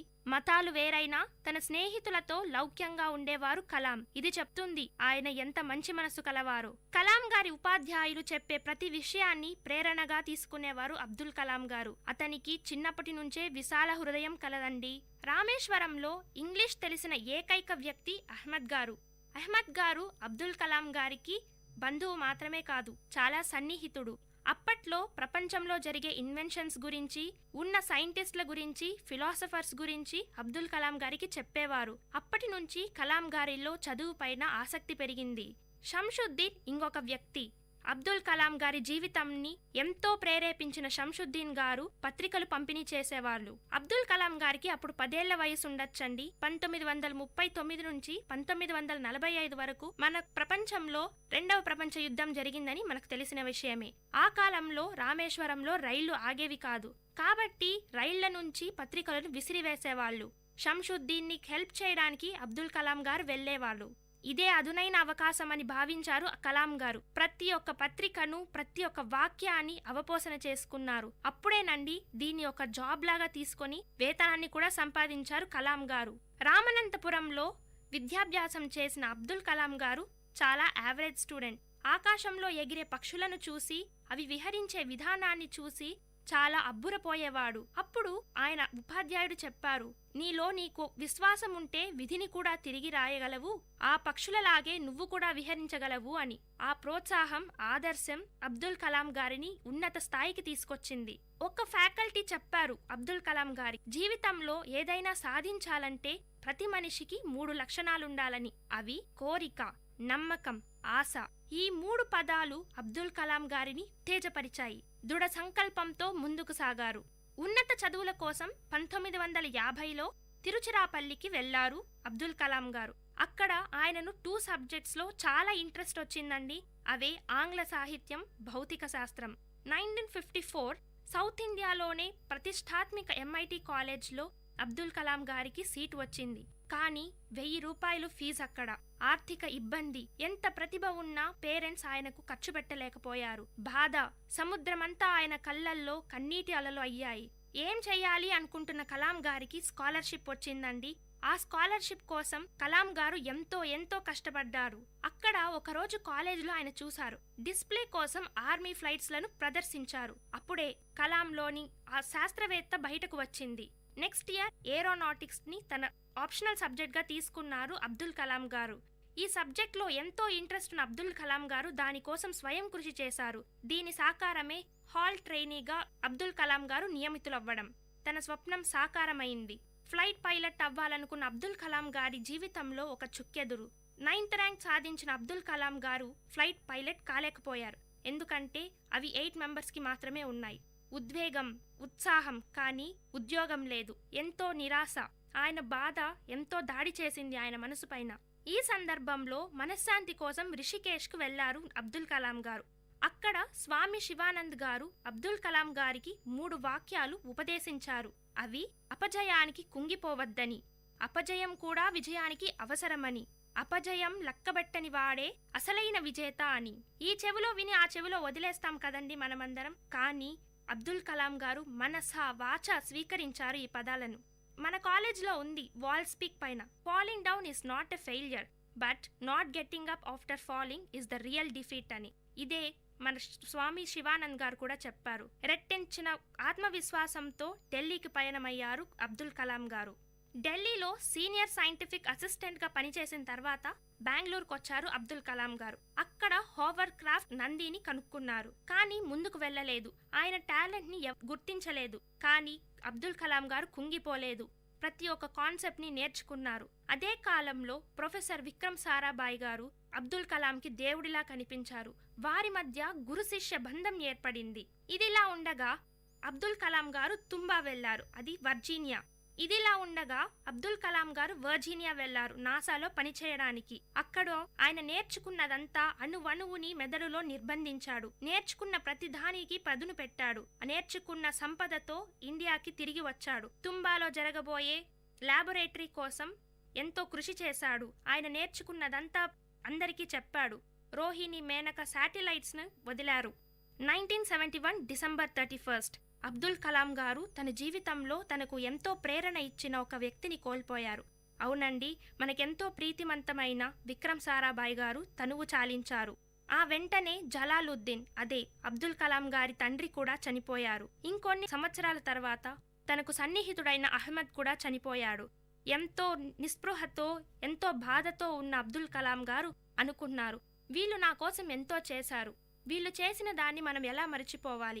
ఏదో చెయ్యాలి, ఇంకా ఏదో చెయ్యాలి అన్న ఆలోచనతో ముందుకు సాగారు. అది ఆగస్టు 10, 1979. షార్, అదేనండి మన శ్రీహరికోటలో నిశాంతి, నిశ్శబ్దం. ఎందుకంటారా? SLV-3 ప్రయోగం, శాటిలైట్ లాంచ్ వెహికల్ 3 అది. అంతటా ఒక్కటే ఉత్కంఠ.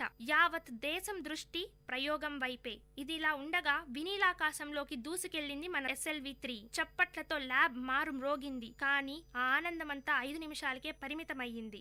ఆ రాకెట్ 560 కిలోమీటర్లకు దూరంగా ఉన్న సముద్రంలో కూలింది. బాధ, నిస్సహాయత, ప్రతి ఒక్కరి మనస్సులో బాధ. కష్టం అలా కూలిపోతుంటే ప్రతి సైంటిస్ట్ లో ఉన్న బాధను ఎవరూ చూడలేకపోయారు. అబ్దుల్ కలాం గారిలో వేదన. నిరాశ నుండి బయటకు రావడానికి అబ్దుల్ కలాం గారు చాలా ప్రయత్నించారు. మనం నేర్చుకున్నది ఎక్కడికి పోదని భావించారు. ఎదుర్కొన్న ఓటమి నుండి పాఠాలు నేర్చుకున్నారు. దీని ఫలితమే 1980 జూలై 17 కీలక గడియలు మళ్లీ షార్లో. ఇప్పుడు ఇంకొక శాటిలైట్ లాంచ్ వెహికల్ ని లాంచ్ చేశారు. షార్ మొత్తం కరతాళ ధ్వనుల మధ్య మారుమ్రోగింది. మరుసటి రోజు రేడియో, పేపర్, మ్యాగజైన్ ప్రతి ఒక్కదానిలో ప్రత్యేక కథనాలు. షార్ ల్యాబొరేటరీలో ఆనందం వెల్లువెత్తింది. దేశ చరిత్రలోనే సుందర స్వప్నం సాకారమయ్యింది. అదేనండి డ్రీమ్ కమ్ ట్రూ. భారతదేశం సగర్వంగా సత్తా చాటింది. దీనికి నాయకుడు ఎవరనుకుంటున్నారు? ఓటమి రాళ్లను తిన్నా అబ్దుల్ కలాం గారే. ఈ అద్భుతాన్ని సాధించిన మహావిజ్ఞాని, కోట్లాది మందికి ప్రియమైన మనిషి, లక్షలాది మందికి స్ఫూర్తి, సకల జనులకు మార్గదర్శి, ఈ పృథ్వీ ముద్దుబిడ్డ Avul Pakir Jainulabdeen Abdul Kalam. We should salute our president Abdul Kalam ji. Aeronautics లోనే కాదండి, హ్యూమానిటీ కూడా ఎక్కువ మన అబ్దుల్ కలాం గారికి.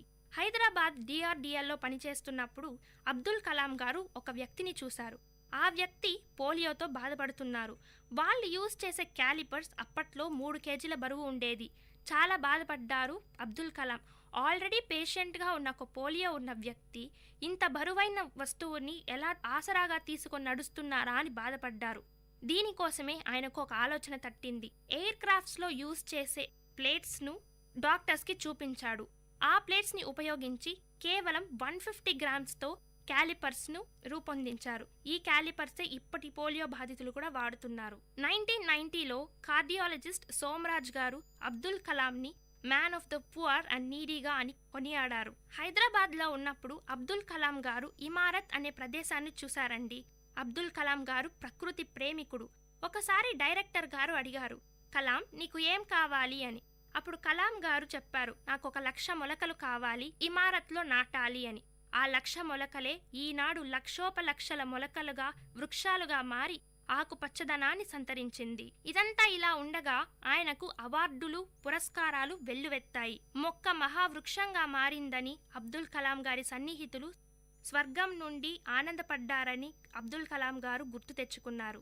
Padma Bhushan, Vibhushan, Bharat Ratna, king Charles II medal, 40 డాక్టరేట్లు, ఇంకా ఎన్నెన్నో అవార్డులు ఆయనని ఆభరణాలుగా అలంకరించాయి. పోఖ్రాన్ న్యూక్లియర్ టెస్ట్ కోసం సాంకేతికంగా ఎంతో ప్రయత్నించి ఇండియాను బలపరిచాడు. 2001లో అబ్దుల్ కలాం గారు వాలంటరీగా రిటైర్మెంట్ తీసుకున్నారు. ఇప్పుడు ఏం చేయాలి అనుకున్న అబ్దుల్ కలాం గారు ఒక ఆలోచన తట్టింది. పువ్వు పుట్టగానే పరిమళిస్తుంది అంటారు కదండి, అవును. కలాం గారు స్టూడెంట్స్లో ప్రతి ఒక్కరిలో ఆత్మవిశ్వాసాన్ని రగిలించడానికి ప్రయత్నించారు. లిటరసీ కోసం 6 to 8% రిజర్వేషన్ ఉండాలని భావించారు. అబ్దుల్ కలాం అంటే దేశంలోనే ఒక ఐకాన్గా భావించారు ప్రజలు. అత్యున్నత పీఠం అదే ప్రెసిడెంట్షిప్ వెతుక్కుంటూ వచ్చింది కలాం గారిని. 2002 జూలై 25న ప్రెసిడెంట్గా ప్రమాణ స్వీకారం చేశారు అబ్దుల్ కలాం గారు. కలాం నిజమైన సమర్థుడు, దేశభక్తుడు, కృషి, పట్టుదల, గొప్ప విశ్వాసమున్న మహామేధావి. చింతపిక్కలు ఏరుకునే అబ్దుల్ కలాం ఒక వీధి బాలుడు ఈనాడు రాష్ట్రపతి భవనంలో రాష్ట్రపతి అయ్యారు. రాష్ట్రపతిగా ఉన్నప్పుడు ఇండియన్ అడ్మినిస్ట్రేషనే కాదండి, చిన్నారులను అదే భావి భారత పౌరులుగా తీర్చిదిద్దాలని ఇచ్చ ఆయనకు ప్రగాఢం ఎక్కువగా ఉంది. చిన్నారులలో ప్రేమ, దేశాన్ని, అభివృద్ధిని చూశారు. వాళ్ల కోసం ఎన్నో ప్రసంగాలు చేశారు. సియాచిన్ గ్లేషియర్లో మిలిటరీని సపోర్ట్ చేశారు. క్రమశిక్షణతో రాష్ట్రపతి పదవికే వన్నె తెచ్చారు కలాం గారు. అధ్యాపకుడిగా, ఉపాధ్యాయుడిగా అదొక ప్రస్థానం. జీవిత రహస్యాలను ప్రపంచానికి తెలియజేయాలనుకున్న కలాం గారు బుక్స్ని రచించారు. 2020 India will be and should be a super power అని భావించారు అబ్దుల్ కలాం గారు. ఆడంబరం లేని జీవితం కలాం గారి సొంతం. టైం మేనేజ్మెంట్, పద్ధతి, నిరాడంబరత ఇవన్నీ కలాం గారికి ఉన్న గొప్ప లక్షణాలండి. అరుణ్ తివారీ గారితో కలిసి వింగ్స్ ఆఫ్ ఫైర్ అదే తన జీవిత చరిత్రను రచించారు అబ్దుల్ కలాం గారు. ఒకానొక సమయంలో అబ్దుల్ కలాం అన్నారు, నేనేమీ సంపాదించలేదు, నేనేమీ కూడబెట్టలేదు, నేనెవరికీ ఏమీ చెయ్యలేదు, నాకు వారసులు కూడా లేరు అని తన మనసులో బాధను బయటకు తెచ్చారు. మహోన్నత విలువలకు పట్టం కట్టింది అబ్దుల్ కలాం గారి జీవితం. కలలు కనండి, ఆ కలలను సాకారం చేయడానికి కృషి చేయండి అన్నారు అబ్దుల్ కలాం గారు. ఇది ప్రతి ఒక్క ప్రాణి, ప్రతి ఒక్క మనిషి, ప్రతి ఒక్క విద్యార్థి వాళ్ళ మనసులో ఎప్పుడూ ఉంచుకోవాలి. కలాం గారి కలం నుంచి వచ్చిన అక్షర సృష్టి భావితరాలకు అద్భుత శక్తి. కలాం గారి జీవితంలోని ప్రతి ఘట్టం మనకు పాఠం. మన కోసం ఇంత చేసిన కలాం గారికి మనం ఏమిచ్చి రుణం తీర్చుకోగలం? కలాం గారు ఏం ఆశిస్తున్నారు? మనులా, మాణిక్యాల? కాదండి, 2020 కల్లా ఒక అద్భుత ప్రపంచాన్ని ఆయన కోరుతున్నారు. ప్రతి ఒక్కరూ వాళ్ళకి తగినంతగా దేశం కోసం పాటుపడాలి. ఇలాంటి ఎంతో మంది గురించి తెలుసుకోవడానికి వింటూనే ఉండండి.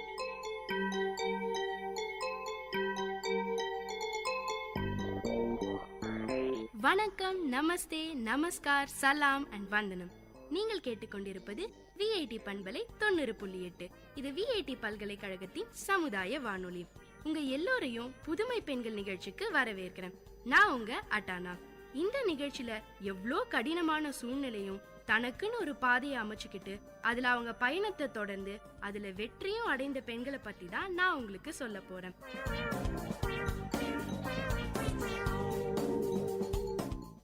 வணக்கம், நமஸ்தே, நமஸ்கார், சலாம் அண்ட் வந்தனம். நீங்க கேட்டுக்கிட்டு இருக்கிறது விஐடி பண்பலை 90.8. இது விஐடி பல்கலைக்கழகத்தின் சமுதாய வானொலி. இதய துடிப்பு ஒலி கேட்கும் சத்தம் நின்றுவிட்டால் மனிதனின் வாழ்க்கை முடிந்துவிடும். இந்த டெக்னாலஜி வேர்ல்ட்ல எல்லாருக்குமே இதய நோய் ப்ராப்ளம் வந்துட்டு தாங்க இருக்கு. முக்கியமா சின்ன வயசுல வரும்போது இது கண்டுபிடிக்க முடியாத ஒரு பெரிய பிரச்சனையா இருக்கு. இந்த மாதிரி இருக்க குழந்தைகளுக்காக பெங்களூர்ல ஐஸ்வர்யா ட்ரஸ்ட் ரிதம் ஆஃப் ஹார்ட்ன்ற ஒரு அமைப்பு மூலமா பல குழந்தைங்களுக்கு சிகிச்சை அளிச்சு உயிர் பிழைக்க செய்யறாங்க. இந்த புனிதமான சேவையை நடத்திட்டு வராங்க நம்ம சித்ரா விஸ்வநாதன். நம்ம எல்லாம் பாத்தீங்கன்னா சோகம் வரும்போது அழுது புலம்பிக்கிட்டே இருப்போம். ஆனா நம்ம சித்ரா விஸ்வநாதன் மேடம் சோகத்தோட உச்சத்துல இருக்கும் போது கூட ஒருவருக்கு சேவை செய்யறத பத்தி யோசிச்சிருக்காங்க. இவங்க வாழ்க்கையில என்ன நடந்தது, எதனால இந்த அமைப்பை தொடங்கினாங்கன்றத பத்தி தான் நான் இன்னைக்கு உங்களுக்கு சொல்ல போறேன். சித்ரா விஸ்வநாதனுக்கு 2 பொண்ணுங்க. ஐஸ்வர்யா இவங்களோட 2வது குட்டி பொண்ணு. ஐஸ்வர்யா பிறந்த 40வது நாள்லயே அவளுக்கு ஏதோ பிரச்சனை இருக்குன்னு கண்டுபிடிச்சிட்டாங்க. ஏன்னா ஐஸ்வர்யா இதயத்துல இருந்து ஏதோ ஒரு வினோதமான சத்தம் வந்துகிட்டே இருந்துதாங்க. என்னடா இது, இந்த மாதிரி வினோதமான சத்தம் வந்துகிட்டே இருக்கே, சரி டெஸ்ட் பண்ணி தான் பாப்போம்னு டிசைட் பண்ணாங்களாம். அப்படி டெஸ்ட் எடுத்து பார்த்ததுல ஐஸ்வர்யாவுக்கு இதயத்துல பெரிய பிரச்சனை இருக்கிறது தெரிஞ்சிருக்கு. ஐஸ்வர்யாவுக்கு முதல் பிறந்த நாள் கொண்டாடின நேரத்துல அவளோட இதயத்துல இருக்கிற நல்ல ரத்தமும் கெட்ட ரத்தமும் கலக்க ஆரம்பிச்சிருக்கு. அதை தடுக்க விபி ஷண்ட்னு ஒரு தற்காலிகமான அறுவை சிகிச்சையை செஞ்சிருக்காங்க.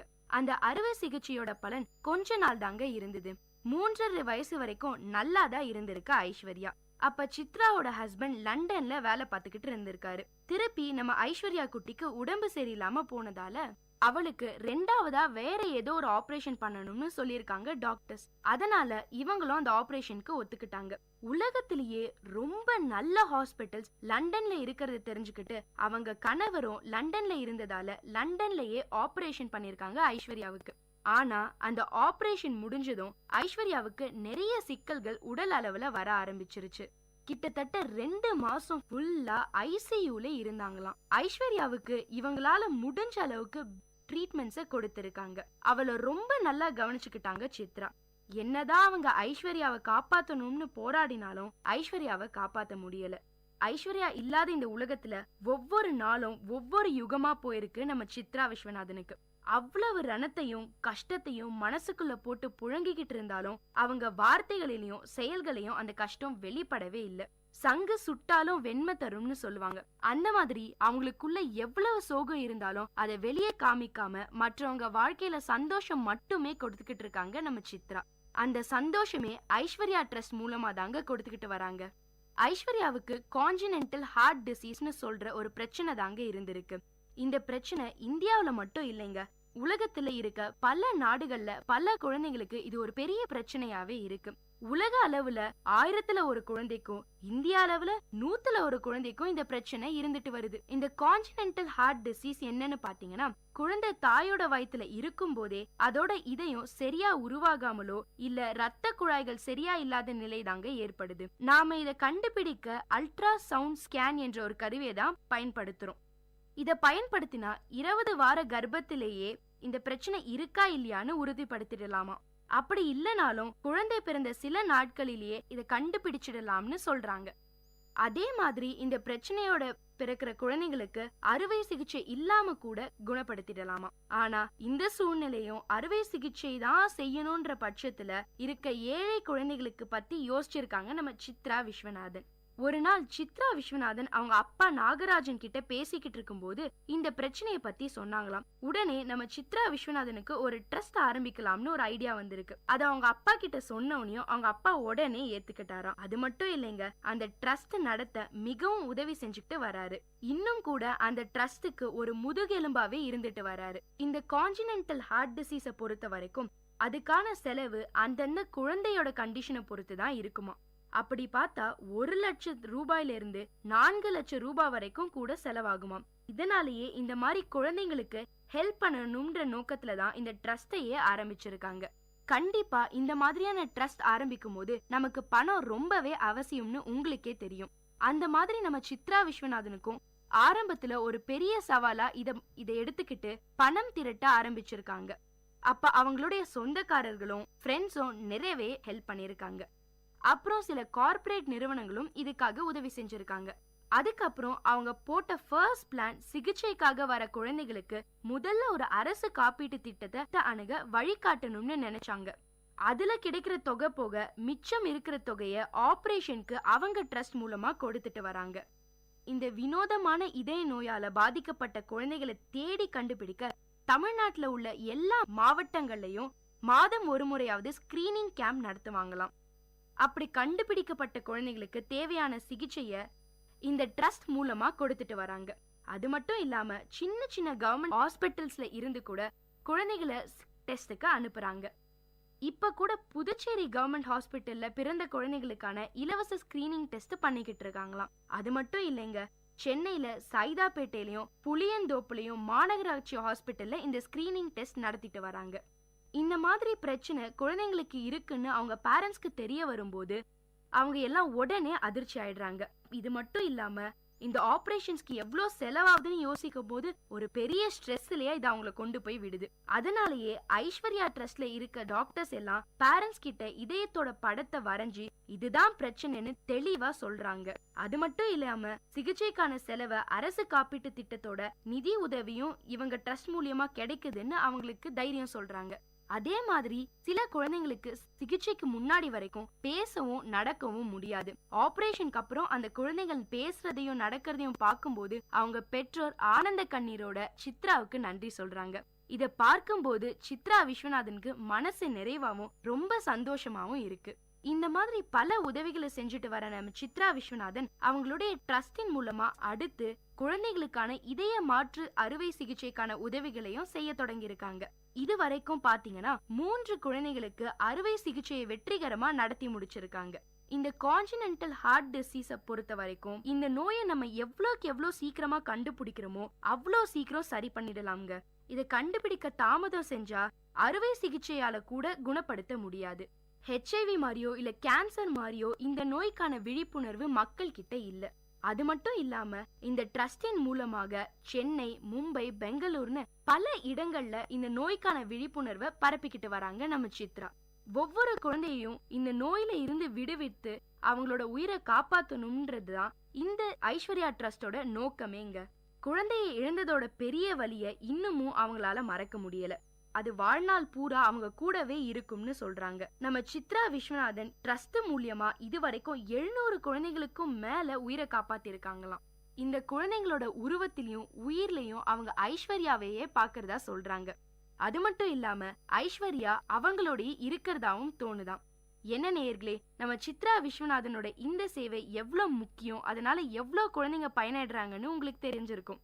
இதை செய்ய நம்ம சித்ரா விஸ்வநாதன் எவ்வளோ கஷ்டப்படுறாங்கன்னு உங்களுக்கு தெரிஞ்சிருக்கும். ஆனாலும் அவங்க கனவை நினைவாக்குற இந்த போராட்டத்துல போராடிக்கிட்டே தான் இருக்காங்க. இதே மாதிரி இன்னொரு புதுமை பெண்ணோட உங்களை சந்திக்கும் வரை உங்களிடமிருந்து டாடா பை பை சொல்லி விடைபெறுவது உங்க அட்டானா. இது VIT பண்பலை 90.8.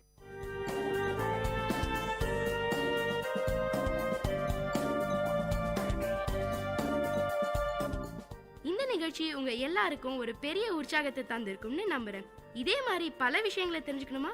அப்போ VIT பண்பலை 90.8 கேட்டுக்கிட்டே இருங்க. नमस्कार, VIT कम्युनिटी रेडियो 90.8 FM में आपका स्वागत है। आप सुन रहे हैं आपका पसंदीदा कार्यक्रम ऊंची उड़ान के राही विधि के साथ। दोस्तों, जब भी हम किसी सफल व्यक्ति के बारे में कभी पढ़ते या सुनते हैं तो सभी में एक न एक बात कॉमन मिलती है। वह एक बात है उनकी लगन।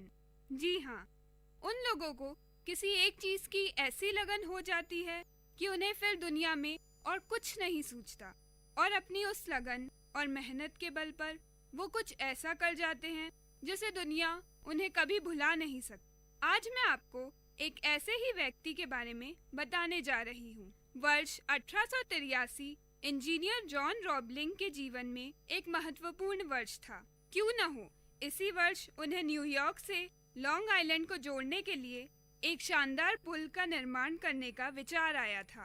लेकिन विशेषज्ञों ने उनका यह विचार खारिज कर दिया। पूरी दुनिया उनके विचारों के खिलाफ थी और कुछ लोगों ने तो यह तक कह दिया कि उन्हें इस योजना को ड्रॉप कर देना चाहिए। लेकिन रॉबलिंग के इंट्यूशन ने उन्हें कह रखा था कि उनकी दृष्टि पुल के बारे में सही है। रॉबलिंग को उनके विचार के लिए केवल एक ही आदमी का समर्थन मिला, वो भी था उनका बेटा वॉशिंगटन।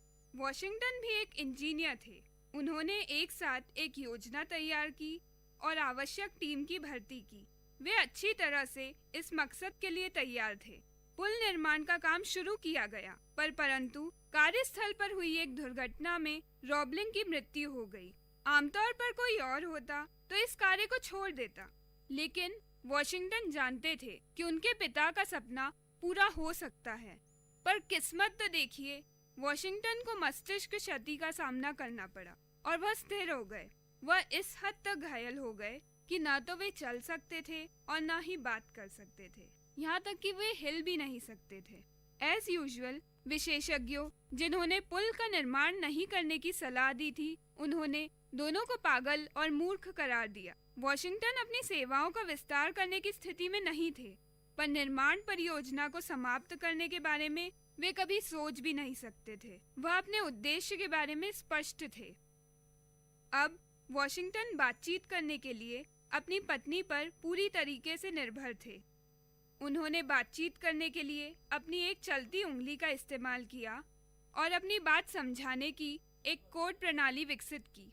शुरू में हर किसी को वह मूर्ख लगे, पर वॉशिंगटन ने हार नहीं मानी।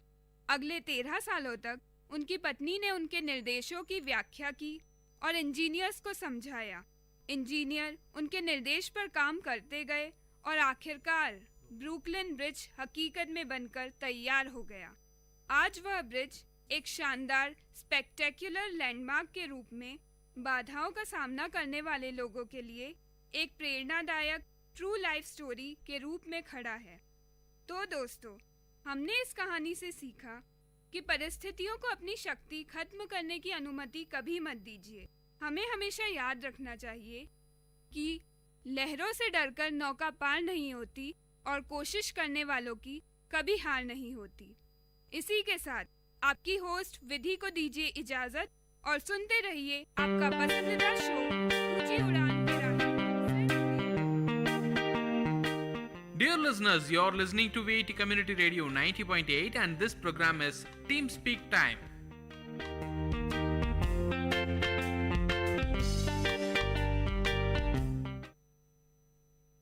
सलाम नमस्ते VIT, आप सुन रहे हैं VIT कम्युनिटी रेडियो 90.8 FM। आज आप सुन रहे हैं आपका शो VIT गपशप।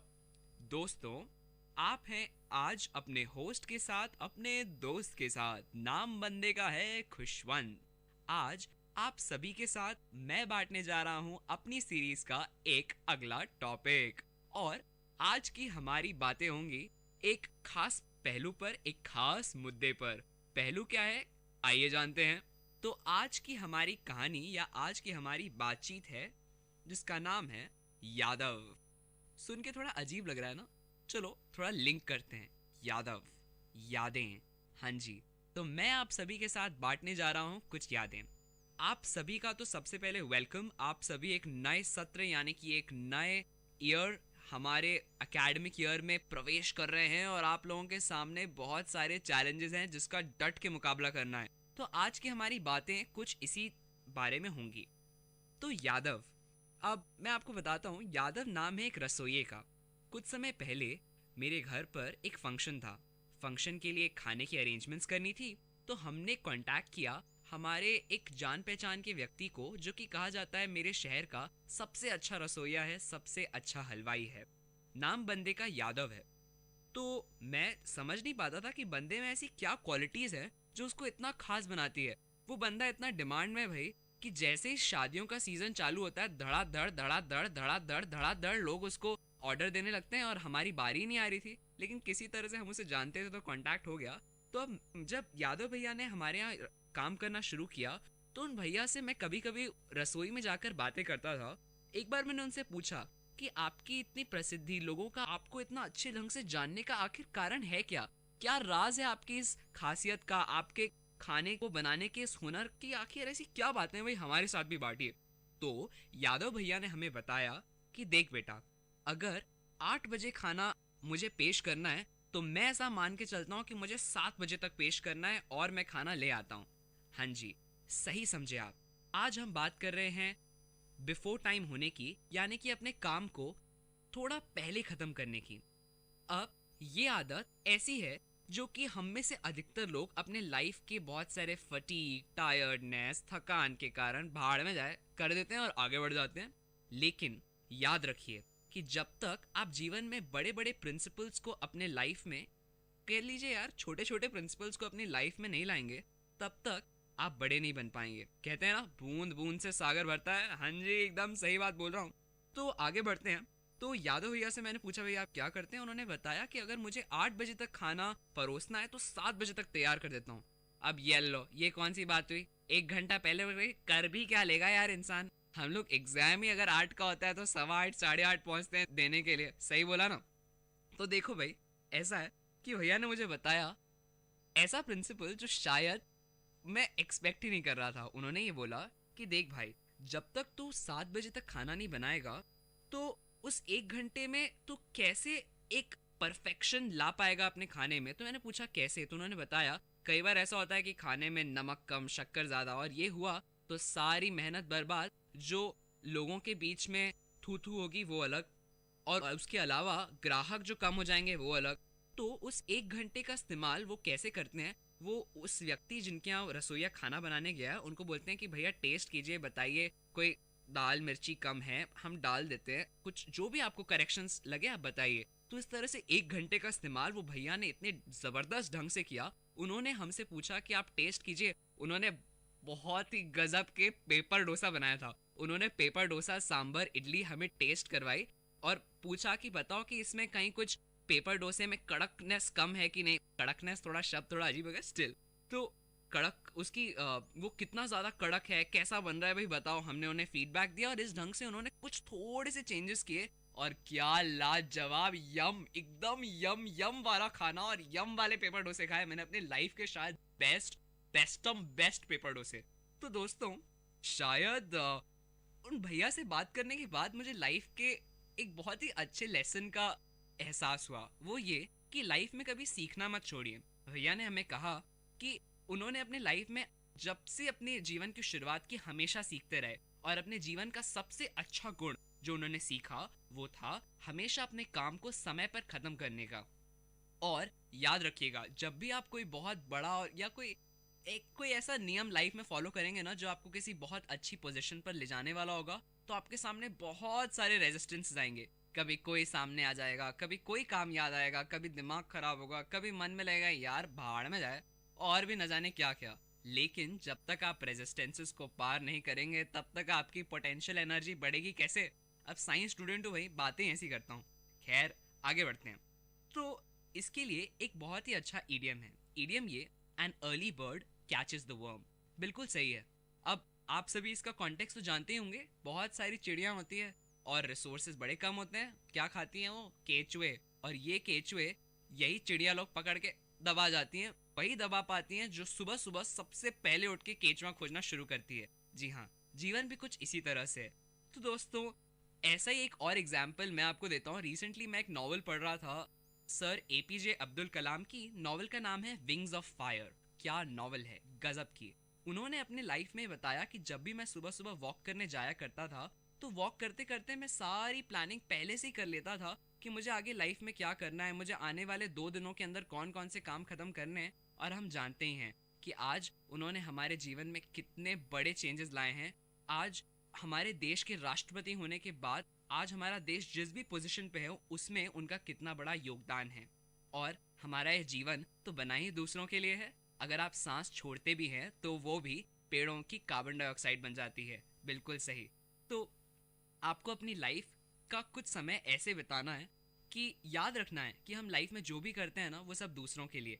तो कभी कभी अपनी इन सांसों के अलावा अपने विचारों को भी दूसरों के लिए समर्पित कीजिए और फिर देखिए कैसे आपका जीवन खुशनुमा और मस्त हो जाता है। और दोस्तों, जाने से पहले कई आप लोगों को लगेगा मैंने बड़ी बड़ी बातें तो कर दी, बंदा बोल के बड़बड़ करके चला गया, लेकिन ये नहीं बताया कि भाई इसको इनकॉर्पोरेट कैसे करें। तो हाँ जी, तो अब इनकॉर्पोरेशन की बारी आती है। तो क्लास 12th में मेरी बहुत अच्छी फैकल्टी थी। उन्होंने मुझे एक बार समझाया, बेटा अगर कोई काम बहुत बड़ा हो ना तो उसको छोटे छोटे छोटे छोटे छोटे हिस्सों में बांट लो, और जब तुम किसी बड़े काम को छोटे हिस्सों में बांटते हो, यानी कि one large task into small task, तो वो आसान हो जाता है। इसलिए अगर आपका काम मुश्किल है तो उसे छोटे हिस्सों में बांटिए। अब आपको सीखना है अगर कि आपको अपने हर काम को समय पे करना है, तो अपने लाइफ के छोटे छोटे कामों को समय पे करना सीखिए। यदि माँ ने कहा कि बेटा 2 बजे तक खाना खाने आ जा, तो दोपहर में ठीक 2 बजे से 5 मिनट पहले पहुंच जाइए। उन 5 मिनटों में हाथ धोइए, सैनिटेशन का यूज कीजिए, आराम से बैठिए, आराम से मुंह धोइए और अपने दिल खुश करके खाना खाइए और कहिए अन्नदाता सुखी भव। ठीक वैसे ही कुछ। और कभी माँ कहे कि बेटा सुबह उठ जाओ, 5 बजे उठो, 7 बजे उठो, घर से नाश्ता करके जाओ, तो माँ की उस बात को सुनो और सुबह 7 बजे उठो। और ऐसे छोटे छोटे हिस्सों में अपने जीवन को बांट दो और इन छोटे छोटे हिस्सों में इस पंक्चुअलिटी के नियम को अप्लाई करने की कोशिश करो। फिर देखो कैसे ये नियम आपके जीवन के हर पहलू में घुस जाएगा और आप अपने लाइफ के हर छोटे छोटे काम को बिल्कुल समय पे और फर्राटेदार सही ढंग से कर पाएंगे। और मानिए दोस्तों, ये एक बहुत बड़ा राज है। राज ये कि अगर आप मानते हैं, अगर आप विश्वास करते हैं कि आप कोई काम बहुत अच्छे ढंग से कर सकते हैं, तो इस संसार की कोई ताकत आपको नहीं रोक सकती। और अगर आप इस बारे में और पढ़ना चाहते हैं तो रोंडा बायर्न की एक बहुत अच्छी किताब है द सीक्रेट, रहस्य, तो उसे जरूर पढ़िए और समझिए कि यदि एक बार आपने कुछ ठान लिया तो उस बारे में सोचिए और ज्यादा सोचिए कि मैं कर सकता हूँ और जरूर कर सकता हूँ, और सारी राहें आपके सामने खुल जाएंगी। खैर, बड़ी बड़ी बातें हो तो हो गई, छोटी छोटी बातों को जीवन में अप्लाई करते रहिए और जीवन के मजे लूटिए दोस्तों। तो ऐसी कुछ और बातों के साथ अपने लाइफ को और खुशनुमा और हैपनिंग बनाने की छोटी छोटी टिप्स के साथ वीआईटी गपशप पर मैं आपका होस्ट, आपका दोस्त खुशवंत आपसे मिलता रहूंगा। तब तक के लिए आप मुझे दीजिए इजाजत और आप सुनते रहिए VIT community radio. Dear listeners, you had listened to the program Team Speak Time in VAT Community Radio 90.8. Thank you for listening.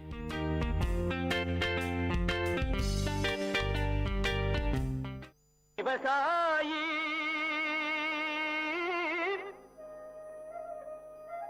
விவசாயி கடவுள் என்னும் முதலாளி கண்டெடுத்த தொழில் விஐடி வேளாண் துறை மற்றும் விஐடி சமுதாய வானொலி இணைந்து வழங்கும் தினம் ஒரு வேளாண் செய்தி. வணக்கம் நேயர்களே, இது உங்கள் விஐடி பண்பலை 90.8 விஐடியின் சமுதாய வானொலி. தினம் ஒரு வேளாண் செய்தியில நான் உங்கள் திவ்யநேகா, மதுமித்ரா, காயத்ரி, மாலினி, ஷஷாந்த். விஐடி வேளாண் துறை மாணவர்கள். இன்னைக்கு நாம விஐடி வேளாண் துறையில இருக்கும் புதிய திட்டத்தை பற்றிய சுவாரஸ்யமான கலந்துரையாடலை கேட்போம். இடம் உள்ளூர் சந்தையில் 2 இயற்கை விவசாயிகளுக்கு நடக்கும் உரையாடல். என்ன கலா இந்த பக்கம் பார்த்தே ரொம்ப நாள் ஆச்சு. அது ஒன்றும் இல்லை சீதாக்கா, எங்கள் தோட்டத்து மாம்பழத்தை வெளி மார்க்கெட்டுக்கு வண்டி ஏற்றி விட்டு காய்கறி வாங்கலாமேன்னு சந்தைக்கு வந்தேன். ஆமாம், நீங்கள் ஏன் உங்கள் மாம்பழத்தை எடுத்துட்டு இங்கே வந்திருக்கீங்க? நானே உன்கிட்ட சொல்லான்னு தான் இருந்தேன். மகசூல் அதிகமாக வர ஆசைப்பட்டு உயிர் உரத்தை நிறைய வாங்கி போட்டேன். ஆனால் கடைசியில் பூவெல்லாம் கருகி மகசூலே வராமல் போயிடுச்சு. ஏதோ மிச்சம் இருக்க அந்த மாம்பழத்தை எடுத்துட்டு வந்த விலைக்கே வித்துட்டு போலான்னு வந்திருக்கேன். அட, என்னக்கா இப்படி சொல்கிற? நானும் தான் உயிர் உரத்தை போட்டேன், ஆனால் எனக்கு நிறைய மகசூல் வந்திருக்கே, உங்களுக்கு மட்டும் ஏன் வரல? என்னடி சொல்கிற? என் நிலமும் உன் நிலமும் பக்கத்து பக்கத்தில் தான் இருக்குது. உன் நிலத்தில் இருக்க அதே மண்ணு தான் என் நிலத்துலையும் இருக்குது. அப்புறம் ஏன் எனக்கு மட்டும் இப்படி நடக்குது? சரி விடுக்கா, நம்மள மாதிரி இயற்கை விவசாயிகளுக்கு இது மாதிரி அடி அப்பப்போ விழ தான் செய்யும். அடுத்த முறை பார்த்துக்கலாம், விடுங்க. அதே சந்தையில் விவசாயம் தொடர்பான சந்தை கணக்கெடுப்பதற்காக வந்த வேளாண் துறை மாணவி செல்வி இந்த உரையாடலை கேட்கிறாள். வணக்கங்க, என் பேர் செல்வி. நான் விஐடி வேளாண் துறை மாணவி. நீங்கள் 2 பேரும் பேசிட்டு இருந்ததை கேட்டுட்டு தான் இருந்தேன். உங்களை மாதிரி விவசாயிகளுக்கு இருக்க பிரச்சனையெல்லாம் ஆய்வு பண்ணி தீர்வு கொடுக்க தான் எங்கள் விஐடி வேளாண் துறையில் ஒரு புதிய திட்டத்தை கொண்டு வந்திருக்கோம். அந்த திட்டம் மூலயமா உங்களுக்கு தேவையான தீர்வை கொடுக்க முடியும்னு நம்புகிறேன். என்னம்மா சொல்கிற? இத்தனை வருஷமாக விவசாயம் பண்ணுற எங்களுக்கே இது என்ன பிரச்சனை தெரியலம்மா. நீ இப்பதான் படிச்சிட்டு இருக்க, நீ எப்படிம்மா எங்களோட பிரச்சனைக்கு தீர்வை கொடுக்க முடியும்? நீங்க சொல்றதும் சரிதாம்மா. ஆனா எங்க ஆசிரியர்கள்லாம் அவங்க துறையில வல்லுநர்களா இருக்காங்க. நான் உங்க பிரச்சனைய அவங்க கிட்ட எடுத்துட்டு போய் சொல்லி அவங்க சொல்ற தீர்வை உங்ககிட்ட வந்து சொல்லுவேன். அப்படியா? இது ரொம்ப நல்லா இருக்கே. அப்போ நான் என் நிலத்துல இருக்க பிரச்சனைலாம் சொன்னா எனக்கு உடனே தீர்வு வந்துடுமா? ஆமாம்மா, அதிகபட்சம் 2 நாள்ல சொல்லிடுவாங்க. அப்படி அவங்களுக்கு தெரியலன்னா அவங்களுக்கு தெரிஞ்ச மற்ற விவசாய விஞ்ஞானிகள் கிட்ட கேட்டு அவங்க தீர்வை சொல்லுவாங்க. சரி சரி, அப்போ என் நிலத்துல நான் என்னெல்லாம் பண்றேன், என்ன பிரச்சனைலாம் இருக்குன்னு சொல்றேன், எழுதிக்கோமா. பல்கலைக்கழகத்துல மாணவி செல்விக்கும் அவளுடைய ஆசிரியருக்கும் இடையே நடக்கும் உரையாடல். வணக்கம் சார். சொல்லுங்க செல்வி, நான் உங்களை விவசாயிகளை சந்திச்சு அவங்களோட பிரச்சனைகளை கேட்க சொல்லியிருந்தேனே, கேட்டிங்களா? அதை பற்றி தான் சார் பேச வந்தேன். நான் நேற்று சந்தைக்கு போயிருந்தப்போ 2 இயற்கை விவசாயிகளை சந்தித்தேன்.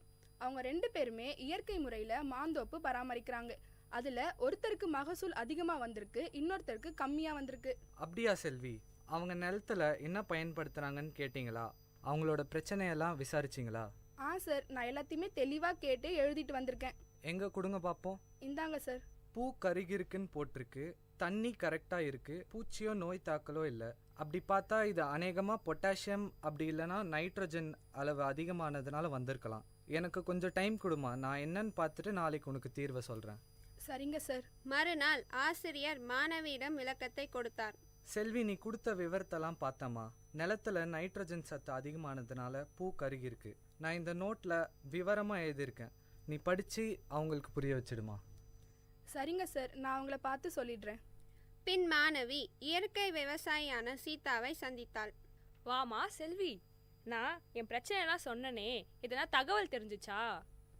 நானும் எங்கள் சார் கிட்ட போய் இது எல்லாத்தையும் சொன்னேன். அவரும் சில குறிப்புகள்லாம் கொடுத்துருக்காரு. அதை உங்ககிட்ட சொல்லலான் தான் வந்தேன். முதல்ல நீங்கள் என்ன தெரிஞ்சுக்கணுன்னா, ஒரே ஊரில் இருந்தாலும் வயலுக்கு வயல் மண்ணோட தன்மை மாறும். அதனால் 3 வருஷத்துக்கு ஒரு தடவை மண் பரிசோதனை செஞ்சு பார்க்கணும். நீங்கள் உயிர் உரம் போடும்போது அது கூட ஜீவாமிர்தத்தையும் சேர்த்து போட்டிருக்கீங்க.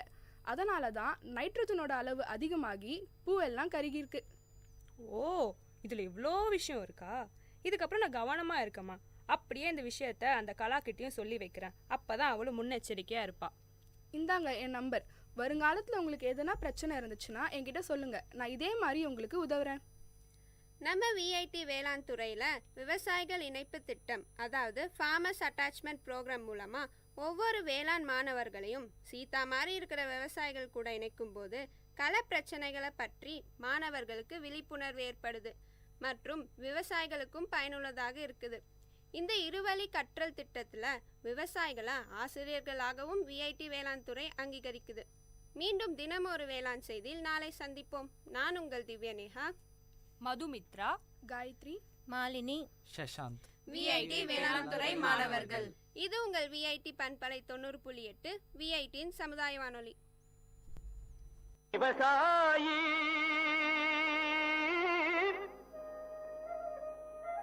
விவசாயி கடவுள் என்னும் முதலாளி கண்டெடுத்த தொழில். விஐடி வேளாண் துறை மற்றும் விஐடி சமுதாய வானொலி இணைந்து வழங்கும் தினம் ஒரு வேளாண் செய்தி.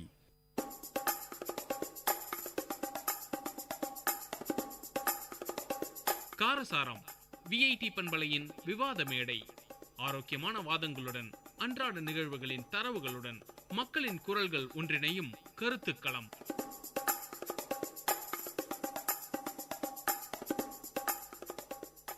வணக்கம் நேயர்களே, இது விஐடி பண்பலை 90.8 விஐடி பல்கலைக்கழகத்தின் சமுதாய வானொலி மற்றும் டிகேஎம்சி வாய்ஸ் இணைந்து வழங்கும் காரசார நிகழ்ச்சி.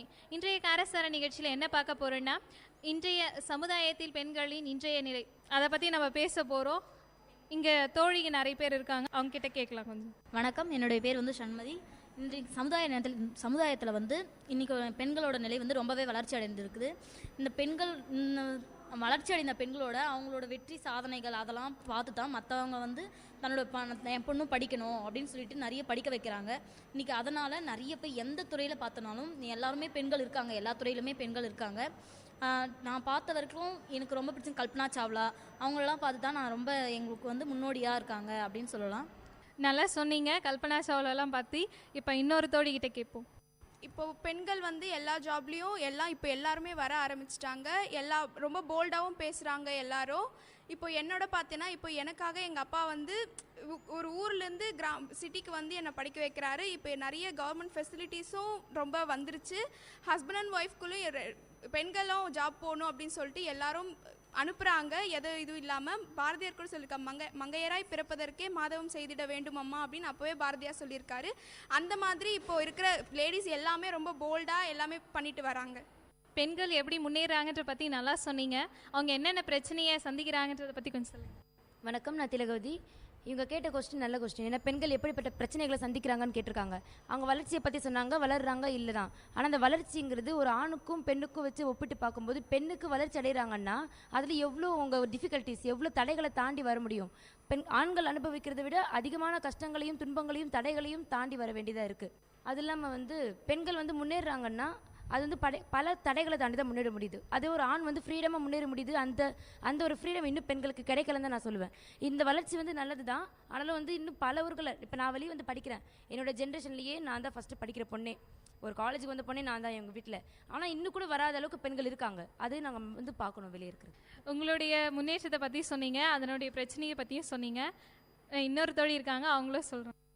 நானும் எங்கள் வீட்டில் ஃபஸ்ட்டு படிக்கிறது வரால நான் அப்பா அம்மா சப்போர்ட் இல்லாமல் நானே பார்ட் டைம் ஜாப்புக்கு போயிட்டு அது வச்சு அந்த காசு மூலம் படிக்கிறேன். தினமும் நான் 9 o'clock பஸ் ஏறுறேன். பஸ்ஸில் நிறைய ப்ராப்ளம் இருக்குது. இருந்தாலும் அந்த கண்ட்ரைட்டர் அங்கிள் அவங்க மூலயமா அண்ணா இவங்க என்னை ஒரு சீட் பண்ணுற மாதிரி பேசுகிறாங்க அப்படின்னு ஒரு வார்த்தை தான் சொன்ன மாதிரினால அந்த பசங்களை அந்த பஸ்ஸில் ஏற்றாமல் விட்டாங்க. தினமும் நான் அந்த 9 o'clock வீட்டுக்கு திரும்ப போயிட்டு அது மாதிரி போகிறப்போ ஏதாச்சும் ஒரு பிரச்சனைனா ஜென்ஸு தான் நம்ம முதல்ல சொன்னோடனே அவங்க நம்ம பொண்ணு மாதிரி பார்த்து சப்போர்ட் பண்ணுறாங்க. எல்லா இடத்துலையும் ஜென்ஸு கூட இருந்தால் தான் சப்போர்ட்டிவாக இருக்கும். அது மாதிரி தான் எங்கள் ஃபேமிலியிலும் பொண்ணு வெளியே போயிட்டு வராங்கன்னு ஒரு நம்பிக்கையில் அப்பா அம்மா என்னை வெளியே அனுப்புகிறாங்க. அதுவும் ஒரு பெனிஃபிட் தான். நீங்களும் நல்லா சொன்னீங்க. ஆண்களும் நமக்கு துணையாக தான் இருக்காங்க எப்பயும் இந்த காலகட்டத்திலையும் அப்படின்னு அழகாக சொன்னீங்க. பெண்களோட முன்னேற்றம் நிறைய இருக்குது.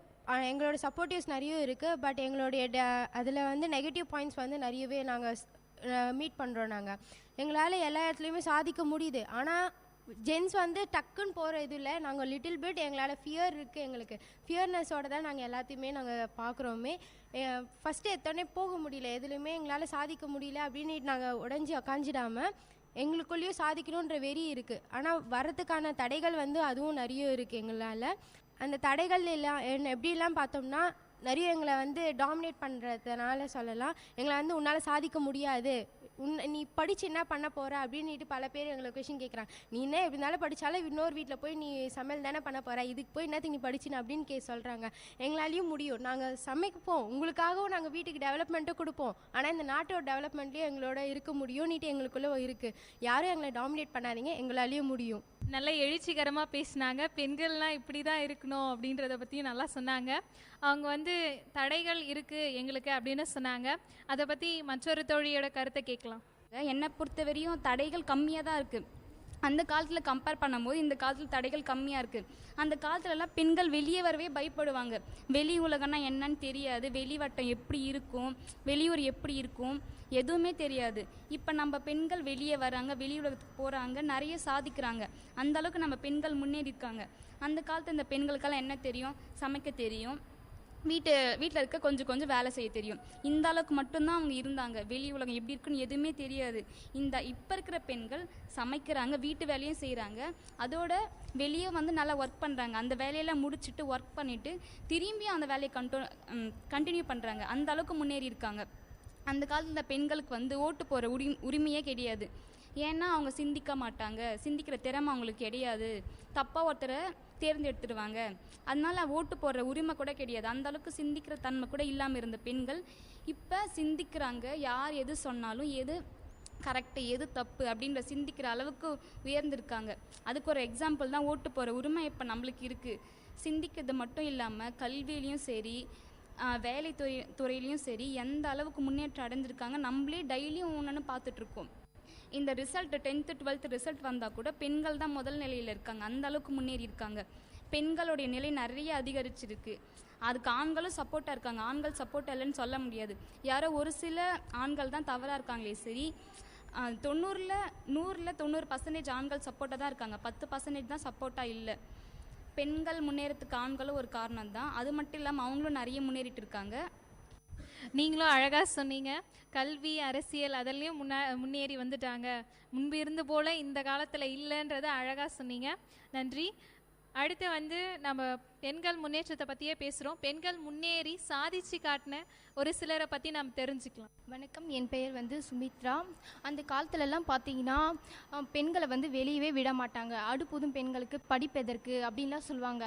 அதுக்கப்புறம் பார்த்தீங்கன்னா ஆனால் இந்த காலத்தில் பார்த்தீங்கன்னா பெண்கள் வந்து நிறைய தடைகள் வந்தாலும் அதெல்லாம் தாண்டி நிறைய சாதிக்கிறாங்க. ஃப்ளைட்டில் இருந்து ட்ரெயின் எல்லாமே ஓட்ட கற்றுக்கிட்டாங்க. இப்போ அழகாக பேசினாங்க. அந்த காலத்தில் படிப்பு இல்லை, இந்த காலத்தில் படிப்பு இருக்குது, பெண்கள் எவ்வளவோ முன்னேறி இருக்காங்க, பல படிகளை தாண்டி வந்திருக்காங்கன்றது அழகாக சொன்னாங்க. முன்னேறி வந்தவங்க, தடையை மீறி வந்தவங்க சாதிச்சு காட்டியிருக்காங்க. அந்த சாதனையை நிகழ்த்தியவங்களை பற்றி கொஞ்சம் நம்ம தோழிகிட்ட கேட்கலாம். இவங்க சொன்னாங்க சாதித்த பெண்களை பற்றி பேசணும்னு சொல்லிட்டு. எனக்கு ஞாபகம் வந்த ஃபர்ஸ்ட் பர்சன் இப்போ ஒரு நமக்கு ரீசெண்டாக தெரிஞ்ச மேரி காம். உங்களுக்கு தெரியும், ஒரு ஃபிலிம் கூட வந்தது அதை பற்றி. அவங்க வந்து எவ்வளோ தடைகளை வந்து ஃபேஸ் பண்ணி அந்த குத்துச்சண்டையில் வந்து அவங்க ஜெயிச்சிருக்காங்க.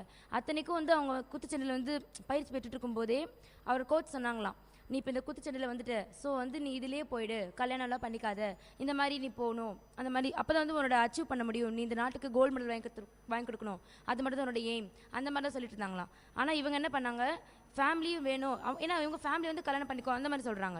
இப்போ இவர் கோச் இப்படி சொல்கிறாங்க, இவருடைய எய்ம் இப்படி போகிறது அப்படி போகிறதான்னு தெரியல அந்த பொண்ணுக்கு. ஆனால் அவங்க பிரேவாக முடிவெடுத்தாங்க, எப்படி என்னால் 2 லைஃபுமே என்னால் மேனேஜ் பண்ண முடியும்னு சொல்லிட்டு அவங்க கல்யாணமும் பண்ணிக்கிட்டாங்க, குழந்தைங்களையும் பெற்றுக்கிட்டு.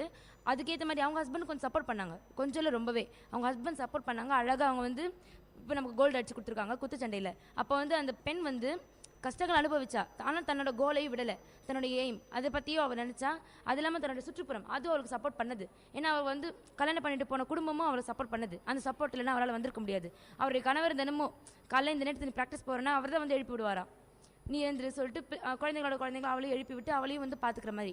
இந்த மாதிரி சப்போர்ட்டிவான கணவர் இருந்தனால தான் அவளால் வந்து செய்ய முடிஞ்சது. இதே நார்மலாக இருக்கிற பொண்ணால் செய்ய முடியுமானா ரொம்ப கஷ்டம். அந்த மாதிரி தான் வந்து நம்ம உலகம் வந்து நம்ம சுற்றுச்சூழலும் சமூகமும் நமக்கு எந்த அளவுக்கு சப்போர்ட் பண்ணுதோ அந்த அளவுக்காக நம்மளால் வந்து முன்னேற முடியும். அதுக்கு ஒரு பெஸ்ட் எக்ஸாம்பிள் தான் மேரி காம்.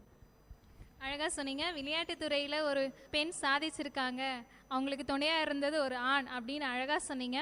விளையாட்டுத்துறை மட்டும் இல்லை, எல்லா துறையிலும் பெண்கள் சாதிக்கிறாங்க. மற்ற துறைகளில் சாதித்த பெண்களை பற்றி கேட்போம். வணக்கம். ஒவ்வொரு பெண்ணோட வெற்றிக்கு பின்னாடியும் ஒரு ஆண் இருக்கிறாங்க தான். இதில் நம்ம முக்கியமாக இப்போ நம்ம தமிழ்நாட்டில் இன்னும் பார்த்துட்டோம்னா சேலத்தில் முதல் பெண் கலெக்டராக வந்து ரோகிணி ஐஏஎஸ் வந்திருக்காங்க. அவங்களால வந்து பல தடைகள் தாண்டி தான் வர முடிஞ்சுது. அவங்களோட எய்ம் என்னவோ அதை மட்டுமே அவங்க வந்து குறிக்கோளாக எடுத்துகிட்டு அவங்களால சாதிக்க முடியும். பெண்களால் டைவர்ஷன் ஆகி அவங்க எதுவும் போவாங்க அப்படின்லாம் சொல்ல முடியாது. அவங்களுக்குன்னு ஒரு குறிக்கோள் வச்சுக்கிட்டாங்க, அவங்களோட குறிக்கோளுக்குள்ளே இது வெற்றி கண்ண முடிஞ்சுது அவங்களால. இப்போது அவங்க வந்து அவங்களுக்கு குடும்பத்தில் வந்து நிறைய சொல்லியிருப்பாங்க, நீ எதுக்கு போகிற, உன்னால் ஒன்றும் வேணான்னு சொல்லிட்டு. ஆனால் அவங்க தைரியமாக இப்போ ஃபஸ்ட்டு எடுத்தோடனே அவங்க ஃபஸ்ட்டு கலெக்டராக போஸ்டிங் ஆன உடனே அவங்க போய் பார்த்தது வந்து கவர்மெண்ட் ஹாஸ்பிட்டலில் வந்து என்ன எப்படி இருக்குது ஃபெசிலிட்டியன்னுட்டு தான். பெண்களால் மட்டுமே தான் தொலைநோக்கு பார்வையாக யோசிக்க முடியும், எதில் எப்படியெல்லாம் பிரச்சனை வரும்னுட்டும் அவங்களால யோசிக்க முடியும். அதனால தான் ஃபஸ்ட்டு எடுத்தோடனே ஹெல்த்து முக்கியம்னு சொல்லிட்டு தான் அவங்க ஹாஸ்பிட்டலில் போயிட்டு எப்படி ஃபெசிலிட்டி இருக்குதுன்னு சொல்லிட்டு அவங்க பார்த்தாங்க.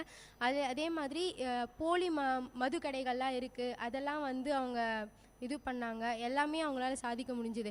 இப்போ ரோட்டில் வந்து வீட்டை எப்படி சுத்தமாக நம்மளால் பார்த்துக்க முடியும் அப்படின்னு சொல்லிட்டு ஒரு பெண்ணால் மட்டும்தான் யோசிக்க முடியும். அதனால தான் அவங்க வந்து 2 நாளைக்கு முன்னாடி கூட நம்ம நியூஸ் பேப்பரில் பார்த்துருக்கலாம், அவங்க ரோடெலாம் க்ளீன் பண்ணாங்க. அவங்களே ஒரு கலெக்டராக இருந்து அவங்களால ஆர்டர் மட்டுமே போடலாம், போய் க்ளீன் பண்ணுங்க அப்படின்னு சொல்லிட்டு. ஆனால் அவங்களால முயற்சி எடுத்து அவங்க வந்து அங்கே க்ளீன் பண்ணவே எல்லாராலையுமே அவங்க நம்ம ஏன் பண்ணக்கூடாது அப்படின்ட்டு ஒரு உணர்ச்சி வந்து அவங்களே க்ளீன் பண்ணாங்க. அந்த மாதிரி இந்த சாதிக்கக்கூடிய ஒரு இடத்த சுத்தமாக வச்சுக்கணும், ஒரு இடத்த டெவலப்மெண்ட்டில் கொண்டு வரணும் அப்படின்னு சொல்லிட்டு பெண்களால் மட்டுமே தொலைநோக்க யோசிக்க முடியும். அதுக்குன்னு மற்றவங்க யாராலையும் பண்ண முடியாதுன்னு சொல்ல வரல.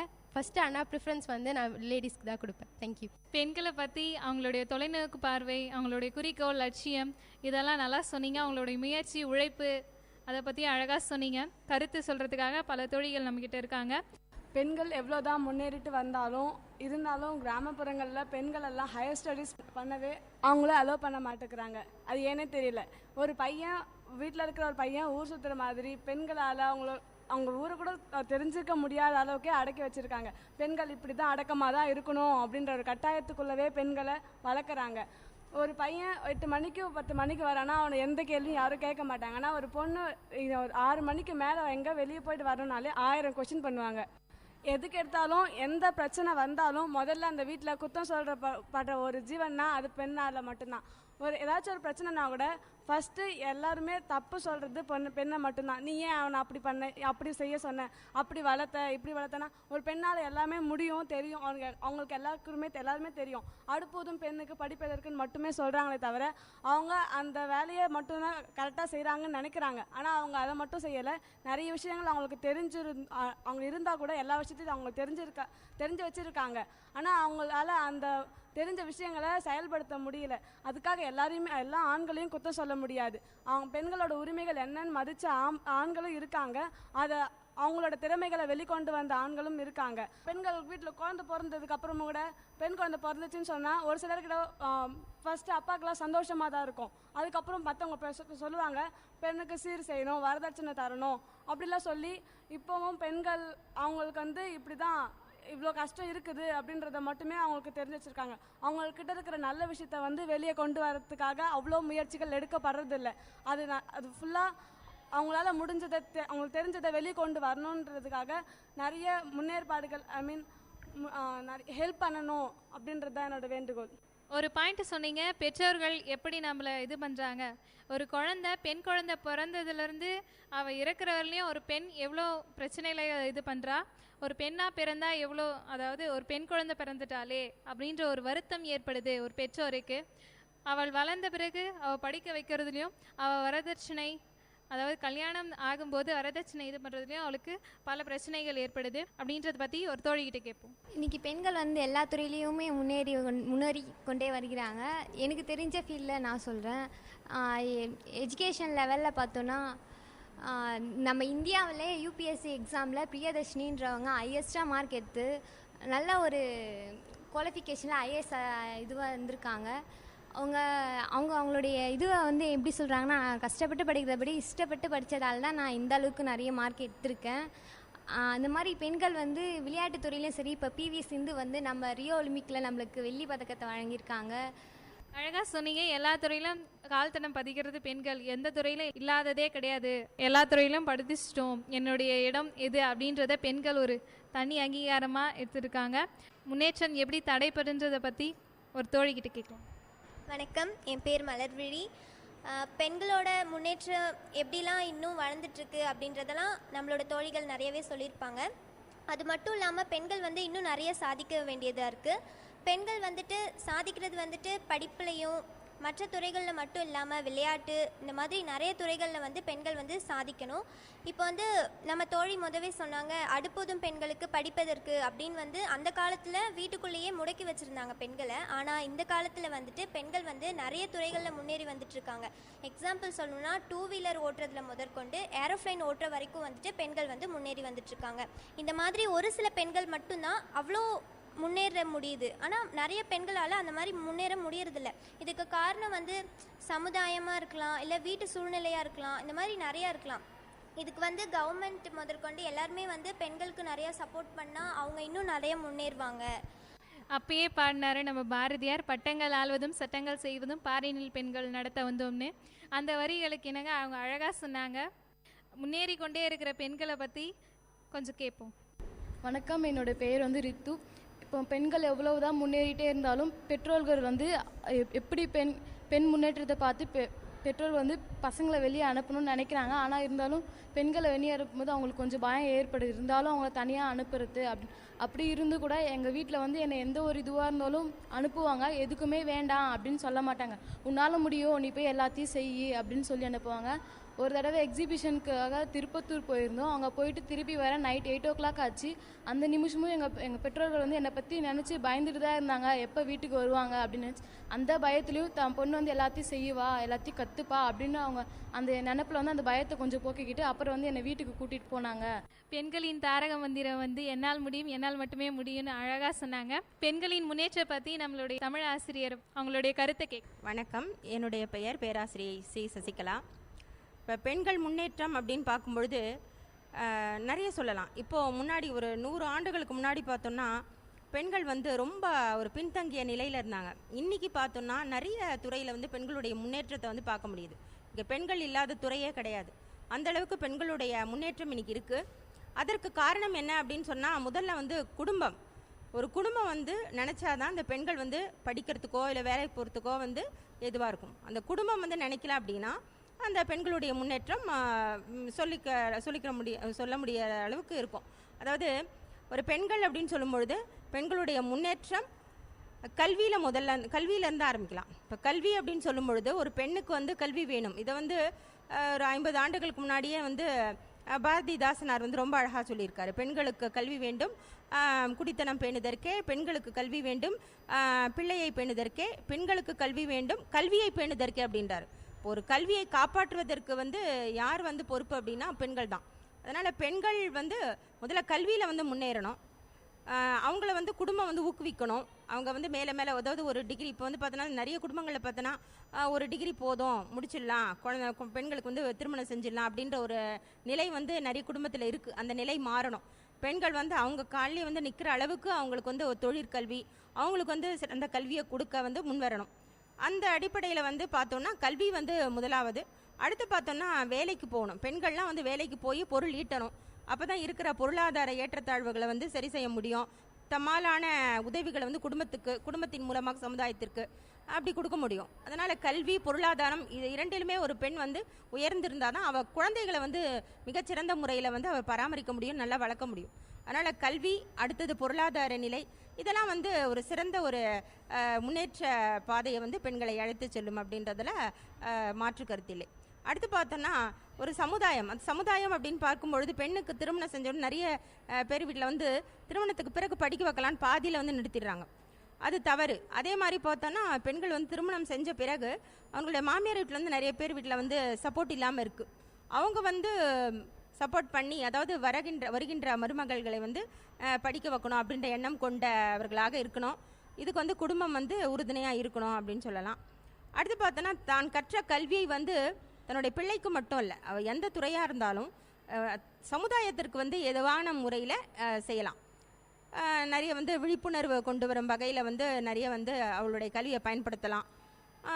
பொழுதுபோக்கு அது நேரம் கிடைக்கும் போதெல்லாம் வந்து எந்த துறையில், அதாவது இப்போ கல்வி துறையாக இருந்தாலும் சரி, ஒரு ஆசிரியராக இருந்தாலும் சரி, இல்லை வந்து வேறு ஏதாவது வங்கி தொழிலோ இல்லை அஞ்சலகத்திலையோ எந்த துறையில் அவங்க பணியாற்றினாலும் சரி, ஏதாவது அவங்களால முடிஞ்ச அளவுக்கு அந்த முதியோருக்கோ இல்லை கல்வி கற்காத குடும்ப சூழல், வறுமை சூழல் இருக்கக்கூடிய குழந்தைகளுக்கோ ஏதாவது ஒரு விதத்தில் வந்து கல்வியை புகட்டலாம். அப்படிலாம் வந்து கல்வியை கொண்டு வரலாம். அதனால் கல்வி தான் ஒரு பெண்ணை முன்னேற்றக்கூடிய நிலையில் வந்து முதலாவதாக இருப்பது அப்படின்றதுல ஐயமில்லை. நன்றி. அழகாக சொன்னாங்க. ஒரு குடும்பம் படித்தால் ஒரு பெண் படித்தால் ஒரு குடும்பமே படித்த மாதிரின்னு காந்தியடிகள் சொல்லியிருக்காரு. அழகாக தமிழ் ஆசிரியை சொன்னாங்க. பெண்களின் முன்னேற்றம் வந்து யார் யார் துணையாக இருக்காங்கன்னா பெற்றோர்கள். அந்த பெற்றோர்கள் என்னென்ன நமக்கு துணையாக இருக்காங்க, எப்படி துணையாக இருக்காங்கன்றதை பற்றி ஒரு தோழிக்கிட்ட கேட்கலாம்.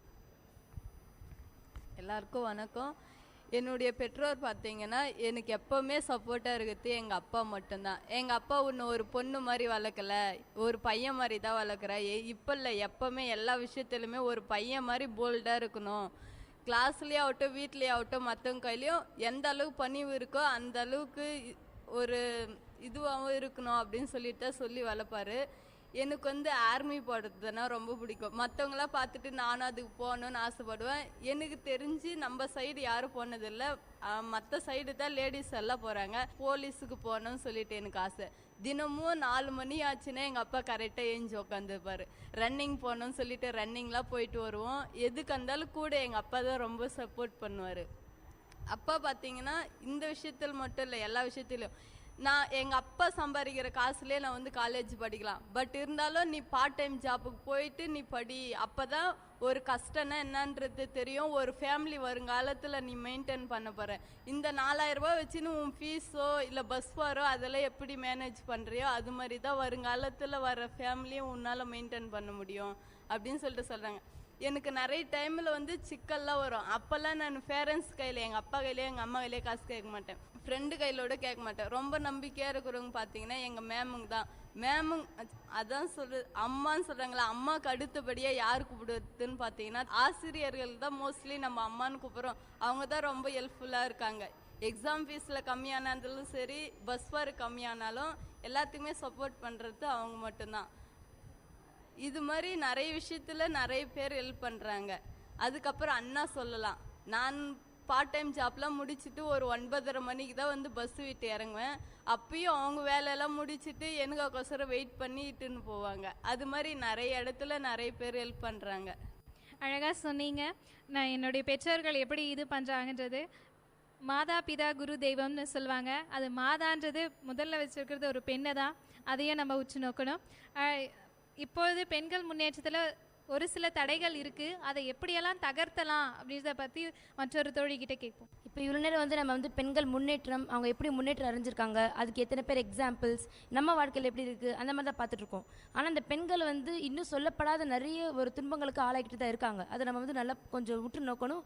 பெண்களுக்கு பெண்களே முதல்ல தோள் கொடுக்கணும். ஒரு இடத்துல ஒரு பெண்ணுக்கு பிரச்சனைனா 4 பெண்கள் சேர்ந்து போய் கேட்டிங்கன்னா அங்கே அந்த பிரச்சனை இல்லை. அவள் வந்து தனக்கு கம்பெனி இருக்காங்க, நான் எனக்கு ஒன்று 4 பேர் கேட்பாங்கன்ற ஒரு நம்பிக்கை இன்னும் இந்த உலகத்தில் இன்னும் வரல. அதுதான் மெயினான விஷயமே. இப்போ ஒரு பஸ் ஸ்டாண்டில் போகிறீங்கன்னா யாரோ ஒருத்தர் ஏதோ பிரச்சனை, ஒரு பொண்ணு அங்கே மாட்டிகிட்டு இருக்காங்கன்னா 4 பொண்ணுங்க இருக்கீங்கன்னா சேர்ந்து போய் கேட்கணும் என்ன பிரச்சனைன்னு சொல்லிட்டு. ஒரு வந்து என்ன சொல்கிறது, ஒரு உதவிக்காரன் நீட்டுறது தான் வந்து இங்கே பெரிய விஷயமே. தன்னை கொண்டு தான் வேலையுண்டு இல்லாமல் எல்லாருமே வந்து ஒரு பொதுநல நோக்கோட இருங்க. இப்போ நம்ம முன்னாடி ஒருத்தருக்கு பிரச்சனையா ஒரு தோள் கொடுங்க, உங்களால் முடிஞ்ச ஒரு வாய்ஸ் மட்டும் தான் நாங்கள் கேட்குறோம். வந்து உடனே ஹெல்ப் பண்ணுங்கன்னு சொல்ல 4 பேர் சேர்ந்து போய் கேட்டிங்கன்னா அவன் பயப்படுவான். யாராவது வந்தாலும் வந்து வரணுமா, இப்போ போனால் இவங்க கேட்பாங்கங்கிற ஒரு பயம் வரும். அந்த ஒற்றுமை வேணும். ஒரு பெண்களுக்கு பெண்களே முதல்ல தோள் கொடுக்கணும். அது இல்லாமல் நம்ம கவர்மெண்ட் வந்து நம்ம அரசாங்கம் நிறையவே பெண்களுக்கு உதவி செஞ்சுட்டு வருது. இருந்தாலும் வந்து இந்த ஒதுக்கீடுங்கிற பிரச்சனை வந்து இன்னும் இருக்குது.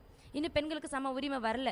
அது வந்தால் இன்னும் நல்லா இருக்கும்னு எதிர்பார்க்குறோம். இப்போ ஒரு அரசியலாக இருக்கட்டும், ஒரு கல்வித்துறை, ஒரு வேலை வாய்ப்பு துறைனா கூட 20%, 30%, இவ்வளோ சதவீதம் தான் உனக்கு ஒதுக்கீடுன்னு சொல்கிறாங்க. இதை கொஞ்சம் மாற்றி இன்னும் கொஞ்சம் சதவீதத்தை உயர்த்தினா பெண்கள் எல்லா துறையிலையும் இன்னும் நல்லா வந்து ஒளிர முடியும். அவங்களுடைய திறமைகளை வெளியே கொண்டு வர முடியும். அதே மாதிரி நிறைய பெண்களுக்கு வந்து நிறைய தடைகள் இருக்குது. இப்போ வந்து ஆண்களை கம்பேர் பண்ணும்போது பெண்கள் வந்து உடல் ரீதியாகவும் கொஞ்சம் வந்து வலு இல்லாதவங்க தான். ஆனால் வந்து மன ரீதியாக கம்பேர் பண்ணும்போது பெண்கள் அடிச்சுக்க ஆள் இல்லை. ஒரு ஆணால் வந்து ஒரு விஷயத்தை ஃபேஸ் பண்ண முடியாது, ஆனால் அங்கே அந்த பெண் ஃபேஸ் பண்ணுவா. 4 விஷயம் வந்தாலும் சேர்ந்து ஃபேஸ் பண்ணுவா. அதனால தான் சொல்கிறாங்க ஒரு குடும்பத்தையே மெயின்டைன் பண்ணுற பவர் வந்து ஆண்களோட பெண்களுக்கு இருக்குன்னு சொல்கிறாங்க. இப்போ ஆண் இல்லாமல் ஒரு பெண்ணால் ஒரு குழந்தைய வளர்க்க முடியும். அதே வந்து ஒரு பெண் இல்லாத ஒரு ஆணால் அந்த குழந்தைய வளர்க்குறது வந்து டபுள் மடங்கு கஷ்டம். அந்த கஷ்டம் வந்து எவ்வளோ பெரிய விஷயம்னு நம்ம சொல்லி நிறைய பேர் தெரியும். பேரண்ட்ஸ் இல்லாத அப்பா அம்மா எப்படி வளர்க்குறாங்கிறது அது அவங்களுக்கே தெரியும். இதுலேருந்து என்ன தெரிஞ்சுக்கணும்னா, அந்த பெண்களை வெளியே கொண்டு வரதுக்கு ஒரு பெண்ணாக இருந்து நம்ம என்னென்னு செய்ய முடியும். நமக்கு தெரிஞ்சே இருக்குன்னா 4 ஹெல்ப் பண்ணுங்க, தப்பு இல்லை. ஒரு அப்பா அனுப்பலையா, ஒரு ஃப்ரெண்டாக கொஞ்சம் ஹெல்ப் பண்ணுங்க, பேசுங்க. ஒரு பஸ் ஸ்டாண்டில் ஒரு பிரச்சனையாக கை கோர்த்து நில்லுங்க, எல்லாம் ஒற்றுமையாக இருங்க. ஒரு பெண்ணுக்கு பிரச்சனை, ஒரு பெண்ணே முதல்ல முன் வாங்க. அதுக்கப்புறம் அதை பார்த்து 4 பேர் முன் வருவாங்க, ஹெல்ப் பண்ணுவாங்க. இந்த மாதிரி நம்ம செய்ய பெண்களுடைய முன்னேற்றம் இன்னும் அதிகரிக்கும். எல்லா துறையிலையும் சமமாக பெண்கள் வர முடியும். ஏன்னா நம்ம நாட்டில் மட்டும்தான் வந்து எல்லா துறையிலையும் விட பெண்கள் கொஞ்சம் கம்மியாக இருக்கிறது நம்ம நாட்டில் தான். மற்ற நாட்டில் அந்த பாகுபாடே இல்லை, பெண் ஆண்கிற பாகுபாடே இல்லை. நம்ம தான் வந்து பெண்கள் கொஞ்சம் கீழே இருக்கட்டுமேன்னு வச்சுருக்கோம். ஸோ அந்த ஒதுக்கீடு பிரச்சனைகளையும் கொஞ்சம் வந்து பெண்களை சம உரிமை கொடுத்தா இன்னும் கொஞ்சம் நல்லா இருக்கும்னு நினைக்கிறேன். சமுதாயத்தில் பெண்களின் இன்றைய நிலையை பற்றி அழகாக நம்ம தோழிகிட்ட கருத்துக்களை பகிர்ந்துக்கணும். இந்த கருத்துக்கள் நல்ல பயனுள்ளதாக இருந்தது. இது விஐடி பண்பலை 90.8 விஐடி பல்கலைக்கழகத்தின் சமுதாய வானொலி மற்றும் டி கேம்ஸ் இணைந்து வழங்கிய சிறப்பு காரசார நிகழ்ச்சி. நன்றி, வணக்கம். நேர்கள் இதுவரை கேட்டது விஐடி பண்பலை 90.8 காரசாரம், மக்களின் குரல்கள் ஒன்றிணைந்த கருத்துக்களம்.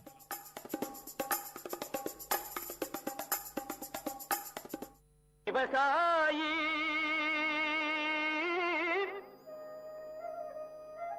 விவசாயி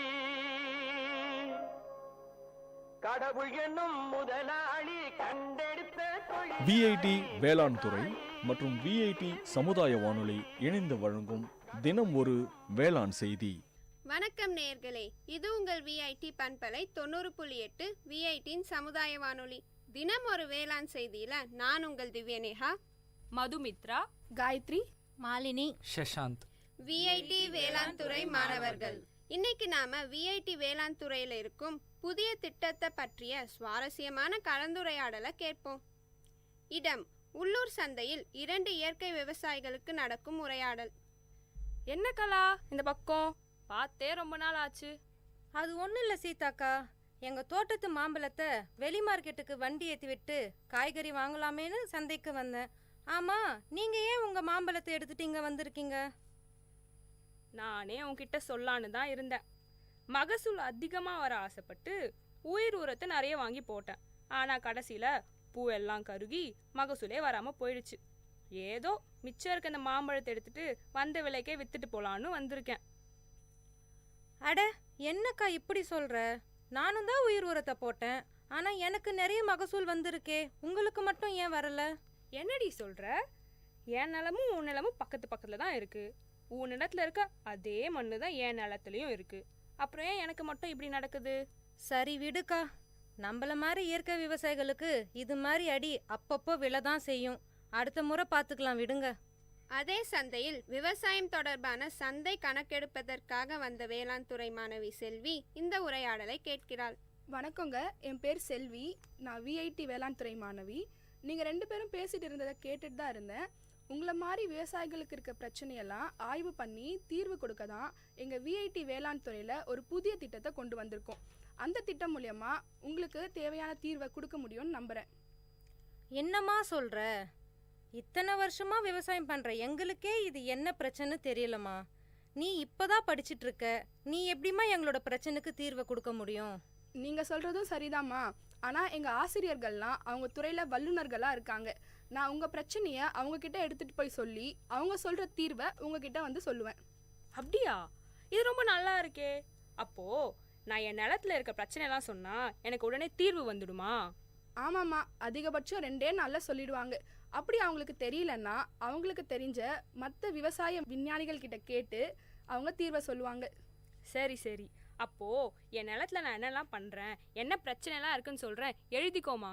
பல்கலைக்கழகத்துல மாணவி செல்விக்கும் அவளுடைய ஆசிரியருக்கும் இடையே நடக்கும் உரையாடல். வணக்கம் சார். சொல்லுங்க செல்வி, நான் உங்களை விவசாயிகளை சந்திச்சு அவங்களோட பிரச்சனைகளை கேட்க சொல்லியிருந்தேனே, கேட்டிங்களா? அதை பற்றி தான் சார் பேச வந்தேன். நான் நேற்று சந்தைக்கு போயிருந்தப்போ 2 இயற்கை விவசாயிகளை சந்தித்தேன். அவங்க 2 பேருமே இயற்கை முறையில் மாந்தோப்பு பராமரிக்கிறாங்க. அதில் ஒருத்தருக்கு மகசூல் அதிகமாக வந்திருக்கு, இன்னொருத்தருக்கு கம்மியாக வந்திருக்கு. அப்படியா செல்வி? அவங்க நிலத்துல என்ன பயன்படுத்துகிறாங்கன்னு கேட்டிங்களா? அவங்களோட பிரச்சனையெல்லாம் விசாரிச்சிங்களா? சார், நான் எல்லாத்தையுமே தெளிவாக கேட்டு எழுதிட்டு வந்திருக்கேன். எங்கே கொடுங்க பார்ப்போம். இந்தாங்க சார்.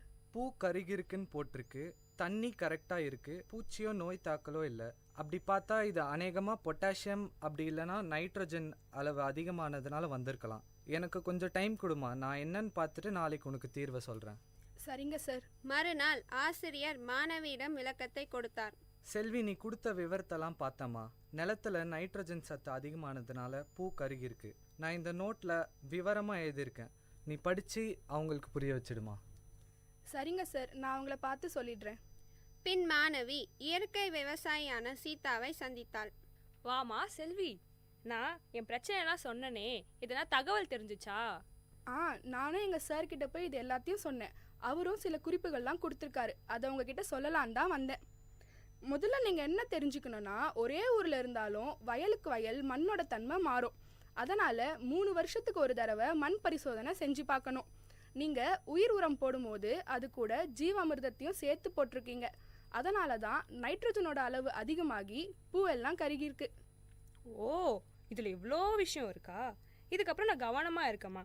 அப்படியே இந்த விஷயத்த அந்த கலாக்கிட்டையும் சொல்லி வைக்கிறேன். அப்போ தான் அவளும் முன்னெச்சரிக்கையாக இருப்பா. இந்தாங்க என் நம்பர். வருங்காலத்தில் உங்களுக்கு எதனா பிரச்சனை இருந்துச்சுன்னா என்கிட்ட சொல்லுங்கள், நான் இதே மாதிரி உங்களுக்கு உதவுறேன். நம்ம விஐடி வேளாண் துறையில் விவசாயிகள் இணைப்பு திட்டம், அதாவது ஃபார்மர்ஸ் அட்டாச்மெண்ட் ப்ரோக்ராம் மூலமாக ஒவ்வொரு வேளாண் மாணவர்களையும் சீதா மாதிரி இருக்கிற விவசாயிகள் கூட இணைக்கும் போது கள பிரச்சனைகளை பற்றி மாணவர்களுக்கு விழிப்புணர்வு ஏற்படுது மற்றும் விவசாயிகளுக்கும் பயனுள்ளதாக இருக்குது. இந்த இருவழி கற்றல் திட்டத்தில் விவசாயிகளை ஆசிரியர்களாகவும் விஐடி வேளாண் துறை அங்கீகரிக்குது.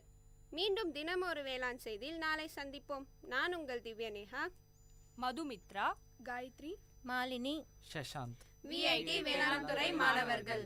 இது உங்கள் விஐடி பண்பலை 90.8 விஐடியின் சமுதாய வானொலி. விவசாயி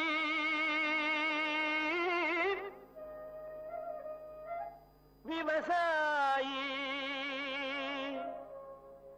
கடவுள் என்னும் முதலாளி கண்டெடுத்த விஐடி வேளாண் துறை மற்றும் விஐடி சமுதாய வானொலி இணைந்து வழங்கும் தினம் ஒரு வேளாண் செய்தி.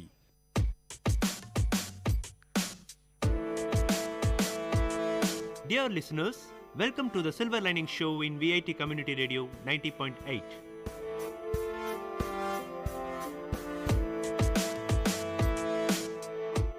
the program to reach heights, a motivation to enhance the positivity in you.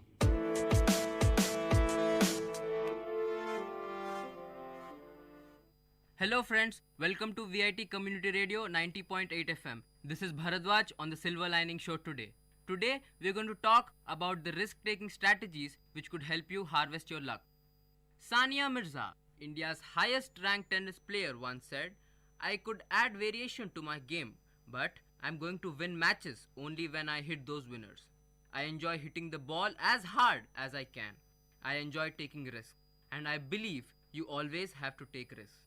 Essayist and playwright T.S. Eliot famously, "Only those who risk going too far can possibly find out how far one can go." While some people follow the Eliot approach by actively seeking risk and being ready to bet everything on a seemingly bright opportunity, others take no risk at all because they are highly risk-averse.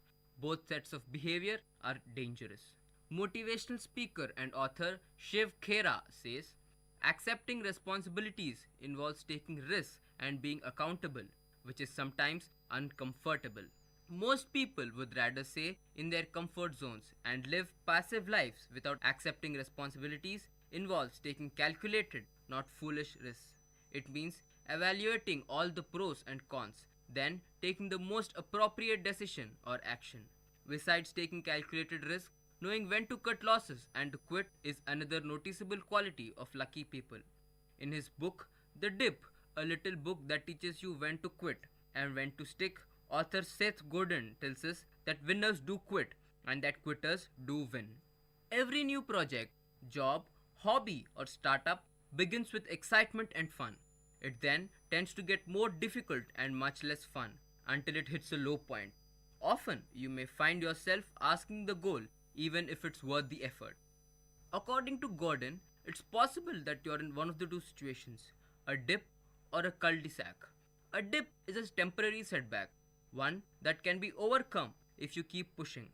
But maybe it's really a cul-de-sac, the French term for a dead end, which will never get better, no matter how hard you try.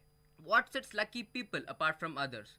They have developed the ability to distinguish between a dip and a cul-de-sac and to escape dead ends quickly while staying focused and motivated when it really counts. Gordon tells us that winners quit fast, quit often, and quit without guilt until they commit themselves to beating the right dip for the right reason. Once they realize that they're dealing with a dip, not a cul-de-sac, they persevere like crazy to beat it.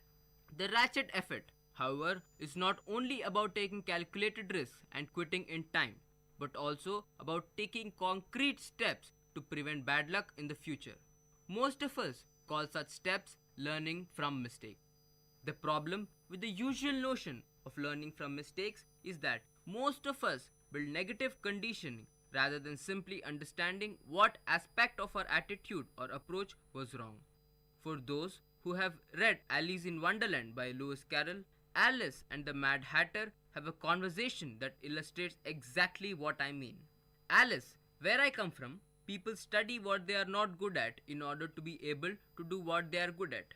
Mad Hatter says, "We only go around in circles in Wonderland, but we always end up where we stand. Would you mind explaining yourself?" Alice says, "Well, grown-ups tell us to find out what we did wrong and never do it again." Mad Hatter replies, "That's odd. It seems to me that in order to find out something, you have to study it.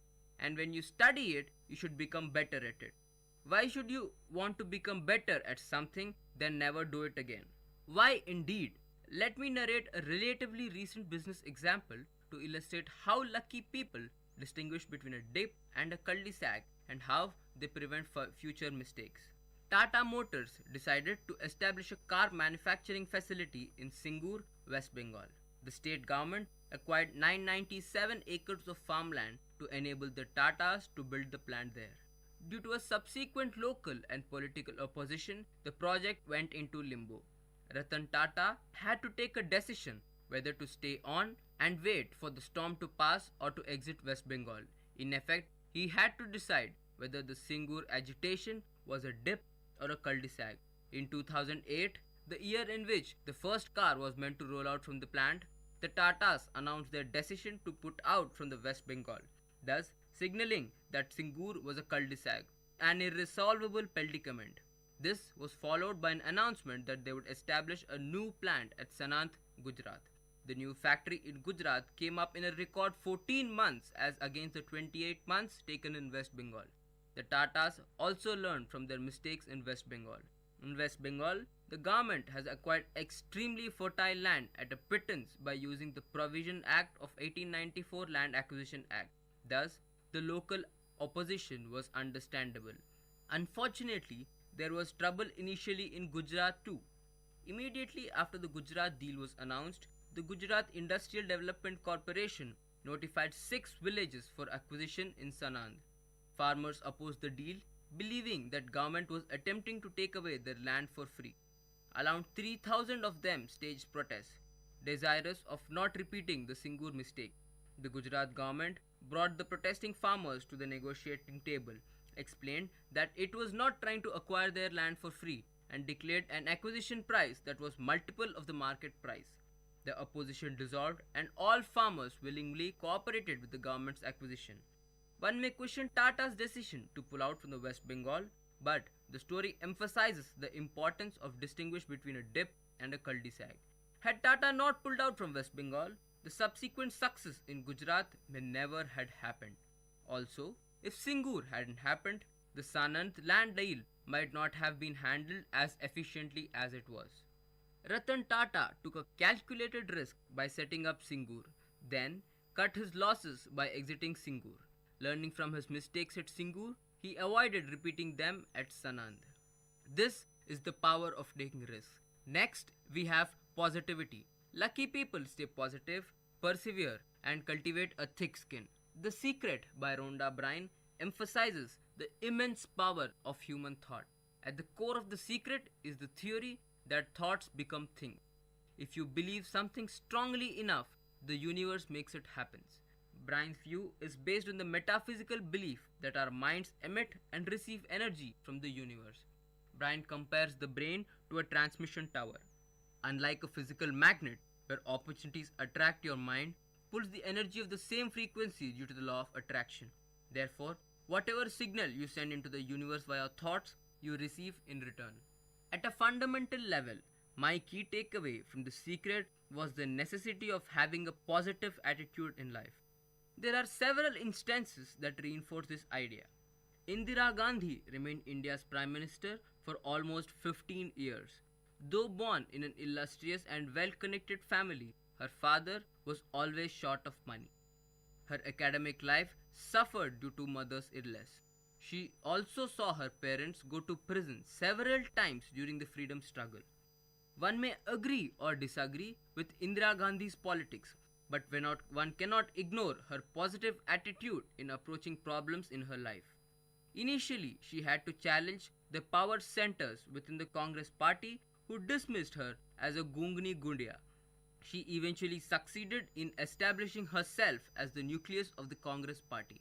She showed her strength and resolve during the Bangladesh war, which went her away even though the US was firmly opposed to India's intervention.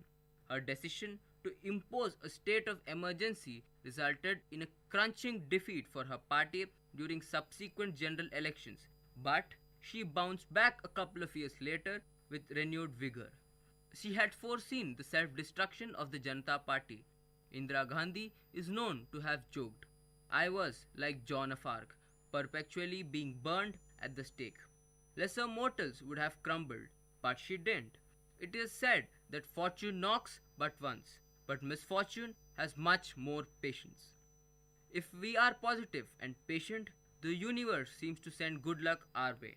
Mark Murphy, the author of Hiring for Attitude, carried out a research project that involved tracking 20,000 newly hired employees.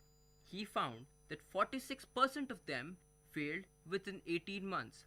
But even more surprising than the failure rate was the fact that when new employees failed, 89% of them, their failure was due to additional reasons. Lack of skill was a factor only 11% of the time. Just imagine how important a positive attitude is. Adopting a positive attitude often requires us to stop associating with persons with negative attitude. There exists a breed of individuals who excel in playing the role of victim. In fact, they almost enjoy failure because it gives them a chance to moan about their latest perceived victimization. The sooner one eschews the company of negative individuals, the better it is for one's positivity. Keep in mind, though, that a positive attitude is of no use without persistence. Thomas Edison, the inventor of the electric light bulb, is known to have said, "I have not failed, I have just found 10,000 ways that do not work." Persistence thus seems to be a key factor in attracting good luck. In the world of Indian business, the two names that are always mentioned in hushed tones of reverence are those of Tata and Birla. But here's something about them to think about. Jamsetji Tata is remembered today as the pioneer who built the Taj Mahal Hotel in Mumbai and the man who envisioned the steel industry and hydroelectric power for India. But few remember that in 1863, Jamsetji tried establishing an Indian bank in England and brought the Tata firm to the verge of bankruptcy. His honesty and determination won him several friends in England who were happy to appoint him liquidator at a fixed salary. It was this allowance that enabled him to survive.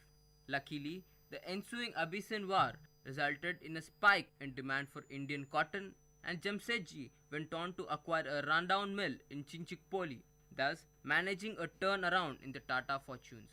Similarly, Ghanshyam Das Birla also found himself in deep trouble in 1999.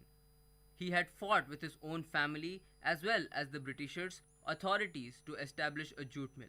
The First World War broke out just because his machinery order could be executed. He had projected that he would spend 6,000 rupees per loom. Because of the war, the price shot up to 16,000 rupees per loom, almost 3 times the initial capital outlay. He still went ahead. The subsequent growth of the Birla fortune well documented. You will agree that both Tata and Birla stories are perfect examples of positive attitude coupled with persistence. The construction of the Brooklyn Bridge that links Manhattan Island to Brooklyn is usually considered a story of bad luck because everything that could possibly go wrong actually did. You should decide for yourself whether it was a story of bad luck or good luck. In 1863, an engineer, John Roblin, thought that a bridge connecting Manhattan Island to Brooklyn was possible. Across the world, bridge builders had told him that it simply could not be done. Roblin convinced his son, Washington, was an engineer. The father-son team developed the design and formalized the construction process. Soon, a crew began to work on the bridge. Construction had been in progress for only a few months when a serious accident on site resulted in John Roblin's death. Seriously injured, Washington was left paralyzed, unable to walk or talk due to brain damage. Since the father and son were the only ones who knew the details, design and execution plan of the bridge, it was assumed that the project would have to be shelved. Washington still wanted to complete the project and an idea struck him as he lay in hospital. All he could move was one finger, so he touched his wife's arm with that single finger, tapping out code to communicate with her. He would continue tapping for the next 13 years until the bridge that could never be built was built. That's the power of persistence. If one really wants to get an idea of how persistence attracts luck, here's an important list of events in an American politician's life. 1831, he lost his job. In the year 1832, he was defeated in a run for Illinois state legislature. 1833, he failed terribly in business. In 1835, his sweetheart wife died. In the year 1836, he had nervous breakdown. And in the subsequent year 1838, defeated in run again for an Illinois House Speaker. 1843, defeated in run for nomination for US Congress. In the year 1848, lost renomination. In the year 1849, rejected for land officer position. In the year 1854, defeated in run for US Senate. In the year 1856, defeated in run for nomination of Vice President. In the year 1858, again defeated in run for US Senate. in the year 1860 elected the President of the United States of America. It's the story of Abraham Lincoln, the 16th President of the United States of America. Do you see the point? Thomas Edison rightly observed that our greatest weakness lies in giving up. Many of life's failures are people who did not realize how close they were to success when they gave up. The most certain way to succeed is always to try just one more time, said Edison. In effect, good luck seems to be largely a matter of hanging on after others have let go. We all know that the odds of getting heads when tossing a coin is 50-50. That's the theoretical model. But practically, someone who tosses the coin 1,000 times will have many more heads and many more tails in absolute terms than someone who tosses it 100 times. George Bernard Shaw absolutely said, "When I was young, I observed that 9 out of 10 things I did were failures. So, I did 10 times more work." In 2013, a famous author was invited to speak at a college in Kolkata. After the event, he asked the taxi driver to show a few interesting spots in the city. The taxi driver took him to Bondal Gate area on a Sridhar Roy road. This is the conversation. "There's an interesting temple inside, sir," he said, pointing to an unassuming entrance in an ordinary building. Entering, the author saw a massive green throne nestling a portrait of Bollywood superstar Amitabh Bachchan along with his pair of shoes inside a modest room. A Brahmin was busy performing arti of the portrait while reciting verses from a little prayer book called the Amitabh Chalisa that was also being sold outside.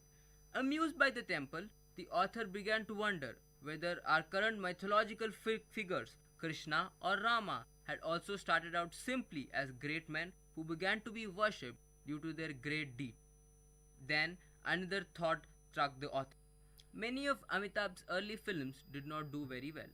He subsequently enjoyed a period of immense stardom coinciding with his image of the angry young man. In the early 80s, he was injured on a movie set and remained in hospital for many months, often on the verge of death. He then entered politics but resigned 3 years later owing to the unfortunate Beaufort scandal that would plague him for many years. He returned to films, but all his movies seemed to fail at the box office. He went on to incorporate a company, ABCL, which went belly up. The year 2000 was a turning point when he began hosting Kaun Banega Crorepati on TV. The show went on to become a massive hit and was followed by several hit movies. Today, he is the most enduring and successful icon that Bollywood has ever produced. If there is ever a lifetime that resembles a roller coaster ride, it is Amitabh Bachchan's. He has seen success and failures in abundance, but keeps bouncing back after every failure. He is the embodiment of Thoreau's view that all misfortune is but a stepping stone to fortune. George Patton, the general who led American troops into the Mediterranean during the Second World War, correctly observed, "Success is how high you bounce back when you hit the bottom."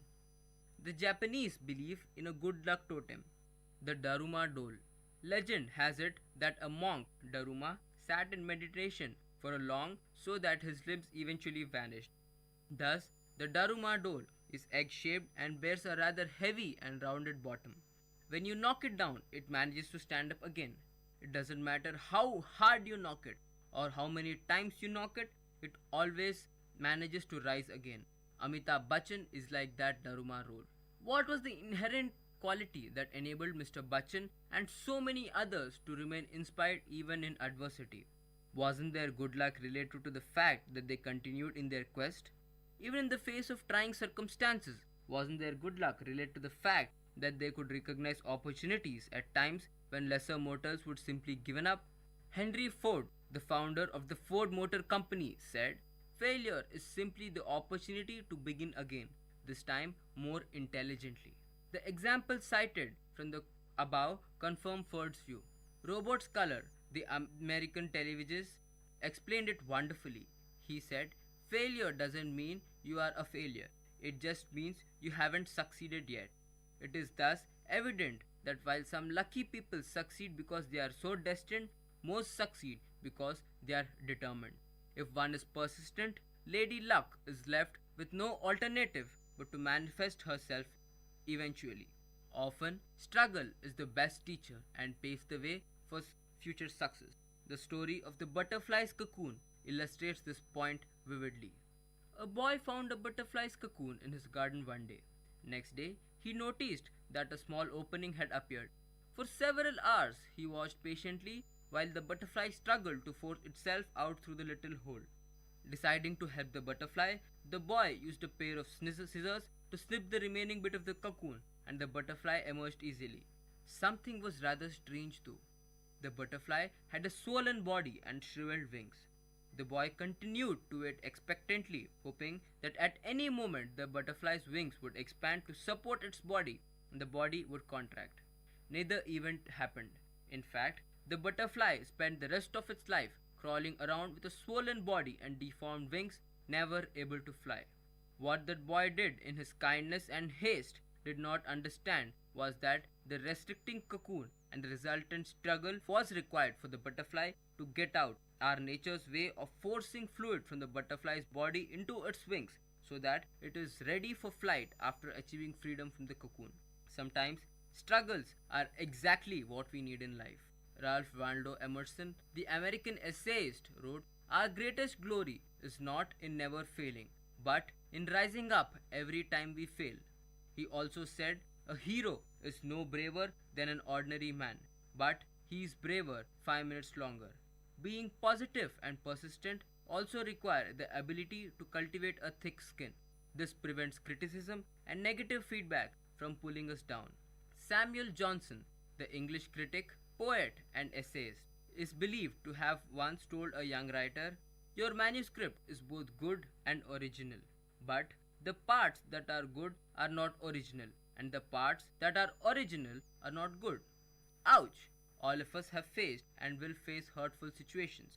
A famous newscaster said, "A successful man is one who can lay a firm foundation with bricks that others have thrown at him." One simply cannot run one's life based on other people's views and opinions, and whenever one does anything meaningful, one must be equally prepared for criticism or praise. One learns to ignore criticism by first learning to ignore applause, said Robert Brault quite correctly. This, my friends, is the Silver Lining Show for today. In the next show, we will learn more about alertness in order to harvest luck. Thank you. This is Bharadwaj for VIT Community Radio 90.8 FM.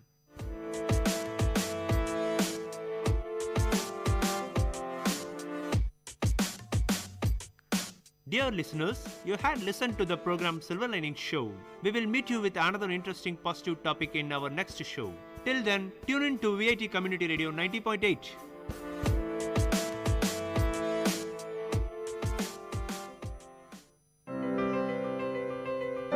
இப்பாடலை வழங்குபவர் இளையகானம் C Ilaiyaraaja.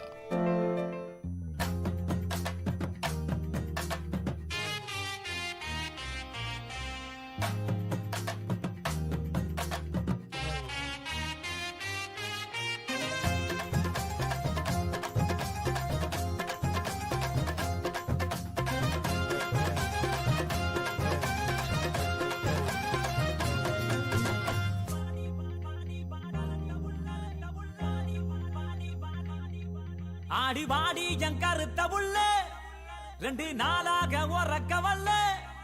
ஆடி வாடி என் கருத்த உள்ள 2 நாளாக உறக்க வல்ல. அடி அள்ளி போல தள்ளி நான் வந்த போற தள்ளி ஒன்பதில சொல்லிட்டு போடி. அடி அள்ளி போல தள்ளி நான் வந்த போற தள்ளி ஒன்பதில சொல்லிட்டு போடி. அடி வாடி வாடி வாடி வாடி என் கருத்த உள்ள 2 நாளாக உறக்க வல்ல.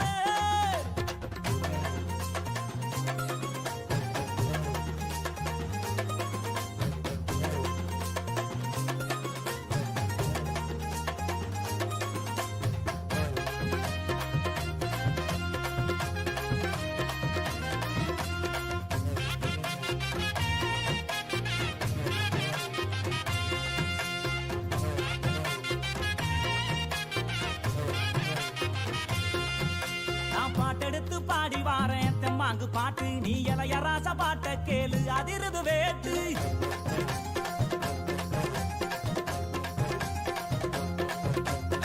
மீட்டெடுத்து பாடி வாரேன் தெம்மாங்கு பாட்டு நீ இளைய ராசா பாட்ட கேளு அதிரது வேட்டு யாரு துணையும் இல்ல எனக்கு நிகரு யாரும் அல்ல உடும்பு வடம்பு புள்ள என்னைய ஜெயிக்க எவனும் இல்ல மோதி பாரு அடி பாடு நீ போட்ட போட்டி போடு எனக்கான ஒரு கூட்டம் அடமேலம் கொட்டி ஆட்டம் போடு வாடி அடி வாடி அடி வாடி என் கருத்த உள்ள 2 நாளாக உறக்கவல்ல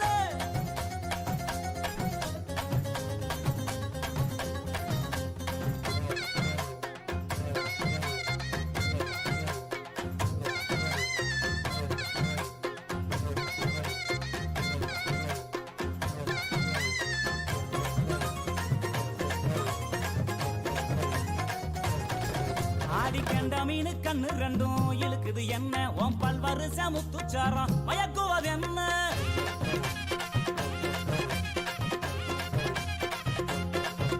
ஆடிக்கண்ட மீனு கண்ணு ரெண்டும் இழுக்குது என்ன உன் பல்வரிச முத்துச்சாரம் மயக்குவது என்ன உறிஞ்சு ஓதட்டுறைய என்னைய இதுக்கே முடிஞ்சு விட்டு சங்கு காலத்துறதா என்னையும் வதச்சு வாட்டி புட்டு அடிச்சிட்டு தங்க பட்டு என் பக்கம் இல்லடி ஒன்னு தார உதட்டால நீ வெக்க விட்டு கட்டி கூட்டி வாடி அடி வாடி அடி வாடி என் கருத்த உள்ள 2 நாளாக உறக்கவல்ல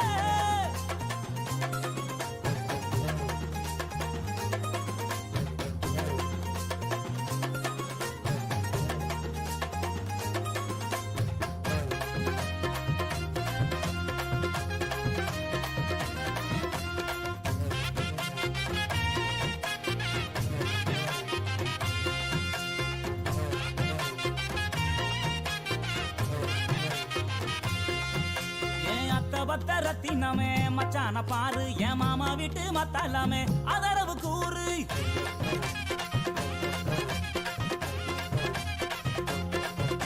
என் அத்த பத்த ரத்தினமே மச்சான பாரு என் மாமா வீட்டு மத்தாலாமே அதரவு கூறு உன்னை விட்ட யாரும் இல்ல எனக்கு ஒட்டிக்கிற வாடி உள்ள கண்ணசைக்கும் நேரத்துல எனக்கு காதல் தீ மூட்டு உள்ள இதை தெரிஞ்சு கொஞ்சம் புரிஞ்சு இந்த மச்சா சொல்ல கேளு இந்த உலகம் உள்ள வரைக்கும் நீ என்னோட தான் ஒட்டி வாழ வாடி என் கருத்த உள்ள 2 நாளாக உறக்கவல்ல அடி வாடி என் கருத்த உள்ள 2 நாளாக உறக்கவல்ல அடி அள்ளி போல கள்ளி நான் வந்த போற கள்ளி உன் பதில சொல்லிட்டு போடி அடி அள்ளி போல கள்ளி நான் வந்த போற கள்ளி உன் பதில சொல்லிட்டு போடி அடி வாடி வாடி வாடி வாடி என் கருத்த உள்ள. இப்பாடலை வழங்கியவர் இளையகானம் சி இளையராஜா.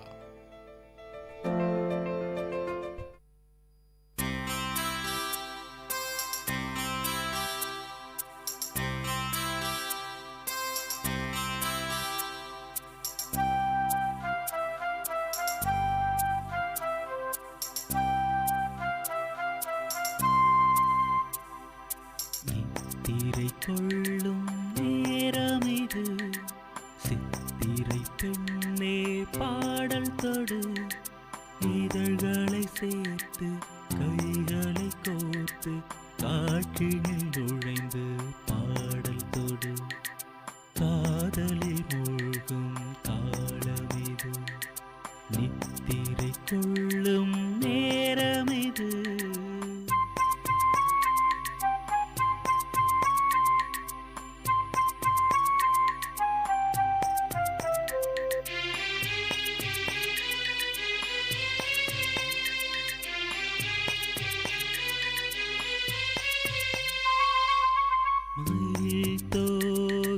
விரித்தாடி இருள் போர்வை நிறம் மாறி வான்முகிலின் வர்ணத்தில் வார்த்தெடுத்த மென்சிகையோ வான்முகிலின் வர்ணத்தில் வார்த்தெடுத்த மென்சிகையோ இளங்குயிலின் சதிசூடி மரநிழலில் கவி பாடி கான்மழையின் காலத்தில் குளிரேற்ற கண்ணிமையும் நித்திரை கொள்ளும் நேரமிது.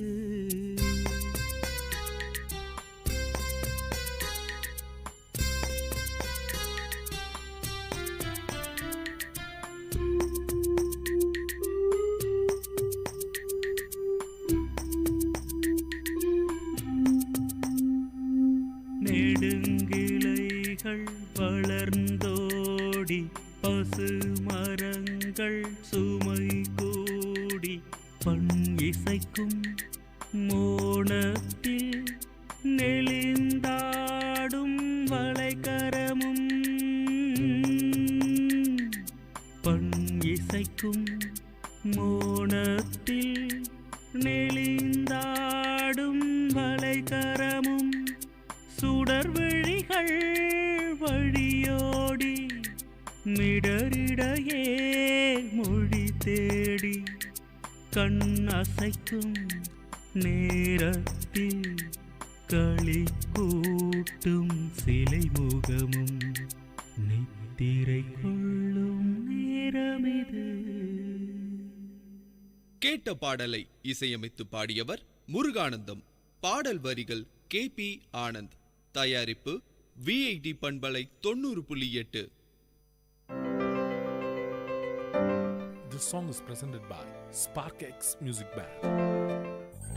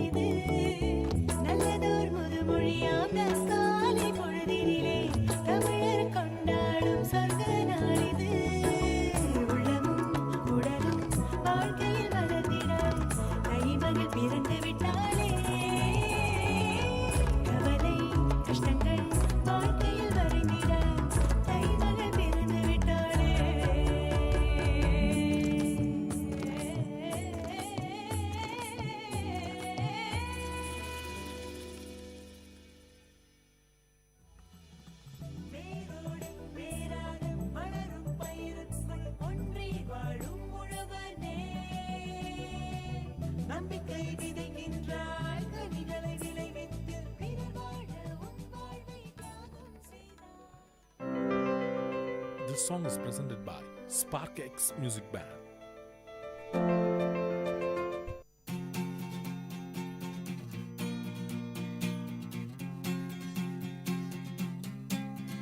थोड़ी आवारगी हल्की सी बंदगी चुटकी भर बेखुदी जरा सी गफलती थोड़ी आवारगी हल्की सी बंदगी चुटकी भर बेखुदी जरा सी गफलती यारों का जो साथ हो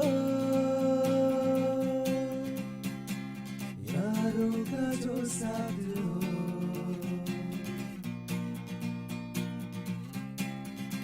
कहो यलगार है तब तक है अपना यार तू जब तक कहो यलगार है तब तक है अपना यार तू जब तक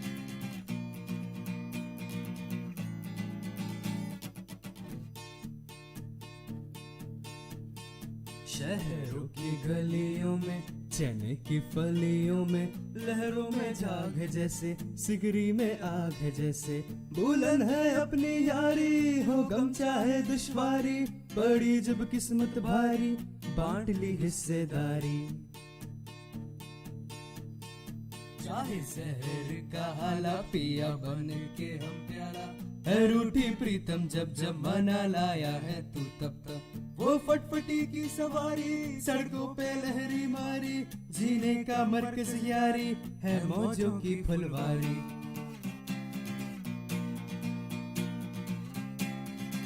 कहो यलगार है तब तक है अपना यार तू जब तक कहो यलगार है तब तक है अपना यार तू जब तक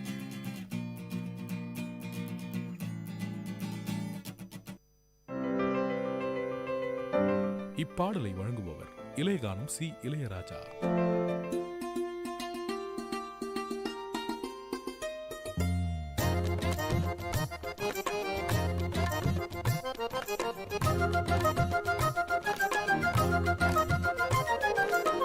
கண்ணே ஒன்ன காணாம நான் கவி பாடுறேன் நெஞ்சுக்குள்ள ஒன்ன வச்சு தினவாடுறேன் மதுரை மல்லி வாசம் உன்னை பார்த்தாலே பேசும் ஓம் கொலுசு சத்தம் கேட்டு அந்த கோயில் மணியாடும் கண்ணே ஒன்ன காணாம நான் கவி பாடுறேன் நெஞ்சுக்குள்ள ஒன்ன வச்சு தினவாடுறேன்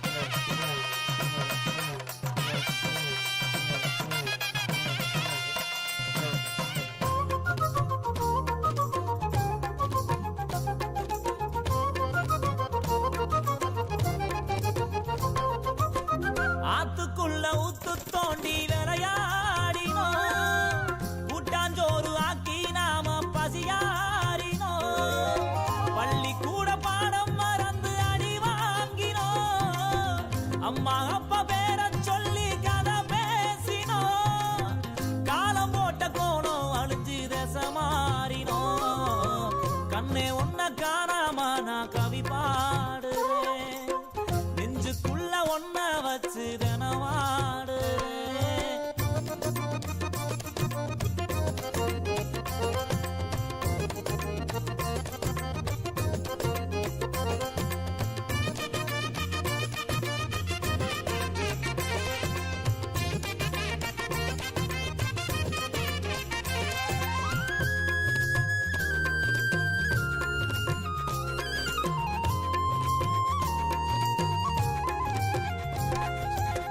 நொங்குரோத வண்டி ஓட்டி நான் ஓடினோம் மண் குதிரை மேல நின்று சதிராடினோம் அந்த நாடு நெஞ்சுக்குள்ள அலப்பாயுதே நஞ்சு போன ஞாபகங்கள் மனமாடுதே பாதையெல்லாம் பார்த்து பார்த்து விழிவாடுதே கண்ணே ஒன்ன காணாம நான் கவி பாடுறேன் நெஞ்சுக்குள்ள ஒன்ன வச்சு தினவாடுறேன்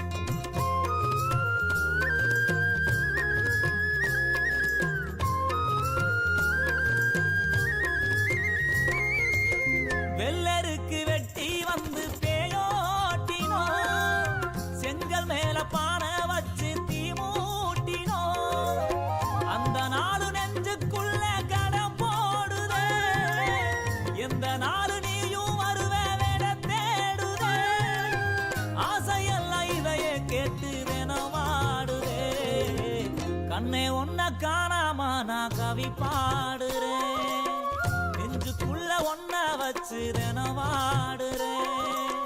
மதுரை மல்லி வாசம் உன்னை பார்த்தாலே பேசும். கொலுசு சத்தம் கேட்டு அந்த கோயில் மணியாடும்.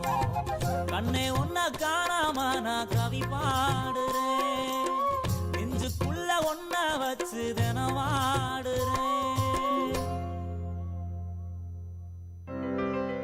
இப்பாடலை வழங்கியவர் இளையகானம் சி. இளையராஜா.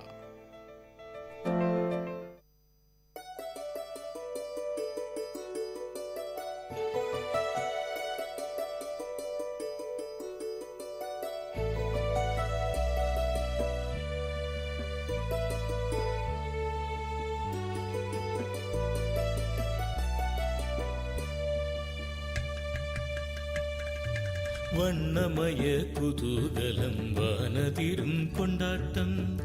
கலைகளின் சங்கமம் கவிஞர்களின் கைவண்ணம். வண்ணமய குதூகலம் வானதிரும் கொண்டாட்டம். கலைகளின் சங்கமம் கவிஞர்களின் கைவண்ணம். எண்ணங்கள் தொடும் உயரம் விண்ணளவு நாம் அறிவோம். ஒன்று கூடி எல்லோரும் கொண்டாடுவோம். Festivity. Festivity, இதுவே விஐடியின் festivity, festivity, oh festivity.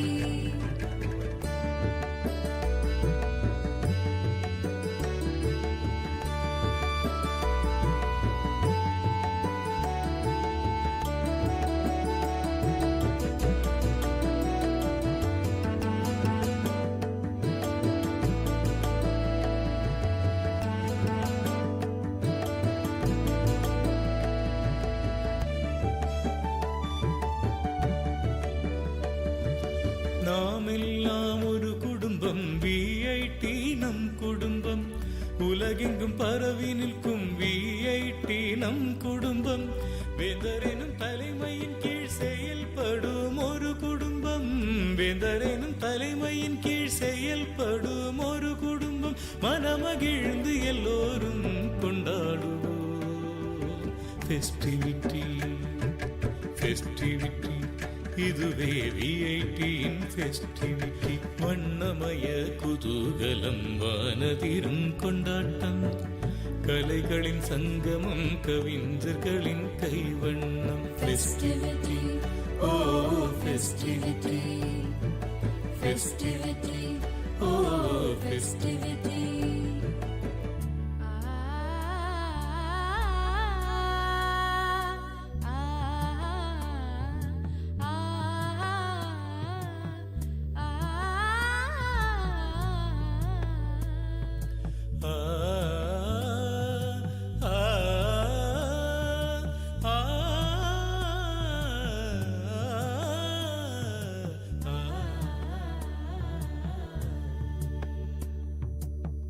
பல வண்ண பாடல்கள், மயிலாடும் மாட்டங்கள், பளிச்சிடும் திறமைகள், ஒளிர்விடும் சிகரங்கள், அது தொடும் உயரங்கள் என்றென்றும் நிலைத்திடும். அது தொடும் உயரங்கள் என்றென்றும் நிலைத்திடும். விண்வியக்கும் ஒரு சொர்க்கம் இனி இங்கே அமைந்திடும். ஃபெஸ்டிவிட்டி, இதுவே விஐடியின் ஃபெஸ்டிவிட்டி. வண்ணமய குதூகலம் வானதிரும் கொண்டாட்டம். கலைகளின் சங்கமம் கவிஞர்களின் கைவண்ணம். வண்ணமய குதூகலம் வானதிரும் கொண்டாட்டம். கலைகளின் சங்கமம் கவிஞர்களின் கைவண்ணம். எண்ணங்கள் தொடும் உயரம் விண்ணளவு நாம் அறிவோம். ஒன்று கூடி எல்லோரும் கொண்டாடுவோம். ஃபெஸ்டிவிட்டி, ஃபெஸ்டிவிட்டி, இதுவே விஐடியின் ஃபெஸ்டிவிட்டி, ஃபெஸ்டிவிட்டி, ஓ ஃபெஸ்டிவிட்டி.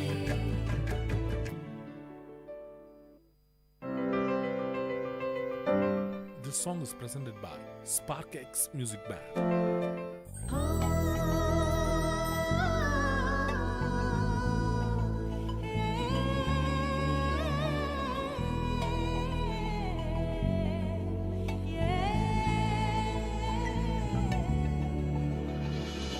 மாட்டை விடை பெற்றார் கைமகள் பிறக்கின்றார் தமிழர் கொண்டாடும் சொர்க்க நாளிது நல்லதோர் முதுமொழியா நற்காலை பொழுதினிலே தமிழர் கொண்டாடும் சொர்க்க நாளிது உள்ளமும் உடலும் வாழ்க்கையில் வளர்ந்திட கைமகள் பிறந்து விட்டாளே கவலை கஷ்டங்கள் வாழ்க்கையில் மறைந்திட கைமகள் பிறந்து விட்டாளே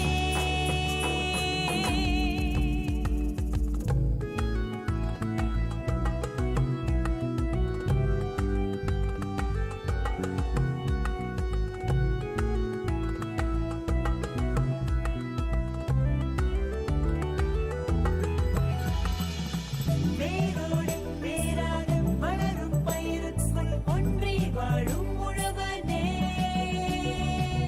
நம்பிக்கை விதைக்கின்றாய் கனிகளை விளைவித்து பிறர் வாழ உன் வாழ்வை தியாகம் செய்தார் தீயதை எரித்து கொளுத்து அன்பினை நெருப்பை நிறுத்து எரிந்த தீயதை காற்றோடு அனுப்பிடு நேரம் நல்ல நேரம் மாற்றம் புது மனிதன் உன்னோடு உருவாகட்டும் மார்கழி விடை பெற்றால் தெய்வங்கள் பிறக்கின்றாள் தமிழர் கொண்டாடும் சொர்க்க நாளிது நல்லதோர் முதுமொழியாம் நற்காலை பொழுதினிலே தமிழர் கொண்டாடும் சொர்க்க நாளிது உள்ளமும் உடலும் வாழ்க்கையில் வளர்ந்திட கைமகள் பிறந்து விட்டாளே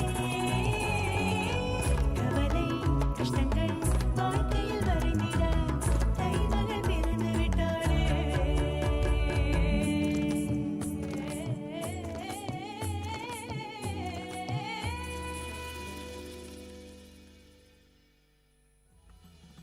வேரோடு வேராக வளரும் பயிருக்குள் ஒன்றி வாழும் உழவனே நம்பிக்கை விதைக்கின்றாய் கனிகளை விளைவித்து பிறர் வாழ உன் வாழ்வை தியாகம் செய்தார் This song is presented by SparkX Music Band. மானங்கருக்குதடி மின்னிருட்டு கம்முதடி மானங்கருக்குதடி மின்னிருட்டு கம்முதடி மேகம் உருளுதடி மாறி மழை பெய்யுதடி மேகம் உருளுதடி மாறி மழை பெய்யுதடி மானங்கருக்குதடி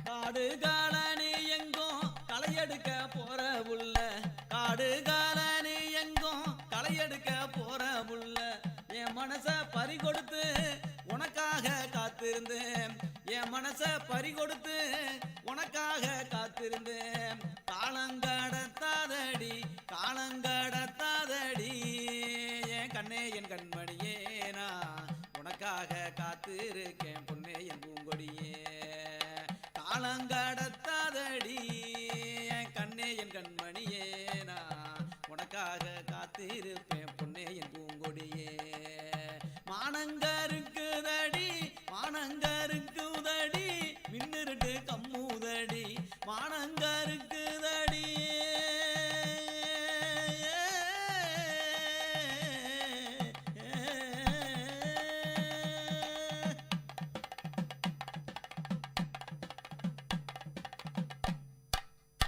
மனசெல்லாம் வெள்ளையடி கண்ணு ரெண்டும் ஜொலிக்குதடி மனசெல்லாம் வெள்ளையடி கண்ணு ரெண்டும் ஜொலிக்குதடி வச்ச கண்ணு நோகாம ஒன்ன பார்க்க தோணுதடி வச்ச கண்ணு நோகாம ஒன்ன பார்க்க தோணுதடி காலம் கடத்தாதடி காலம் கடத்தாதடி என் கண்ணே என் கண்மணியே நான் உனக்காக காத்திருப்பேன் பொன்னே என் பூங்கொடியே காலம் கடத்தாதடி என் கண்ணே என் கண்மணியே நான் உனக்காக காத்திருக்கேன் பொன்னே என் பூங்கொடியே மானங்கருக்குதடி மானங்கருக்குதடி மின்னிருட்டு கம்முதடி மானங்கருக்குதடி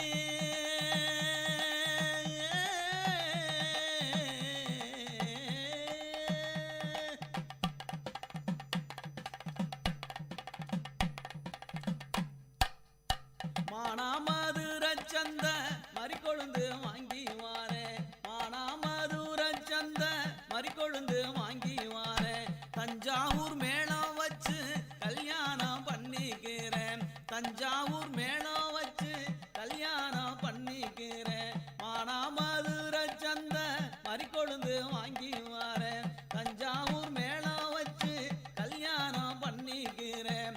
காலம் கடத்தாதடி காலம் கடத்தாதடி என் கண்ணே என் கண்மணியே நான் உனக்காக காத்திருக்கேன் பொன்னே என் பூங்கொடியே. காலம் கடத்தாதடி என் கண்ணே என் கண்மணியே நான் உனக்காக காத்திருப்பேன் பொன்னே என் பூங்கொடியே. மானங்கருக்குதடி மானங்கருக்குதடி மின்னிருட்டு கம்முதடி மேகம் ஊருளுதடி மாறி மழை பெய்யுதடி மாறி மழை பெய்யுதடி மாறி மழை பெய்யுதடி.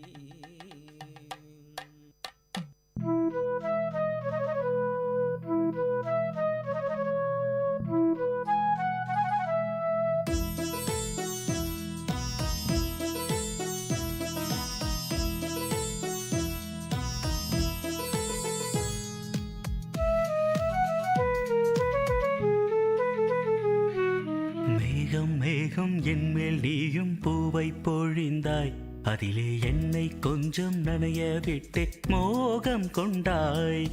மேகம் மேகம் என்மேல் நீயும் பூவை பொழிந்தாய், அதிலே என்னை கொஞ்சம் நனைய விட்டு மோகம் கொண்டாய்.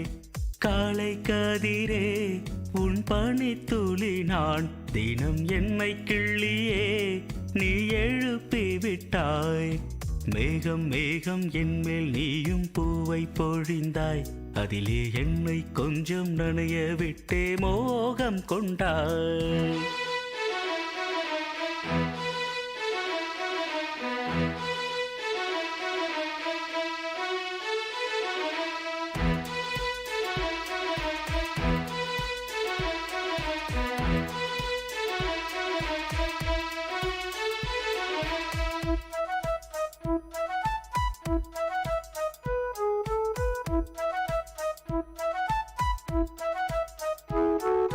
தூரிகை கொண்டு தீண்டியே தூக்கங்கள் குறைத்தாய்.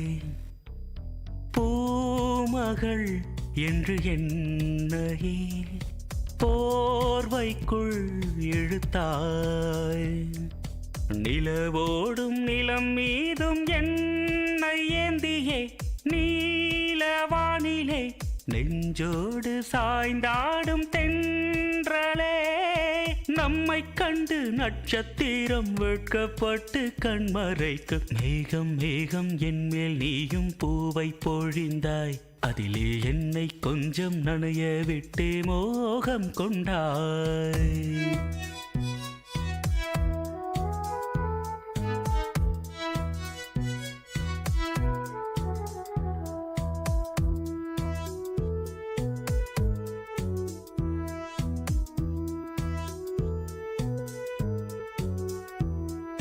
வானவில் வண்ணம் கூட்டியே வார்த்தைகள் வரைந்தாய். தேன் துளி என்று என்னையே நாக்கினுள் ஒலித்தாய். விழியோரம் நடை போடும் ஆசை மேகமே எந்தன் ஜீவனே, கரம் சேர்த்து நடமாடும் சொந்தமே. உன்னை போல மின்னல் கூட மின்னி மின்னி முத்தம் போடும். மேகம் மேகம் என்மேல் நீயும் பூவை பொழிந்தாய், அதிலே என்னை கொஞ்சம் நனைய விட்டே மோகம் கொண்டாய். மேகம் மேகம் என்மேல் நீயும் பூவை பொழிந்தாய், அதிலே என்னை கொஞ்சம் நனைய விட்டே மோகம் கொண்டாய்.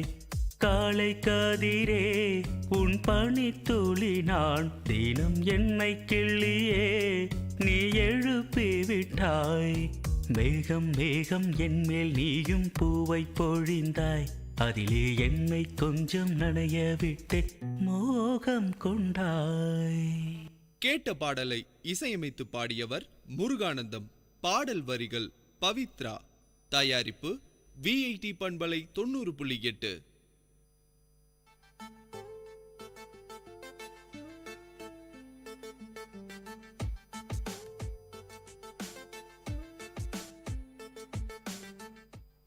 Hey guys, you are listening to Vit Community Radio 90.8. The show you are tuning into right now is Second Look. I'm your host Mohit with your co-hosts Vibisha and Hemant.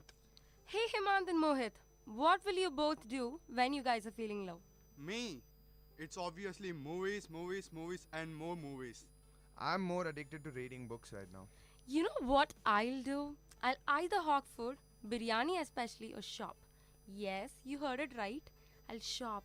Well, it brings happiness to every gloomy face. Do you agree with me? I concur with your choice. No.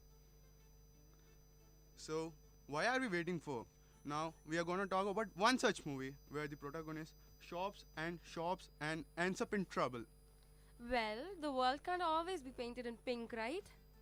You can't have it all, at least not these days. With the economy in turmoil and no immediate relief in sight, the question for audiences becomes, do I want escapist entertainment that won't remind me of my problems, or do I want characters I can identify with who share my woes? Confessions of a Shopaholic manages to appeal to both groups by twisting the Cinderella story of a woman who wants the glass slipper more than the Prince Charming. Confessions of a Shopaholic, a romantic comedy film based on the series of novels by Sophie Kinsella, was directed by P.J. Hogan. The film stars Isla Fisher as a shopaholic journalist and Hugh Dancy as a boss. I find Isla Fisher really cute. And I say, back to business, please. The movie opens with young Rebecca looking at beautiful shoes and talking about how there are two kinds of prizes. Real prizes, which buy wonderful things, and a mother's prizes, which buy things that last forever. We see her receiving a sturdy pair of plain brown shoes and looking enviously at the other girls. We see her looking at older girls trying on dresses and jewelry and not even needing money for these perfect things as they swipe credit cards. She wanted one of those too. Now, the adult Rebecca is walking down the street saying, little did she dream she would one day have 12 credit cards. I mean, all of us just go awe, literally awe, when we see a nice store full of clothes and accessories. We just will not know what to pick. Everything in there will seem nice, as if it was tailored just for us. It sure is a visual treat, but pinches our pockets too. Ouch, that hurts. I'll tell you how the famous shopaholic Rebecca Bloomwood feels when she sees a store. You know that thing when you see someone cute and he smiles and your heart kind of goes like warm butter sliding down a hot toast? Well, that's what it's like when I see a store. Only it's better. I've been a long-time fan of the Sophie Kinsella Shopaholic books, which feature the lovable but compulsive Becky Bloomwood. So I wasn't sure what to expect out of the movie version. Now, let us see how Rebecca was in the movie. Rebecca Bloomwood is a lovely red-headed young woman who loves to shop. I'm not talking about the reasonable kind of love where she goes monthly or even weekly to see what's new at her local boutique. I'm talking about an addiction as powerful as any drug out there. When she walks past a store, the mannequins talk to her and convince her that only this particular item has the power to make her feel better, more attractive, more alive. She shops using 12 credit cards, including her gold card, which is encased in a block of ice in the freezer in case of emergencies. The tone of the film is like comic, so it's not a tragic type of addiction, but we understand that Becky has a problem and needs some serious help. Rebecca Bex Bloomwood is a writer for a gardening magazine with a closet full of clothes and accessories, in addition to a lot of debt. She doesn't know the exact sum, but she gets concerned when she receives a bill for $900. At first, she believes her credit card was stolen, but that's just not the case. The debt is all hers, and among other things, it comes with a persistent collection agent, Derek Smith. Heading off to an interview at Elite magazine run by Elite Nailer, Beck spies the perfect green scarf. Even the mannequin is telling her that it will still hurt who she is. She tries to buy it, spreading the price over cash and multiple cards, but with one card being declined, she is still short of $20. she rushes to a hot dog vendor, going to the front of the line for an emergency, begging the vendor to give her cash back on a check, even offering to buy all his hot dogs, claiming she needs the scarf for a she can't. The man in the front of the line gives her $20 to get her out of the way so he can get his dog, telling her that there's a difference between cost and worth. Now, wearing the pretty green scarf, Bex heads into Alet's office, but the receptionist tells her that Alicia Billington has filled the job internally. For Becky, this would be equivalent to an alcoholic working in a brewery. This job gets filled before she can arrive, but a sister magazine from the same magazine group, Successful Saving, is hiring. The man at the front desk assures her that the magazine group is a family, and once you're in, you're in. The only problem is that the magazine that ends up hiring Becky is a financial advice magazine. Not exactly the type that suits Becky's lifestyle or assets. Complimenting the staff, he tells her that a consumer finance magazine from the same parent company is also hiring, and getting her foot in the door there will help her get the other job. You know what our favorite protagonists do? Bex hurries over to this parent company. Bex hurries over to that office and meets the interviewer, Luke Brandon, the man in line from the hot dog stand. The interview does not go well, and things get worse as she returns to her job and finds that the magazine is closing. Can you believe it? And everyone has received termination notices. Bex goes to her roommate, Suze, who tears up a rent check, but it does not resolve the debt problem.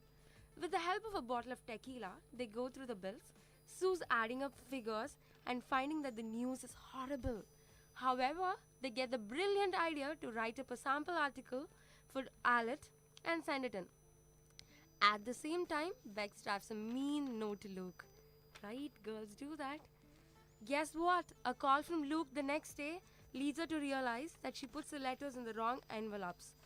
He likes her idea of using shoes as a metaphor for investing, but before taking that job, she makes a desperate rush to intercept the insulting letter on its way to Alet.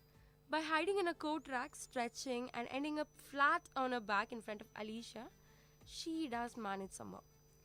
Meanwhile, Suze also gets Bex to go to a support group for shopaholics, but all Bex does is send most of the members into a relapse as she describes her love for shopping. Suze also makes Bex watch a video about shopping addiction and tries to get her to declutter, but Bex just hides everything in the closet, which later explodes onto and buries Suze. We just cannot help it, can we? And that's one of my favorite scenes. Bex gets off to a rocky start at the magazine, especially since her credit card is declined. As she tries to buy a finance book, Luke takes her to a company meeting and makes her question the presenter about their bonuses. Seeing as the company posted a loss, he asks her to go home and send him a new outline for the article. But a sample sale distracts her. One coat that she buys gives her the answer though, as she sees that it's mostly acrylic and not cashmere, and she writes about changes in credit card terms. Her new column, The Girl in Green Scarf, is well received. Although the head of advertising is nervous, Bex wins over the company head, bankers, and even friends from Nokia, as she manages to avoid getting caught in her constant lie that she is fluent in Finnish. At a Miami conference, she does well, but is still being harassed by the bill collection agent Smith, who she has told Luke is an ex-boyfriend who's stalking her. Still in Miami, she and Luke share a shopping trip and dance. He reveals that his mother is a wealthy socialite, but he wants to make it on his own. They bond, but she finds out that he's having a dinner with Alicia, upsetting her. She also finds out that Alicia will be Luke's date for an upcoming ball. Suze convinces Bex not to buy a new dress, but to use something she already has for the ball. But the evening turns out to be jinxed. Bec's jacket unravels, beads come off, and trip an elderly woman, and her dress is similar enough to that warned by the waitresses that she had handed a platter, sending fish onto many of the dinners. Luke smooths things over and the night takes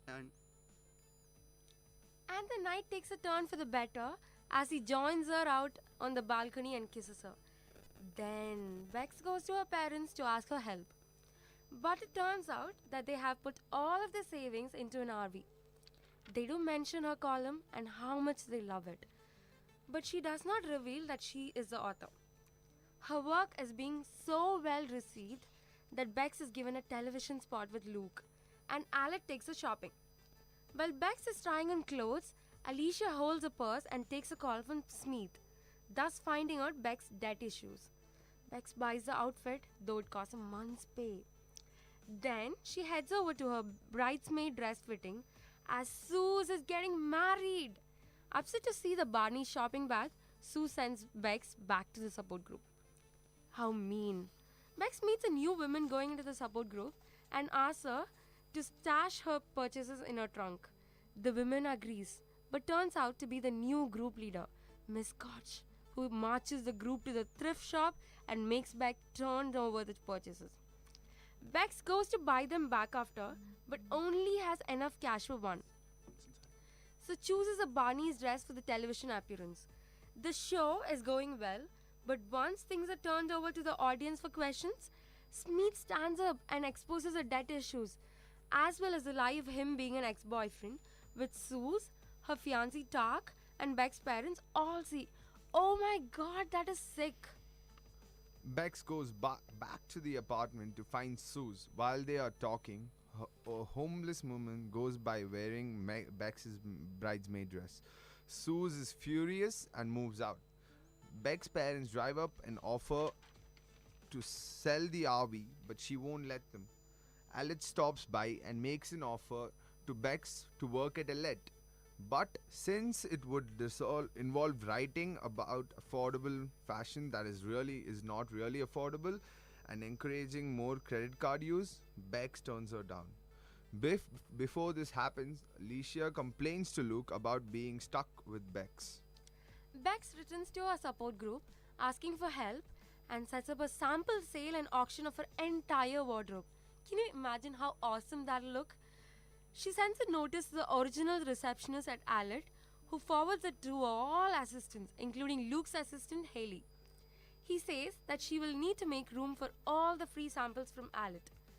Everything sells, with the last item on the block being the original green scarf. Two women have a small bidding war, but eventually Bex releases it to the winner, telling her not to wear it with yellow and that will bring her love. In the audience, Haley has ended up sitting next to Bec's mother, who reveals that Bex turned down the Allet offer. Having defended Bex, Luke's job is in danger.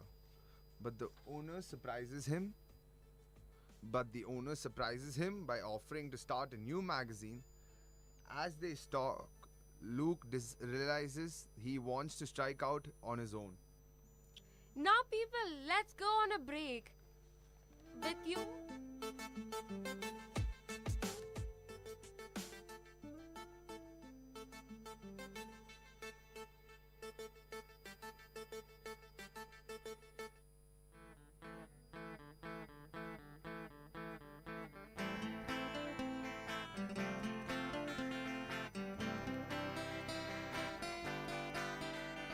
உங்கள் இல்லம் நுழைந்திடும், உங்கள் செவிகளை தீண்டிடும், உங்கள் மனதினை வருடவே பண்பலையாய் மலருதே.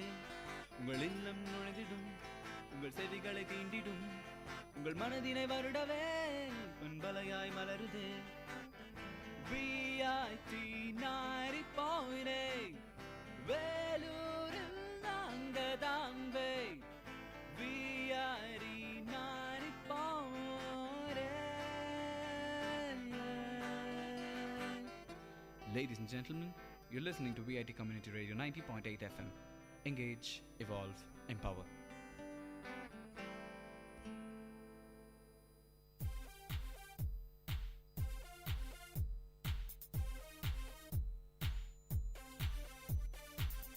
Hey Mintu, do you know anything about waste sorting? Now, is that any of your new eco-conservation ideas? Exactly, you know me so well. Yeah. Tell me, what is it? Actually, this is very simple. Just sort waste into biodegradable and non-biodegradable waste bins, and this way you can do some waste management. That sounds cool.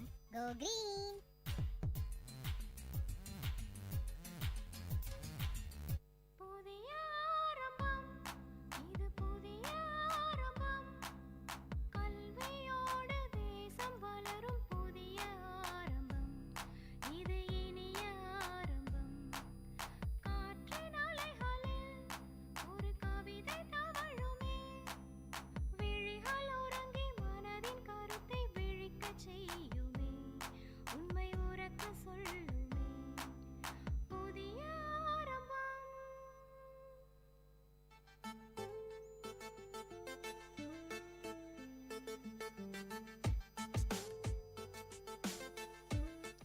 Everybody, we are back again with a bang.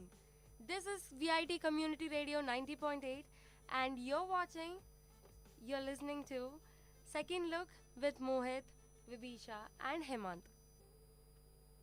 As they talk, Luke realizes he wants to strike out on his own, possibly inspired by Bex, earlier telling him that she could see him running his own business. The grand total from the auction is over $16,000, allowing Bex to pay off her debt. She takes $9,000 to Smith's office in pennies, giving him what he deserves in the most annoying and inconvenient fashion as he did to her. Guess what? Bex shows up at Sue's wedding wearing the bridesmaid dress which she has traded back from the homeless women for other clothes. They reconcile and Suze and Tak are married finally. As the newlyweds drive off, Bex wanders down the street. The mannequins beckon to her again, but as she resists, they start applauding her. Exhilarated by her growth, she finds Luke in front of her. He presents her with the green scarf, having sent both of the bidders. They kiss on the street, and she talks about how giving up shopping has allowed her time for other things, including a relationship with Luke. You know what my favorite quote from the movie is? A man will never love you or treat you as well as a store. If a man doesn't fit, you can't exchange him 7 days later for a gorgeous Kashmiri sweater. And a store always smells good. A store can awaken a lust for things you never even know you needed. And when your fingers first grasp those shiny new bags, that feeling is inexplainable. I enjoyed this movie. It was fun and sincere. We like Becky because she's flawed. She doesn't have it all together, but her style and spirit charm everyone around her. Sure, she's addicted to shopping, but we don't despise her for it. Instead, we relate because that woman hasn't given it into the siren of a signature scarf now and again. Confessions of a Shopaholic is a delightful surprise that feels timely without being depressing and features a performance from Isla Fisher that presents her as one of the funniest actors working today. Confessions of a Shopaholic allows audiences to vicariously experience the guilty thrill of indiscriminate spending, though they then get smacked with the timely but hypocritical message about the necessity of living with your means. And if there's one thing Bruckheimer stands for, it's thriftness and financial self-discipline. So, shop safe and be happy, people. And don't forget to watch this movie. You're surely gonna love it. Until then, bye from Hemant, Vibisha and Mohit.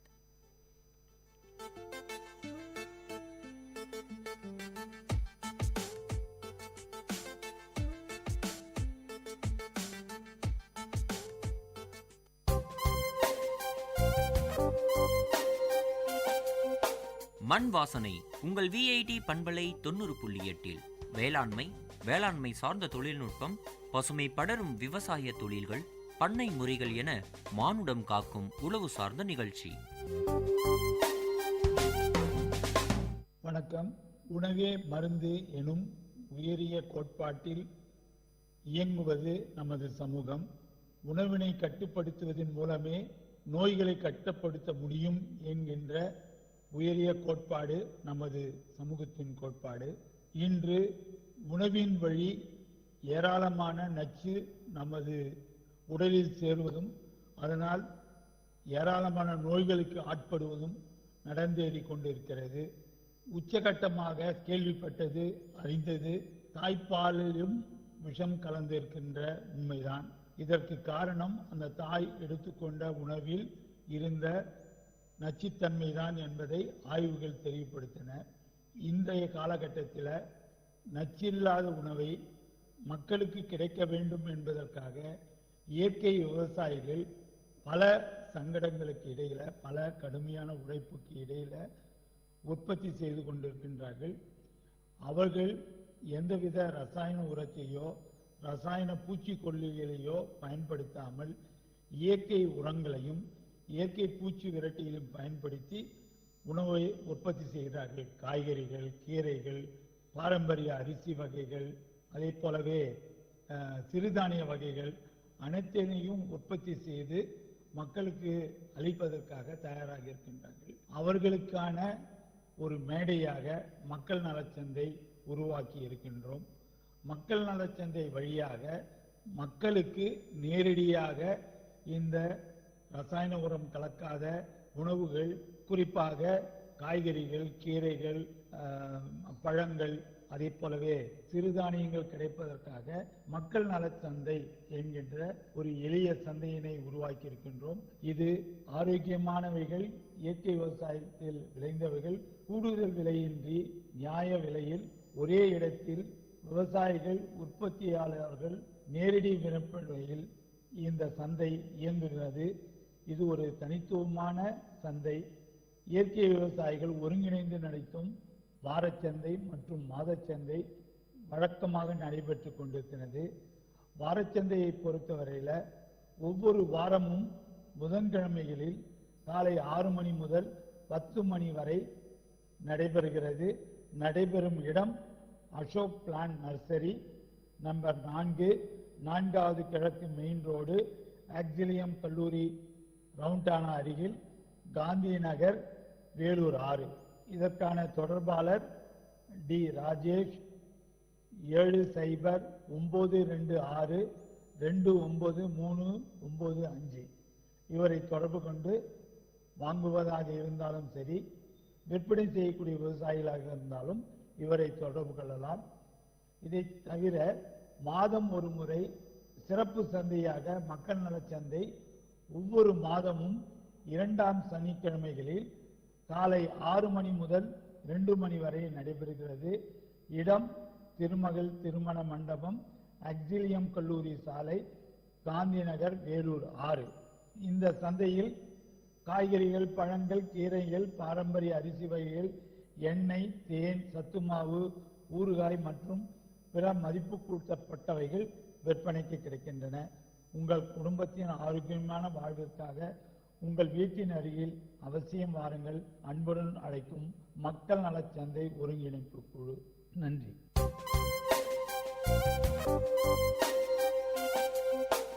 நேயர்கள் இதுவரை கேட்டது மண் வாசனை உங்கள் VIT பண்பலை 90.8. வேளாண்மை சார்ந்த தொழில்நுட்பம், பசுமை படரும் விவசாய தொழில்கள், பண்ணை முறைகள் என மானுடம் காக்கும் உழவு சார்ந்த நிகழ்ச்சி.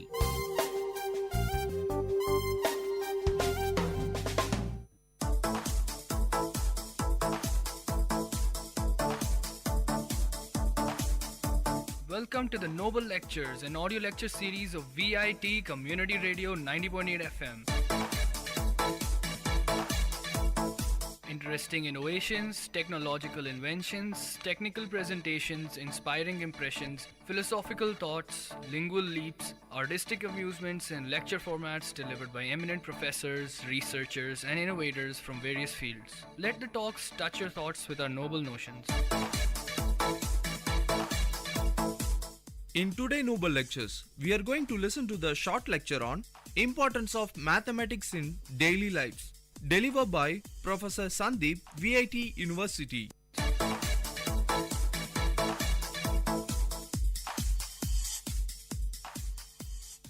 I'm Dr. Sandeep from Department of Mathematics, VIT University, Vellore.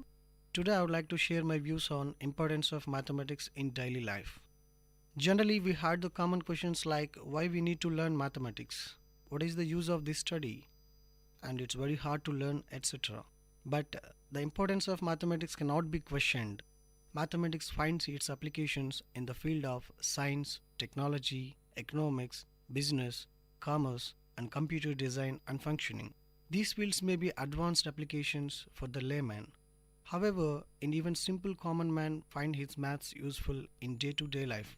For example, consider a housewife going for grocery shopping. She would need to add up the total value of the things she bought and she pays the store teller. She needs to calculate how much change should she ask for back. All that involves maths. The importance of mathematics can be mainly categorized into two parts. The first is that it helps the man progress in the field of science and technology, and the second is that helps us to understand exactly how our universe works.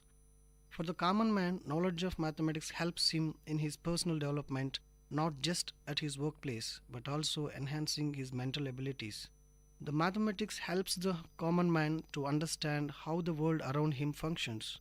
It also helps him realize how the things can be changed for his betterment.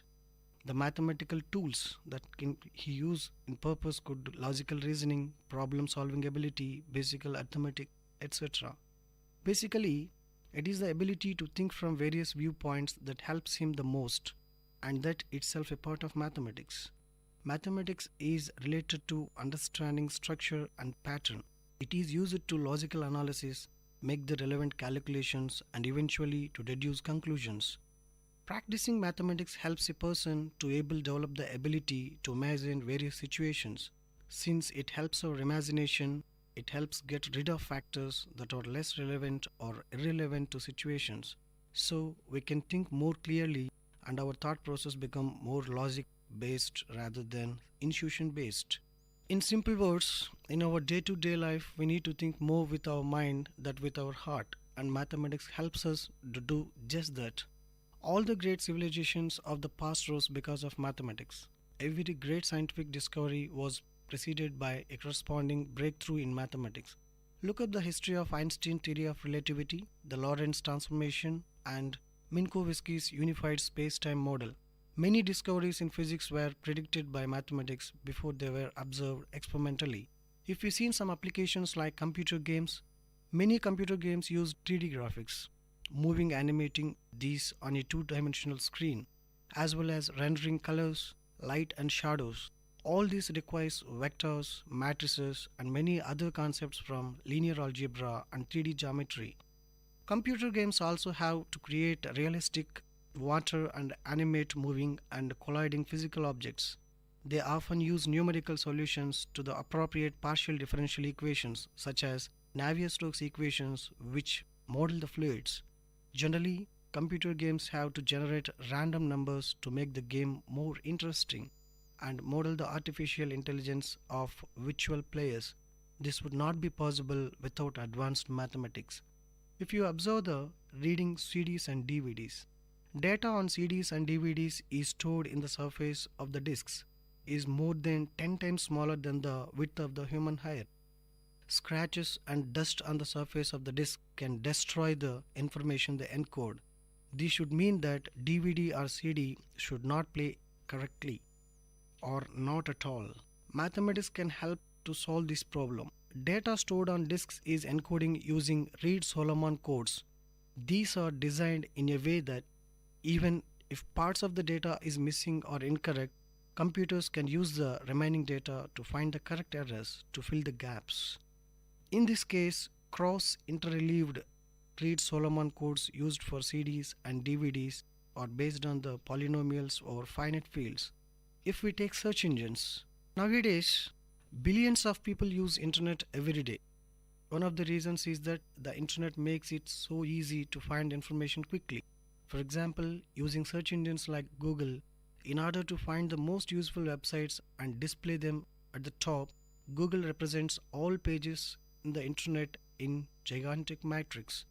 The matrix knows about how the various websites are linked, and you can use linear algebra, probability, and graph theory to find the most popular sites.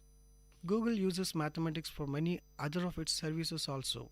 Finding direction in maps, spam detection in Gmail, voice recognition in Android, text recognition when scanning books, compressing YouTube videos, detecting faces in images, or translating text also.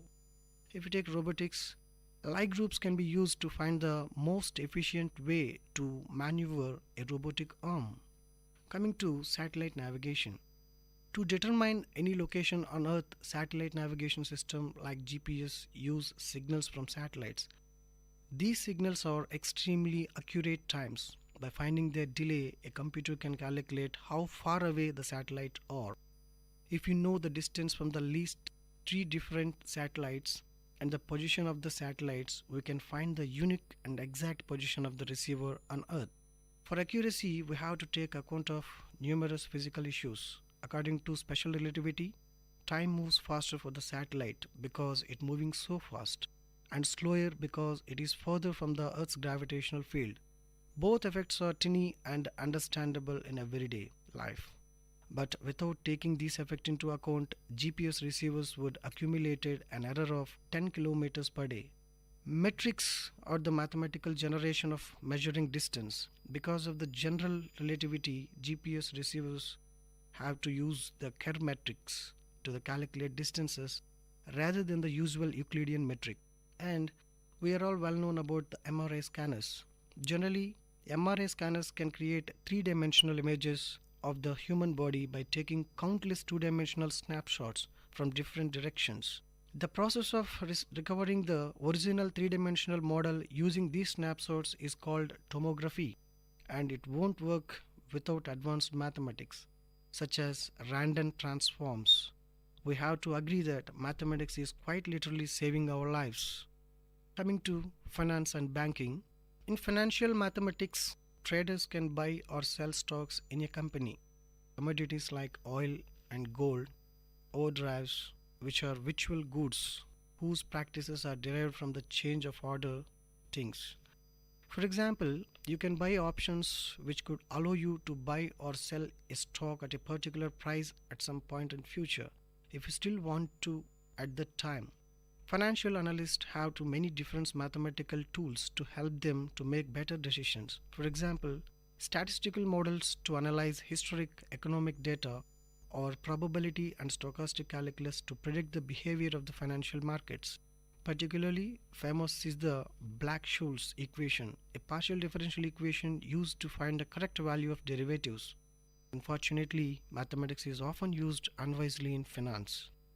If you're coming to predicting the weather is fantastically complex system with billions of molecules interacting. This makes predicting the weather an incredibly difficult task, even using the expensive works of weather stations, satellites, and the world's largest supercomputers. But even teeny differences in measurements and simulation parameters can have great effect on these predictions.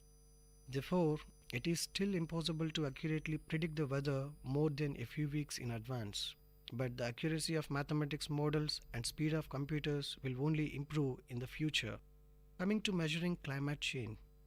Climate change may be one of the great challenges which humanity have facing nowadays.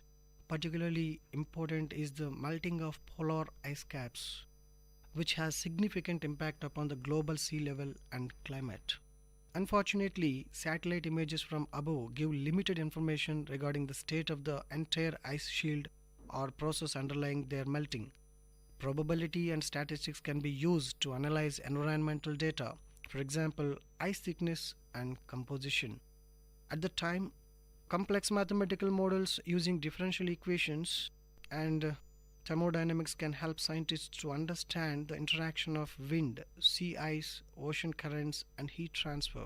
If we take a design of roller coaster, designing roller coaster is not easy. They have to be exciting but not jerky, fast but able to brake quickly, and most importantly, they have to be safe. Mathematics can be used to calculate the forces acting on roller coaster trains as they gain momentum and the structural support need to support these forces. Mathematical equations and calculus can be used to calculate the shape of the smooth track, including loops, crack screws, and many other features. If we discuss about digital music, music and sound consist of waves small vibrations of instruments, loudspeakers, air molecules, and our ear. These waves can be stored on the CD as a string of numbers by taking samples at short time intervals, usually 44,100 times per second. This is a lot of numbers and the reason why the CD often as large as 700 MB. Sound waves are the combination of many waves with different frequencies. While all the frequencies stored on a CD, our ear and only hear the certain range.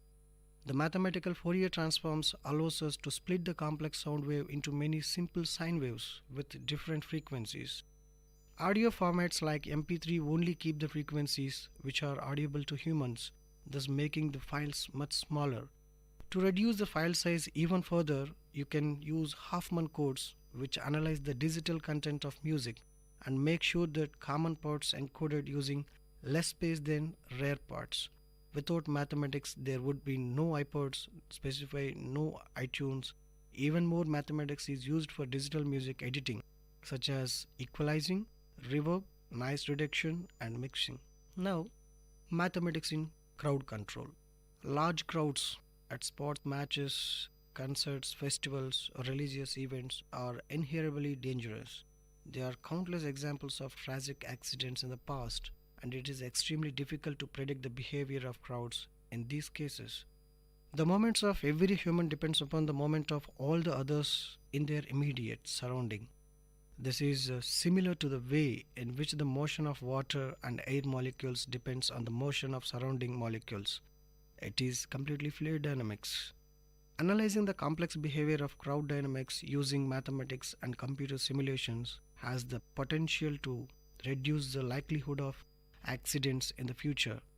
If we understand how the local changes in human behavior and architecture affect a crowd as a whole.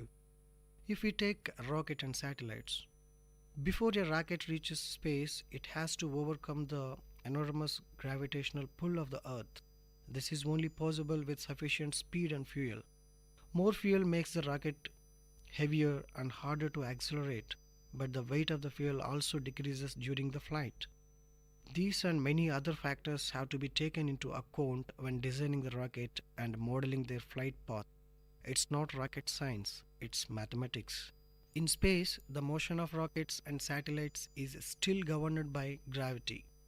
In order for space shuttles to meet up with ISS, GPS, and television satellites to be in the right place at the right time, and for lunar models to be able to land on the motion, we need to differential equation and spherical geometry.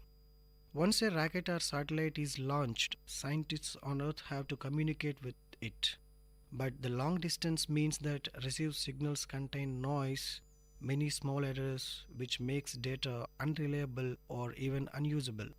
Mathematics presents various clever algorithms to encode data in a way that you can detect, even correct, a certain amount of these errors after transmission. Now, mathematics in crime prediction. If you have seen the TV series Numbers, you will remember many ways in which mathematics was used by the FBI.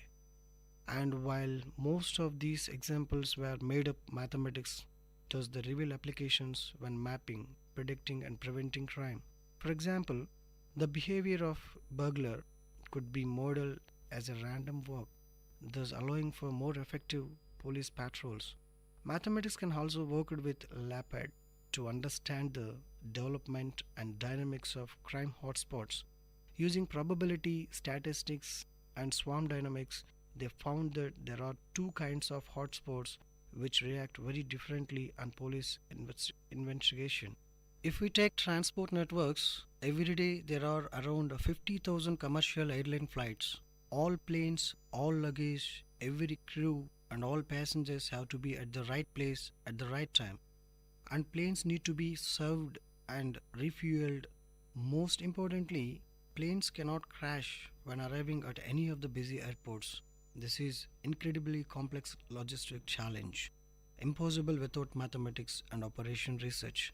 In addition, airlines want to save money by creating a more effective network in which planes take the best possible routes and which planes are never idle, empty, or out of service. This can be done by using algorithms from graph theory.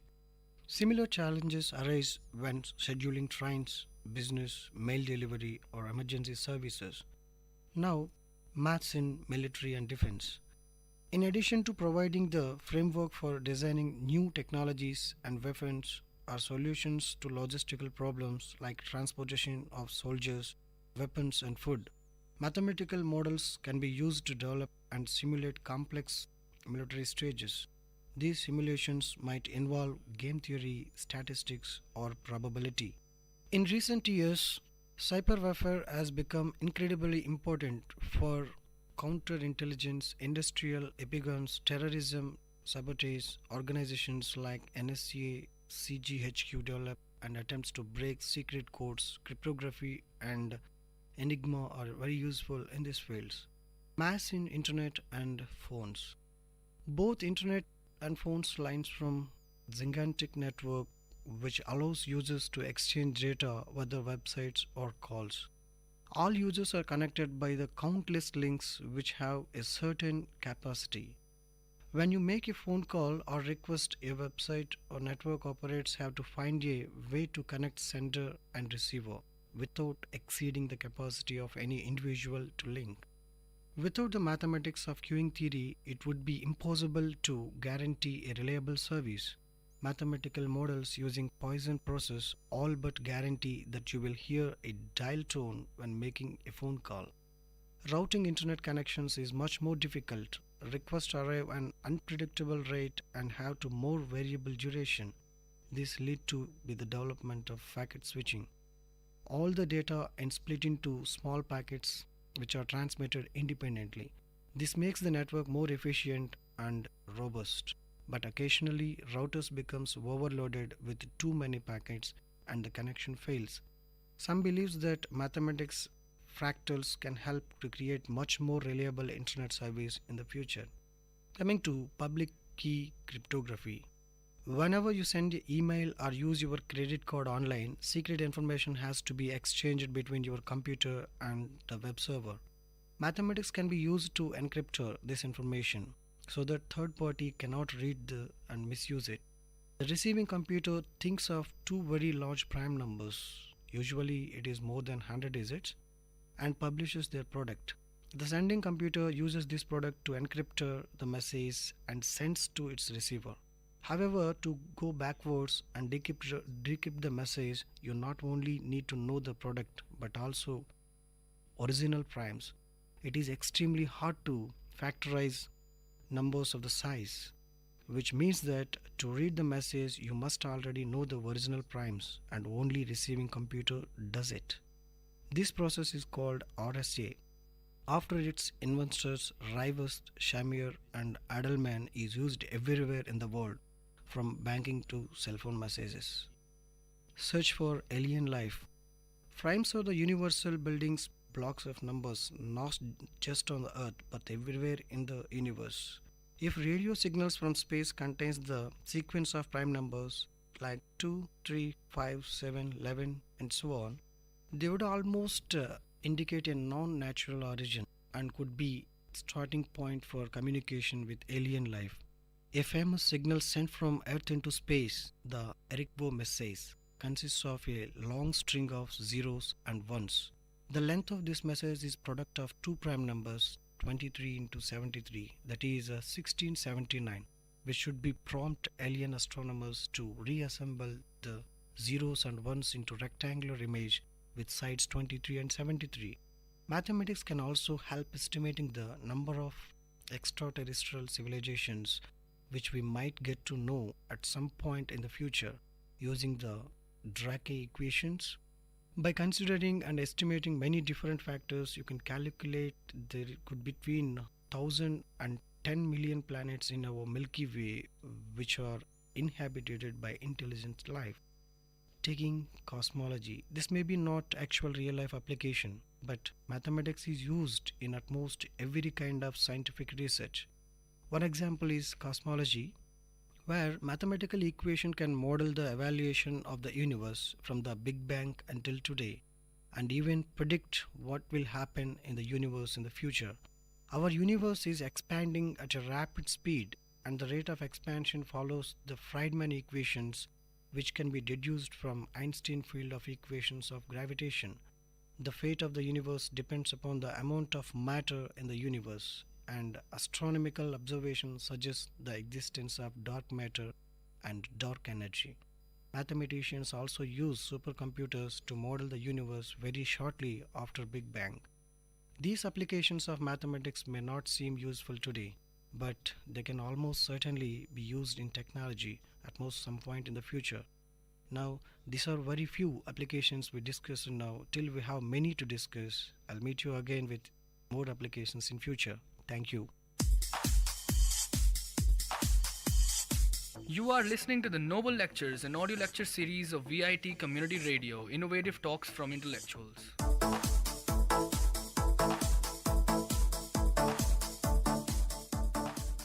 Next, we are going to listen to the short lecture on operating system delivered by Professor Praveen Kumar Reddy, VIT University. I am Professor Praveen Kumar Reddy from VIT University. Today, we are going to discuss the topic called as an operating system. In operating system, we are going to discuss about the memory management techniques. Okay, before going to the memory management, first of all, we are going to discuss about the definition of operating system. Operating system is nothing but it acts as an interface between the user and hardware. The basic definition given by the so many authors about the operating system is nothing but it acts as a resource management, provides a set of utilities, controls the program.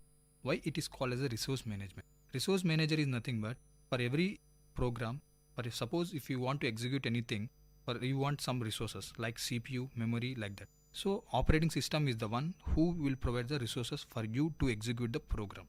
This is the definition of operating system. Now coming to the memory management.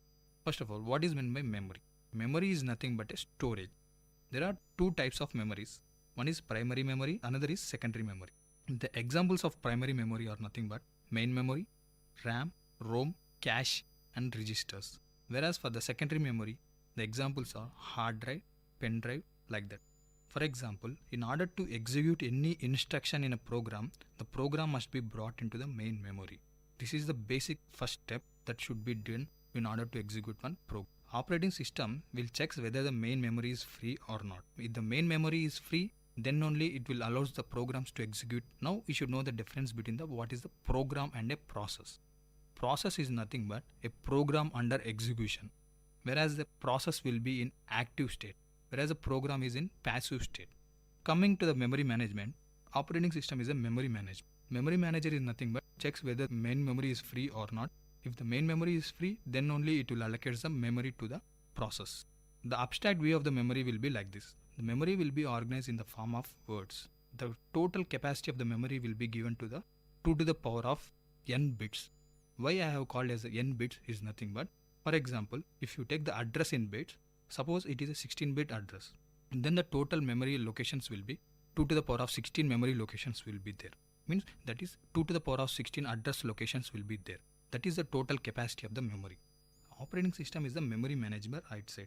What are the functions and goals of the operating system? First of all, the functions we are going to discuss.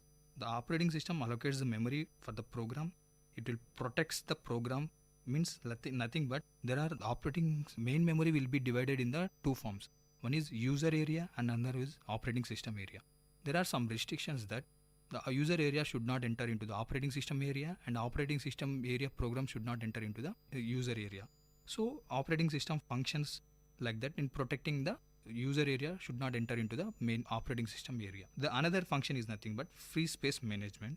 Another function is nothing but deallocation of memory. Coming to the goals, first goal of the operating system is to effectively utilize the space. Then another goal is run large programs in a small memory. Then there are different memory management techniques. We are going to discuss different memory management techniques. There are two types of memory management techniques. One is contiguous memory allocation and another is a non-contiguous memory allocation. Here in contiguous memory allocation, the entire program is stored in the contiguous memory locations. Means, for example, if you want to execute one program, the entire program must be brought up into the main memory. That too, the memory location, free location should be in continuous. Otherwise, the program will not be allowed to enter into the main memory. This is one of the drawbacks. There are different types of contiguous memory management techniques. I will give you the examples. One is overlays, another one is partitioning. Because there are so many drawbacks of continuous memory allocations, then we are going to the non-contiguous memory allocation. What is meant by non-contiguous memory allocation? Here in non-contiguous memory allocation, the program is partitioned and distributed in the memory. For example, the program is of large size, but the memory is not in a contiguous. So the program will be partitioned and the program will be allocated wherever the free space is there. For example, there are different types of examples of non-continuous. One is paging, segmentation, and virtual memory. Coming to the contiguous memory, the partitioning will be of two types. One is fixed partition, another is the variable partition. Here, I discussed that the main memory will be divided into two parts. One is operating system area and another is the user area. Whereas coming to the fixed partition, here the number of partitions are fixed, means memory user area will be divided into fixed number of partitions. Like that, for each partition, only one process should be executed. One process should be resided. The operating system will provide the security in such a way that the user program should not enter into the operating system program. Coming to the partition allocation policies. For each partition, there are some partition allocation policies. Like that, which partition should be allocated to which process. Like that, there are some examples. First is nothing but first fit. First fit is nothing but allocate the process in the first big free space. For example, if you take that, suppose you are having some memory which is divided into operating system area and user area. For example, the first partition is of size 50 KB. Second partition is of size 120 KB. Third partition is of suppose size 200 KB. Now the request of 120 KB came. Then the operating system will allocate, for using the first fit means check the first partition. It is of 50, so it is not enough. So it will come to the next partition. It is of 100. It is also not suitable. Then it will come to the 200. So it will allocate the 200 for this partition. Coming to the best fit. Best fit is nothing but allocates the smallest big enough free partition. Here, suppose if you take the request of size 90 KB. First it will check 50 KB is not free, is not big. It will go to the next. Then it will check the 100 is enough or not. So the 100 KB is enough to execute 90 KB. So it will allocate that 100 KB. This is nothing but best fit. Coming to the worst fit, it allocates the largest big free partition. So there are so many drawbacks of this fixed partition. What are the drawbacks is nothing but here loss of memory will be more. There are two types of loss of wastage of memory. One is internal fragmentation and external fragmentation. What is meant by internal fragmentation? Internal fragmentation is nothing but suppose one program is allocated to one area, one partition. If suppose one partition is of size 50 KB, the program size is of 40 KB. So the remaining 10 KB will not be allocated to other partitions. Because we have mentioned here in partition, for one partition only one program should be there. So this is one of the drawback. Here internal fragmentation is more when compared to the external fragmentation. What is meant by external fragmentation? External fragmentation is nothing but having sufficient memory but not able to execute. For example, if you take the partition of size 50 KB, 100 KB and 150 KB. Suppose 50 KB and 150 KB is free. Now total free space is of 200 KB. A program of size 130 KB came, but you are not able to execute because the memory is not in contiguous manner. So the drawback is nothing but here having sufficient memory, but I am not able to execute. This is one of the drawback of external fragmentation. This is nothing but external fragmentation. So in order to overcome all this one, some another techniques came nothing but non-contiguous memory allocation. The architecture of non-contiguous memory allocation will be like this. First of all, the CPU will be there. The CPU will generate the logical address. Then it will maps to the memory management unit will be there. From the memory management unit, it will go to the physical address. From the physical address, it defines to the physical address space. There are some techniques are there for non-contiguous memory allocation like paging, segmentation and virtual memory. Come to the paging concept, how it is reduced some of the drawbacks of contiguous memory allocations we are going to see. The main purpose of paging is nothing but to overcome the external fragmentation. The architecture of non-continuous memory allocations will be of like this. First of all, the CPU will be there. Then it will goes to the memory management unit. This memory management unit is nothing but some paging techniques will be applied here. From memory management unit, we will get some physical address. With the help of the physical address, we are going to find the particular physical address location. Then we are going to execute the program. Now coming to the paging concept. Before going to the paging concept, you must know how to organize the logical address space and physical address space. The logical address space is divided into equal size pages, whereas the page size is given in the power of 2. The number of pages can be found out by logical address space divided by the page size. Then we can find the how many number of pages are there. Suppose the logical address space is of 2 MB and the page size is of suppose 2 KB. Then we can find the number of pages are. Now we are going to organize the physical address space. The physical address space is divided into equal size frames. The frame size and the page size should be of equal. Now number of frames can be given as physical address space divided by the page size. Now I am going to explain how we are going to implement the paging concept. First of all, the CPU will be there. The CPU will generate one logical address. The logical address consists of page number and offset. Offset is nothing but the page size. We must know the page number. Page number is nothing but, suppose you are having 3 bits. Page number is of 3 bits. Means like that we are having 8 pages. With the help of the page number, suppose there are 8 pages. Logical address generated by the CPU of page number is of 3. Then it will goes to the page table. There in the page table it consists of number of pages, and in pages the particular frame will be there. Now as we have mentioned that page number is of 3, then it will go to the page table of page number 3. What is there in the page number of 3? It will retrieve the particular frame. Suppose in page number 3 frame 2 is there. Then with the help of it will retrieve the particular frame 2, and the physical address will be formed. The physical address consists of frame number and offset. The frame number is nothing but what we have retrieved in the page table. Then with the help of that one, we will going to form the physical address. We can improve the performance of the paging concept by introducing the transaction look ahead buffer. Is nothing but introduce some caching concepts. Nothing but instead of searching the entire main memory, we will search in the smallest cache memory. But the performance will be depends upon the TLB hit and TLB miss. If the TLB hit is good, then the performance is very good. If suppose the pages are not found in the cache memory, then it will leads to performance will be reduced very drastically. So it also depends upon the performance of TLB hit and TLB miss. This is the concepts of the memory management techniques, but I am giving the summary of that one. First of all, we have discussed about the operating system. Then we have discussed about the memory. What are the types of memory management techniques? Contiguous, non-contiguous. In contiguous, we have studied about partitioning. In non-continuous, we have studied about the paging. Thank you. I hope this lecture touched your thoughts with a noble notion. Tune into the Noble Lecture series of VIT Community Radio for another noble talk from eminent professors, researchers, and innovators from different fields. You are listening to VIT Community Radio 90.8 FM. Let the talks touch your thoughts with our noble notions.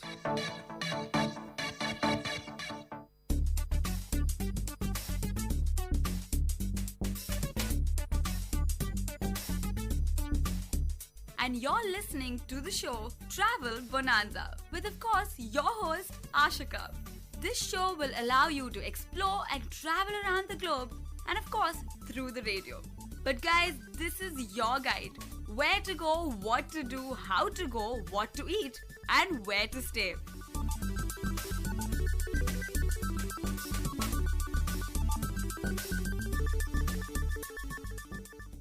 Hello VIT, you're listening to VIT Community Radio 90.8, and this is your show Travel Bonanza with your host Ashika. So let's start with today's episode. This is known as a pilgrimage center. I'm sure you guys must have guessed it by now. It is the exotic Rishikesh. What people mostly do not know about Rishikesh is that it has got two parts. One is that it's a known pilgrimage center, and second, it is home to water sports. Yes, and has the most exotic features in India. And I'm not exaggerating, people.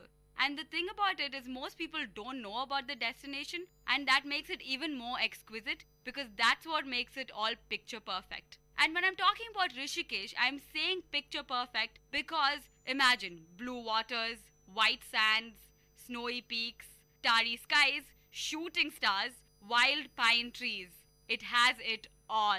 And I'm not exaggerating one bit about what I just said. It has it all, and that is what Rishikesh is all about. Most people do not know that it has a second part to the whole pilgrimage center.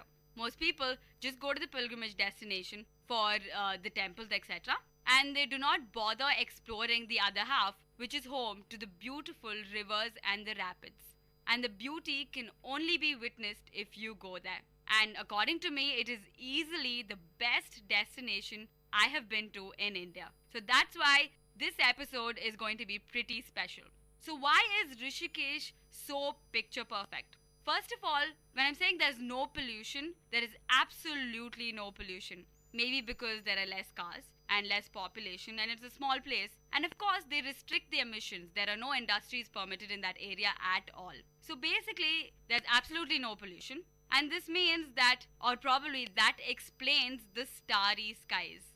I am not kidding when I say when I look up in the night, middle of the night, when we went for camping in Rishikesh, the skies were spotted with stars everywhere you look. I've never seen so many stars in my entire life, and that is what I saw in Rishikesh. So that's starry skies. And first of all, in Rishikesh, the most exquisite part is that you can spot shooting stars every 15 minutes. When we went camping, I was a little bit upset that I missed a shooting star. And I turned the next moment and I actually saw a shooting star. So that's how frequent the shooting stars do come across in Rishikesh. The beautiful thing is probably everywhere, probably in the night sky, shooting stars do pass. But probably because of the pollution, we do not see them. Since Rishikesh is eradicated from the entire pollution which is seen in the other cities and other places, it is still visible. It is definitely a treat to the eyes in the middle of the night. So that explains the starry skies and the shooting stars. So what about the blue waters? When you say blue waters, the first thing you'd think about are the seas and the oceans. But Rishikesh is home to blue rivers just flowing across. And it is just beautiful to see that during the day. And of course in the night you hear the rivers gushing, and that itself is an amazing experience. So how are the rivers so clean? Okay, I think they're going to get a little bit dirty. So basically in Rishikesh, there are no toilets. There are absolutely no toilets, no bathrooms, nothing. So when you have to go to the toilet or bathroom, or when the nature is calling, you go the nature's way. So they dig up pits in your resort or wherever you are, and that is how you use the bathroom. So I guess that explains how Rishikesh's rivers are clean. So that is why none of the dirt or the load is left into the water bodies. And that is why till today, Rishikesh remains really pure, especially the waters.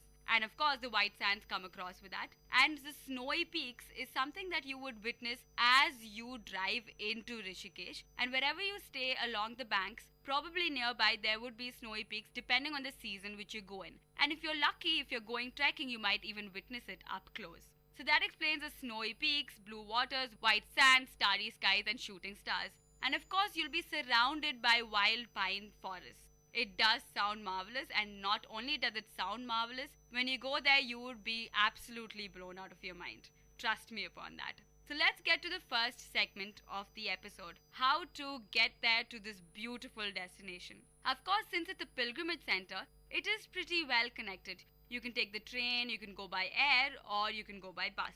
But of course, there are a little bit glitches here and there, which I will tell you about. First of all, you can take the train, and the closest destination is Haridwar. Rishikesh is a bit isolated from any type of connection of trains or air. So thus you reach Haridwar, and from there you can take a bus or a taxi. And there are frequent trains to Haridwar because that is also an important pilgrimage center. It's just that Rishikesh's geographical location does not permit the railway networks to be happening there. So that is that. You can take the train first to Haridwar, and then you can take a bus or a taxi. The next, air travel. The nearest airport is probably the nearest big cities like Delhi or Chandigarh, but the closest city or the closest airport is in Dehradun. You could probably take a flight to Dehradun from any of the major cities, so it's a very well connected place Dehradun is. So from there you can again take a bus or a taxi. Now personally, I think the best way to get to Rishikesh is to drive. The drive is absolutely exotic because you're driving across these beautiful mountains and it's an exquisite scenery. So you will definitely enjoy that. So if you're going to Rishikesh, somehow or the other you have to take the bus or the taxi to reach there, or whether you take the train or the flight. But personally, wherever you are, just take a long drive and I'm sure you guys are going to enjoy it. So let's get to the main segment. What to do in Rishikesh. As I said, Rishikesh has got two parts. One is the Pilgrimage Center, which I do not intend to cover on this episode, but soon I shall. And the second part are the water sports or the river rafting. Of course, I'm not going to only talk about river rafting. There are various other things that you can do in Rishikesh. First of all, there's kayaking, paddling, flying fox, bungee jumping, rafting, cliff jumping. So these are all adrenaline rushing sports. And for people, for especially youngsters who want to go in a group and have a good time, this is the destination. It's filled, I could rather say it is like the king of water sports in India, undoubtedly, unanimously is what you'd agree with. So first thing is kayaking. So I'm sure people would know what is kayaking, right? So it's something like a banana boat, and it's for a single person, of course, and you're given a paddle, and it's very narrow, the entire boat. So then you go across, you paddle across the river with it. So you can go in the calm waters or you can go in the rapids, but of course the instructors do not allow you in the rapids with a kayak because you need to be a professional for that. Of course, maybe you can go in the small rapids, but I don't think that is advised. Probably in the calm waters you can go kayaking. Kayaking is a very popular sport in Rishikesh and it is something that you definitely enjoy. I personally had a very good time. Now the next thing is paddling. Paddling is very simple. So probably you're given a tube and then you get into the tube. There could be double tubes or single tubes. So you just paddle with your hands across the calm river. Then the third thing, flying fox. This is super exciting. So probably you will be harnessed to an peak and from there you would be let down. It is something like zip lining or it is synonymous to zip lining. So you'll be let down from the peak all the way from one peak to another or one peak to the other valley. So it is super exciting. You actually feel like you are flying. And it is an amazing experience because first of all, you get to see the scenery. But that is not the thing probably you'd be focusing on because this is adrenaline rush to the ultimate level. So you will actually be flying and the wind dashing through your face. It is a beautiful experience. So if you guys go to Rishikesh, you should try Flying Fox. And of course, Flying Fox is available in a lot of other destinations. But going across the river and almost skimming through the river is absolutely exquisite. And it only belongs to Rishikesh. So please try Flying Fox in Rishikesh. Then the fourth and the most important thing, actually the most important thing is rafting, which I would be getting into a little bit later. Now the most important thing, that doesn't make sense. The other important thing is bungee jumping. That is truly amazing and a lot of people have that on their bucket list. Yes, of course, from a really high point, around 80 meters or more than that as far as I've read, you'd be harnessed and you'd be let down almost into the water. So you'll be let down and probably you would touch the waters and then they take you back up. So that's how it goes. So basically you're just free jumping, but it's an ultimate experience. And free jumping into the rivers of Rishikesh, you won't be going into the rivers, of course. You'll be free jumping and when you're almost there, the harness will stop, the rope will stop. So it is beautiful. So please, actually it's not even beautiful, it's just adrenaline rush all over. And before you bungee jump, you have to decide like, this is like do or die situation. And it was in my bucket list and it was the best experience of my entire life. So that's bungee jumping. So please do not miss bungee jumping in Rishikesh. The next and the most important thing about Rishikesh is the rafting. I'm sure most people have heard about rafting and you might have gone even in other destinations, but whitewater rafting is super famous in Rishikesh. Rishikesh is known for its whitewater rafting. It was personally the best experience of my life. First of all, the gears. You're just given a helmet and then you're given a big, it's a raft you can call it, which is probably inflated raft. So over there you're given gears and there are absolutely no belts. So all you're given are helmets and paddles. This is mainly like a team sport. So if you guys go as a group, like especially from college or a group of friends, just go. It is amazing. So basically you have the raft, which is inflated, and then you have the paddles and you have the helmet. That is it. So you don't have belts as you go through the rapids. So you just have to wait till the guard rescues you, even if you end up falling into the rapid, which is very scary because most people die while river rafting due to a heart attack because of the sudden gush that they feel throughout themselves because they just dropped into the huge waves of the rivers. So that is the most common cause of death if you're going into rafting, but I'm not scaring you guys. That happens very rarely. In fact, even my friend fell into the waters, but nothing happened because you have this amazing lifeguard. So he would be going forward in a kayak So he would be rushing through the huge waters and the huge waves of Rishikesh. And looking at him itself, you'd be amazed. That itself is part of the Rishikesh experience, because I personally loved my lifeguard. He was amazing in the sense that he went through it seemed like whirlpools all around. The rapids looked like whirlpools. So basically he was swirling through all of them. He was tumulting half the time, but he came out of it all fine. I'm guessing he's used to this day in and day out, but he definitely seemed to have a good time, and looking at him, we all have a good time. So don't worry if you fall into the waters, because that itself is also another experience. And then the lifeguard will definitely save you. He saved my friend. So yeah, so talking about river rafting. River rafting is different from whitewater river rafting. Whitewater river rafting is more fierce and of course gives you more adrenaline rush because of the huge waves. So the huge waves in the rivers, we call them as rapids. These rapids have various grades. Grades in the sense, they will determine how fierce the rapid is. So of course they won't allow everybody who goes whitewater river rafting to go into all the rapids. The rapids are graded based on the height of the waves, the fierceness of the waves, the drops, as in, you have this sudden waterfall in the middle of the river, like that, those are the drops. So all that determine the grade of the rapid. Rapid is nothing but a portion of the river which is host to many little whirlpools or huge waves or fierce water gushing in and out and drops. So these rapids are pretty common through the rivers of Rishikesh, and they're graded, as I said. So they're graded from 1, 2, 3, 4, 5, 6. And Rishikesh is home to rapids which range from 1 to 4. Before we go into the discussion about the rapids and the grades and all about the cliff jumping and further rafting and tumulting into the waters, let's give a short break and we'll be back on Travel Bonanza with their host, Ashika.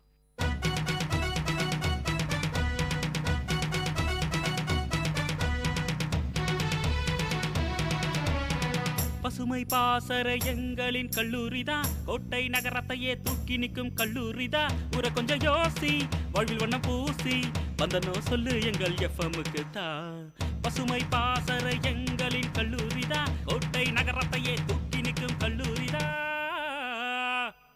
Hello VIT, you're listening to VIT Community Radio 90.8. And this is your show Travel Bonanza with your host Ashika. So we are back after the break and we were talking about Rishikesh, the most exotic tourist destination in India. And before the break we were talking about various water sports. We started off with kayaking, paddling, flying fox, bungee jumping and of course rafting, which is the main segment of Rishikesh. So when we talk about rafting, we stopped with discussing about the rapids and the grades that they're divided into. So this is divided based on the international scale of river difficulty. And the grades, as I said before the break, range from 1, 2, 3, 4, 5, 6. But Rishikesh is home to 13 adventure-packed whitewater rapids. And these range from 1, 2, 3, 4. I'll first tell you about the grades of the rapids. The first grade is fairly simple. It's basically for the non-swimmers or the kids or the first timers. So there's small waves, barely any rocks, so you can just raft and paddle through that rapid. So that is fairly simple. That is the grade 1 rapid and anybody can go for it, even the faint-hearted people. Then the grade 2 rapid. It has some rough water, maybe some rocks, might require some basic maneuvering. The art of river rafting is that it's a team-based work. So it's a teamwork. So everybody has to paddle together, and the better your team is, the safer you'd cross through the rapid and probably have a better time. So grade 2 rapid has some rough water, maybe some rocks, and might require some skills, some basic paddling skills. The rapids that we went through most of the time were grade 3 rapids. These are actually called whitewater rapids. They are actually small waves, maybe like a small drop. Your raft will probably drop down into the water, so that is absolutely amazing. I loved the thrill of that. But then it has no considerable danger. So may require probably a significant maneuvering or a little more than basic paddling skills. But since we were all youngsters, and this happened when I was in my school before I graduated, so this was in 12th grade. Since we were all excited and we were all young and we were, I think, maneuvering pretty well. So we had gone through most of the grade 3 rapids and it was an amazing experience.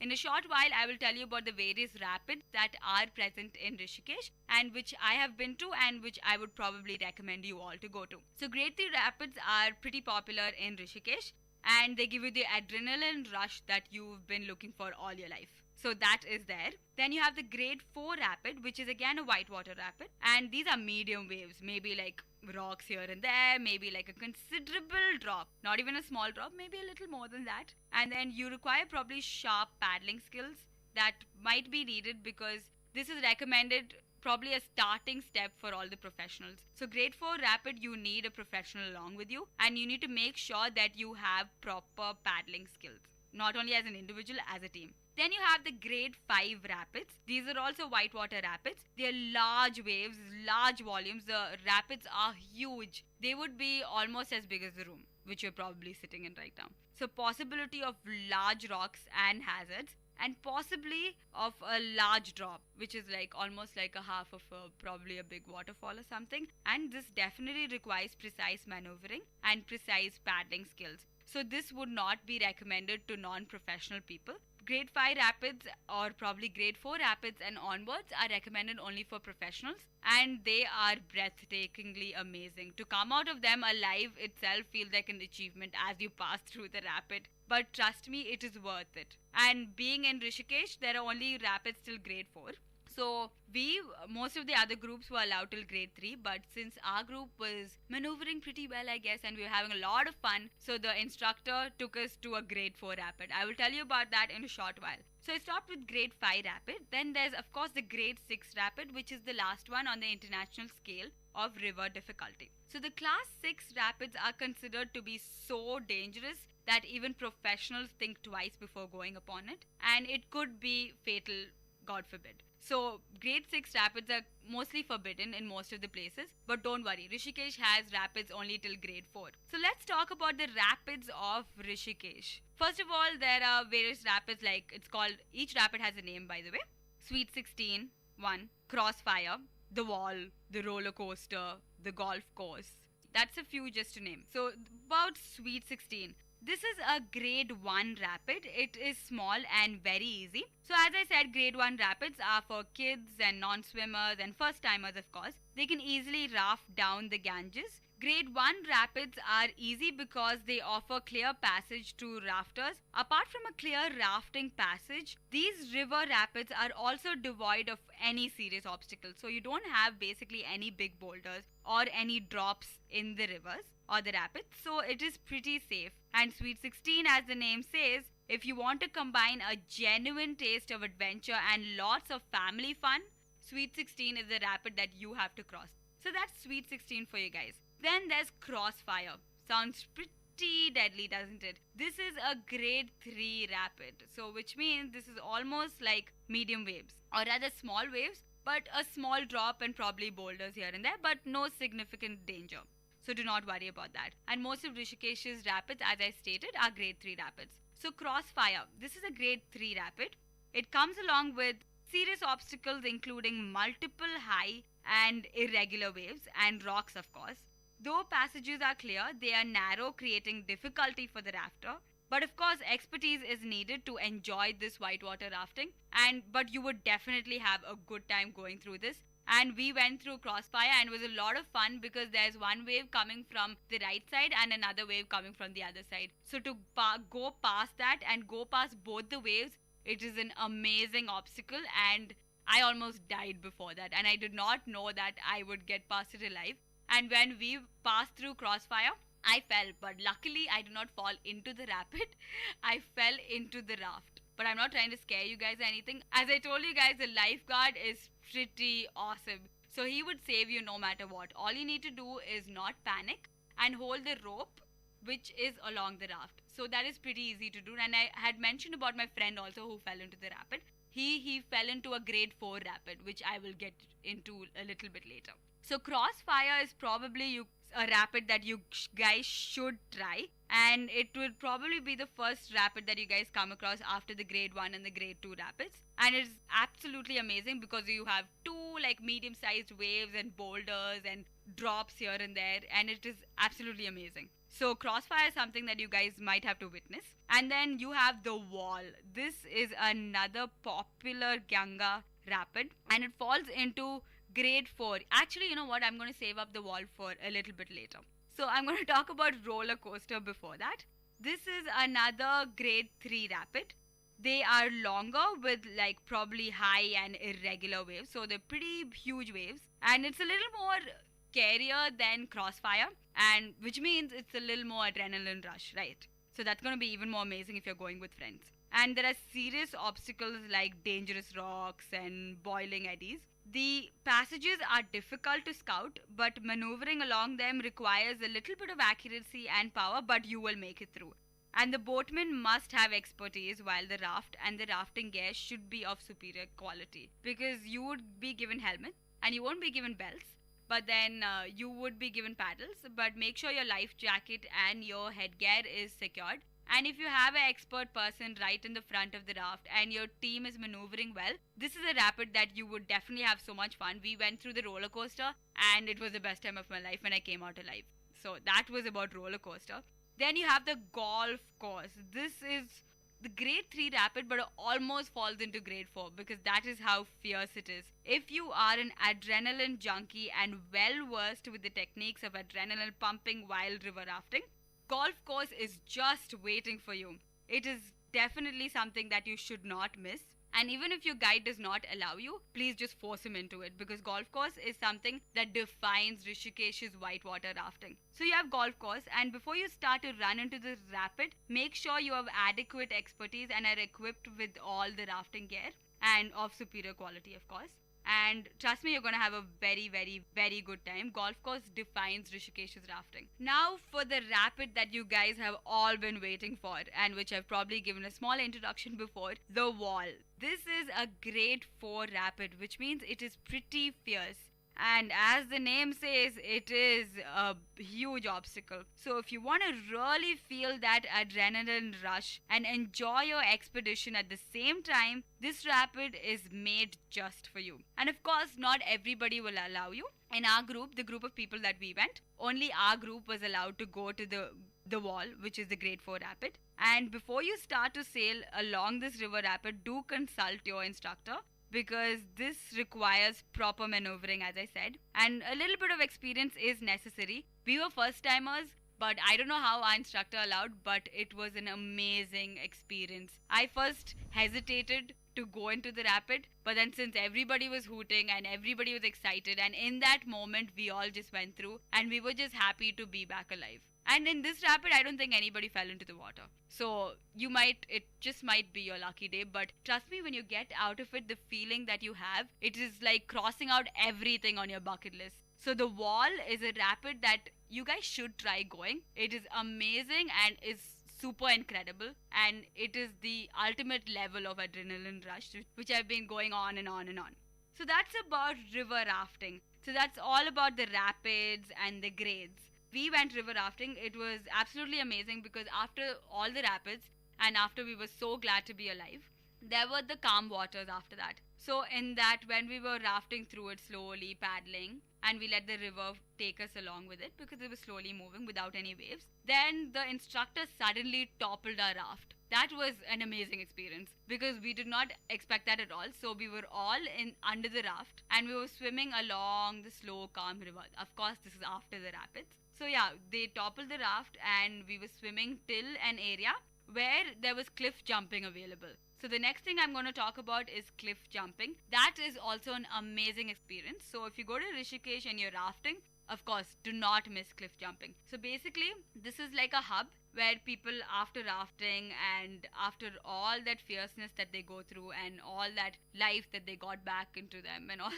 so you have this destination where it's like a hub where they serve a lot of food, etc. And this is popular after you finish rafting. So there's food, and along beside that there is a huge cliff. So from that cliff, people are just running, and all they have is a life jacket and you have the same gear that you have for rafting. So basically, you're jumping. First, you're running actually really fast, and then you jump off or you leap into the river from that huge tall cliff. So it is absolutely amazing. So bungee jumping is whole new level, river rafting is whole new level, and cliff jumping is absolutely amazing. So if you go river rafting and you're in Rishikesh, you have to, actually you would stop by the cliff jumping place. So it's your wish whether you want to go or not, but do not miss it. Personally, I really recommend that. So that is about what to do in Rishikesh. I know you guys must be wondering, it's Rishikesh is a pilgrimage center. I talked about 2 parts, but this time I'm not going to talk about the pilgrimage center. I decided to only go with the picture perfect, beautiful blue waters of Rishikesh, which is absolutely untouched. And all you can do is, or rather, it is home for all the water sports. So please try all of this. Again, as I said, kayaking, paddling, flying fox, bungee jumping, rafting, which you're definitely going, and then cliff jumping. So please try all these stuff, and trust me, you would not regret it. So that is about what to do in Rishikesh. Now about where to stay and what to eat. I clubbed these 2 sections because what to eat is seriously your second priority. I know, because when you're in this paradise, food is definitely not in your mind. You can trust me upon that. So basically, let me tell you about where to stay. The resorts are all along the river bank. So the bank is there, and there are beautiful white sands, and then you have the river gushing, and you have nice little camps. These camps belong to each of the resorts, and sometimes you get to make your own tents, and basically you're living very close to nature. So when we went there, we were just lying down in the middle of the night. There was bonfires, starry skies, shooting stars here and there, sound of the river gushing, and of course the food also was really amazing. So all of this made this a perfect, so depending on your resort, and most of the resorts are really amazing to be in because all they require are small little tents, a bonfire, and a place to eat, and along the riverbank. So you would have a good time no matter which resort you're staying in. They all have instructors and guides which will also arrange the packages for the whitewater sports or whichever events that you guys want to go through. So you don't have to worry about how to join the whitewater rafting or the flying fox or bungee jumping. The resort will tie you up with whatever you guys need. So do not forget to go to a resort which allows you to pitch your own tent, because that is really a lot more fun. So if you're pitching your own tent, it is a lot more fun and you're probably living very close to nature. And as I said, there are no bathrooms or no latrines. So basically you have pits and you have the necessary water which would be given to you from the river. So you use that, and that is how you address to nature's calls. So all that is an experience in itself. And as I said, there are 2 areas to the Rishikesh. So as I said, we won't delve that much into the food segment. But of course, there are 2 areas of Rishikesh. One, the pilgrimage, and the other one, the pure adventure sports and the ideal destination for tourists. When you go to the pilgrimage area, of course, you're restricted to only vegetarian food. So that is there. But once you guys are staying in the resort offers all types of food. So it depends on the resort that you're actually staying in. And if you're lucky, they might even cook river fish. So that is an amazing experience, like bonfire, late in the night, eating good food. It's all a perfect trip. So Rishikesh is not home to a particular cuisine, but depending on your resort, you do get great food. I personally got amazing food. But as I said before, when you're in this paradise, food is definitely not in your mind. So that was it for this episode. I hope you guys enjoyed listening to this. And not only this, I hope this encouraged you guys to visit Rishikesh. And believe me, it is definitely the best destination. And of Travel Bonanza and all the places that I have visited in India, I would undoubtedly rank Rishikesh as the #1 destination, especially for you youngsters. Once you go, I'm sure the choice would be unanimous too. You would have the time of your life, and trust me, you'd have something to cross off your bucket list. So please do not miss out on Rishikesh, one of the top places to visit before you die. So guys, that was it for today's Travel Bonanza episode. This is Ashika signing off. This is your show Travel Bonanza, only on VIT Community Radio 90.8.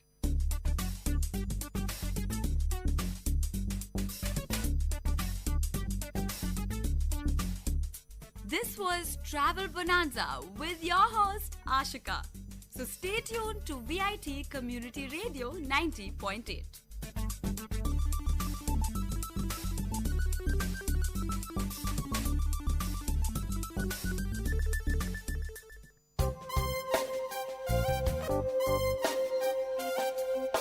மண் வாசனை உங்கள் VIT பண்பலை 90.8 வேளாண்மை வேளாண்மை சார்ந்த தொழில்நுட்பம் பசுமை படரும் விவசாய தொழில்கள் பண்ணை முறைகள் என மானுடம் காக்கும் உழவு சார்ந்த நிகழ்ச்சி. வணக்கம். உணவே மருந்து எனும் உயரிய கோட்பாட்டில் இயங்குவது நமது சமூகம். உணவினை கட்டுப்படுத்துவதன் மூலமே நோய்களை கட்டுப்படுத்த முடியும் என்கின்ற உயரிய கோட்பாடு நமது சமூகத்தின் கோட்பாடு. இன்று உணவின் வழி ஏராளமான நச்சு நமது உடலில் சேருவதும் அதனால் ஏராளமான நோய்களுக்கு ஆட்படுவதும் நடந்தேறி கொண்டிருக்கிறது. உச்சகட்டமாக கேள்விப்பட்டது அறிந்தது தாய்ப்பாலிலும் விஷம் கலந்திருக்கின்ற உண்மைதான். இதற்கு காரணம் அந்த தாய் எடுத்துக்கொண்ட உணவில் இருந்த நச்சுத்தன்மைதான் என்பதை ஆய்வுகள் தெளிவுபடுத்தின. இன்றைய காலகட்டத்தில் நச்சில்லாத உணவை மக்களுக்கு கிடைக்க வேண்டும் என்பதற்காக இயற்கை விவசாயிகள் பல சங்கடங்களுக்கு இடையில பல கடுமையான உழைப்புக்கு இடையில உற்பத்தி செய்து கொண்டிருக்கின்றார்கள். அவர்கள் எந்தவித ரசாயன உரத்தையோ ரசாயன பூச்சிக்கொல்லிகளையோ பயன்படுத்தாமல் இயற்கை உரங்களையும் இயற்கை பூச்சி விரட்டிகளையும் பயன்படுத்தி உணவை உற்பத்தி செய்கிறார்கள். காய்கறிகள், கீரைகள், பாரம்பரிய அரிசி வகைகள், அதே போலவே சிறுதானிய வகைகள் அனைத்தையும் உற்பத்தி செய்து மக்களுக்கு அளிப்பதற்காக தயாராக இருக்கின்றார்கள். அவர்களுக்கான ஒரு மேடையாக மக்கள் நலச்சந்தை உருவாக்கி இருக்கின்றோம். மக்கள் நலச்சந்தை வழியாக மக்களுக்கு நேரடியாக இந்த ரசாயன உரம் கலக்காத உணவுகள், குறிப்பாக காய்கறிகள், கீரைகள், பழங்கள், அதே போலவே சிறுதானியங்கள் கிடைப்பதற்காக மக்கள் நலச்சந்தை என்கின்ற ஒரு எளிய சந்தையினை உருவாக்கி இருக்கின்றோம்.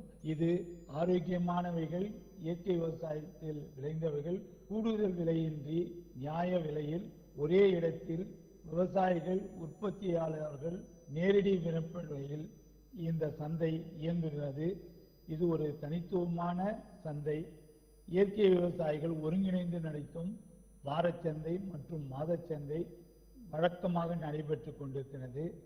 வாரச்சந்தையை பொறுத்தவரையில் ஒவ்வொரு வாரமும் புதன்கிழமைகளில் காலை 6 மணி முதல் 10 மணி வரை நடைபெறுகிறது. நடைபெறும் இடம் அசோக் பிளான் நர்சரி, நம்பர் 4, 4வது கிழக்கு மெயின் ரோடு, ஆக்சிலியம் கல்லூரி ரவுண்டானா அருகில், காந்தி நகர், வேலூர் 6. இதற்கான தொடர்பாளர் டி ராஜேஷ், 709226293995. இவரை தொடர்பு கொண்டு வாங்குவதாக இருந்தாலும் சரி, விற்பனை செய்யக்கூடிய விவசாயிகளாக இருந்தாலும் இவரை தொடர்பு கொள்ளலாம். இதை தவிர மாதம் ஒரு முறை சிறப்பு சந்தையாக மக்கள் நலச்சந்தை ஒவ்வொரு மாதமும் 2ஆம் சனிக்கிழமைகளில் காலை 6 மணி முதல் 2 மணி வரை நடைபெறுகிறது. இடம் திருமகள் திருமண மண்டபம், ஆக்சிலியம் கல்லூரி சாலை, காந்தி நகர், வேலூர் 6. இந்த சந்தையில் காய்கறிகள், பழங்கள், கீரைகள், பாரம்பரிய அரிசி வகைகள், எண்ணெய், தேன், சத்துமாவு, ஊறுகாய் மற்றும் பிற மதிப்பு கூட்டப்பட்டவைகள் விற்பனைக்கு கிடைக்கின்றன. உங்கள் குடும்பத்தின் ஆரோக்கியமான வாழ்விற்காக உங்கள் வீட்டின் அருகில் அவசியம் வாருங்கள். அன்புடன் அழைக்கும் மக்கள் நலச்சந்தை ஒருங்கிணைப்பு குழு. நன்றி.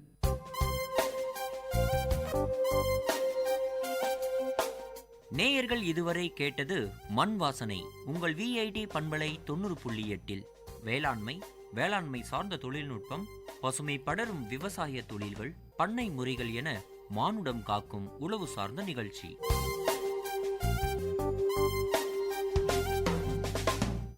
விவசாயி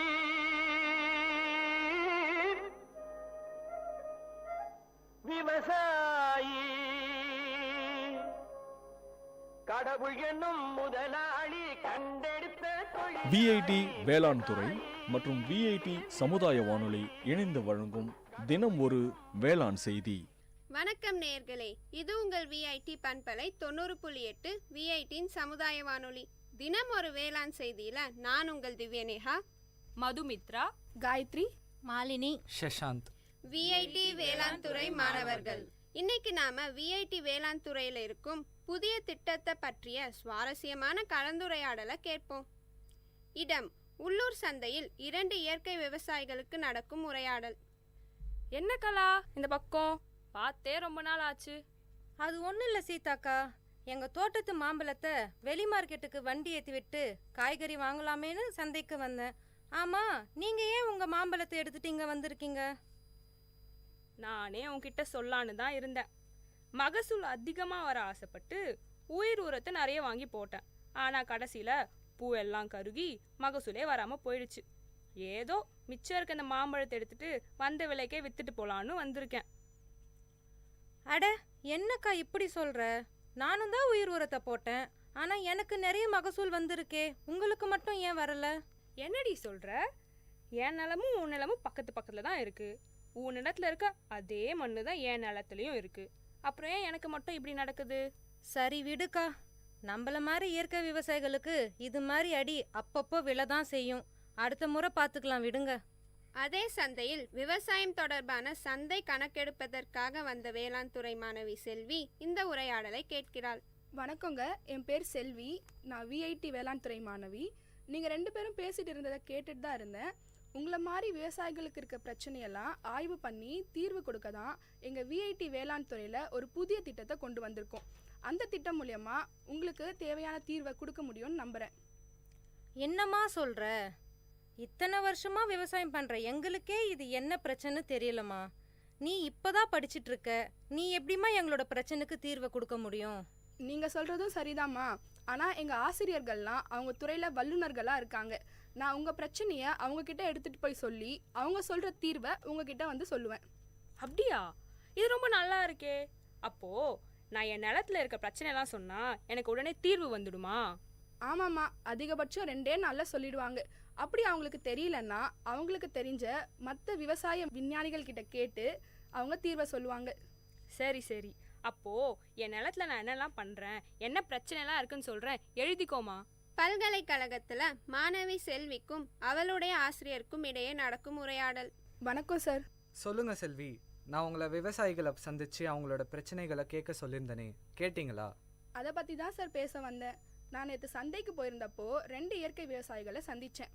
அவங்க 2 பேருமே இயற்கை முறையில் மாந்தோப்பு பராமரிக்கிறாங்க.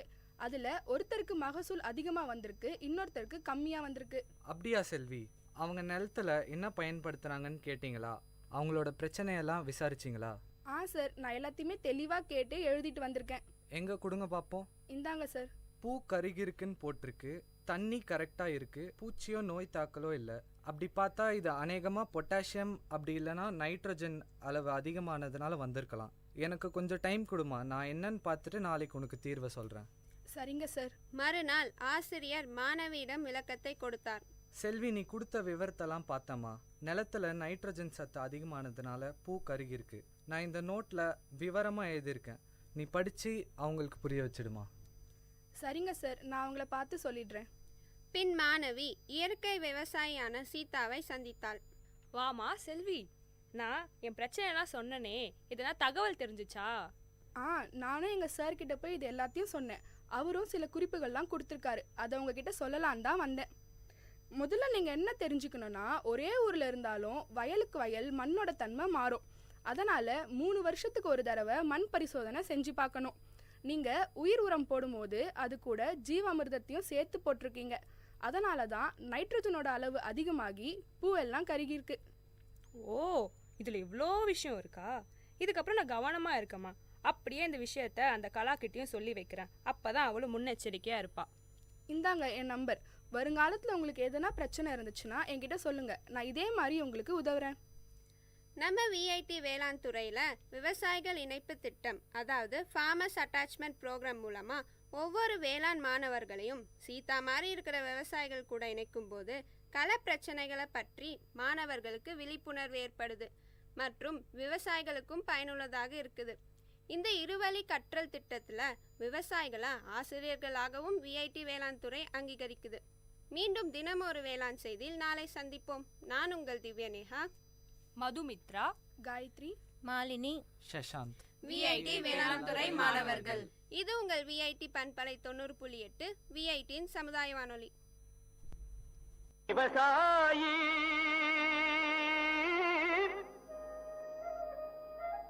விவசாயி கடவுள் என்னும் முதலாளி கண்டெடுத்த தொழில். விஐடி வேளாண் துறை மற்றும் விஐடி சமுதாய வானொலி இணைந்து வழங்கும் தினம் ஒரு வேளாண் செய்தி.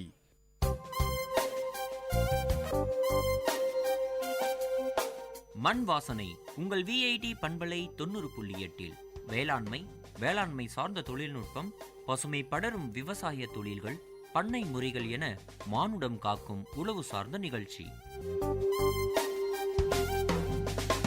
வணக்கம். இயற்கை விவசாயிகள் ஒருங்கிணைந்து நடத்துவதே மக்கள் நலச்சந்தை. ஆரோக்கியமானவைகள், இயற்கை விவசாயத்தில் விளைந்தவைகள் கூடுதல் விலையின்றி நியாய விலையில் ஒரே இடத்தில் விவசாயிகள் உற்பத்தியாளர்கள் நேரடி விற்பனையில் நடைபெறுவதே மக்கள் நலச்சந்தை. இது ஒரு தனித்துவமான சந்தை.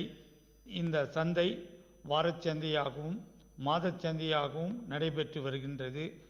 வாரச்சந்தை ஒவ்வொரு வாரமும் புதன்கிழமைகளில் காலை 6 மணி முதல் 10 மணி வரை நடைபெறுகிறது.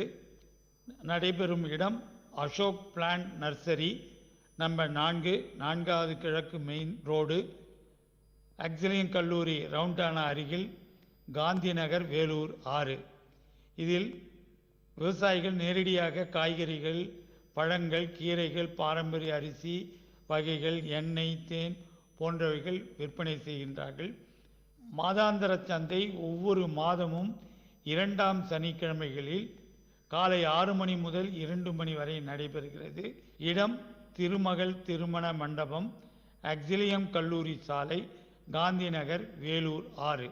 இந்த சந்தையில் காய்கறிகள், பழங்கள், கீரைகள், பாரம்பரிய அரிசி வகைகள், எண்ணெய், தேன், சத்துமாவு, ஊறுகாய் மற்றும் பிற மதிப்பு கூட்டப்பட்டவைகள் விற்பனை நடைபெறுகிறது. உங்கள் குடும்பத்தின் ஆரோக்கியமான வாழ்விற்காக உங்கள் வீட்டின் அருகில் நடைபெறுகிறது. அவசியம் வாருங்கள் என அன்புடன் அழைக்கும் மக்கள் நலச்சந்தை ஒருங்கிணைப்பு குழு. நன்றி.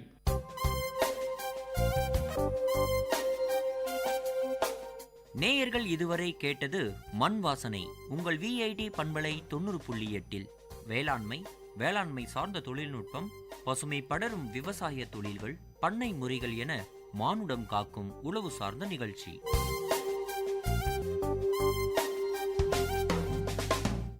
விவசாயி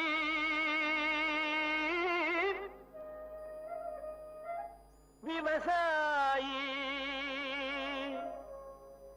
கடவுள் என்னும் முதலாளி கண்டெடுத்த தொழில். விஐடி வேளாண் துறை மற்றும் விஐடி சமுதாய வானொலி இணைந்து வழங்கும் தினம் ஒரு வேளாண் செய்தி. வணக்கம் நேயர்களே, இது உங்கள் விஐடி பண்பலை 90.8 விஐடியின் சமுதாய வானொலி. தினம் ஒரு வேளாண் செய்தியில நான் உங்கள் திவ்யநேகா, மதுமித்ரா, காயத்ரி, மாலினி, சஷாந்த். விஐடி வேளாண் துறை மாணவர்கள். இன்னைக்கு நாம விஐடி வேளாண் துறையில இருக்கும் புதிய திட்டத்தை பற்றிய சுவாரஸ்யமான கலந்துரையாடலை கேட்போம். இடம் உள்ளூர் சந்தையில் 2 இயற்கை விவசாயிகளுக்கு நடக்கும் உரையாடல். என்ன கலா இந்த பக்கம் பார்த்தே ரொம்ப நாள் ஆச்சு.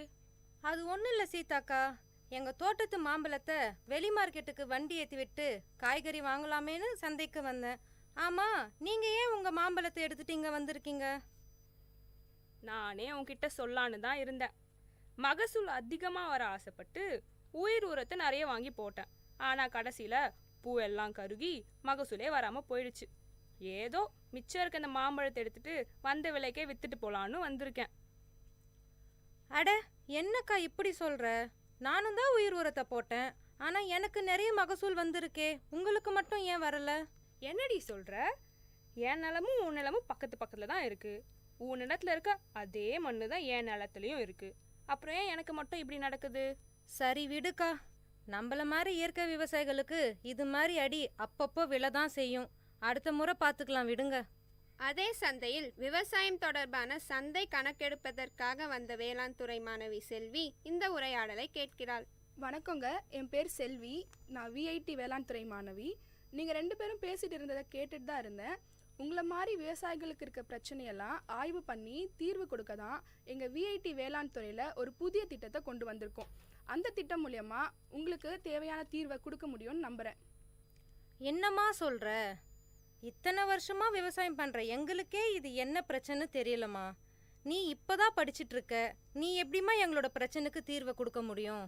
நீங்கள் சொல்கிறதும் சரிதாம்மா. ஆனால் எங்கள் ஆசிரியர்கள்லாம் அவங்க துறையில் வல்லுநர்களாக இருக்காங்க. நான் உங்கள் பிரச்சனையை அவங்கக்கிட்ட எடுத்துகிட்டு போய் சொல்லி அவங்க சொல்கிற தீர்வை உங்ககிட்ட வந்து சொல்லுவேன். அப்படியா? இது ரொம்ப நல்லா இருக்கே. அப்போ நான் என் நிலத்துல இருக்க பிரச்சனைலாம் சொன்னா எனக்கு உடனே தீர்வு வந்துடுமா? ஆமாம்மா, அதிகபட்சம் 2 நாளில் சொல்லிடுவாங்க. அப்படி அவங்களுக்கு தெரியலன்னா அவங்களுக்கு தெரிஞ்ச மற்ற விவசாய விஞ்ஞானிகள் கிட்ட கேட்டு அவங்க தீர்வை சொல்லிடுவாங்க. சரி சரி.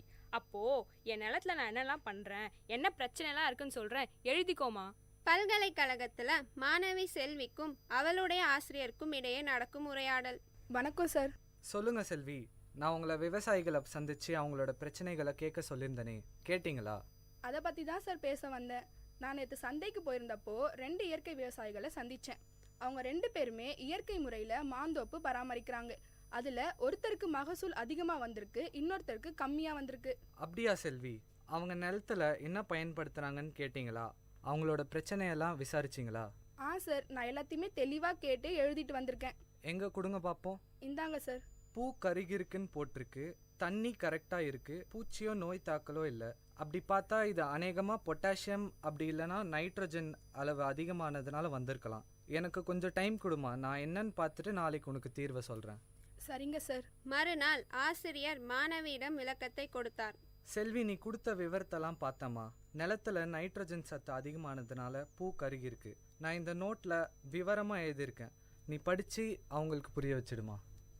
சரிங்க சார், நான் அவங்கள பார்த்து சொல்லிடுறேன். பின் மாணவி இயற்கை விவசாயியான சீதாவை சந்தித்தாள். வாமா செல்வி, நான் என் பிரச்சனைலாம் சொன்னனே, இதெல்லாம் தகவல் தெரிஞ்சுச்சா? நானும் எங்கள் சார்கிட்ட போய் இது எல்லாத்தையும் சொன்னேன். அவரும் சில குறிப்புகள்லாம் கொடுத்துருக்காரு. அதை உங்ககிட்ட சொல்லலான் தான் வந்தேன். முதல்ல நீங்கள் என்ன தெரிஞ்சுக்கணுன்னா, ஒரே ஊரில் இருந்தாலும் வயலுக்கு வயல் மண்ணோட தன்மை மாறும். அதனால் 3 வருஷத்துக்கு ஒரு தடவை மண் பரிசோதனை செஞ்சு பார்க்கணும். நீங்கள் உயிர் உரம் போடும்போது அது கூட ஜீவாமிர்தத்தையும் சேர்த்து போட்டிருக்கீங்க. அதனால தான் நைட்ரஜனோட அளவு அதிகமாகி பூவெல்லாம் கருகிருக்கு. ஓ, இதில் இவ்வளோ விஷயம் இருக்கா? இதுக்கப்புறம் நான் கவனமாக இருக்கேம்மா. அப்படியே இந்த விஷயத்த அந்த கலாக்கிட்டையும் சொல்லி வைக்கிறேன். அப்போ தான் அவளும் முன்னெச்சரிக்கையாக இருப்பா. இந்தாங்க என் நம்பர். வருங்காலத்தில் உங்களுக்கு எதனா பிரச்சனை இருந்துச்சுன்னா என்கிட்ட சொல்லுங்கள். நான் இதே மாதிரி உங்களுக்கு உதவுறேன். நம்ம விஐடி வேளாண் துறையில் விவசாயிகள் இணைப்பு திட்டம், அதாவது ஃபார்மர்ஸ் அட்டாச்மெண்ட் ப்ரோக்ராம் மூலமாக ஒவ்வொரு வேளாண் மாணவர்களையும் சீதா மாதிரி இருக்கிற விவசாயிகள் கூட இணைக்கும் போது கள பிரச்சனைகளை பற்றி மாணவர்களுக்கு விழிப்புணர்வு ஏற்படுது மற்றும் விவசாயிகளுக்கும் பயனுள்ளதாக இருக்குது. இந்த இருவழி கற்றல் திட்டத்தில் விவசாயிகளை ஆசிரியர்களாகவும் விஐடி வேளாண் துறை அங்கீகரிக்குது. மீண்டும் தினம் ஒரு வேளாண் செய்தியில் நாளை சந்திப்போம். நான் உங்கள் திவ்யநேகா, மதுமித்ரா, காயத்ரி, மாலினி, சஷாந்த், விஐடி வேளாண் துறை மாணவர்கள். இது உங்கள் விஐடி பண்பலை 90.8 விஐடியின் சமுதாய வானொலி. விவசாயி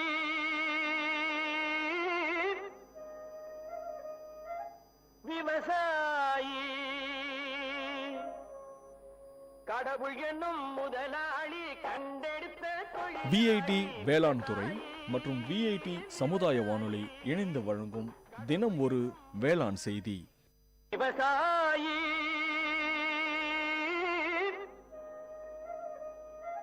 விவசாயி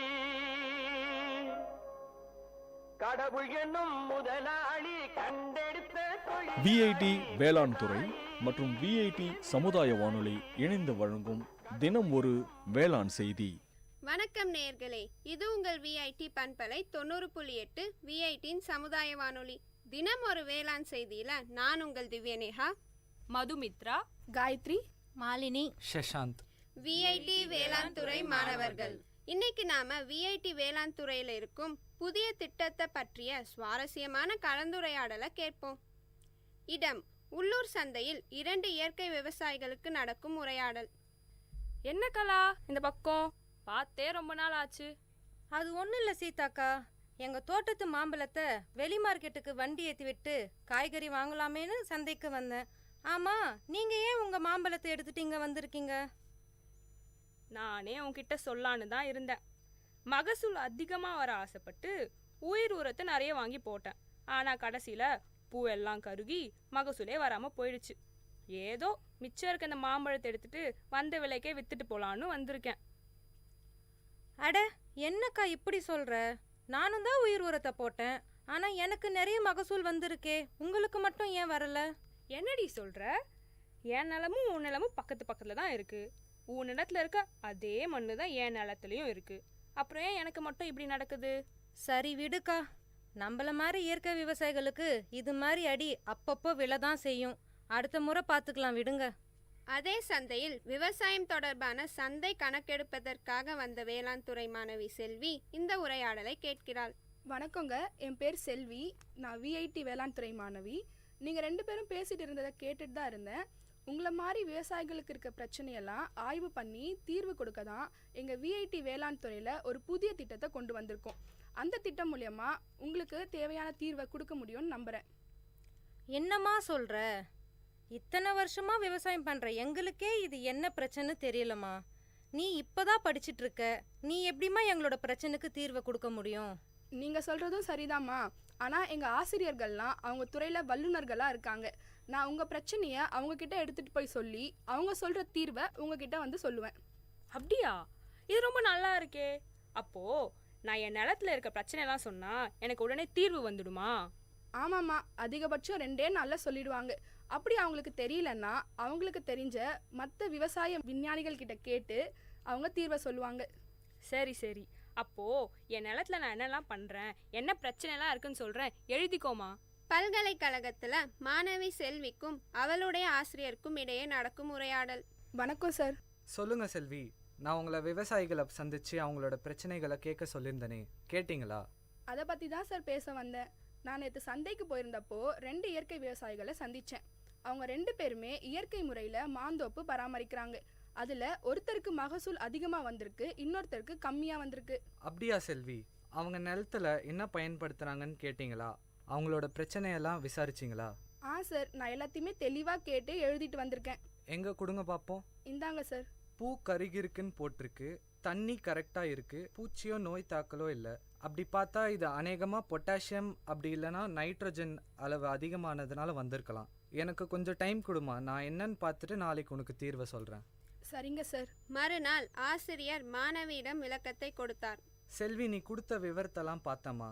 நிலத்துல நைட்ரஜன் சத்து அதிகமானதுனால பூ கருகிருக்கு. நான் இந்த நோட்டில் விவரமாக எழுதியிருக்கேன், நீ படித்து அவங்களுக்கு புரிய வச்சிடுமா. சரிங்க சார், நான் அவங்கள பார்த்து சொல்லிடுறேன். பின் மாணவி இயற்கை விவசாயியான சீதாவை சந்தித்தாள். வாமா செல்வி, நான் என் பிரச்சனைலாம் சொன்னனே, இதெல்லாம் தகவல் தெரிஞ்சிச்சா? நானும் எங்கள் சார்கிட்ட போய் இது எல்லாத்தையும் சொன்னேன். அவரும் சில குறிப்புகள்லாம் கொடுத்துருக்காரு. அதை உங்ககிட்ட சொல்லலான் தான் வந்தேன். முதல்ல நீங்கள் என்ன தெரிஞ்சுக்கணுன்னா, ஒரே ஊரில் இருந்தாலும் வயலுக்கு வயல் மண்ணோட தன்மை மாறும். அதனால் 3 வருஷத்துக்கு ஒரு தடவை மண் பரிசோதனை செஞ்சு பார்க்கணும். நீங்கள் உயிர் உரம் போடும்போது அது கூட ஜீவாமிர்தத்தையும் சேர்த்து போட்டிருக்கீங்க. அதனால தான் நைட்ரஜனோட அளவு அதிகமாகி பூவெல்லாம் கருகிருக்கு. ஓ, இதில் இவ்வளோ விஷயம் இருக்கா? இதுக்கப்புறம் நான் கவனமாக இருக்கமா. அப்படியே இந்த விஷயத்த அந்த கலாக்கிட்டையும் சொல்லி வைக்கிறேன். அப்போ தான் அவளும் முன்னெச்சரிக்கையாக இருப்பாள். இந்தாங்க என் நம்பர். வருங்காலத்தில் உங்களுக்கு எதனா பிரச்சனை இருந்துச்சுன்னா என்கிட்ட சொல்லுங்கள், நான் இதே மாதிரி உங்களுக்கு உதவுறேன். நம்ம விஐடி வேளாண் துறையில் விவசாயிகள் இணைப்பு திட்டம், அதாவது ஃபார்மர்ஸ் அட்டாச்மெண்ட் ப்ரோக்ராம் மூலமாக ஒவ்வொரு வேளாண் மாணவர்களையும் சீதா மாதிரி இருக்கிற விவசாயிகள் கூட இணைக்கும் போது கள பிரச்சனைகளை பற்றி மாணவர்களுக்கு விழிப்புணர்வு ஏற்படுது மற்றும் விவசாயிகளுக்கும் பயனுள்ளதாக இருக்குது. இந்த இருவழி கற்றல் திட்டத்தில் விவசாயிகளை ஆசிரியர்களாகவும் விஐடி வேளாண் துறை அங்கீகரிக்குது. மீண்டும் தினம் ஒரு வேளாண் செய்தியில் நாளை சந்திப்போம். நான் உங்கள் திவ்யநேகா, மதுமித்ரா, காயத்ரி, மாலினி, சஷாந்த், விஐடி வேளாண் துறை மாணவர்கள். இது உங்கள் விஐடி பண்பலை 90.8 விஐடியின் சமுதாய வானொலி. விவசாயி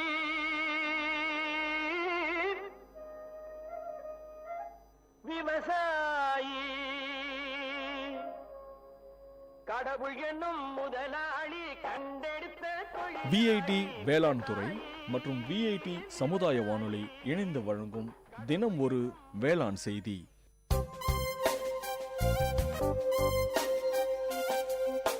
மண் வாசனை உங்கள் விஐடி பண்பலை 90.8 வேளாண்மை, வேளாண்மை சார்ந்த தொழில்நுட்பம், பசுமை படரும் விவசாய தொழில்கள், பண்ணை முறைகள் என மானுடம் காக்கும் உழவு சார்ந்த நிகழ்ச்சி. வணக்கம். உணவே மருந்து எனும் உயரிய கோட்பாட்டில் இயங்குவது நமது சமூகம். உணவினை கட்டுப்படுத்துவதன் மூலமே நோய்களை கட்டுப்படுத்த முடியும் என்கின்ற உயரிய கோட்பாடு நமது சமூகத்தின் கோட்பாடு. இன்று உணவின் வழி ஏராளமான நச்சு நமது உடலில் சேருவதும் அதனால் ஏராளமான நோய்களுக்கு ஆட்படுவதும் நடந்தேறி கொண்டிருக்கிறது. உச்சகட்டமாக கேள்விப்பட்டது, அறிந்தது, தாய்ப்பாலிலும் விஷம் கலந்திருக்கின்ற உண்மைதான். இதற்கு காரணம் அந்த தாய் எடுத்துக்கொண்ட உணவில் இருந்த நச்சுத்தன்மைதான் என்பதை ஆய்வுகள் தெளிவுபடுத்தின.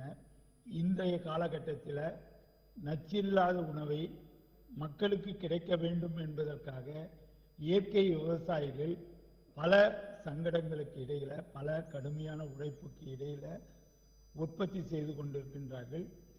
அவர்கள் எந்தவித ரசாயன உரத்தையோ ரசாயன பூச்சிக்கொல்லிகளையோ பயன்படுத்தாமல் இயற்கை உரங்களையும் இயற்கை பூச்சி விரட்டிகளையும் பயன்படுத்தி உணவை உற்பத்தி செய்கிறார்கள். காய்கறிகள், கீரைகள், பாரம்பரிய அரிசி வகைகள், அதே போலவே சிறுதானிய வகைகள் அனைத்தையும் உற்பத்தி செய்து மக்களுக்கு அளிப்பதற்காக தயாராக இருக்கின்றார்கள். அவர்களுக்கான ஒரு மேடையாக மக்கள் நலச்சந்தை உருவாக்கி இருக்கின்றோம். மக்கள் நலச்சந்தை வழியாக மக்களுக்கு நேரடியாக இந்த ரசாயன உரம் கலக்காத உணவுகள், குறிப்பாக காய்கறிகள், கீரைகள், பழங்கள், அதே போலவே சிறுதானியங்கள் கிடைப்பதற்காக மக்கள் நலச்சந்தை என்கின்ற ஒரு எளிய சந்தையினை உருவாக்கி இருக்கின்றோம். இது ஆரோக்கியமானவைகள், இயற்கை விவசாயத்தில் விளைந்தவைகள் கூடுதல் விலையின்றி நியாய விலையில் ஒரே இடத்தில் விவசாயிகள், உற்பத்தியாளர்கள் நேரடி விற்பனையில் இந்த சந்தை இயங்குகிறது. இது ஒரு தனித்துவமான சந்தை. இயற்கை விவசாயிகள் ஒருங்கிணைந்து நடத்தும் வாரச்சந்தை மற்றும் மாதச்சந்தை வழக்கமாக நடைபெற்று கொண்டிருக்கிறது. வாரச்சந்தையை பொறுத்தவரையில் ஒவ்வொரு வாரமும் புதன்கிழமைகளில் காலை 6 மணி முதல் 10 மணி வரை நடைபெறுகிறது. நடைபெறும் இடம் அசோக் பிளான் நர்சரி, நம்பர் 4, 4வது கிழக்கு மெயின் ரோடு, ஆக்சிலியம் கல்லூரி ரவுண்டானா அருகில், காந்தி நகர், வேலூர் 6. இதற்கான தொடர்பாளர் டி. ராஜேஷ், 7092629395. இவரை தொடர்பு கொண்டு வாங்குவதாக இருந்தாலும் சரி, விற்பனை செய்யக்கூடிய விவசாயிகளாக இருந்தாலும் இவரை தொடர்பு கொள்ளலாம். இதை தவிர மாதம் ஒரு முறை சிறப்பு சந்தையாக மக்கள் நலச்சந்தை ஒவ்வொரு மாதமும் 2ஆம் சனிக்கிழமைகளில் காலை 6 மணி முதல் 2 மணி வரை நடைபெறுகிறது. இடம் திருமகள் திருமண மண்டபம், ஆக்சிலியம் கல்லூரி சாலை, காந்தி நகர், வேலூர் 6. இந்த சந்தையில் காய்கறிகள், பழங்கள், கீரைகள், பாரம்பரிய அரிசி வகைகள், எண்ணெய், தேன், சத்துமாவு, ஊறுகாய் மற்றும் பிற மதிப்பு கூட்டப்பட்டவைகள் விற்பனைக்கு கிடைக்கின்றன. உங்கள் குடும்பத்தின் ஆரோக்கியமான வாழ்விற்காக உங்கள் வீட்டின் அருகில் அவசியம் வாருங்கள். அன்புடன் அழைக்கும் மக்கள் நலச்சந்தை ஒருங்கிணைப்பு குழு. நன்றி.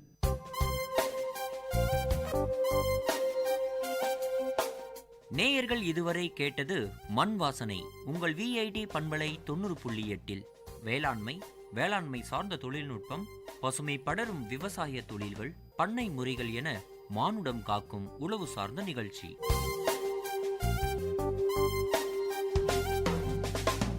Exchange of ideas. This is VIT Community Radio 90.8. Good evening, listeners. You have tuned into VIT Community Radio 90.8 FM. This is Vishrut bringing to you Exchange of Idea. Today I have with me Blessy. Blessy, please introduce yourself. Hello listeners, I'm Blessy. I'm pursuing my third year EC with IoT. Today we have a fun topic planned for everyone. This is something which anyone in whichever walks of life they are from, whichever age they are, age gap they belong to, whichever form of society they belong to, they have always, at least once in their life, had an encounter with this. It's music. Something that soothes everyone. Like, no one listens to music just because they have to. Music is something which gives energy, which in itself is something that makes you pulsate. So to begin with, I'd like to talk about what music means to people. So that's why I have a panelist here with me, Blessy. So Blessy, what's music to you? Music is something which takes me out of my daily routine. When everything goes in a normal way, music is something that adds up spice to my life kind of thing. It brings energy to my day. So it is when you work out, you listen to some good beat songs or something which makes you feel a bit more energetic to work out really well.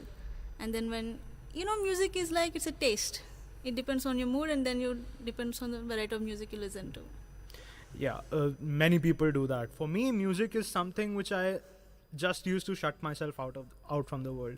Like going from my hostel to my class, going somewhere out, or just if in case I don't want to hear my roommates say something, so I shut myself out using music. Why music? Because it gives me concentration, it helps me perform better, and again, it is like better than still silence for me. So yeah, many people, like a plethora of people out there, have plethora of reasons for listening to music. Some say that it's a very good form of therapy for any form of depression, for any form of PTSD, anything. It's a very good form of therapy. Some say even this talk that even pregnant women listen to music, the baby inside that womb listens to music as well when they listen to music. Well, that's certainly out of my area of jurisdiction. But yeah, so with everything said, music is something which gives life. It's said that when Rome was burning, there was this guy, I forget his name, he was still playing the pyre, because according to him, music can add life to anything, even if it's a burning city. And the burning of Rome, which is a very famous painting, they say it was brought to life because of the music that was playing behind. So I'd like to move on to the questions, Blessy. So yeah, sure. First of all, what is your taste in music? Like, what do you like to hear? Yeah, as I said, it depends on my mood and it depends on the time of the day. Early in the morning, I cannot listen to something which is really hard on my ears, which really keeps me, disturbed into my eardrums and kind of thing. I can't listen to hard music in the morning. I listen to melodious songs in the morning and then make myself pleasant. And then by evening, I'll be like, okay, this day was really not so good, so I have to bring up some energy into me. Then it differs. So it depends on the time and the mood. I'm more of an EDM or an indie pop guy, because for the longest time I have known myself. I have like cut myself. There was a time when I had actually cut myself out from Indian songs for a very long time. Okay. It was only recently, about an year back, when I developed a taste again for Indian songs, especially with people like Nuclear coming in. Indie pop became topped my list. Again, I listen to Maroon 5. Adam Levine is like one of my favorite singers. I still listen to classics by Michael Jackson and J.B. Seri. My taste in music is not very specific, I'd say. It differs a lot. Like it depends. If I am driving, I like to go back to the 60s and 70s old pop songs from Elvis Presley or Beatles, something of that sort. When I am alone in my room, I like to keep the volume up in my earphones because it shuts me out, so I can work pretty well. So I listen to EDM. Yeah, my taste is much more variable than what people actually have, because I don't have a set time and a set mood to do anything. I can listen to anything anytime.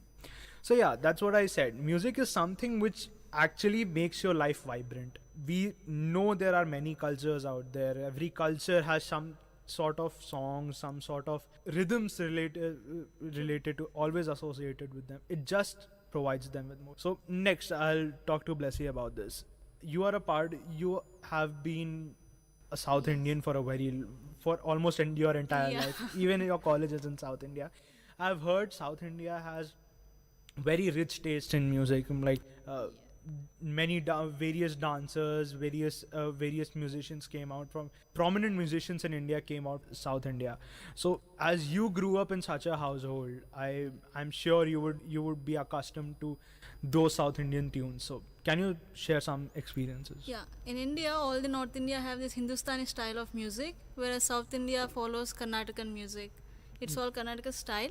So it differs from North Indian and South Indian music kind of things, but then Karnataka style have its own taste in it, its own rhythm to it. So it is like, we like Hindustani music too, and we find it also fascinating as much as our music is.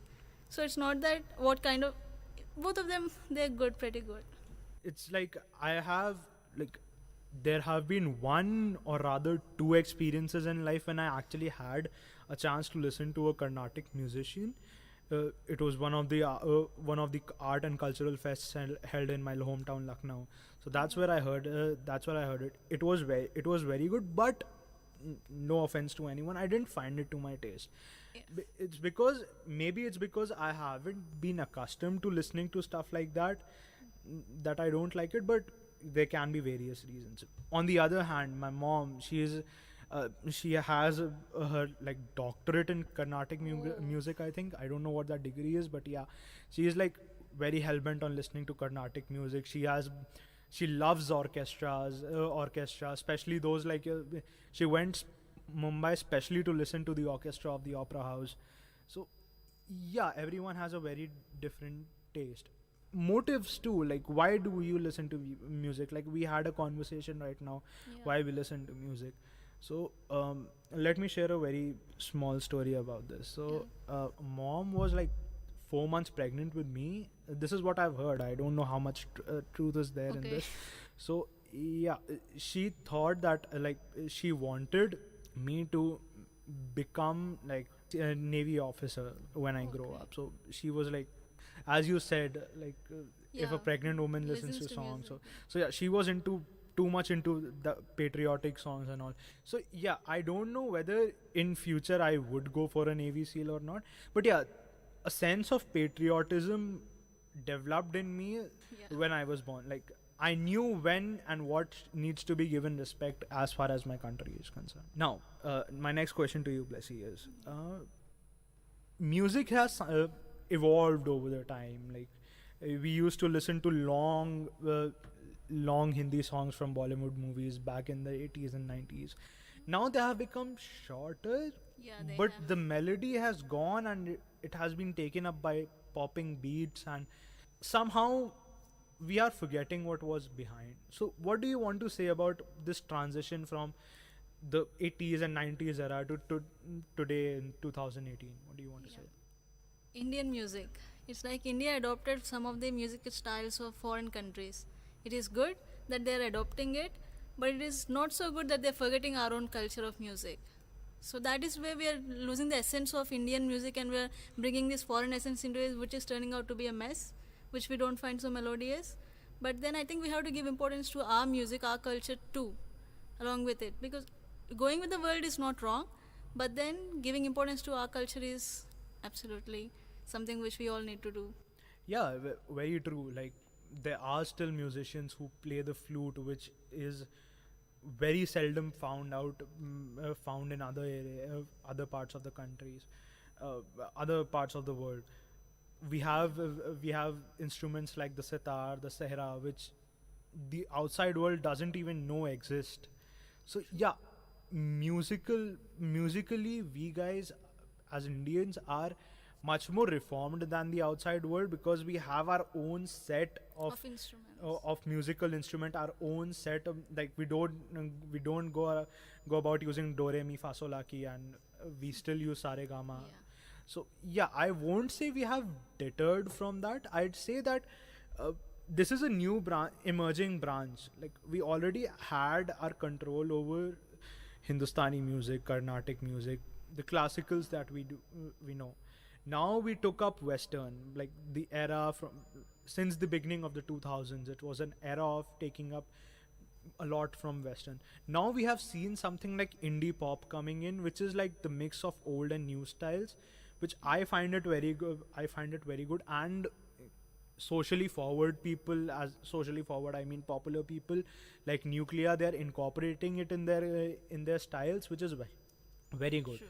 So that's my personal opinion about how music industry in India is actually working. Talking about the music industry, there have been cases where people say that not much respect is being given to people who play classical music. Now, classical music has just become a form of study which people do just for a degree. Like my sister enrolled into one, and it appears that people do it just for the degree. What classical musicians these days do is, like, if they can't find anything else to do, they teach students how the tabla is played, or how Indian music actually works. So this is sort of a very depressing note for our music industry, because as we can see how good Indian music mixes with the Western culture. There have been many cases where people have proven it, but still after such a reform, we aren't able to go anywhere with this. What are your thoughts on this? Well, I'd like to say something in here. Most of the movies in India, taking Bollywood, most of the songs in the movies are not completely classical. Yeah, true. So they are incorporating some other styles along with this, where the generation of this country at this point of time are liking that music, since we are listening to it more. So it is of no doubt that we'll not be liking classics because we didn't listen to it any time, and they are not shown as fascinating as these songs have been shown to us. So we always, they say people are like sheep, one goes away and the other one blindly follows.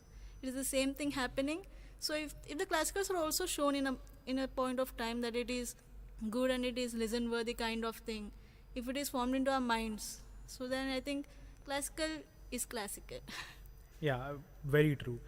So next I'd like to go to the part where parents come in. Yeah. So we know us as students, especially this age between around 14, 15 to this age of about 25, 26, when everything is haywire, and this is the age gap which is actually listening to music. This is the age gap which knows what music is, because this age gap has access to YouTube, they have access to a lot of content online, they listen to a lot of people, they are into making music, they practice music as in they know how to play instruments, they have been vocalists for a time. So this is a very energetic group of people, and I guess to please these people, the music today is being made. Nowadays no one makes music that pleases your mom. No one does. Okay, they obviously the target audience is us, people like us. Adults. Yeah. So my first question in this regard is, what do you think? Like, parents think that it is very harmful for children at this age to listen stuff like this, because it propagates different kind of unworthy ideas, which is not good for you and stuff. So what are your thoughts on it? So I think music has two different parts. I mean, songs have lyrics in it. So lyrics can influence you, but when you're only into the music and the kind of beats they're using, I don't think it will make much of a difference, because you're only listening to it for listening the music, for enjoying the tune. But then when you're giving importance to lyrics, it's sure that it's going to influence you some or the other way. Even when you're not giving importance to the lyrics, but it's entering your head some way. There are a lot of songs which don't have pleasant meanings, and which our parents will not like it for sure, and they don't like it. So, and we don't even play it near them, because we know that they're not going to like it, and they're going to complain, what are you listening to? So yes, lyrics influence us, but it's not that if you're listening it for the music's sake, listen music. But don't you think music is an art form, and popular social beliefs it'll hamper your growth, or it's not good for you, stuff like this, it hampers the progression of the art. It's an art form. You cannot stop anyone from practicing his own art or her own art. So I think that music as an art form should not be barred with anything. Again, on your point, lyrics enter your mind. The thing is, what 80% of musicians do today is they make songs, and through that they try to convey a very deeper meaning. That's 80% of the musicians. If we take the lyrics at face value, yeah, they're crap, they don't mean any sense. But yeah, if you read between the lines, they can actually have a lot of. So I'd beg to differ with this because differ with your point, because as far as art is concerned, I don't think so. The form of lyrics, any form of censorship, any form of popular ideas or beliefs should influence the form of art the person practices. Now, moving on. So we talked about why people don't like this. It's just not the lyrics that is involved. We have seen musicians, especially in Western countries, musicians getting into a lot of stuff which is, I won't say illegal, but more on the side of unhealthy for one's own self, socially, physically, emotionally, mentally, everywhere. Yes, it's a very crammed up world with people of various ideologies, and people tend to think that once they gain popularity, they can do anything. Musicians are in no way away from this custom. So what are your thoughts on this? Like, does the behavior of these musicians affect us, and should it affect us first? No, I don't think it should affect us, because they are musicians. We have to take them to be a musician who provides us with music which we are listening to. That's it. Their personal life and their choices shouldn't affect us. And the second thing is, I think even in normal people, there are these kind of people who go to drugs and everything just because they're normal, they're not popular, we're not knowing about them. So the thing is, world is moving towards that culture. It is not that only musicians are moving, but because of their popularity, we're knowing that, okay, they're doing such sort of things. So this is what I feel. But right now we talked about the idea of censorship on music when we talked about lyrics and stuff. Yeah. Don't you think the way a person portrays himself, that True. in a, like, suppose we are viewing a music video, watching a music video, so the acts he does for the music video is also a form of art. Okay. Yeah. And again, as I said, censoring any form of art is, personally, I think, not good, because the person won't be able to realize his or her whole potential. But again, that can reflect badly towards the audience. So don't you think that audience mindset should be improved instead of changing the entire content? What are your thoughts on this? Okay. Regarding the videos on YouTube, people upload videos to get more views so that they earn more money. So which sort of videos gain more views? Any video can get any number When of there's views. good content, the video will get more views. Yeah. But then these days, most of this content are kind of sexual. They're oriented to that sort of things. So I don't think that kind of meaning should be portrayed in any music video, or we are supposed to watch such videos. That will definitely influence your mind and your thoughts. Even the lyrics in most of these songs are oriented to that sort, so I am not into this. Censorship, yes, art is art. Nothing must be taken off from art, but then there are some limits. Because we are listening to it, it is going to influence everyone. That's a responsibility kind of thing. That's what I think. My personal opinion about this is, it differs from person to person. You take some, you don't take some. Like, Yeah. I listen to a lot of music videos by Eminem. I don't lot of music, other singers who have been in controversies, who have been in hit and run cases, who have been in a lot of different cases. But I don't take, like, you don't see me going clocking people in their faces, right? So yeah, it's up to what a person takes. Yes, I do admire the way they do it, because again, pulling off something negative on social media where millions and millions of people will look at you, they will judge you, your societal standards are at risk. Sometimes one move you make can lead to societal I think that it's a very hard job, and I commend them for this, because despite whatever cultural differences and ideologies a person or a set of persons has, that person has the guts to go perform in front of billions of people without caring of what the person thinks. I think that's very commendable. So yeah, it's been a very good discussion about the forms of music, how music works, how it has entered our life, how it has affected us and all that. I guess we're about to wrap this up, so I'd like closing statements from you, Blessy. Okay, so our whole discussion went through why do we listen to music? Music is a part of our lives. Which kind of music does the people like? I think music is like a fingerprint. It differs from person to person. The taste of their music differs. Though all of the kind of music between two persons is similar, but at least one of the aspect is going to differ. So it's like a fingerprint of a person.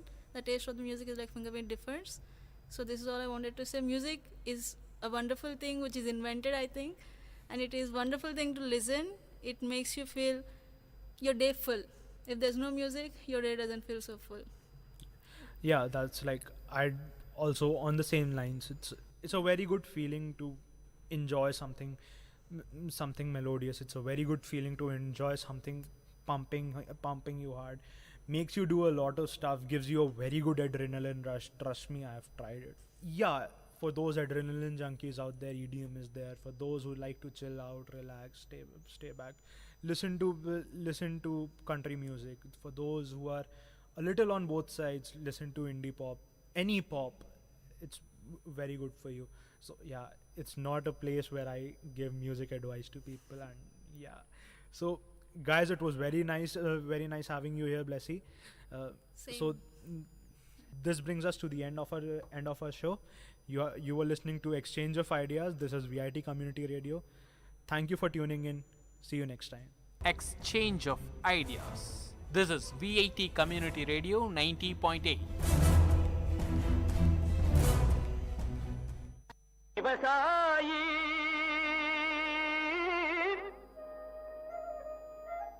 விவசாயி கடவுள் என்னும் முதலாளி கண்டெடுத்த தொழில். VIT வேளாண் துறை மற்றும் VIT சமுதாய வானொலி இணைந்து வழங்கும் தினம் ஒரு வேளாண் செய்தி. வணக்கம் நேயர்களே, இது உங்கள் விஐடி பண்பலை 90.8 விஐடியின் சமுதாய வானொலி. தினம் ஒரு வேளாண் செய்தியில நான் உங்கள் திவ்யநேகா, மதுமித்ரா, காயத்ரி, மாலினி, சஷாந்த். விஐடி வேளாண் துறை மாணவர்கள். இன்னைக்கு நாம விஐடி வேளாண் துறையில இருக்கும் புதிய திட்டத்தை பற்றிய சுவாரஸ்யமான கலந்துரையாடலை கேட்போம். இடம்: உள்ளூர் சந்தையில் 2 இயற்கை விவசாயிகளுக்கு நடக்கும் உரையாடல். என்ன கலா இந்த பக்கம் பார்த்தே ரொம்ப நாள் ஆச்சு. அது ஒன்றும் இல்லை சீதாக்கா, எங்கள் தோட்டத்து மாம்பழத்தை வெளி மார்க்கெட்டுக்கு வண்டி ஏற்றி விட்டு காய்கறி வாங்கலாமேன்னு சந்தைக்கு வந்தேன். ஆமாம், நீங்கள் ஏன் உங்கள் மாம்பழத்தை எடுத்துட்டு இங்கே வந்திருக்கீங்க? நானே உன்கிட்ட சொல்லான்னு தான் இருந்தேன். மகசூல் அதிகமாக வர ஆசைப்பட்டு உயிர் உரத்தை நிறைய வாங்கி போட்டேன். ஆனால் கடைசியில் பூவெல்லாம் கருகி மகசூலே வராமல் போயிடுச்சு. ஏதோ மிச்சம் இருக்க அந்த மாம்பழத்தை எடுத்துட்டு வந்த விலைக்கே வித்துட்டு போகலான்னு வந்திருக்கேன். அட, என்னக்கா இப்படி சொல்கிற? நானும் தான் உயிர் உரத்தை போட்டேன், ஆனால் எனக்கு நிறைய மகசூல் வந்திருக்கே, உங்களுக்கு மட்டும் ஏன் வரல? என்னடி சொல்கிற? என் நிலமும் உன் நிலமும் பக்கத்தில் தான் இருக்குது. உன் நிலத்தில் இருக்க அதே மண்ணு தான் என் நிலத்துலையும் இருக்குது. அப்புறம் ஏன் எனக்கு மட்டும் இப்படி நடக்குது? சரி விடுக்கா, நம்மள மாதிரி இயற்கை விவசாயிகளுக்கு இது மாதிரி அடி அப்பப்போ விழ தான் செய்யும். அடுத்த முறை பார்த்துக்கலாம், விடுங்க. அதே சந்தையில் விவசாயம் தொடர்பான சந்தை கணக்கெடுப்பதற்காக வந்த வேளாண் துறை மாணவி செல்வி இந்த உரையாடலை கேட்கிறாள். வணக்கங்க, என் பேர் செல்வி. நான் விஐடி வேளாண் துறை மாணவி. நீங்கள் 2 பேரும் பேசிட்டு இருந்ததை கேட்டுட்டு தான் இருந்தேன். உங்களை மாதிரி விவசாயிகளுக்கு இருக்க பிரச்சனையெல்லாம் ஆய்வு பண்ணி தீர்வு கொடுக்க தான் எங்கள் விஐடி வேளாண் துறையில் ஒரு புதிய திட்டத்தை கொண்டு வந்திருக்கோம். அந்த திட்டம் மூலயமா உங்களுக்கு தேவையான தீர்வை கொடுக்க முடியும்னு நம்புகிறேன். என்னம்மா சொல்கிற? இத்தனை வருஷமாக விவசாயம் பண்ணுற எங்களுக்கே இது என்ன பிரச்சனை தெரியலம்மா. நீ இப்போதான் படிச்சுட்டு இருக்க, நீ எப்படிம்மா எங்களோட பிரச்சனைக்கு தீர்வை கொடுக்க முடியும்? நீங்கள் சொல்கிறதும் சரிதாம்மா. ஆனால் எங்கள் ஆசிரியர்கள்லாம் அவங்க துறையில் வல்லுநர்களாக இருக்காங்க. நான் உங்கள் பிரச்சனையை அவங்கக்கிட்ட எடுத்துகிட்டு போய் சொல்லி அவங்க சொல்கிற தீர்வை உங்ககிட்ட வந்து சொல்லுவேன். அப்படியா? இது ரொம்ப நல்லா இருக்கே. அப்போது நான் என் நிலத்தில் இருக்க பிரச்சனைலாம் சொன்னால் எனக்கு உடனே தீர்வு வந்துடுமா? ஆமாம்மா, அதிகபட்சம் 2 நாளில் சொல்லிடுவாங்க. அப்படி அவங்களுக்கு தெரியலன்னா அவங்களுக்கு தெரிஞ்ச மற்ற விவசாய விஞ்ஞானிகள் கிட்ட கேட்டு அவங்க தீர்வை சொல்லுவாங்க. சரி, அப்போது என் நிலத்தில் நான் என்னெல்லாம் பண்ணுறேன், என்ன பிரச்சனைலாம் இருக்குன்னு சொல்கிறேன், எழுதிக்கோமா. பல்கலைக்கழகத்தில் மாணவி செல்விக்கும் அவளுடைய ஆசிரியருக்கும் இடையே நடக்கும் உரையாடல். வணக்கம் சார். சொல்லுங்க செல்வி, நான் உங்களை விவசாயிகளை சந்திச்சு அவங்களோட பிரச்சனைகளை கேட்க சொல்லியிருந்தேனே, கேட்டிங்களா? அதை பற்றி தான் சார் பேச வந்தேன். நான் நேற்று சந்தைக்கு போயிருந்தப்போ 2 இயற்கை விவசாயிகளை சந்தித்தேன். அவங்க 2 பேருமே இயற்கை முறையில் மாந்தோப்பு பராமரிக்கிறாங்க. அதில் ஒருத்தருக்கு மகசூல் அதிகமாக வந்திருக்கு, இன்னொருத்தருக்கு கம்மியாக வந்திருக்கு. அப்படியா செல்வி? அவங்க நிலத்துல என்ன பயன்படுத்துகிறாங்கன்னு கேட்டிங்களா? அவங்களோட பிரச்சனையெல்லாம் விசாரிச்சிங்களா? சார், நான் எல்லாத்தையுமே தெளிவாக கேட்டு எழுதிட்டு வந்திருக்கேன். எங்கே கொடுங்க பார்ப்போம். இந்தாங்க சார். பூ கருகிருக்குன்னு போட்டிருக்கு, தண்ணி கரெக்டாக இருக்குது, பூச்சியோ நோய் தாக்கலோ இல்லை. அப்படி பார்த்தா இது அநேகமாக பொட்டாசியம் அப்படி இல்லைன்னா நைட்ரஜன் அளவு அதிகமானதுனால வந்திருக்கலாம்.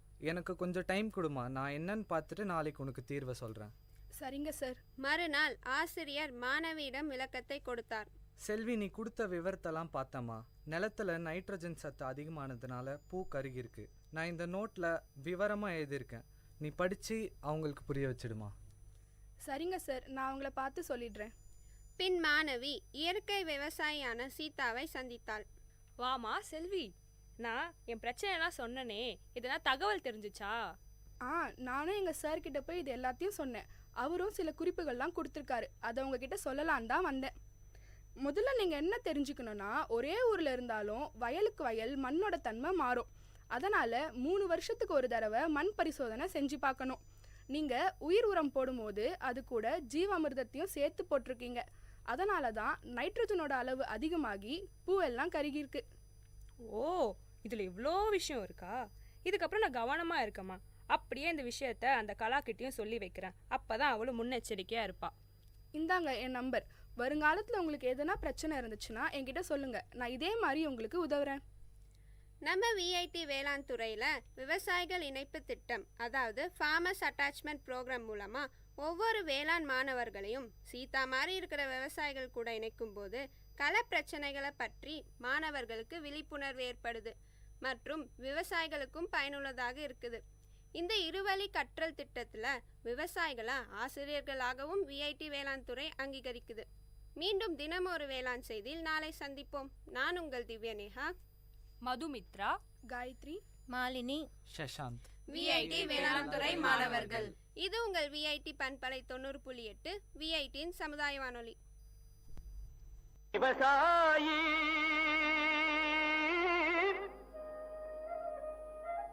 விவசாயி கடவுள் என்னும் முதலாளி கண்டெடுத்த விஐடி வேளாண் மகிழ்ச்சி நிறைந்த அறிவு சார்ந்த நிகழ்ச்சிகளால் உங்கள் மனங்களை கவர்ந்த இன்றைய ஒளிபரப்பு இனிதே நிறைவு பெறுகிறது. மீண்டும் எமது அடுத்த ஒளிபரப்பு நாளை காலை 9 மணிக்கு 90.8 பண்பலை அலைவரிசையில் ஆரம்பமாகும். விஐடி பண்பலை 90.8 நேயர்கள் அனைவருக்கும் நன்றி, வணக்கம்.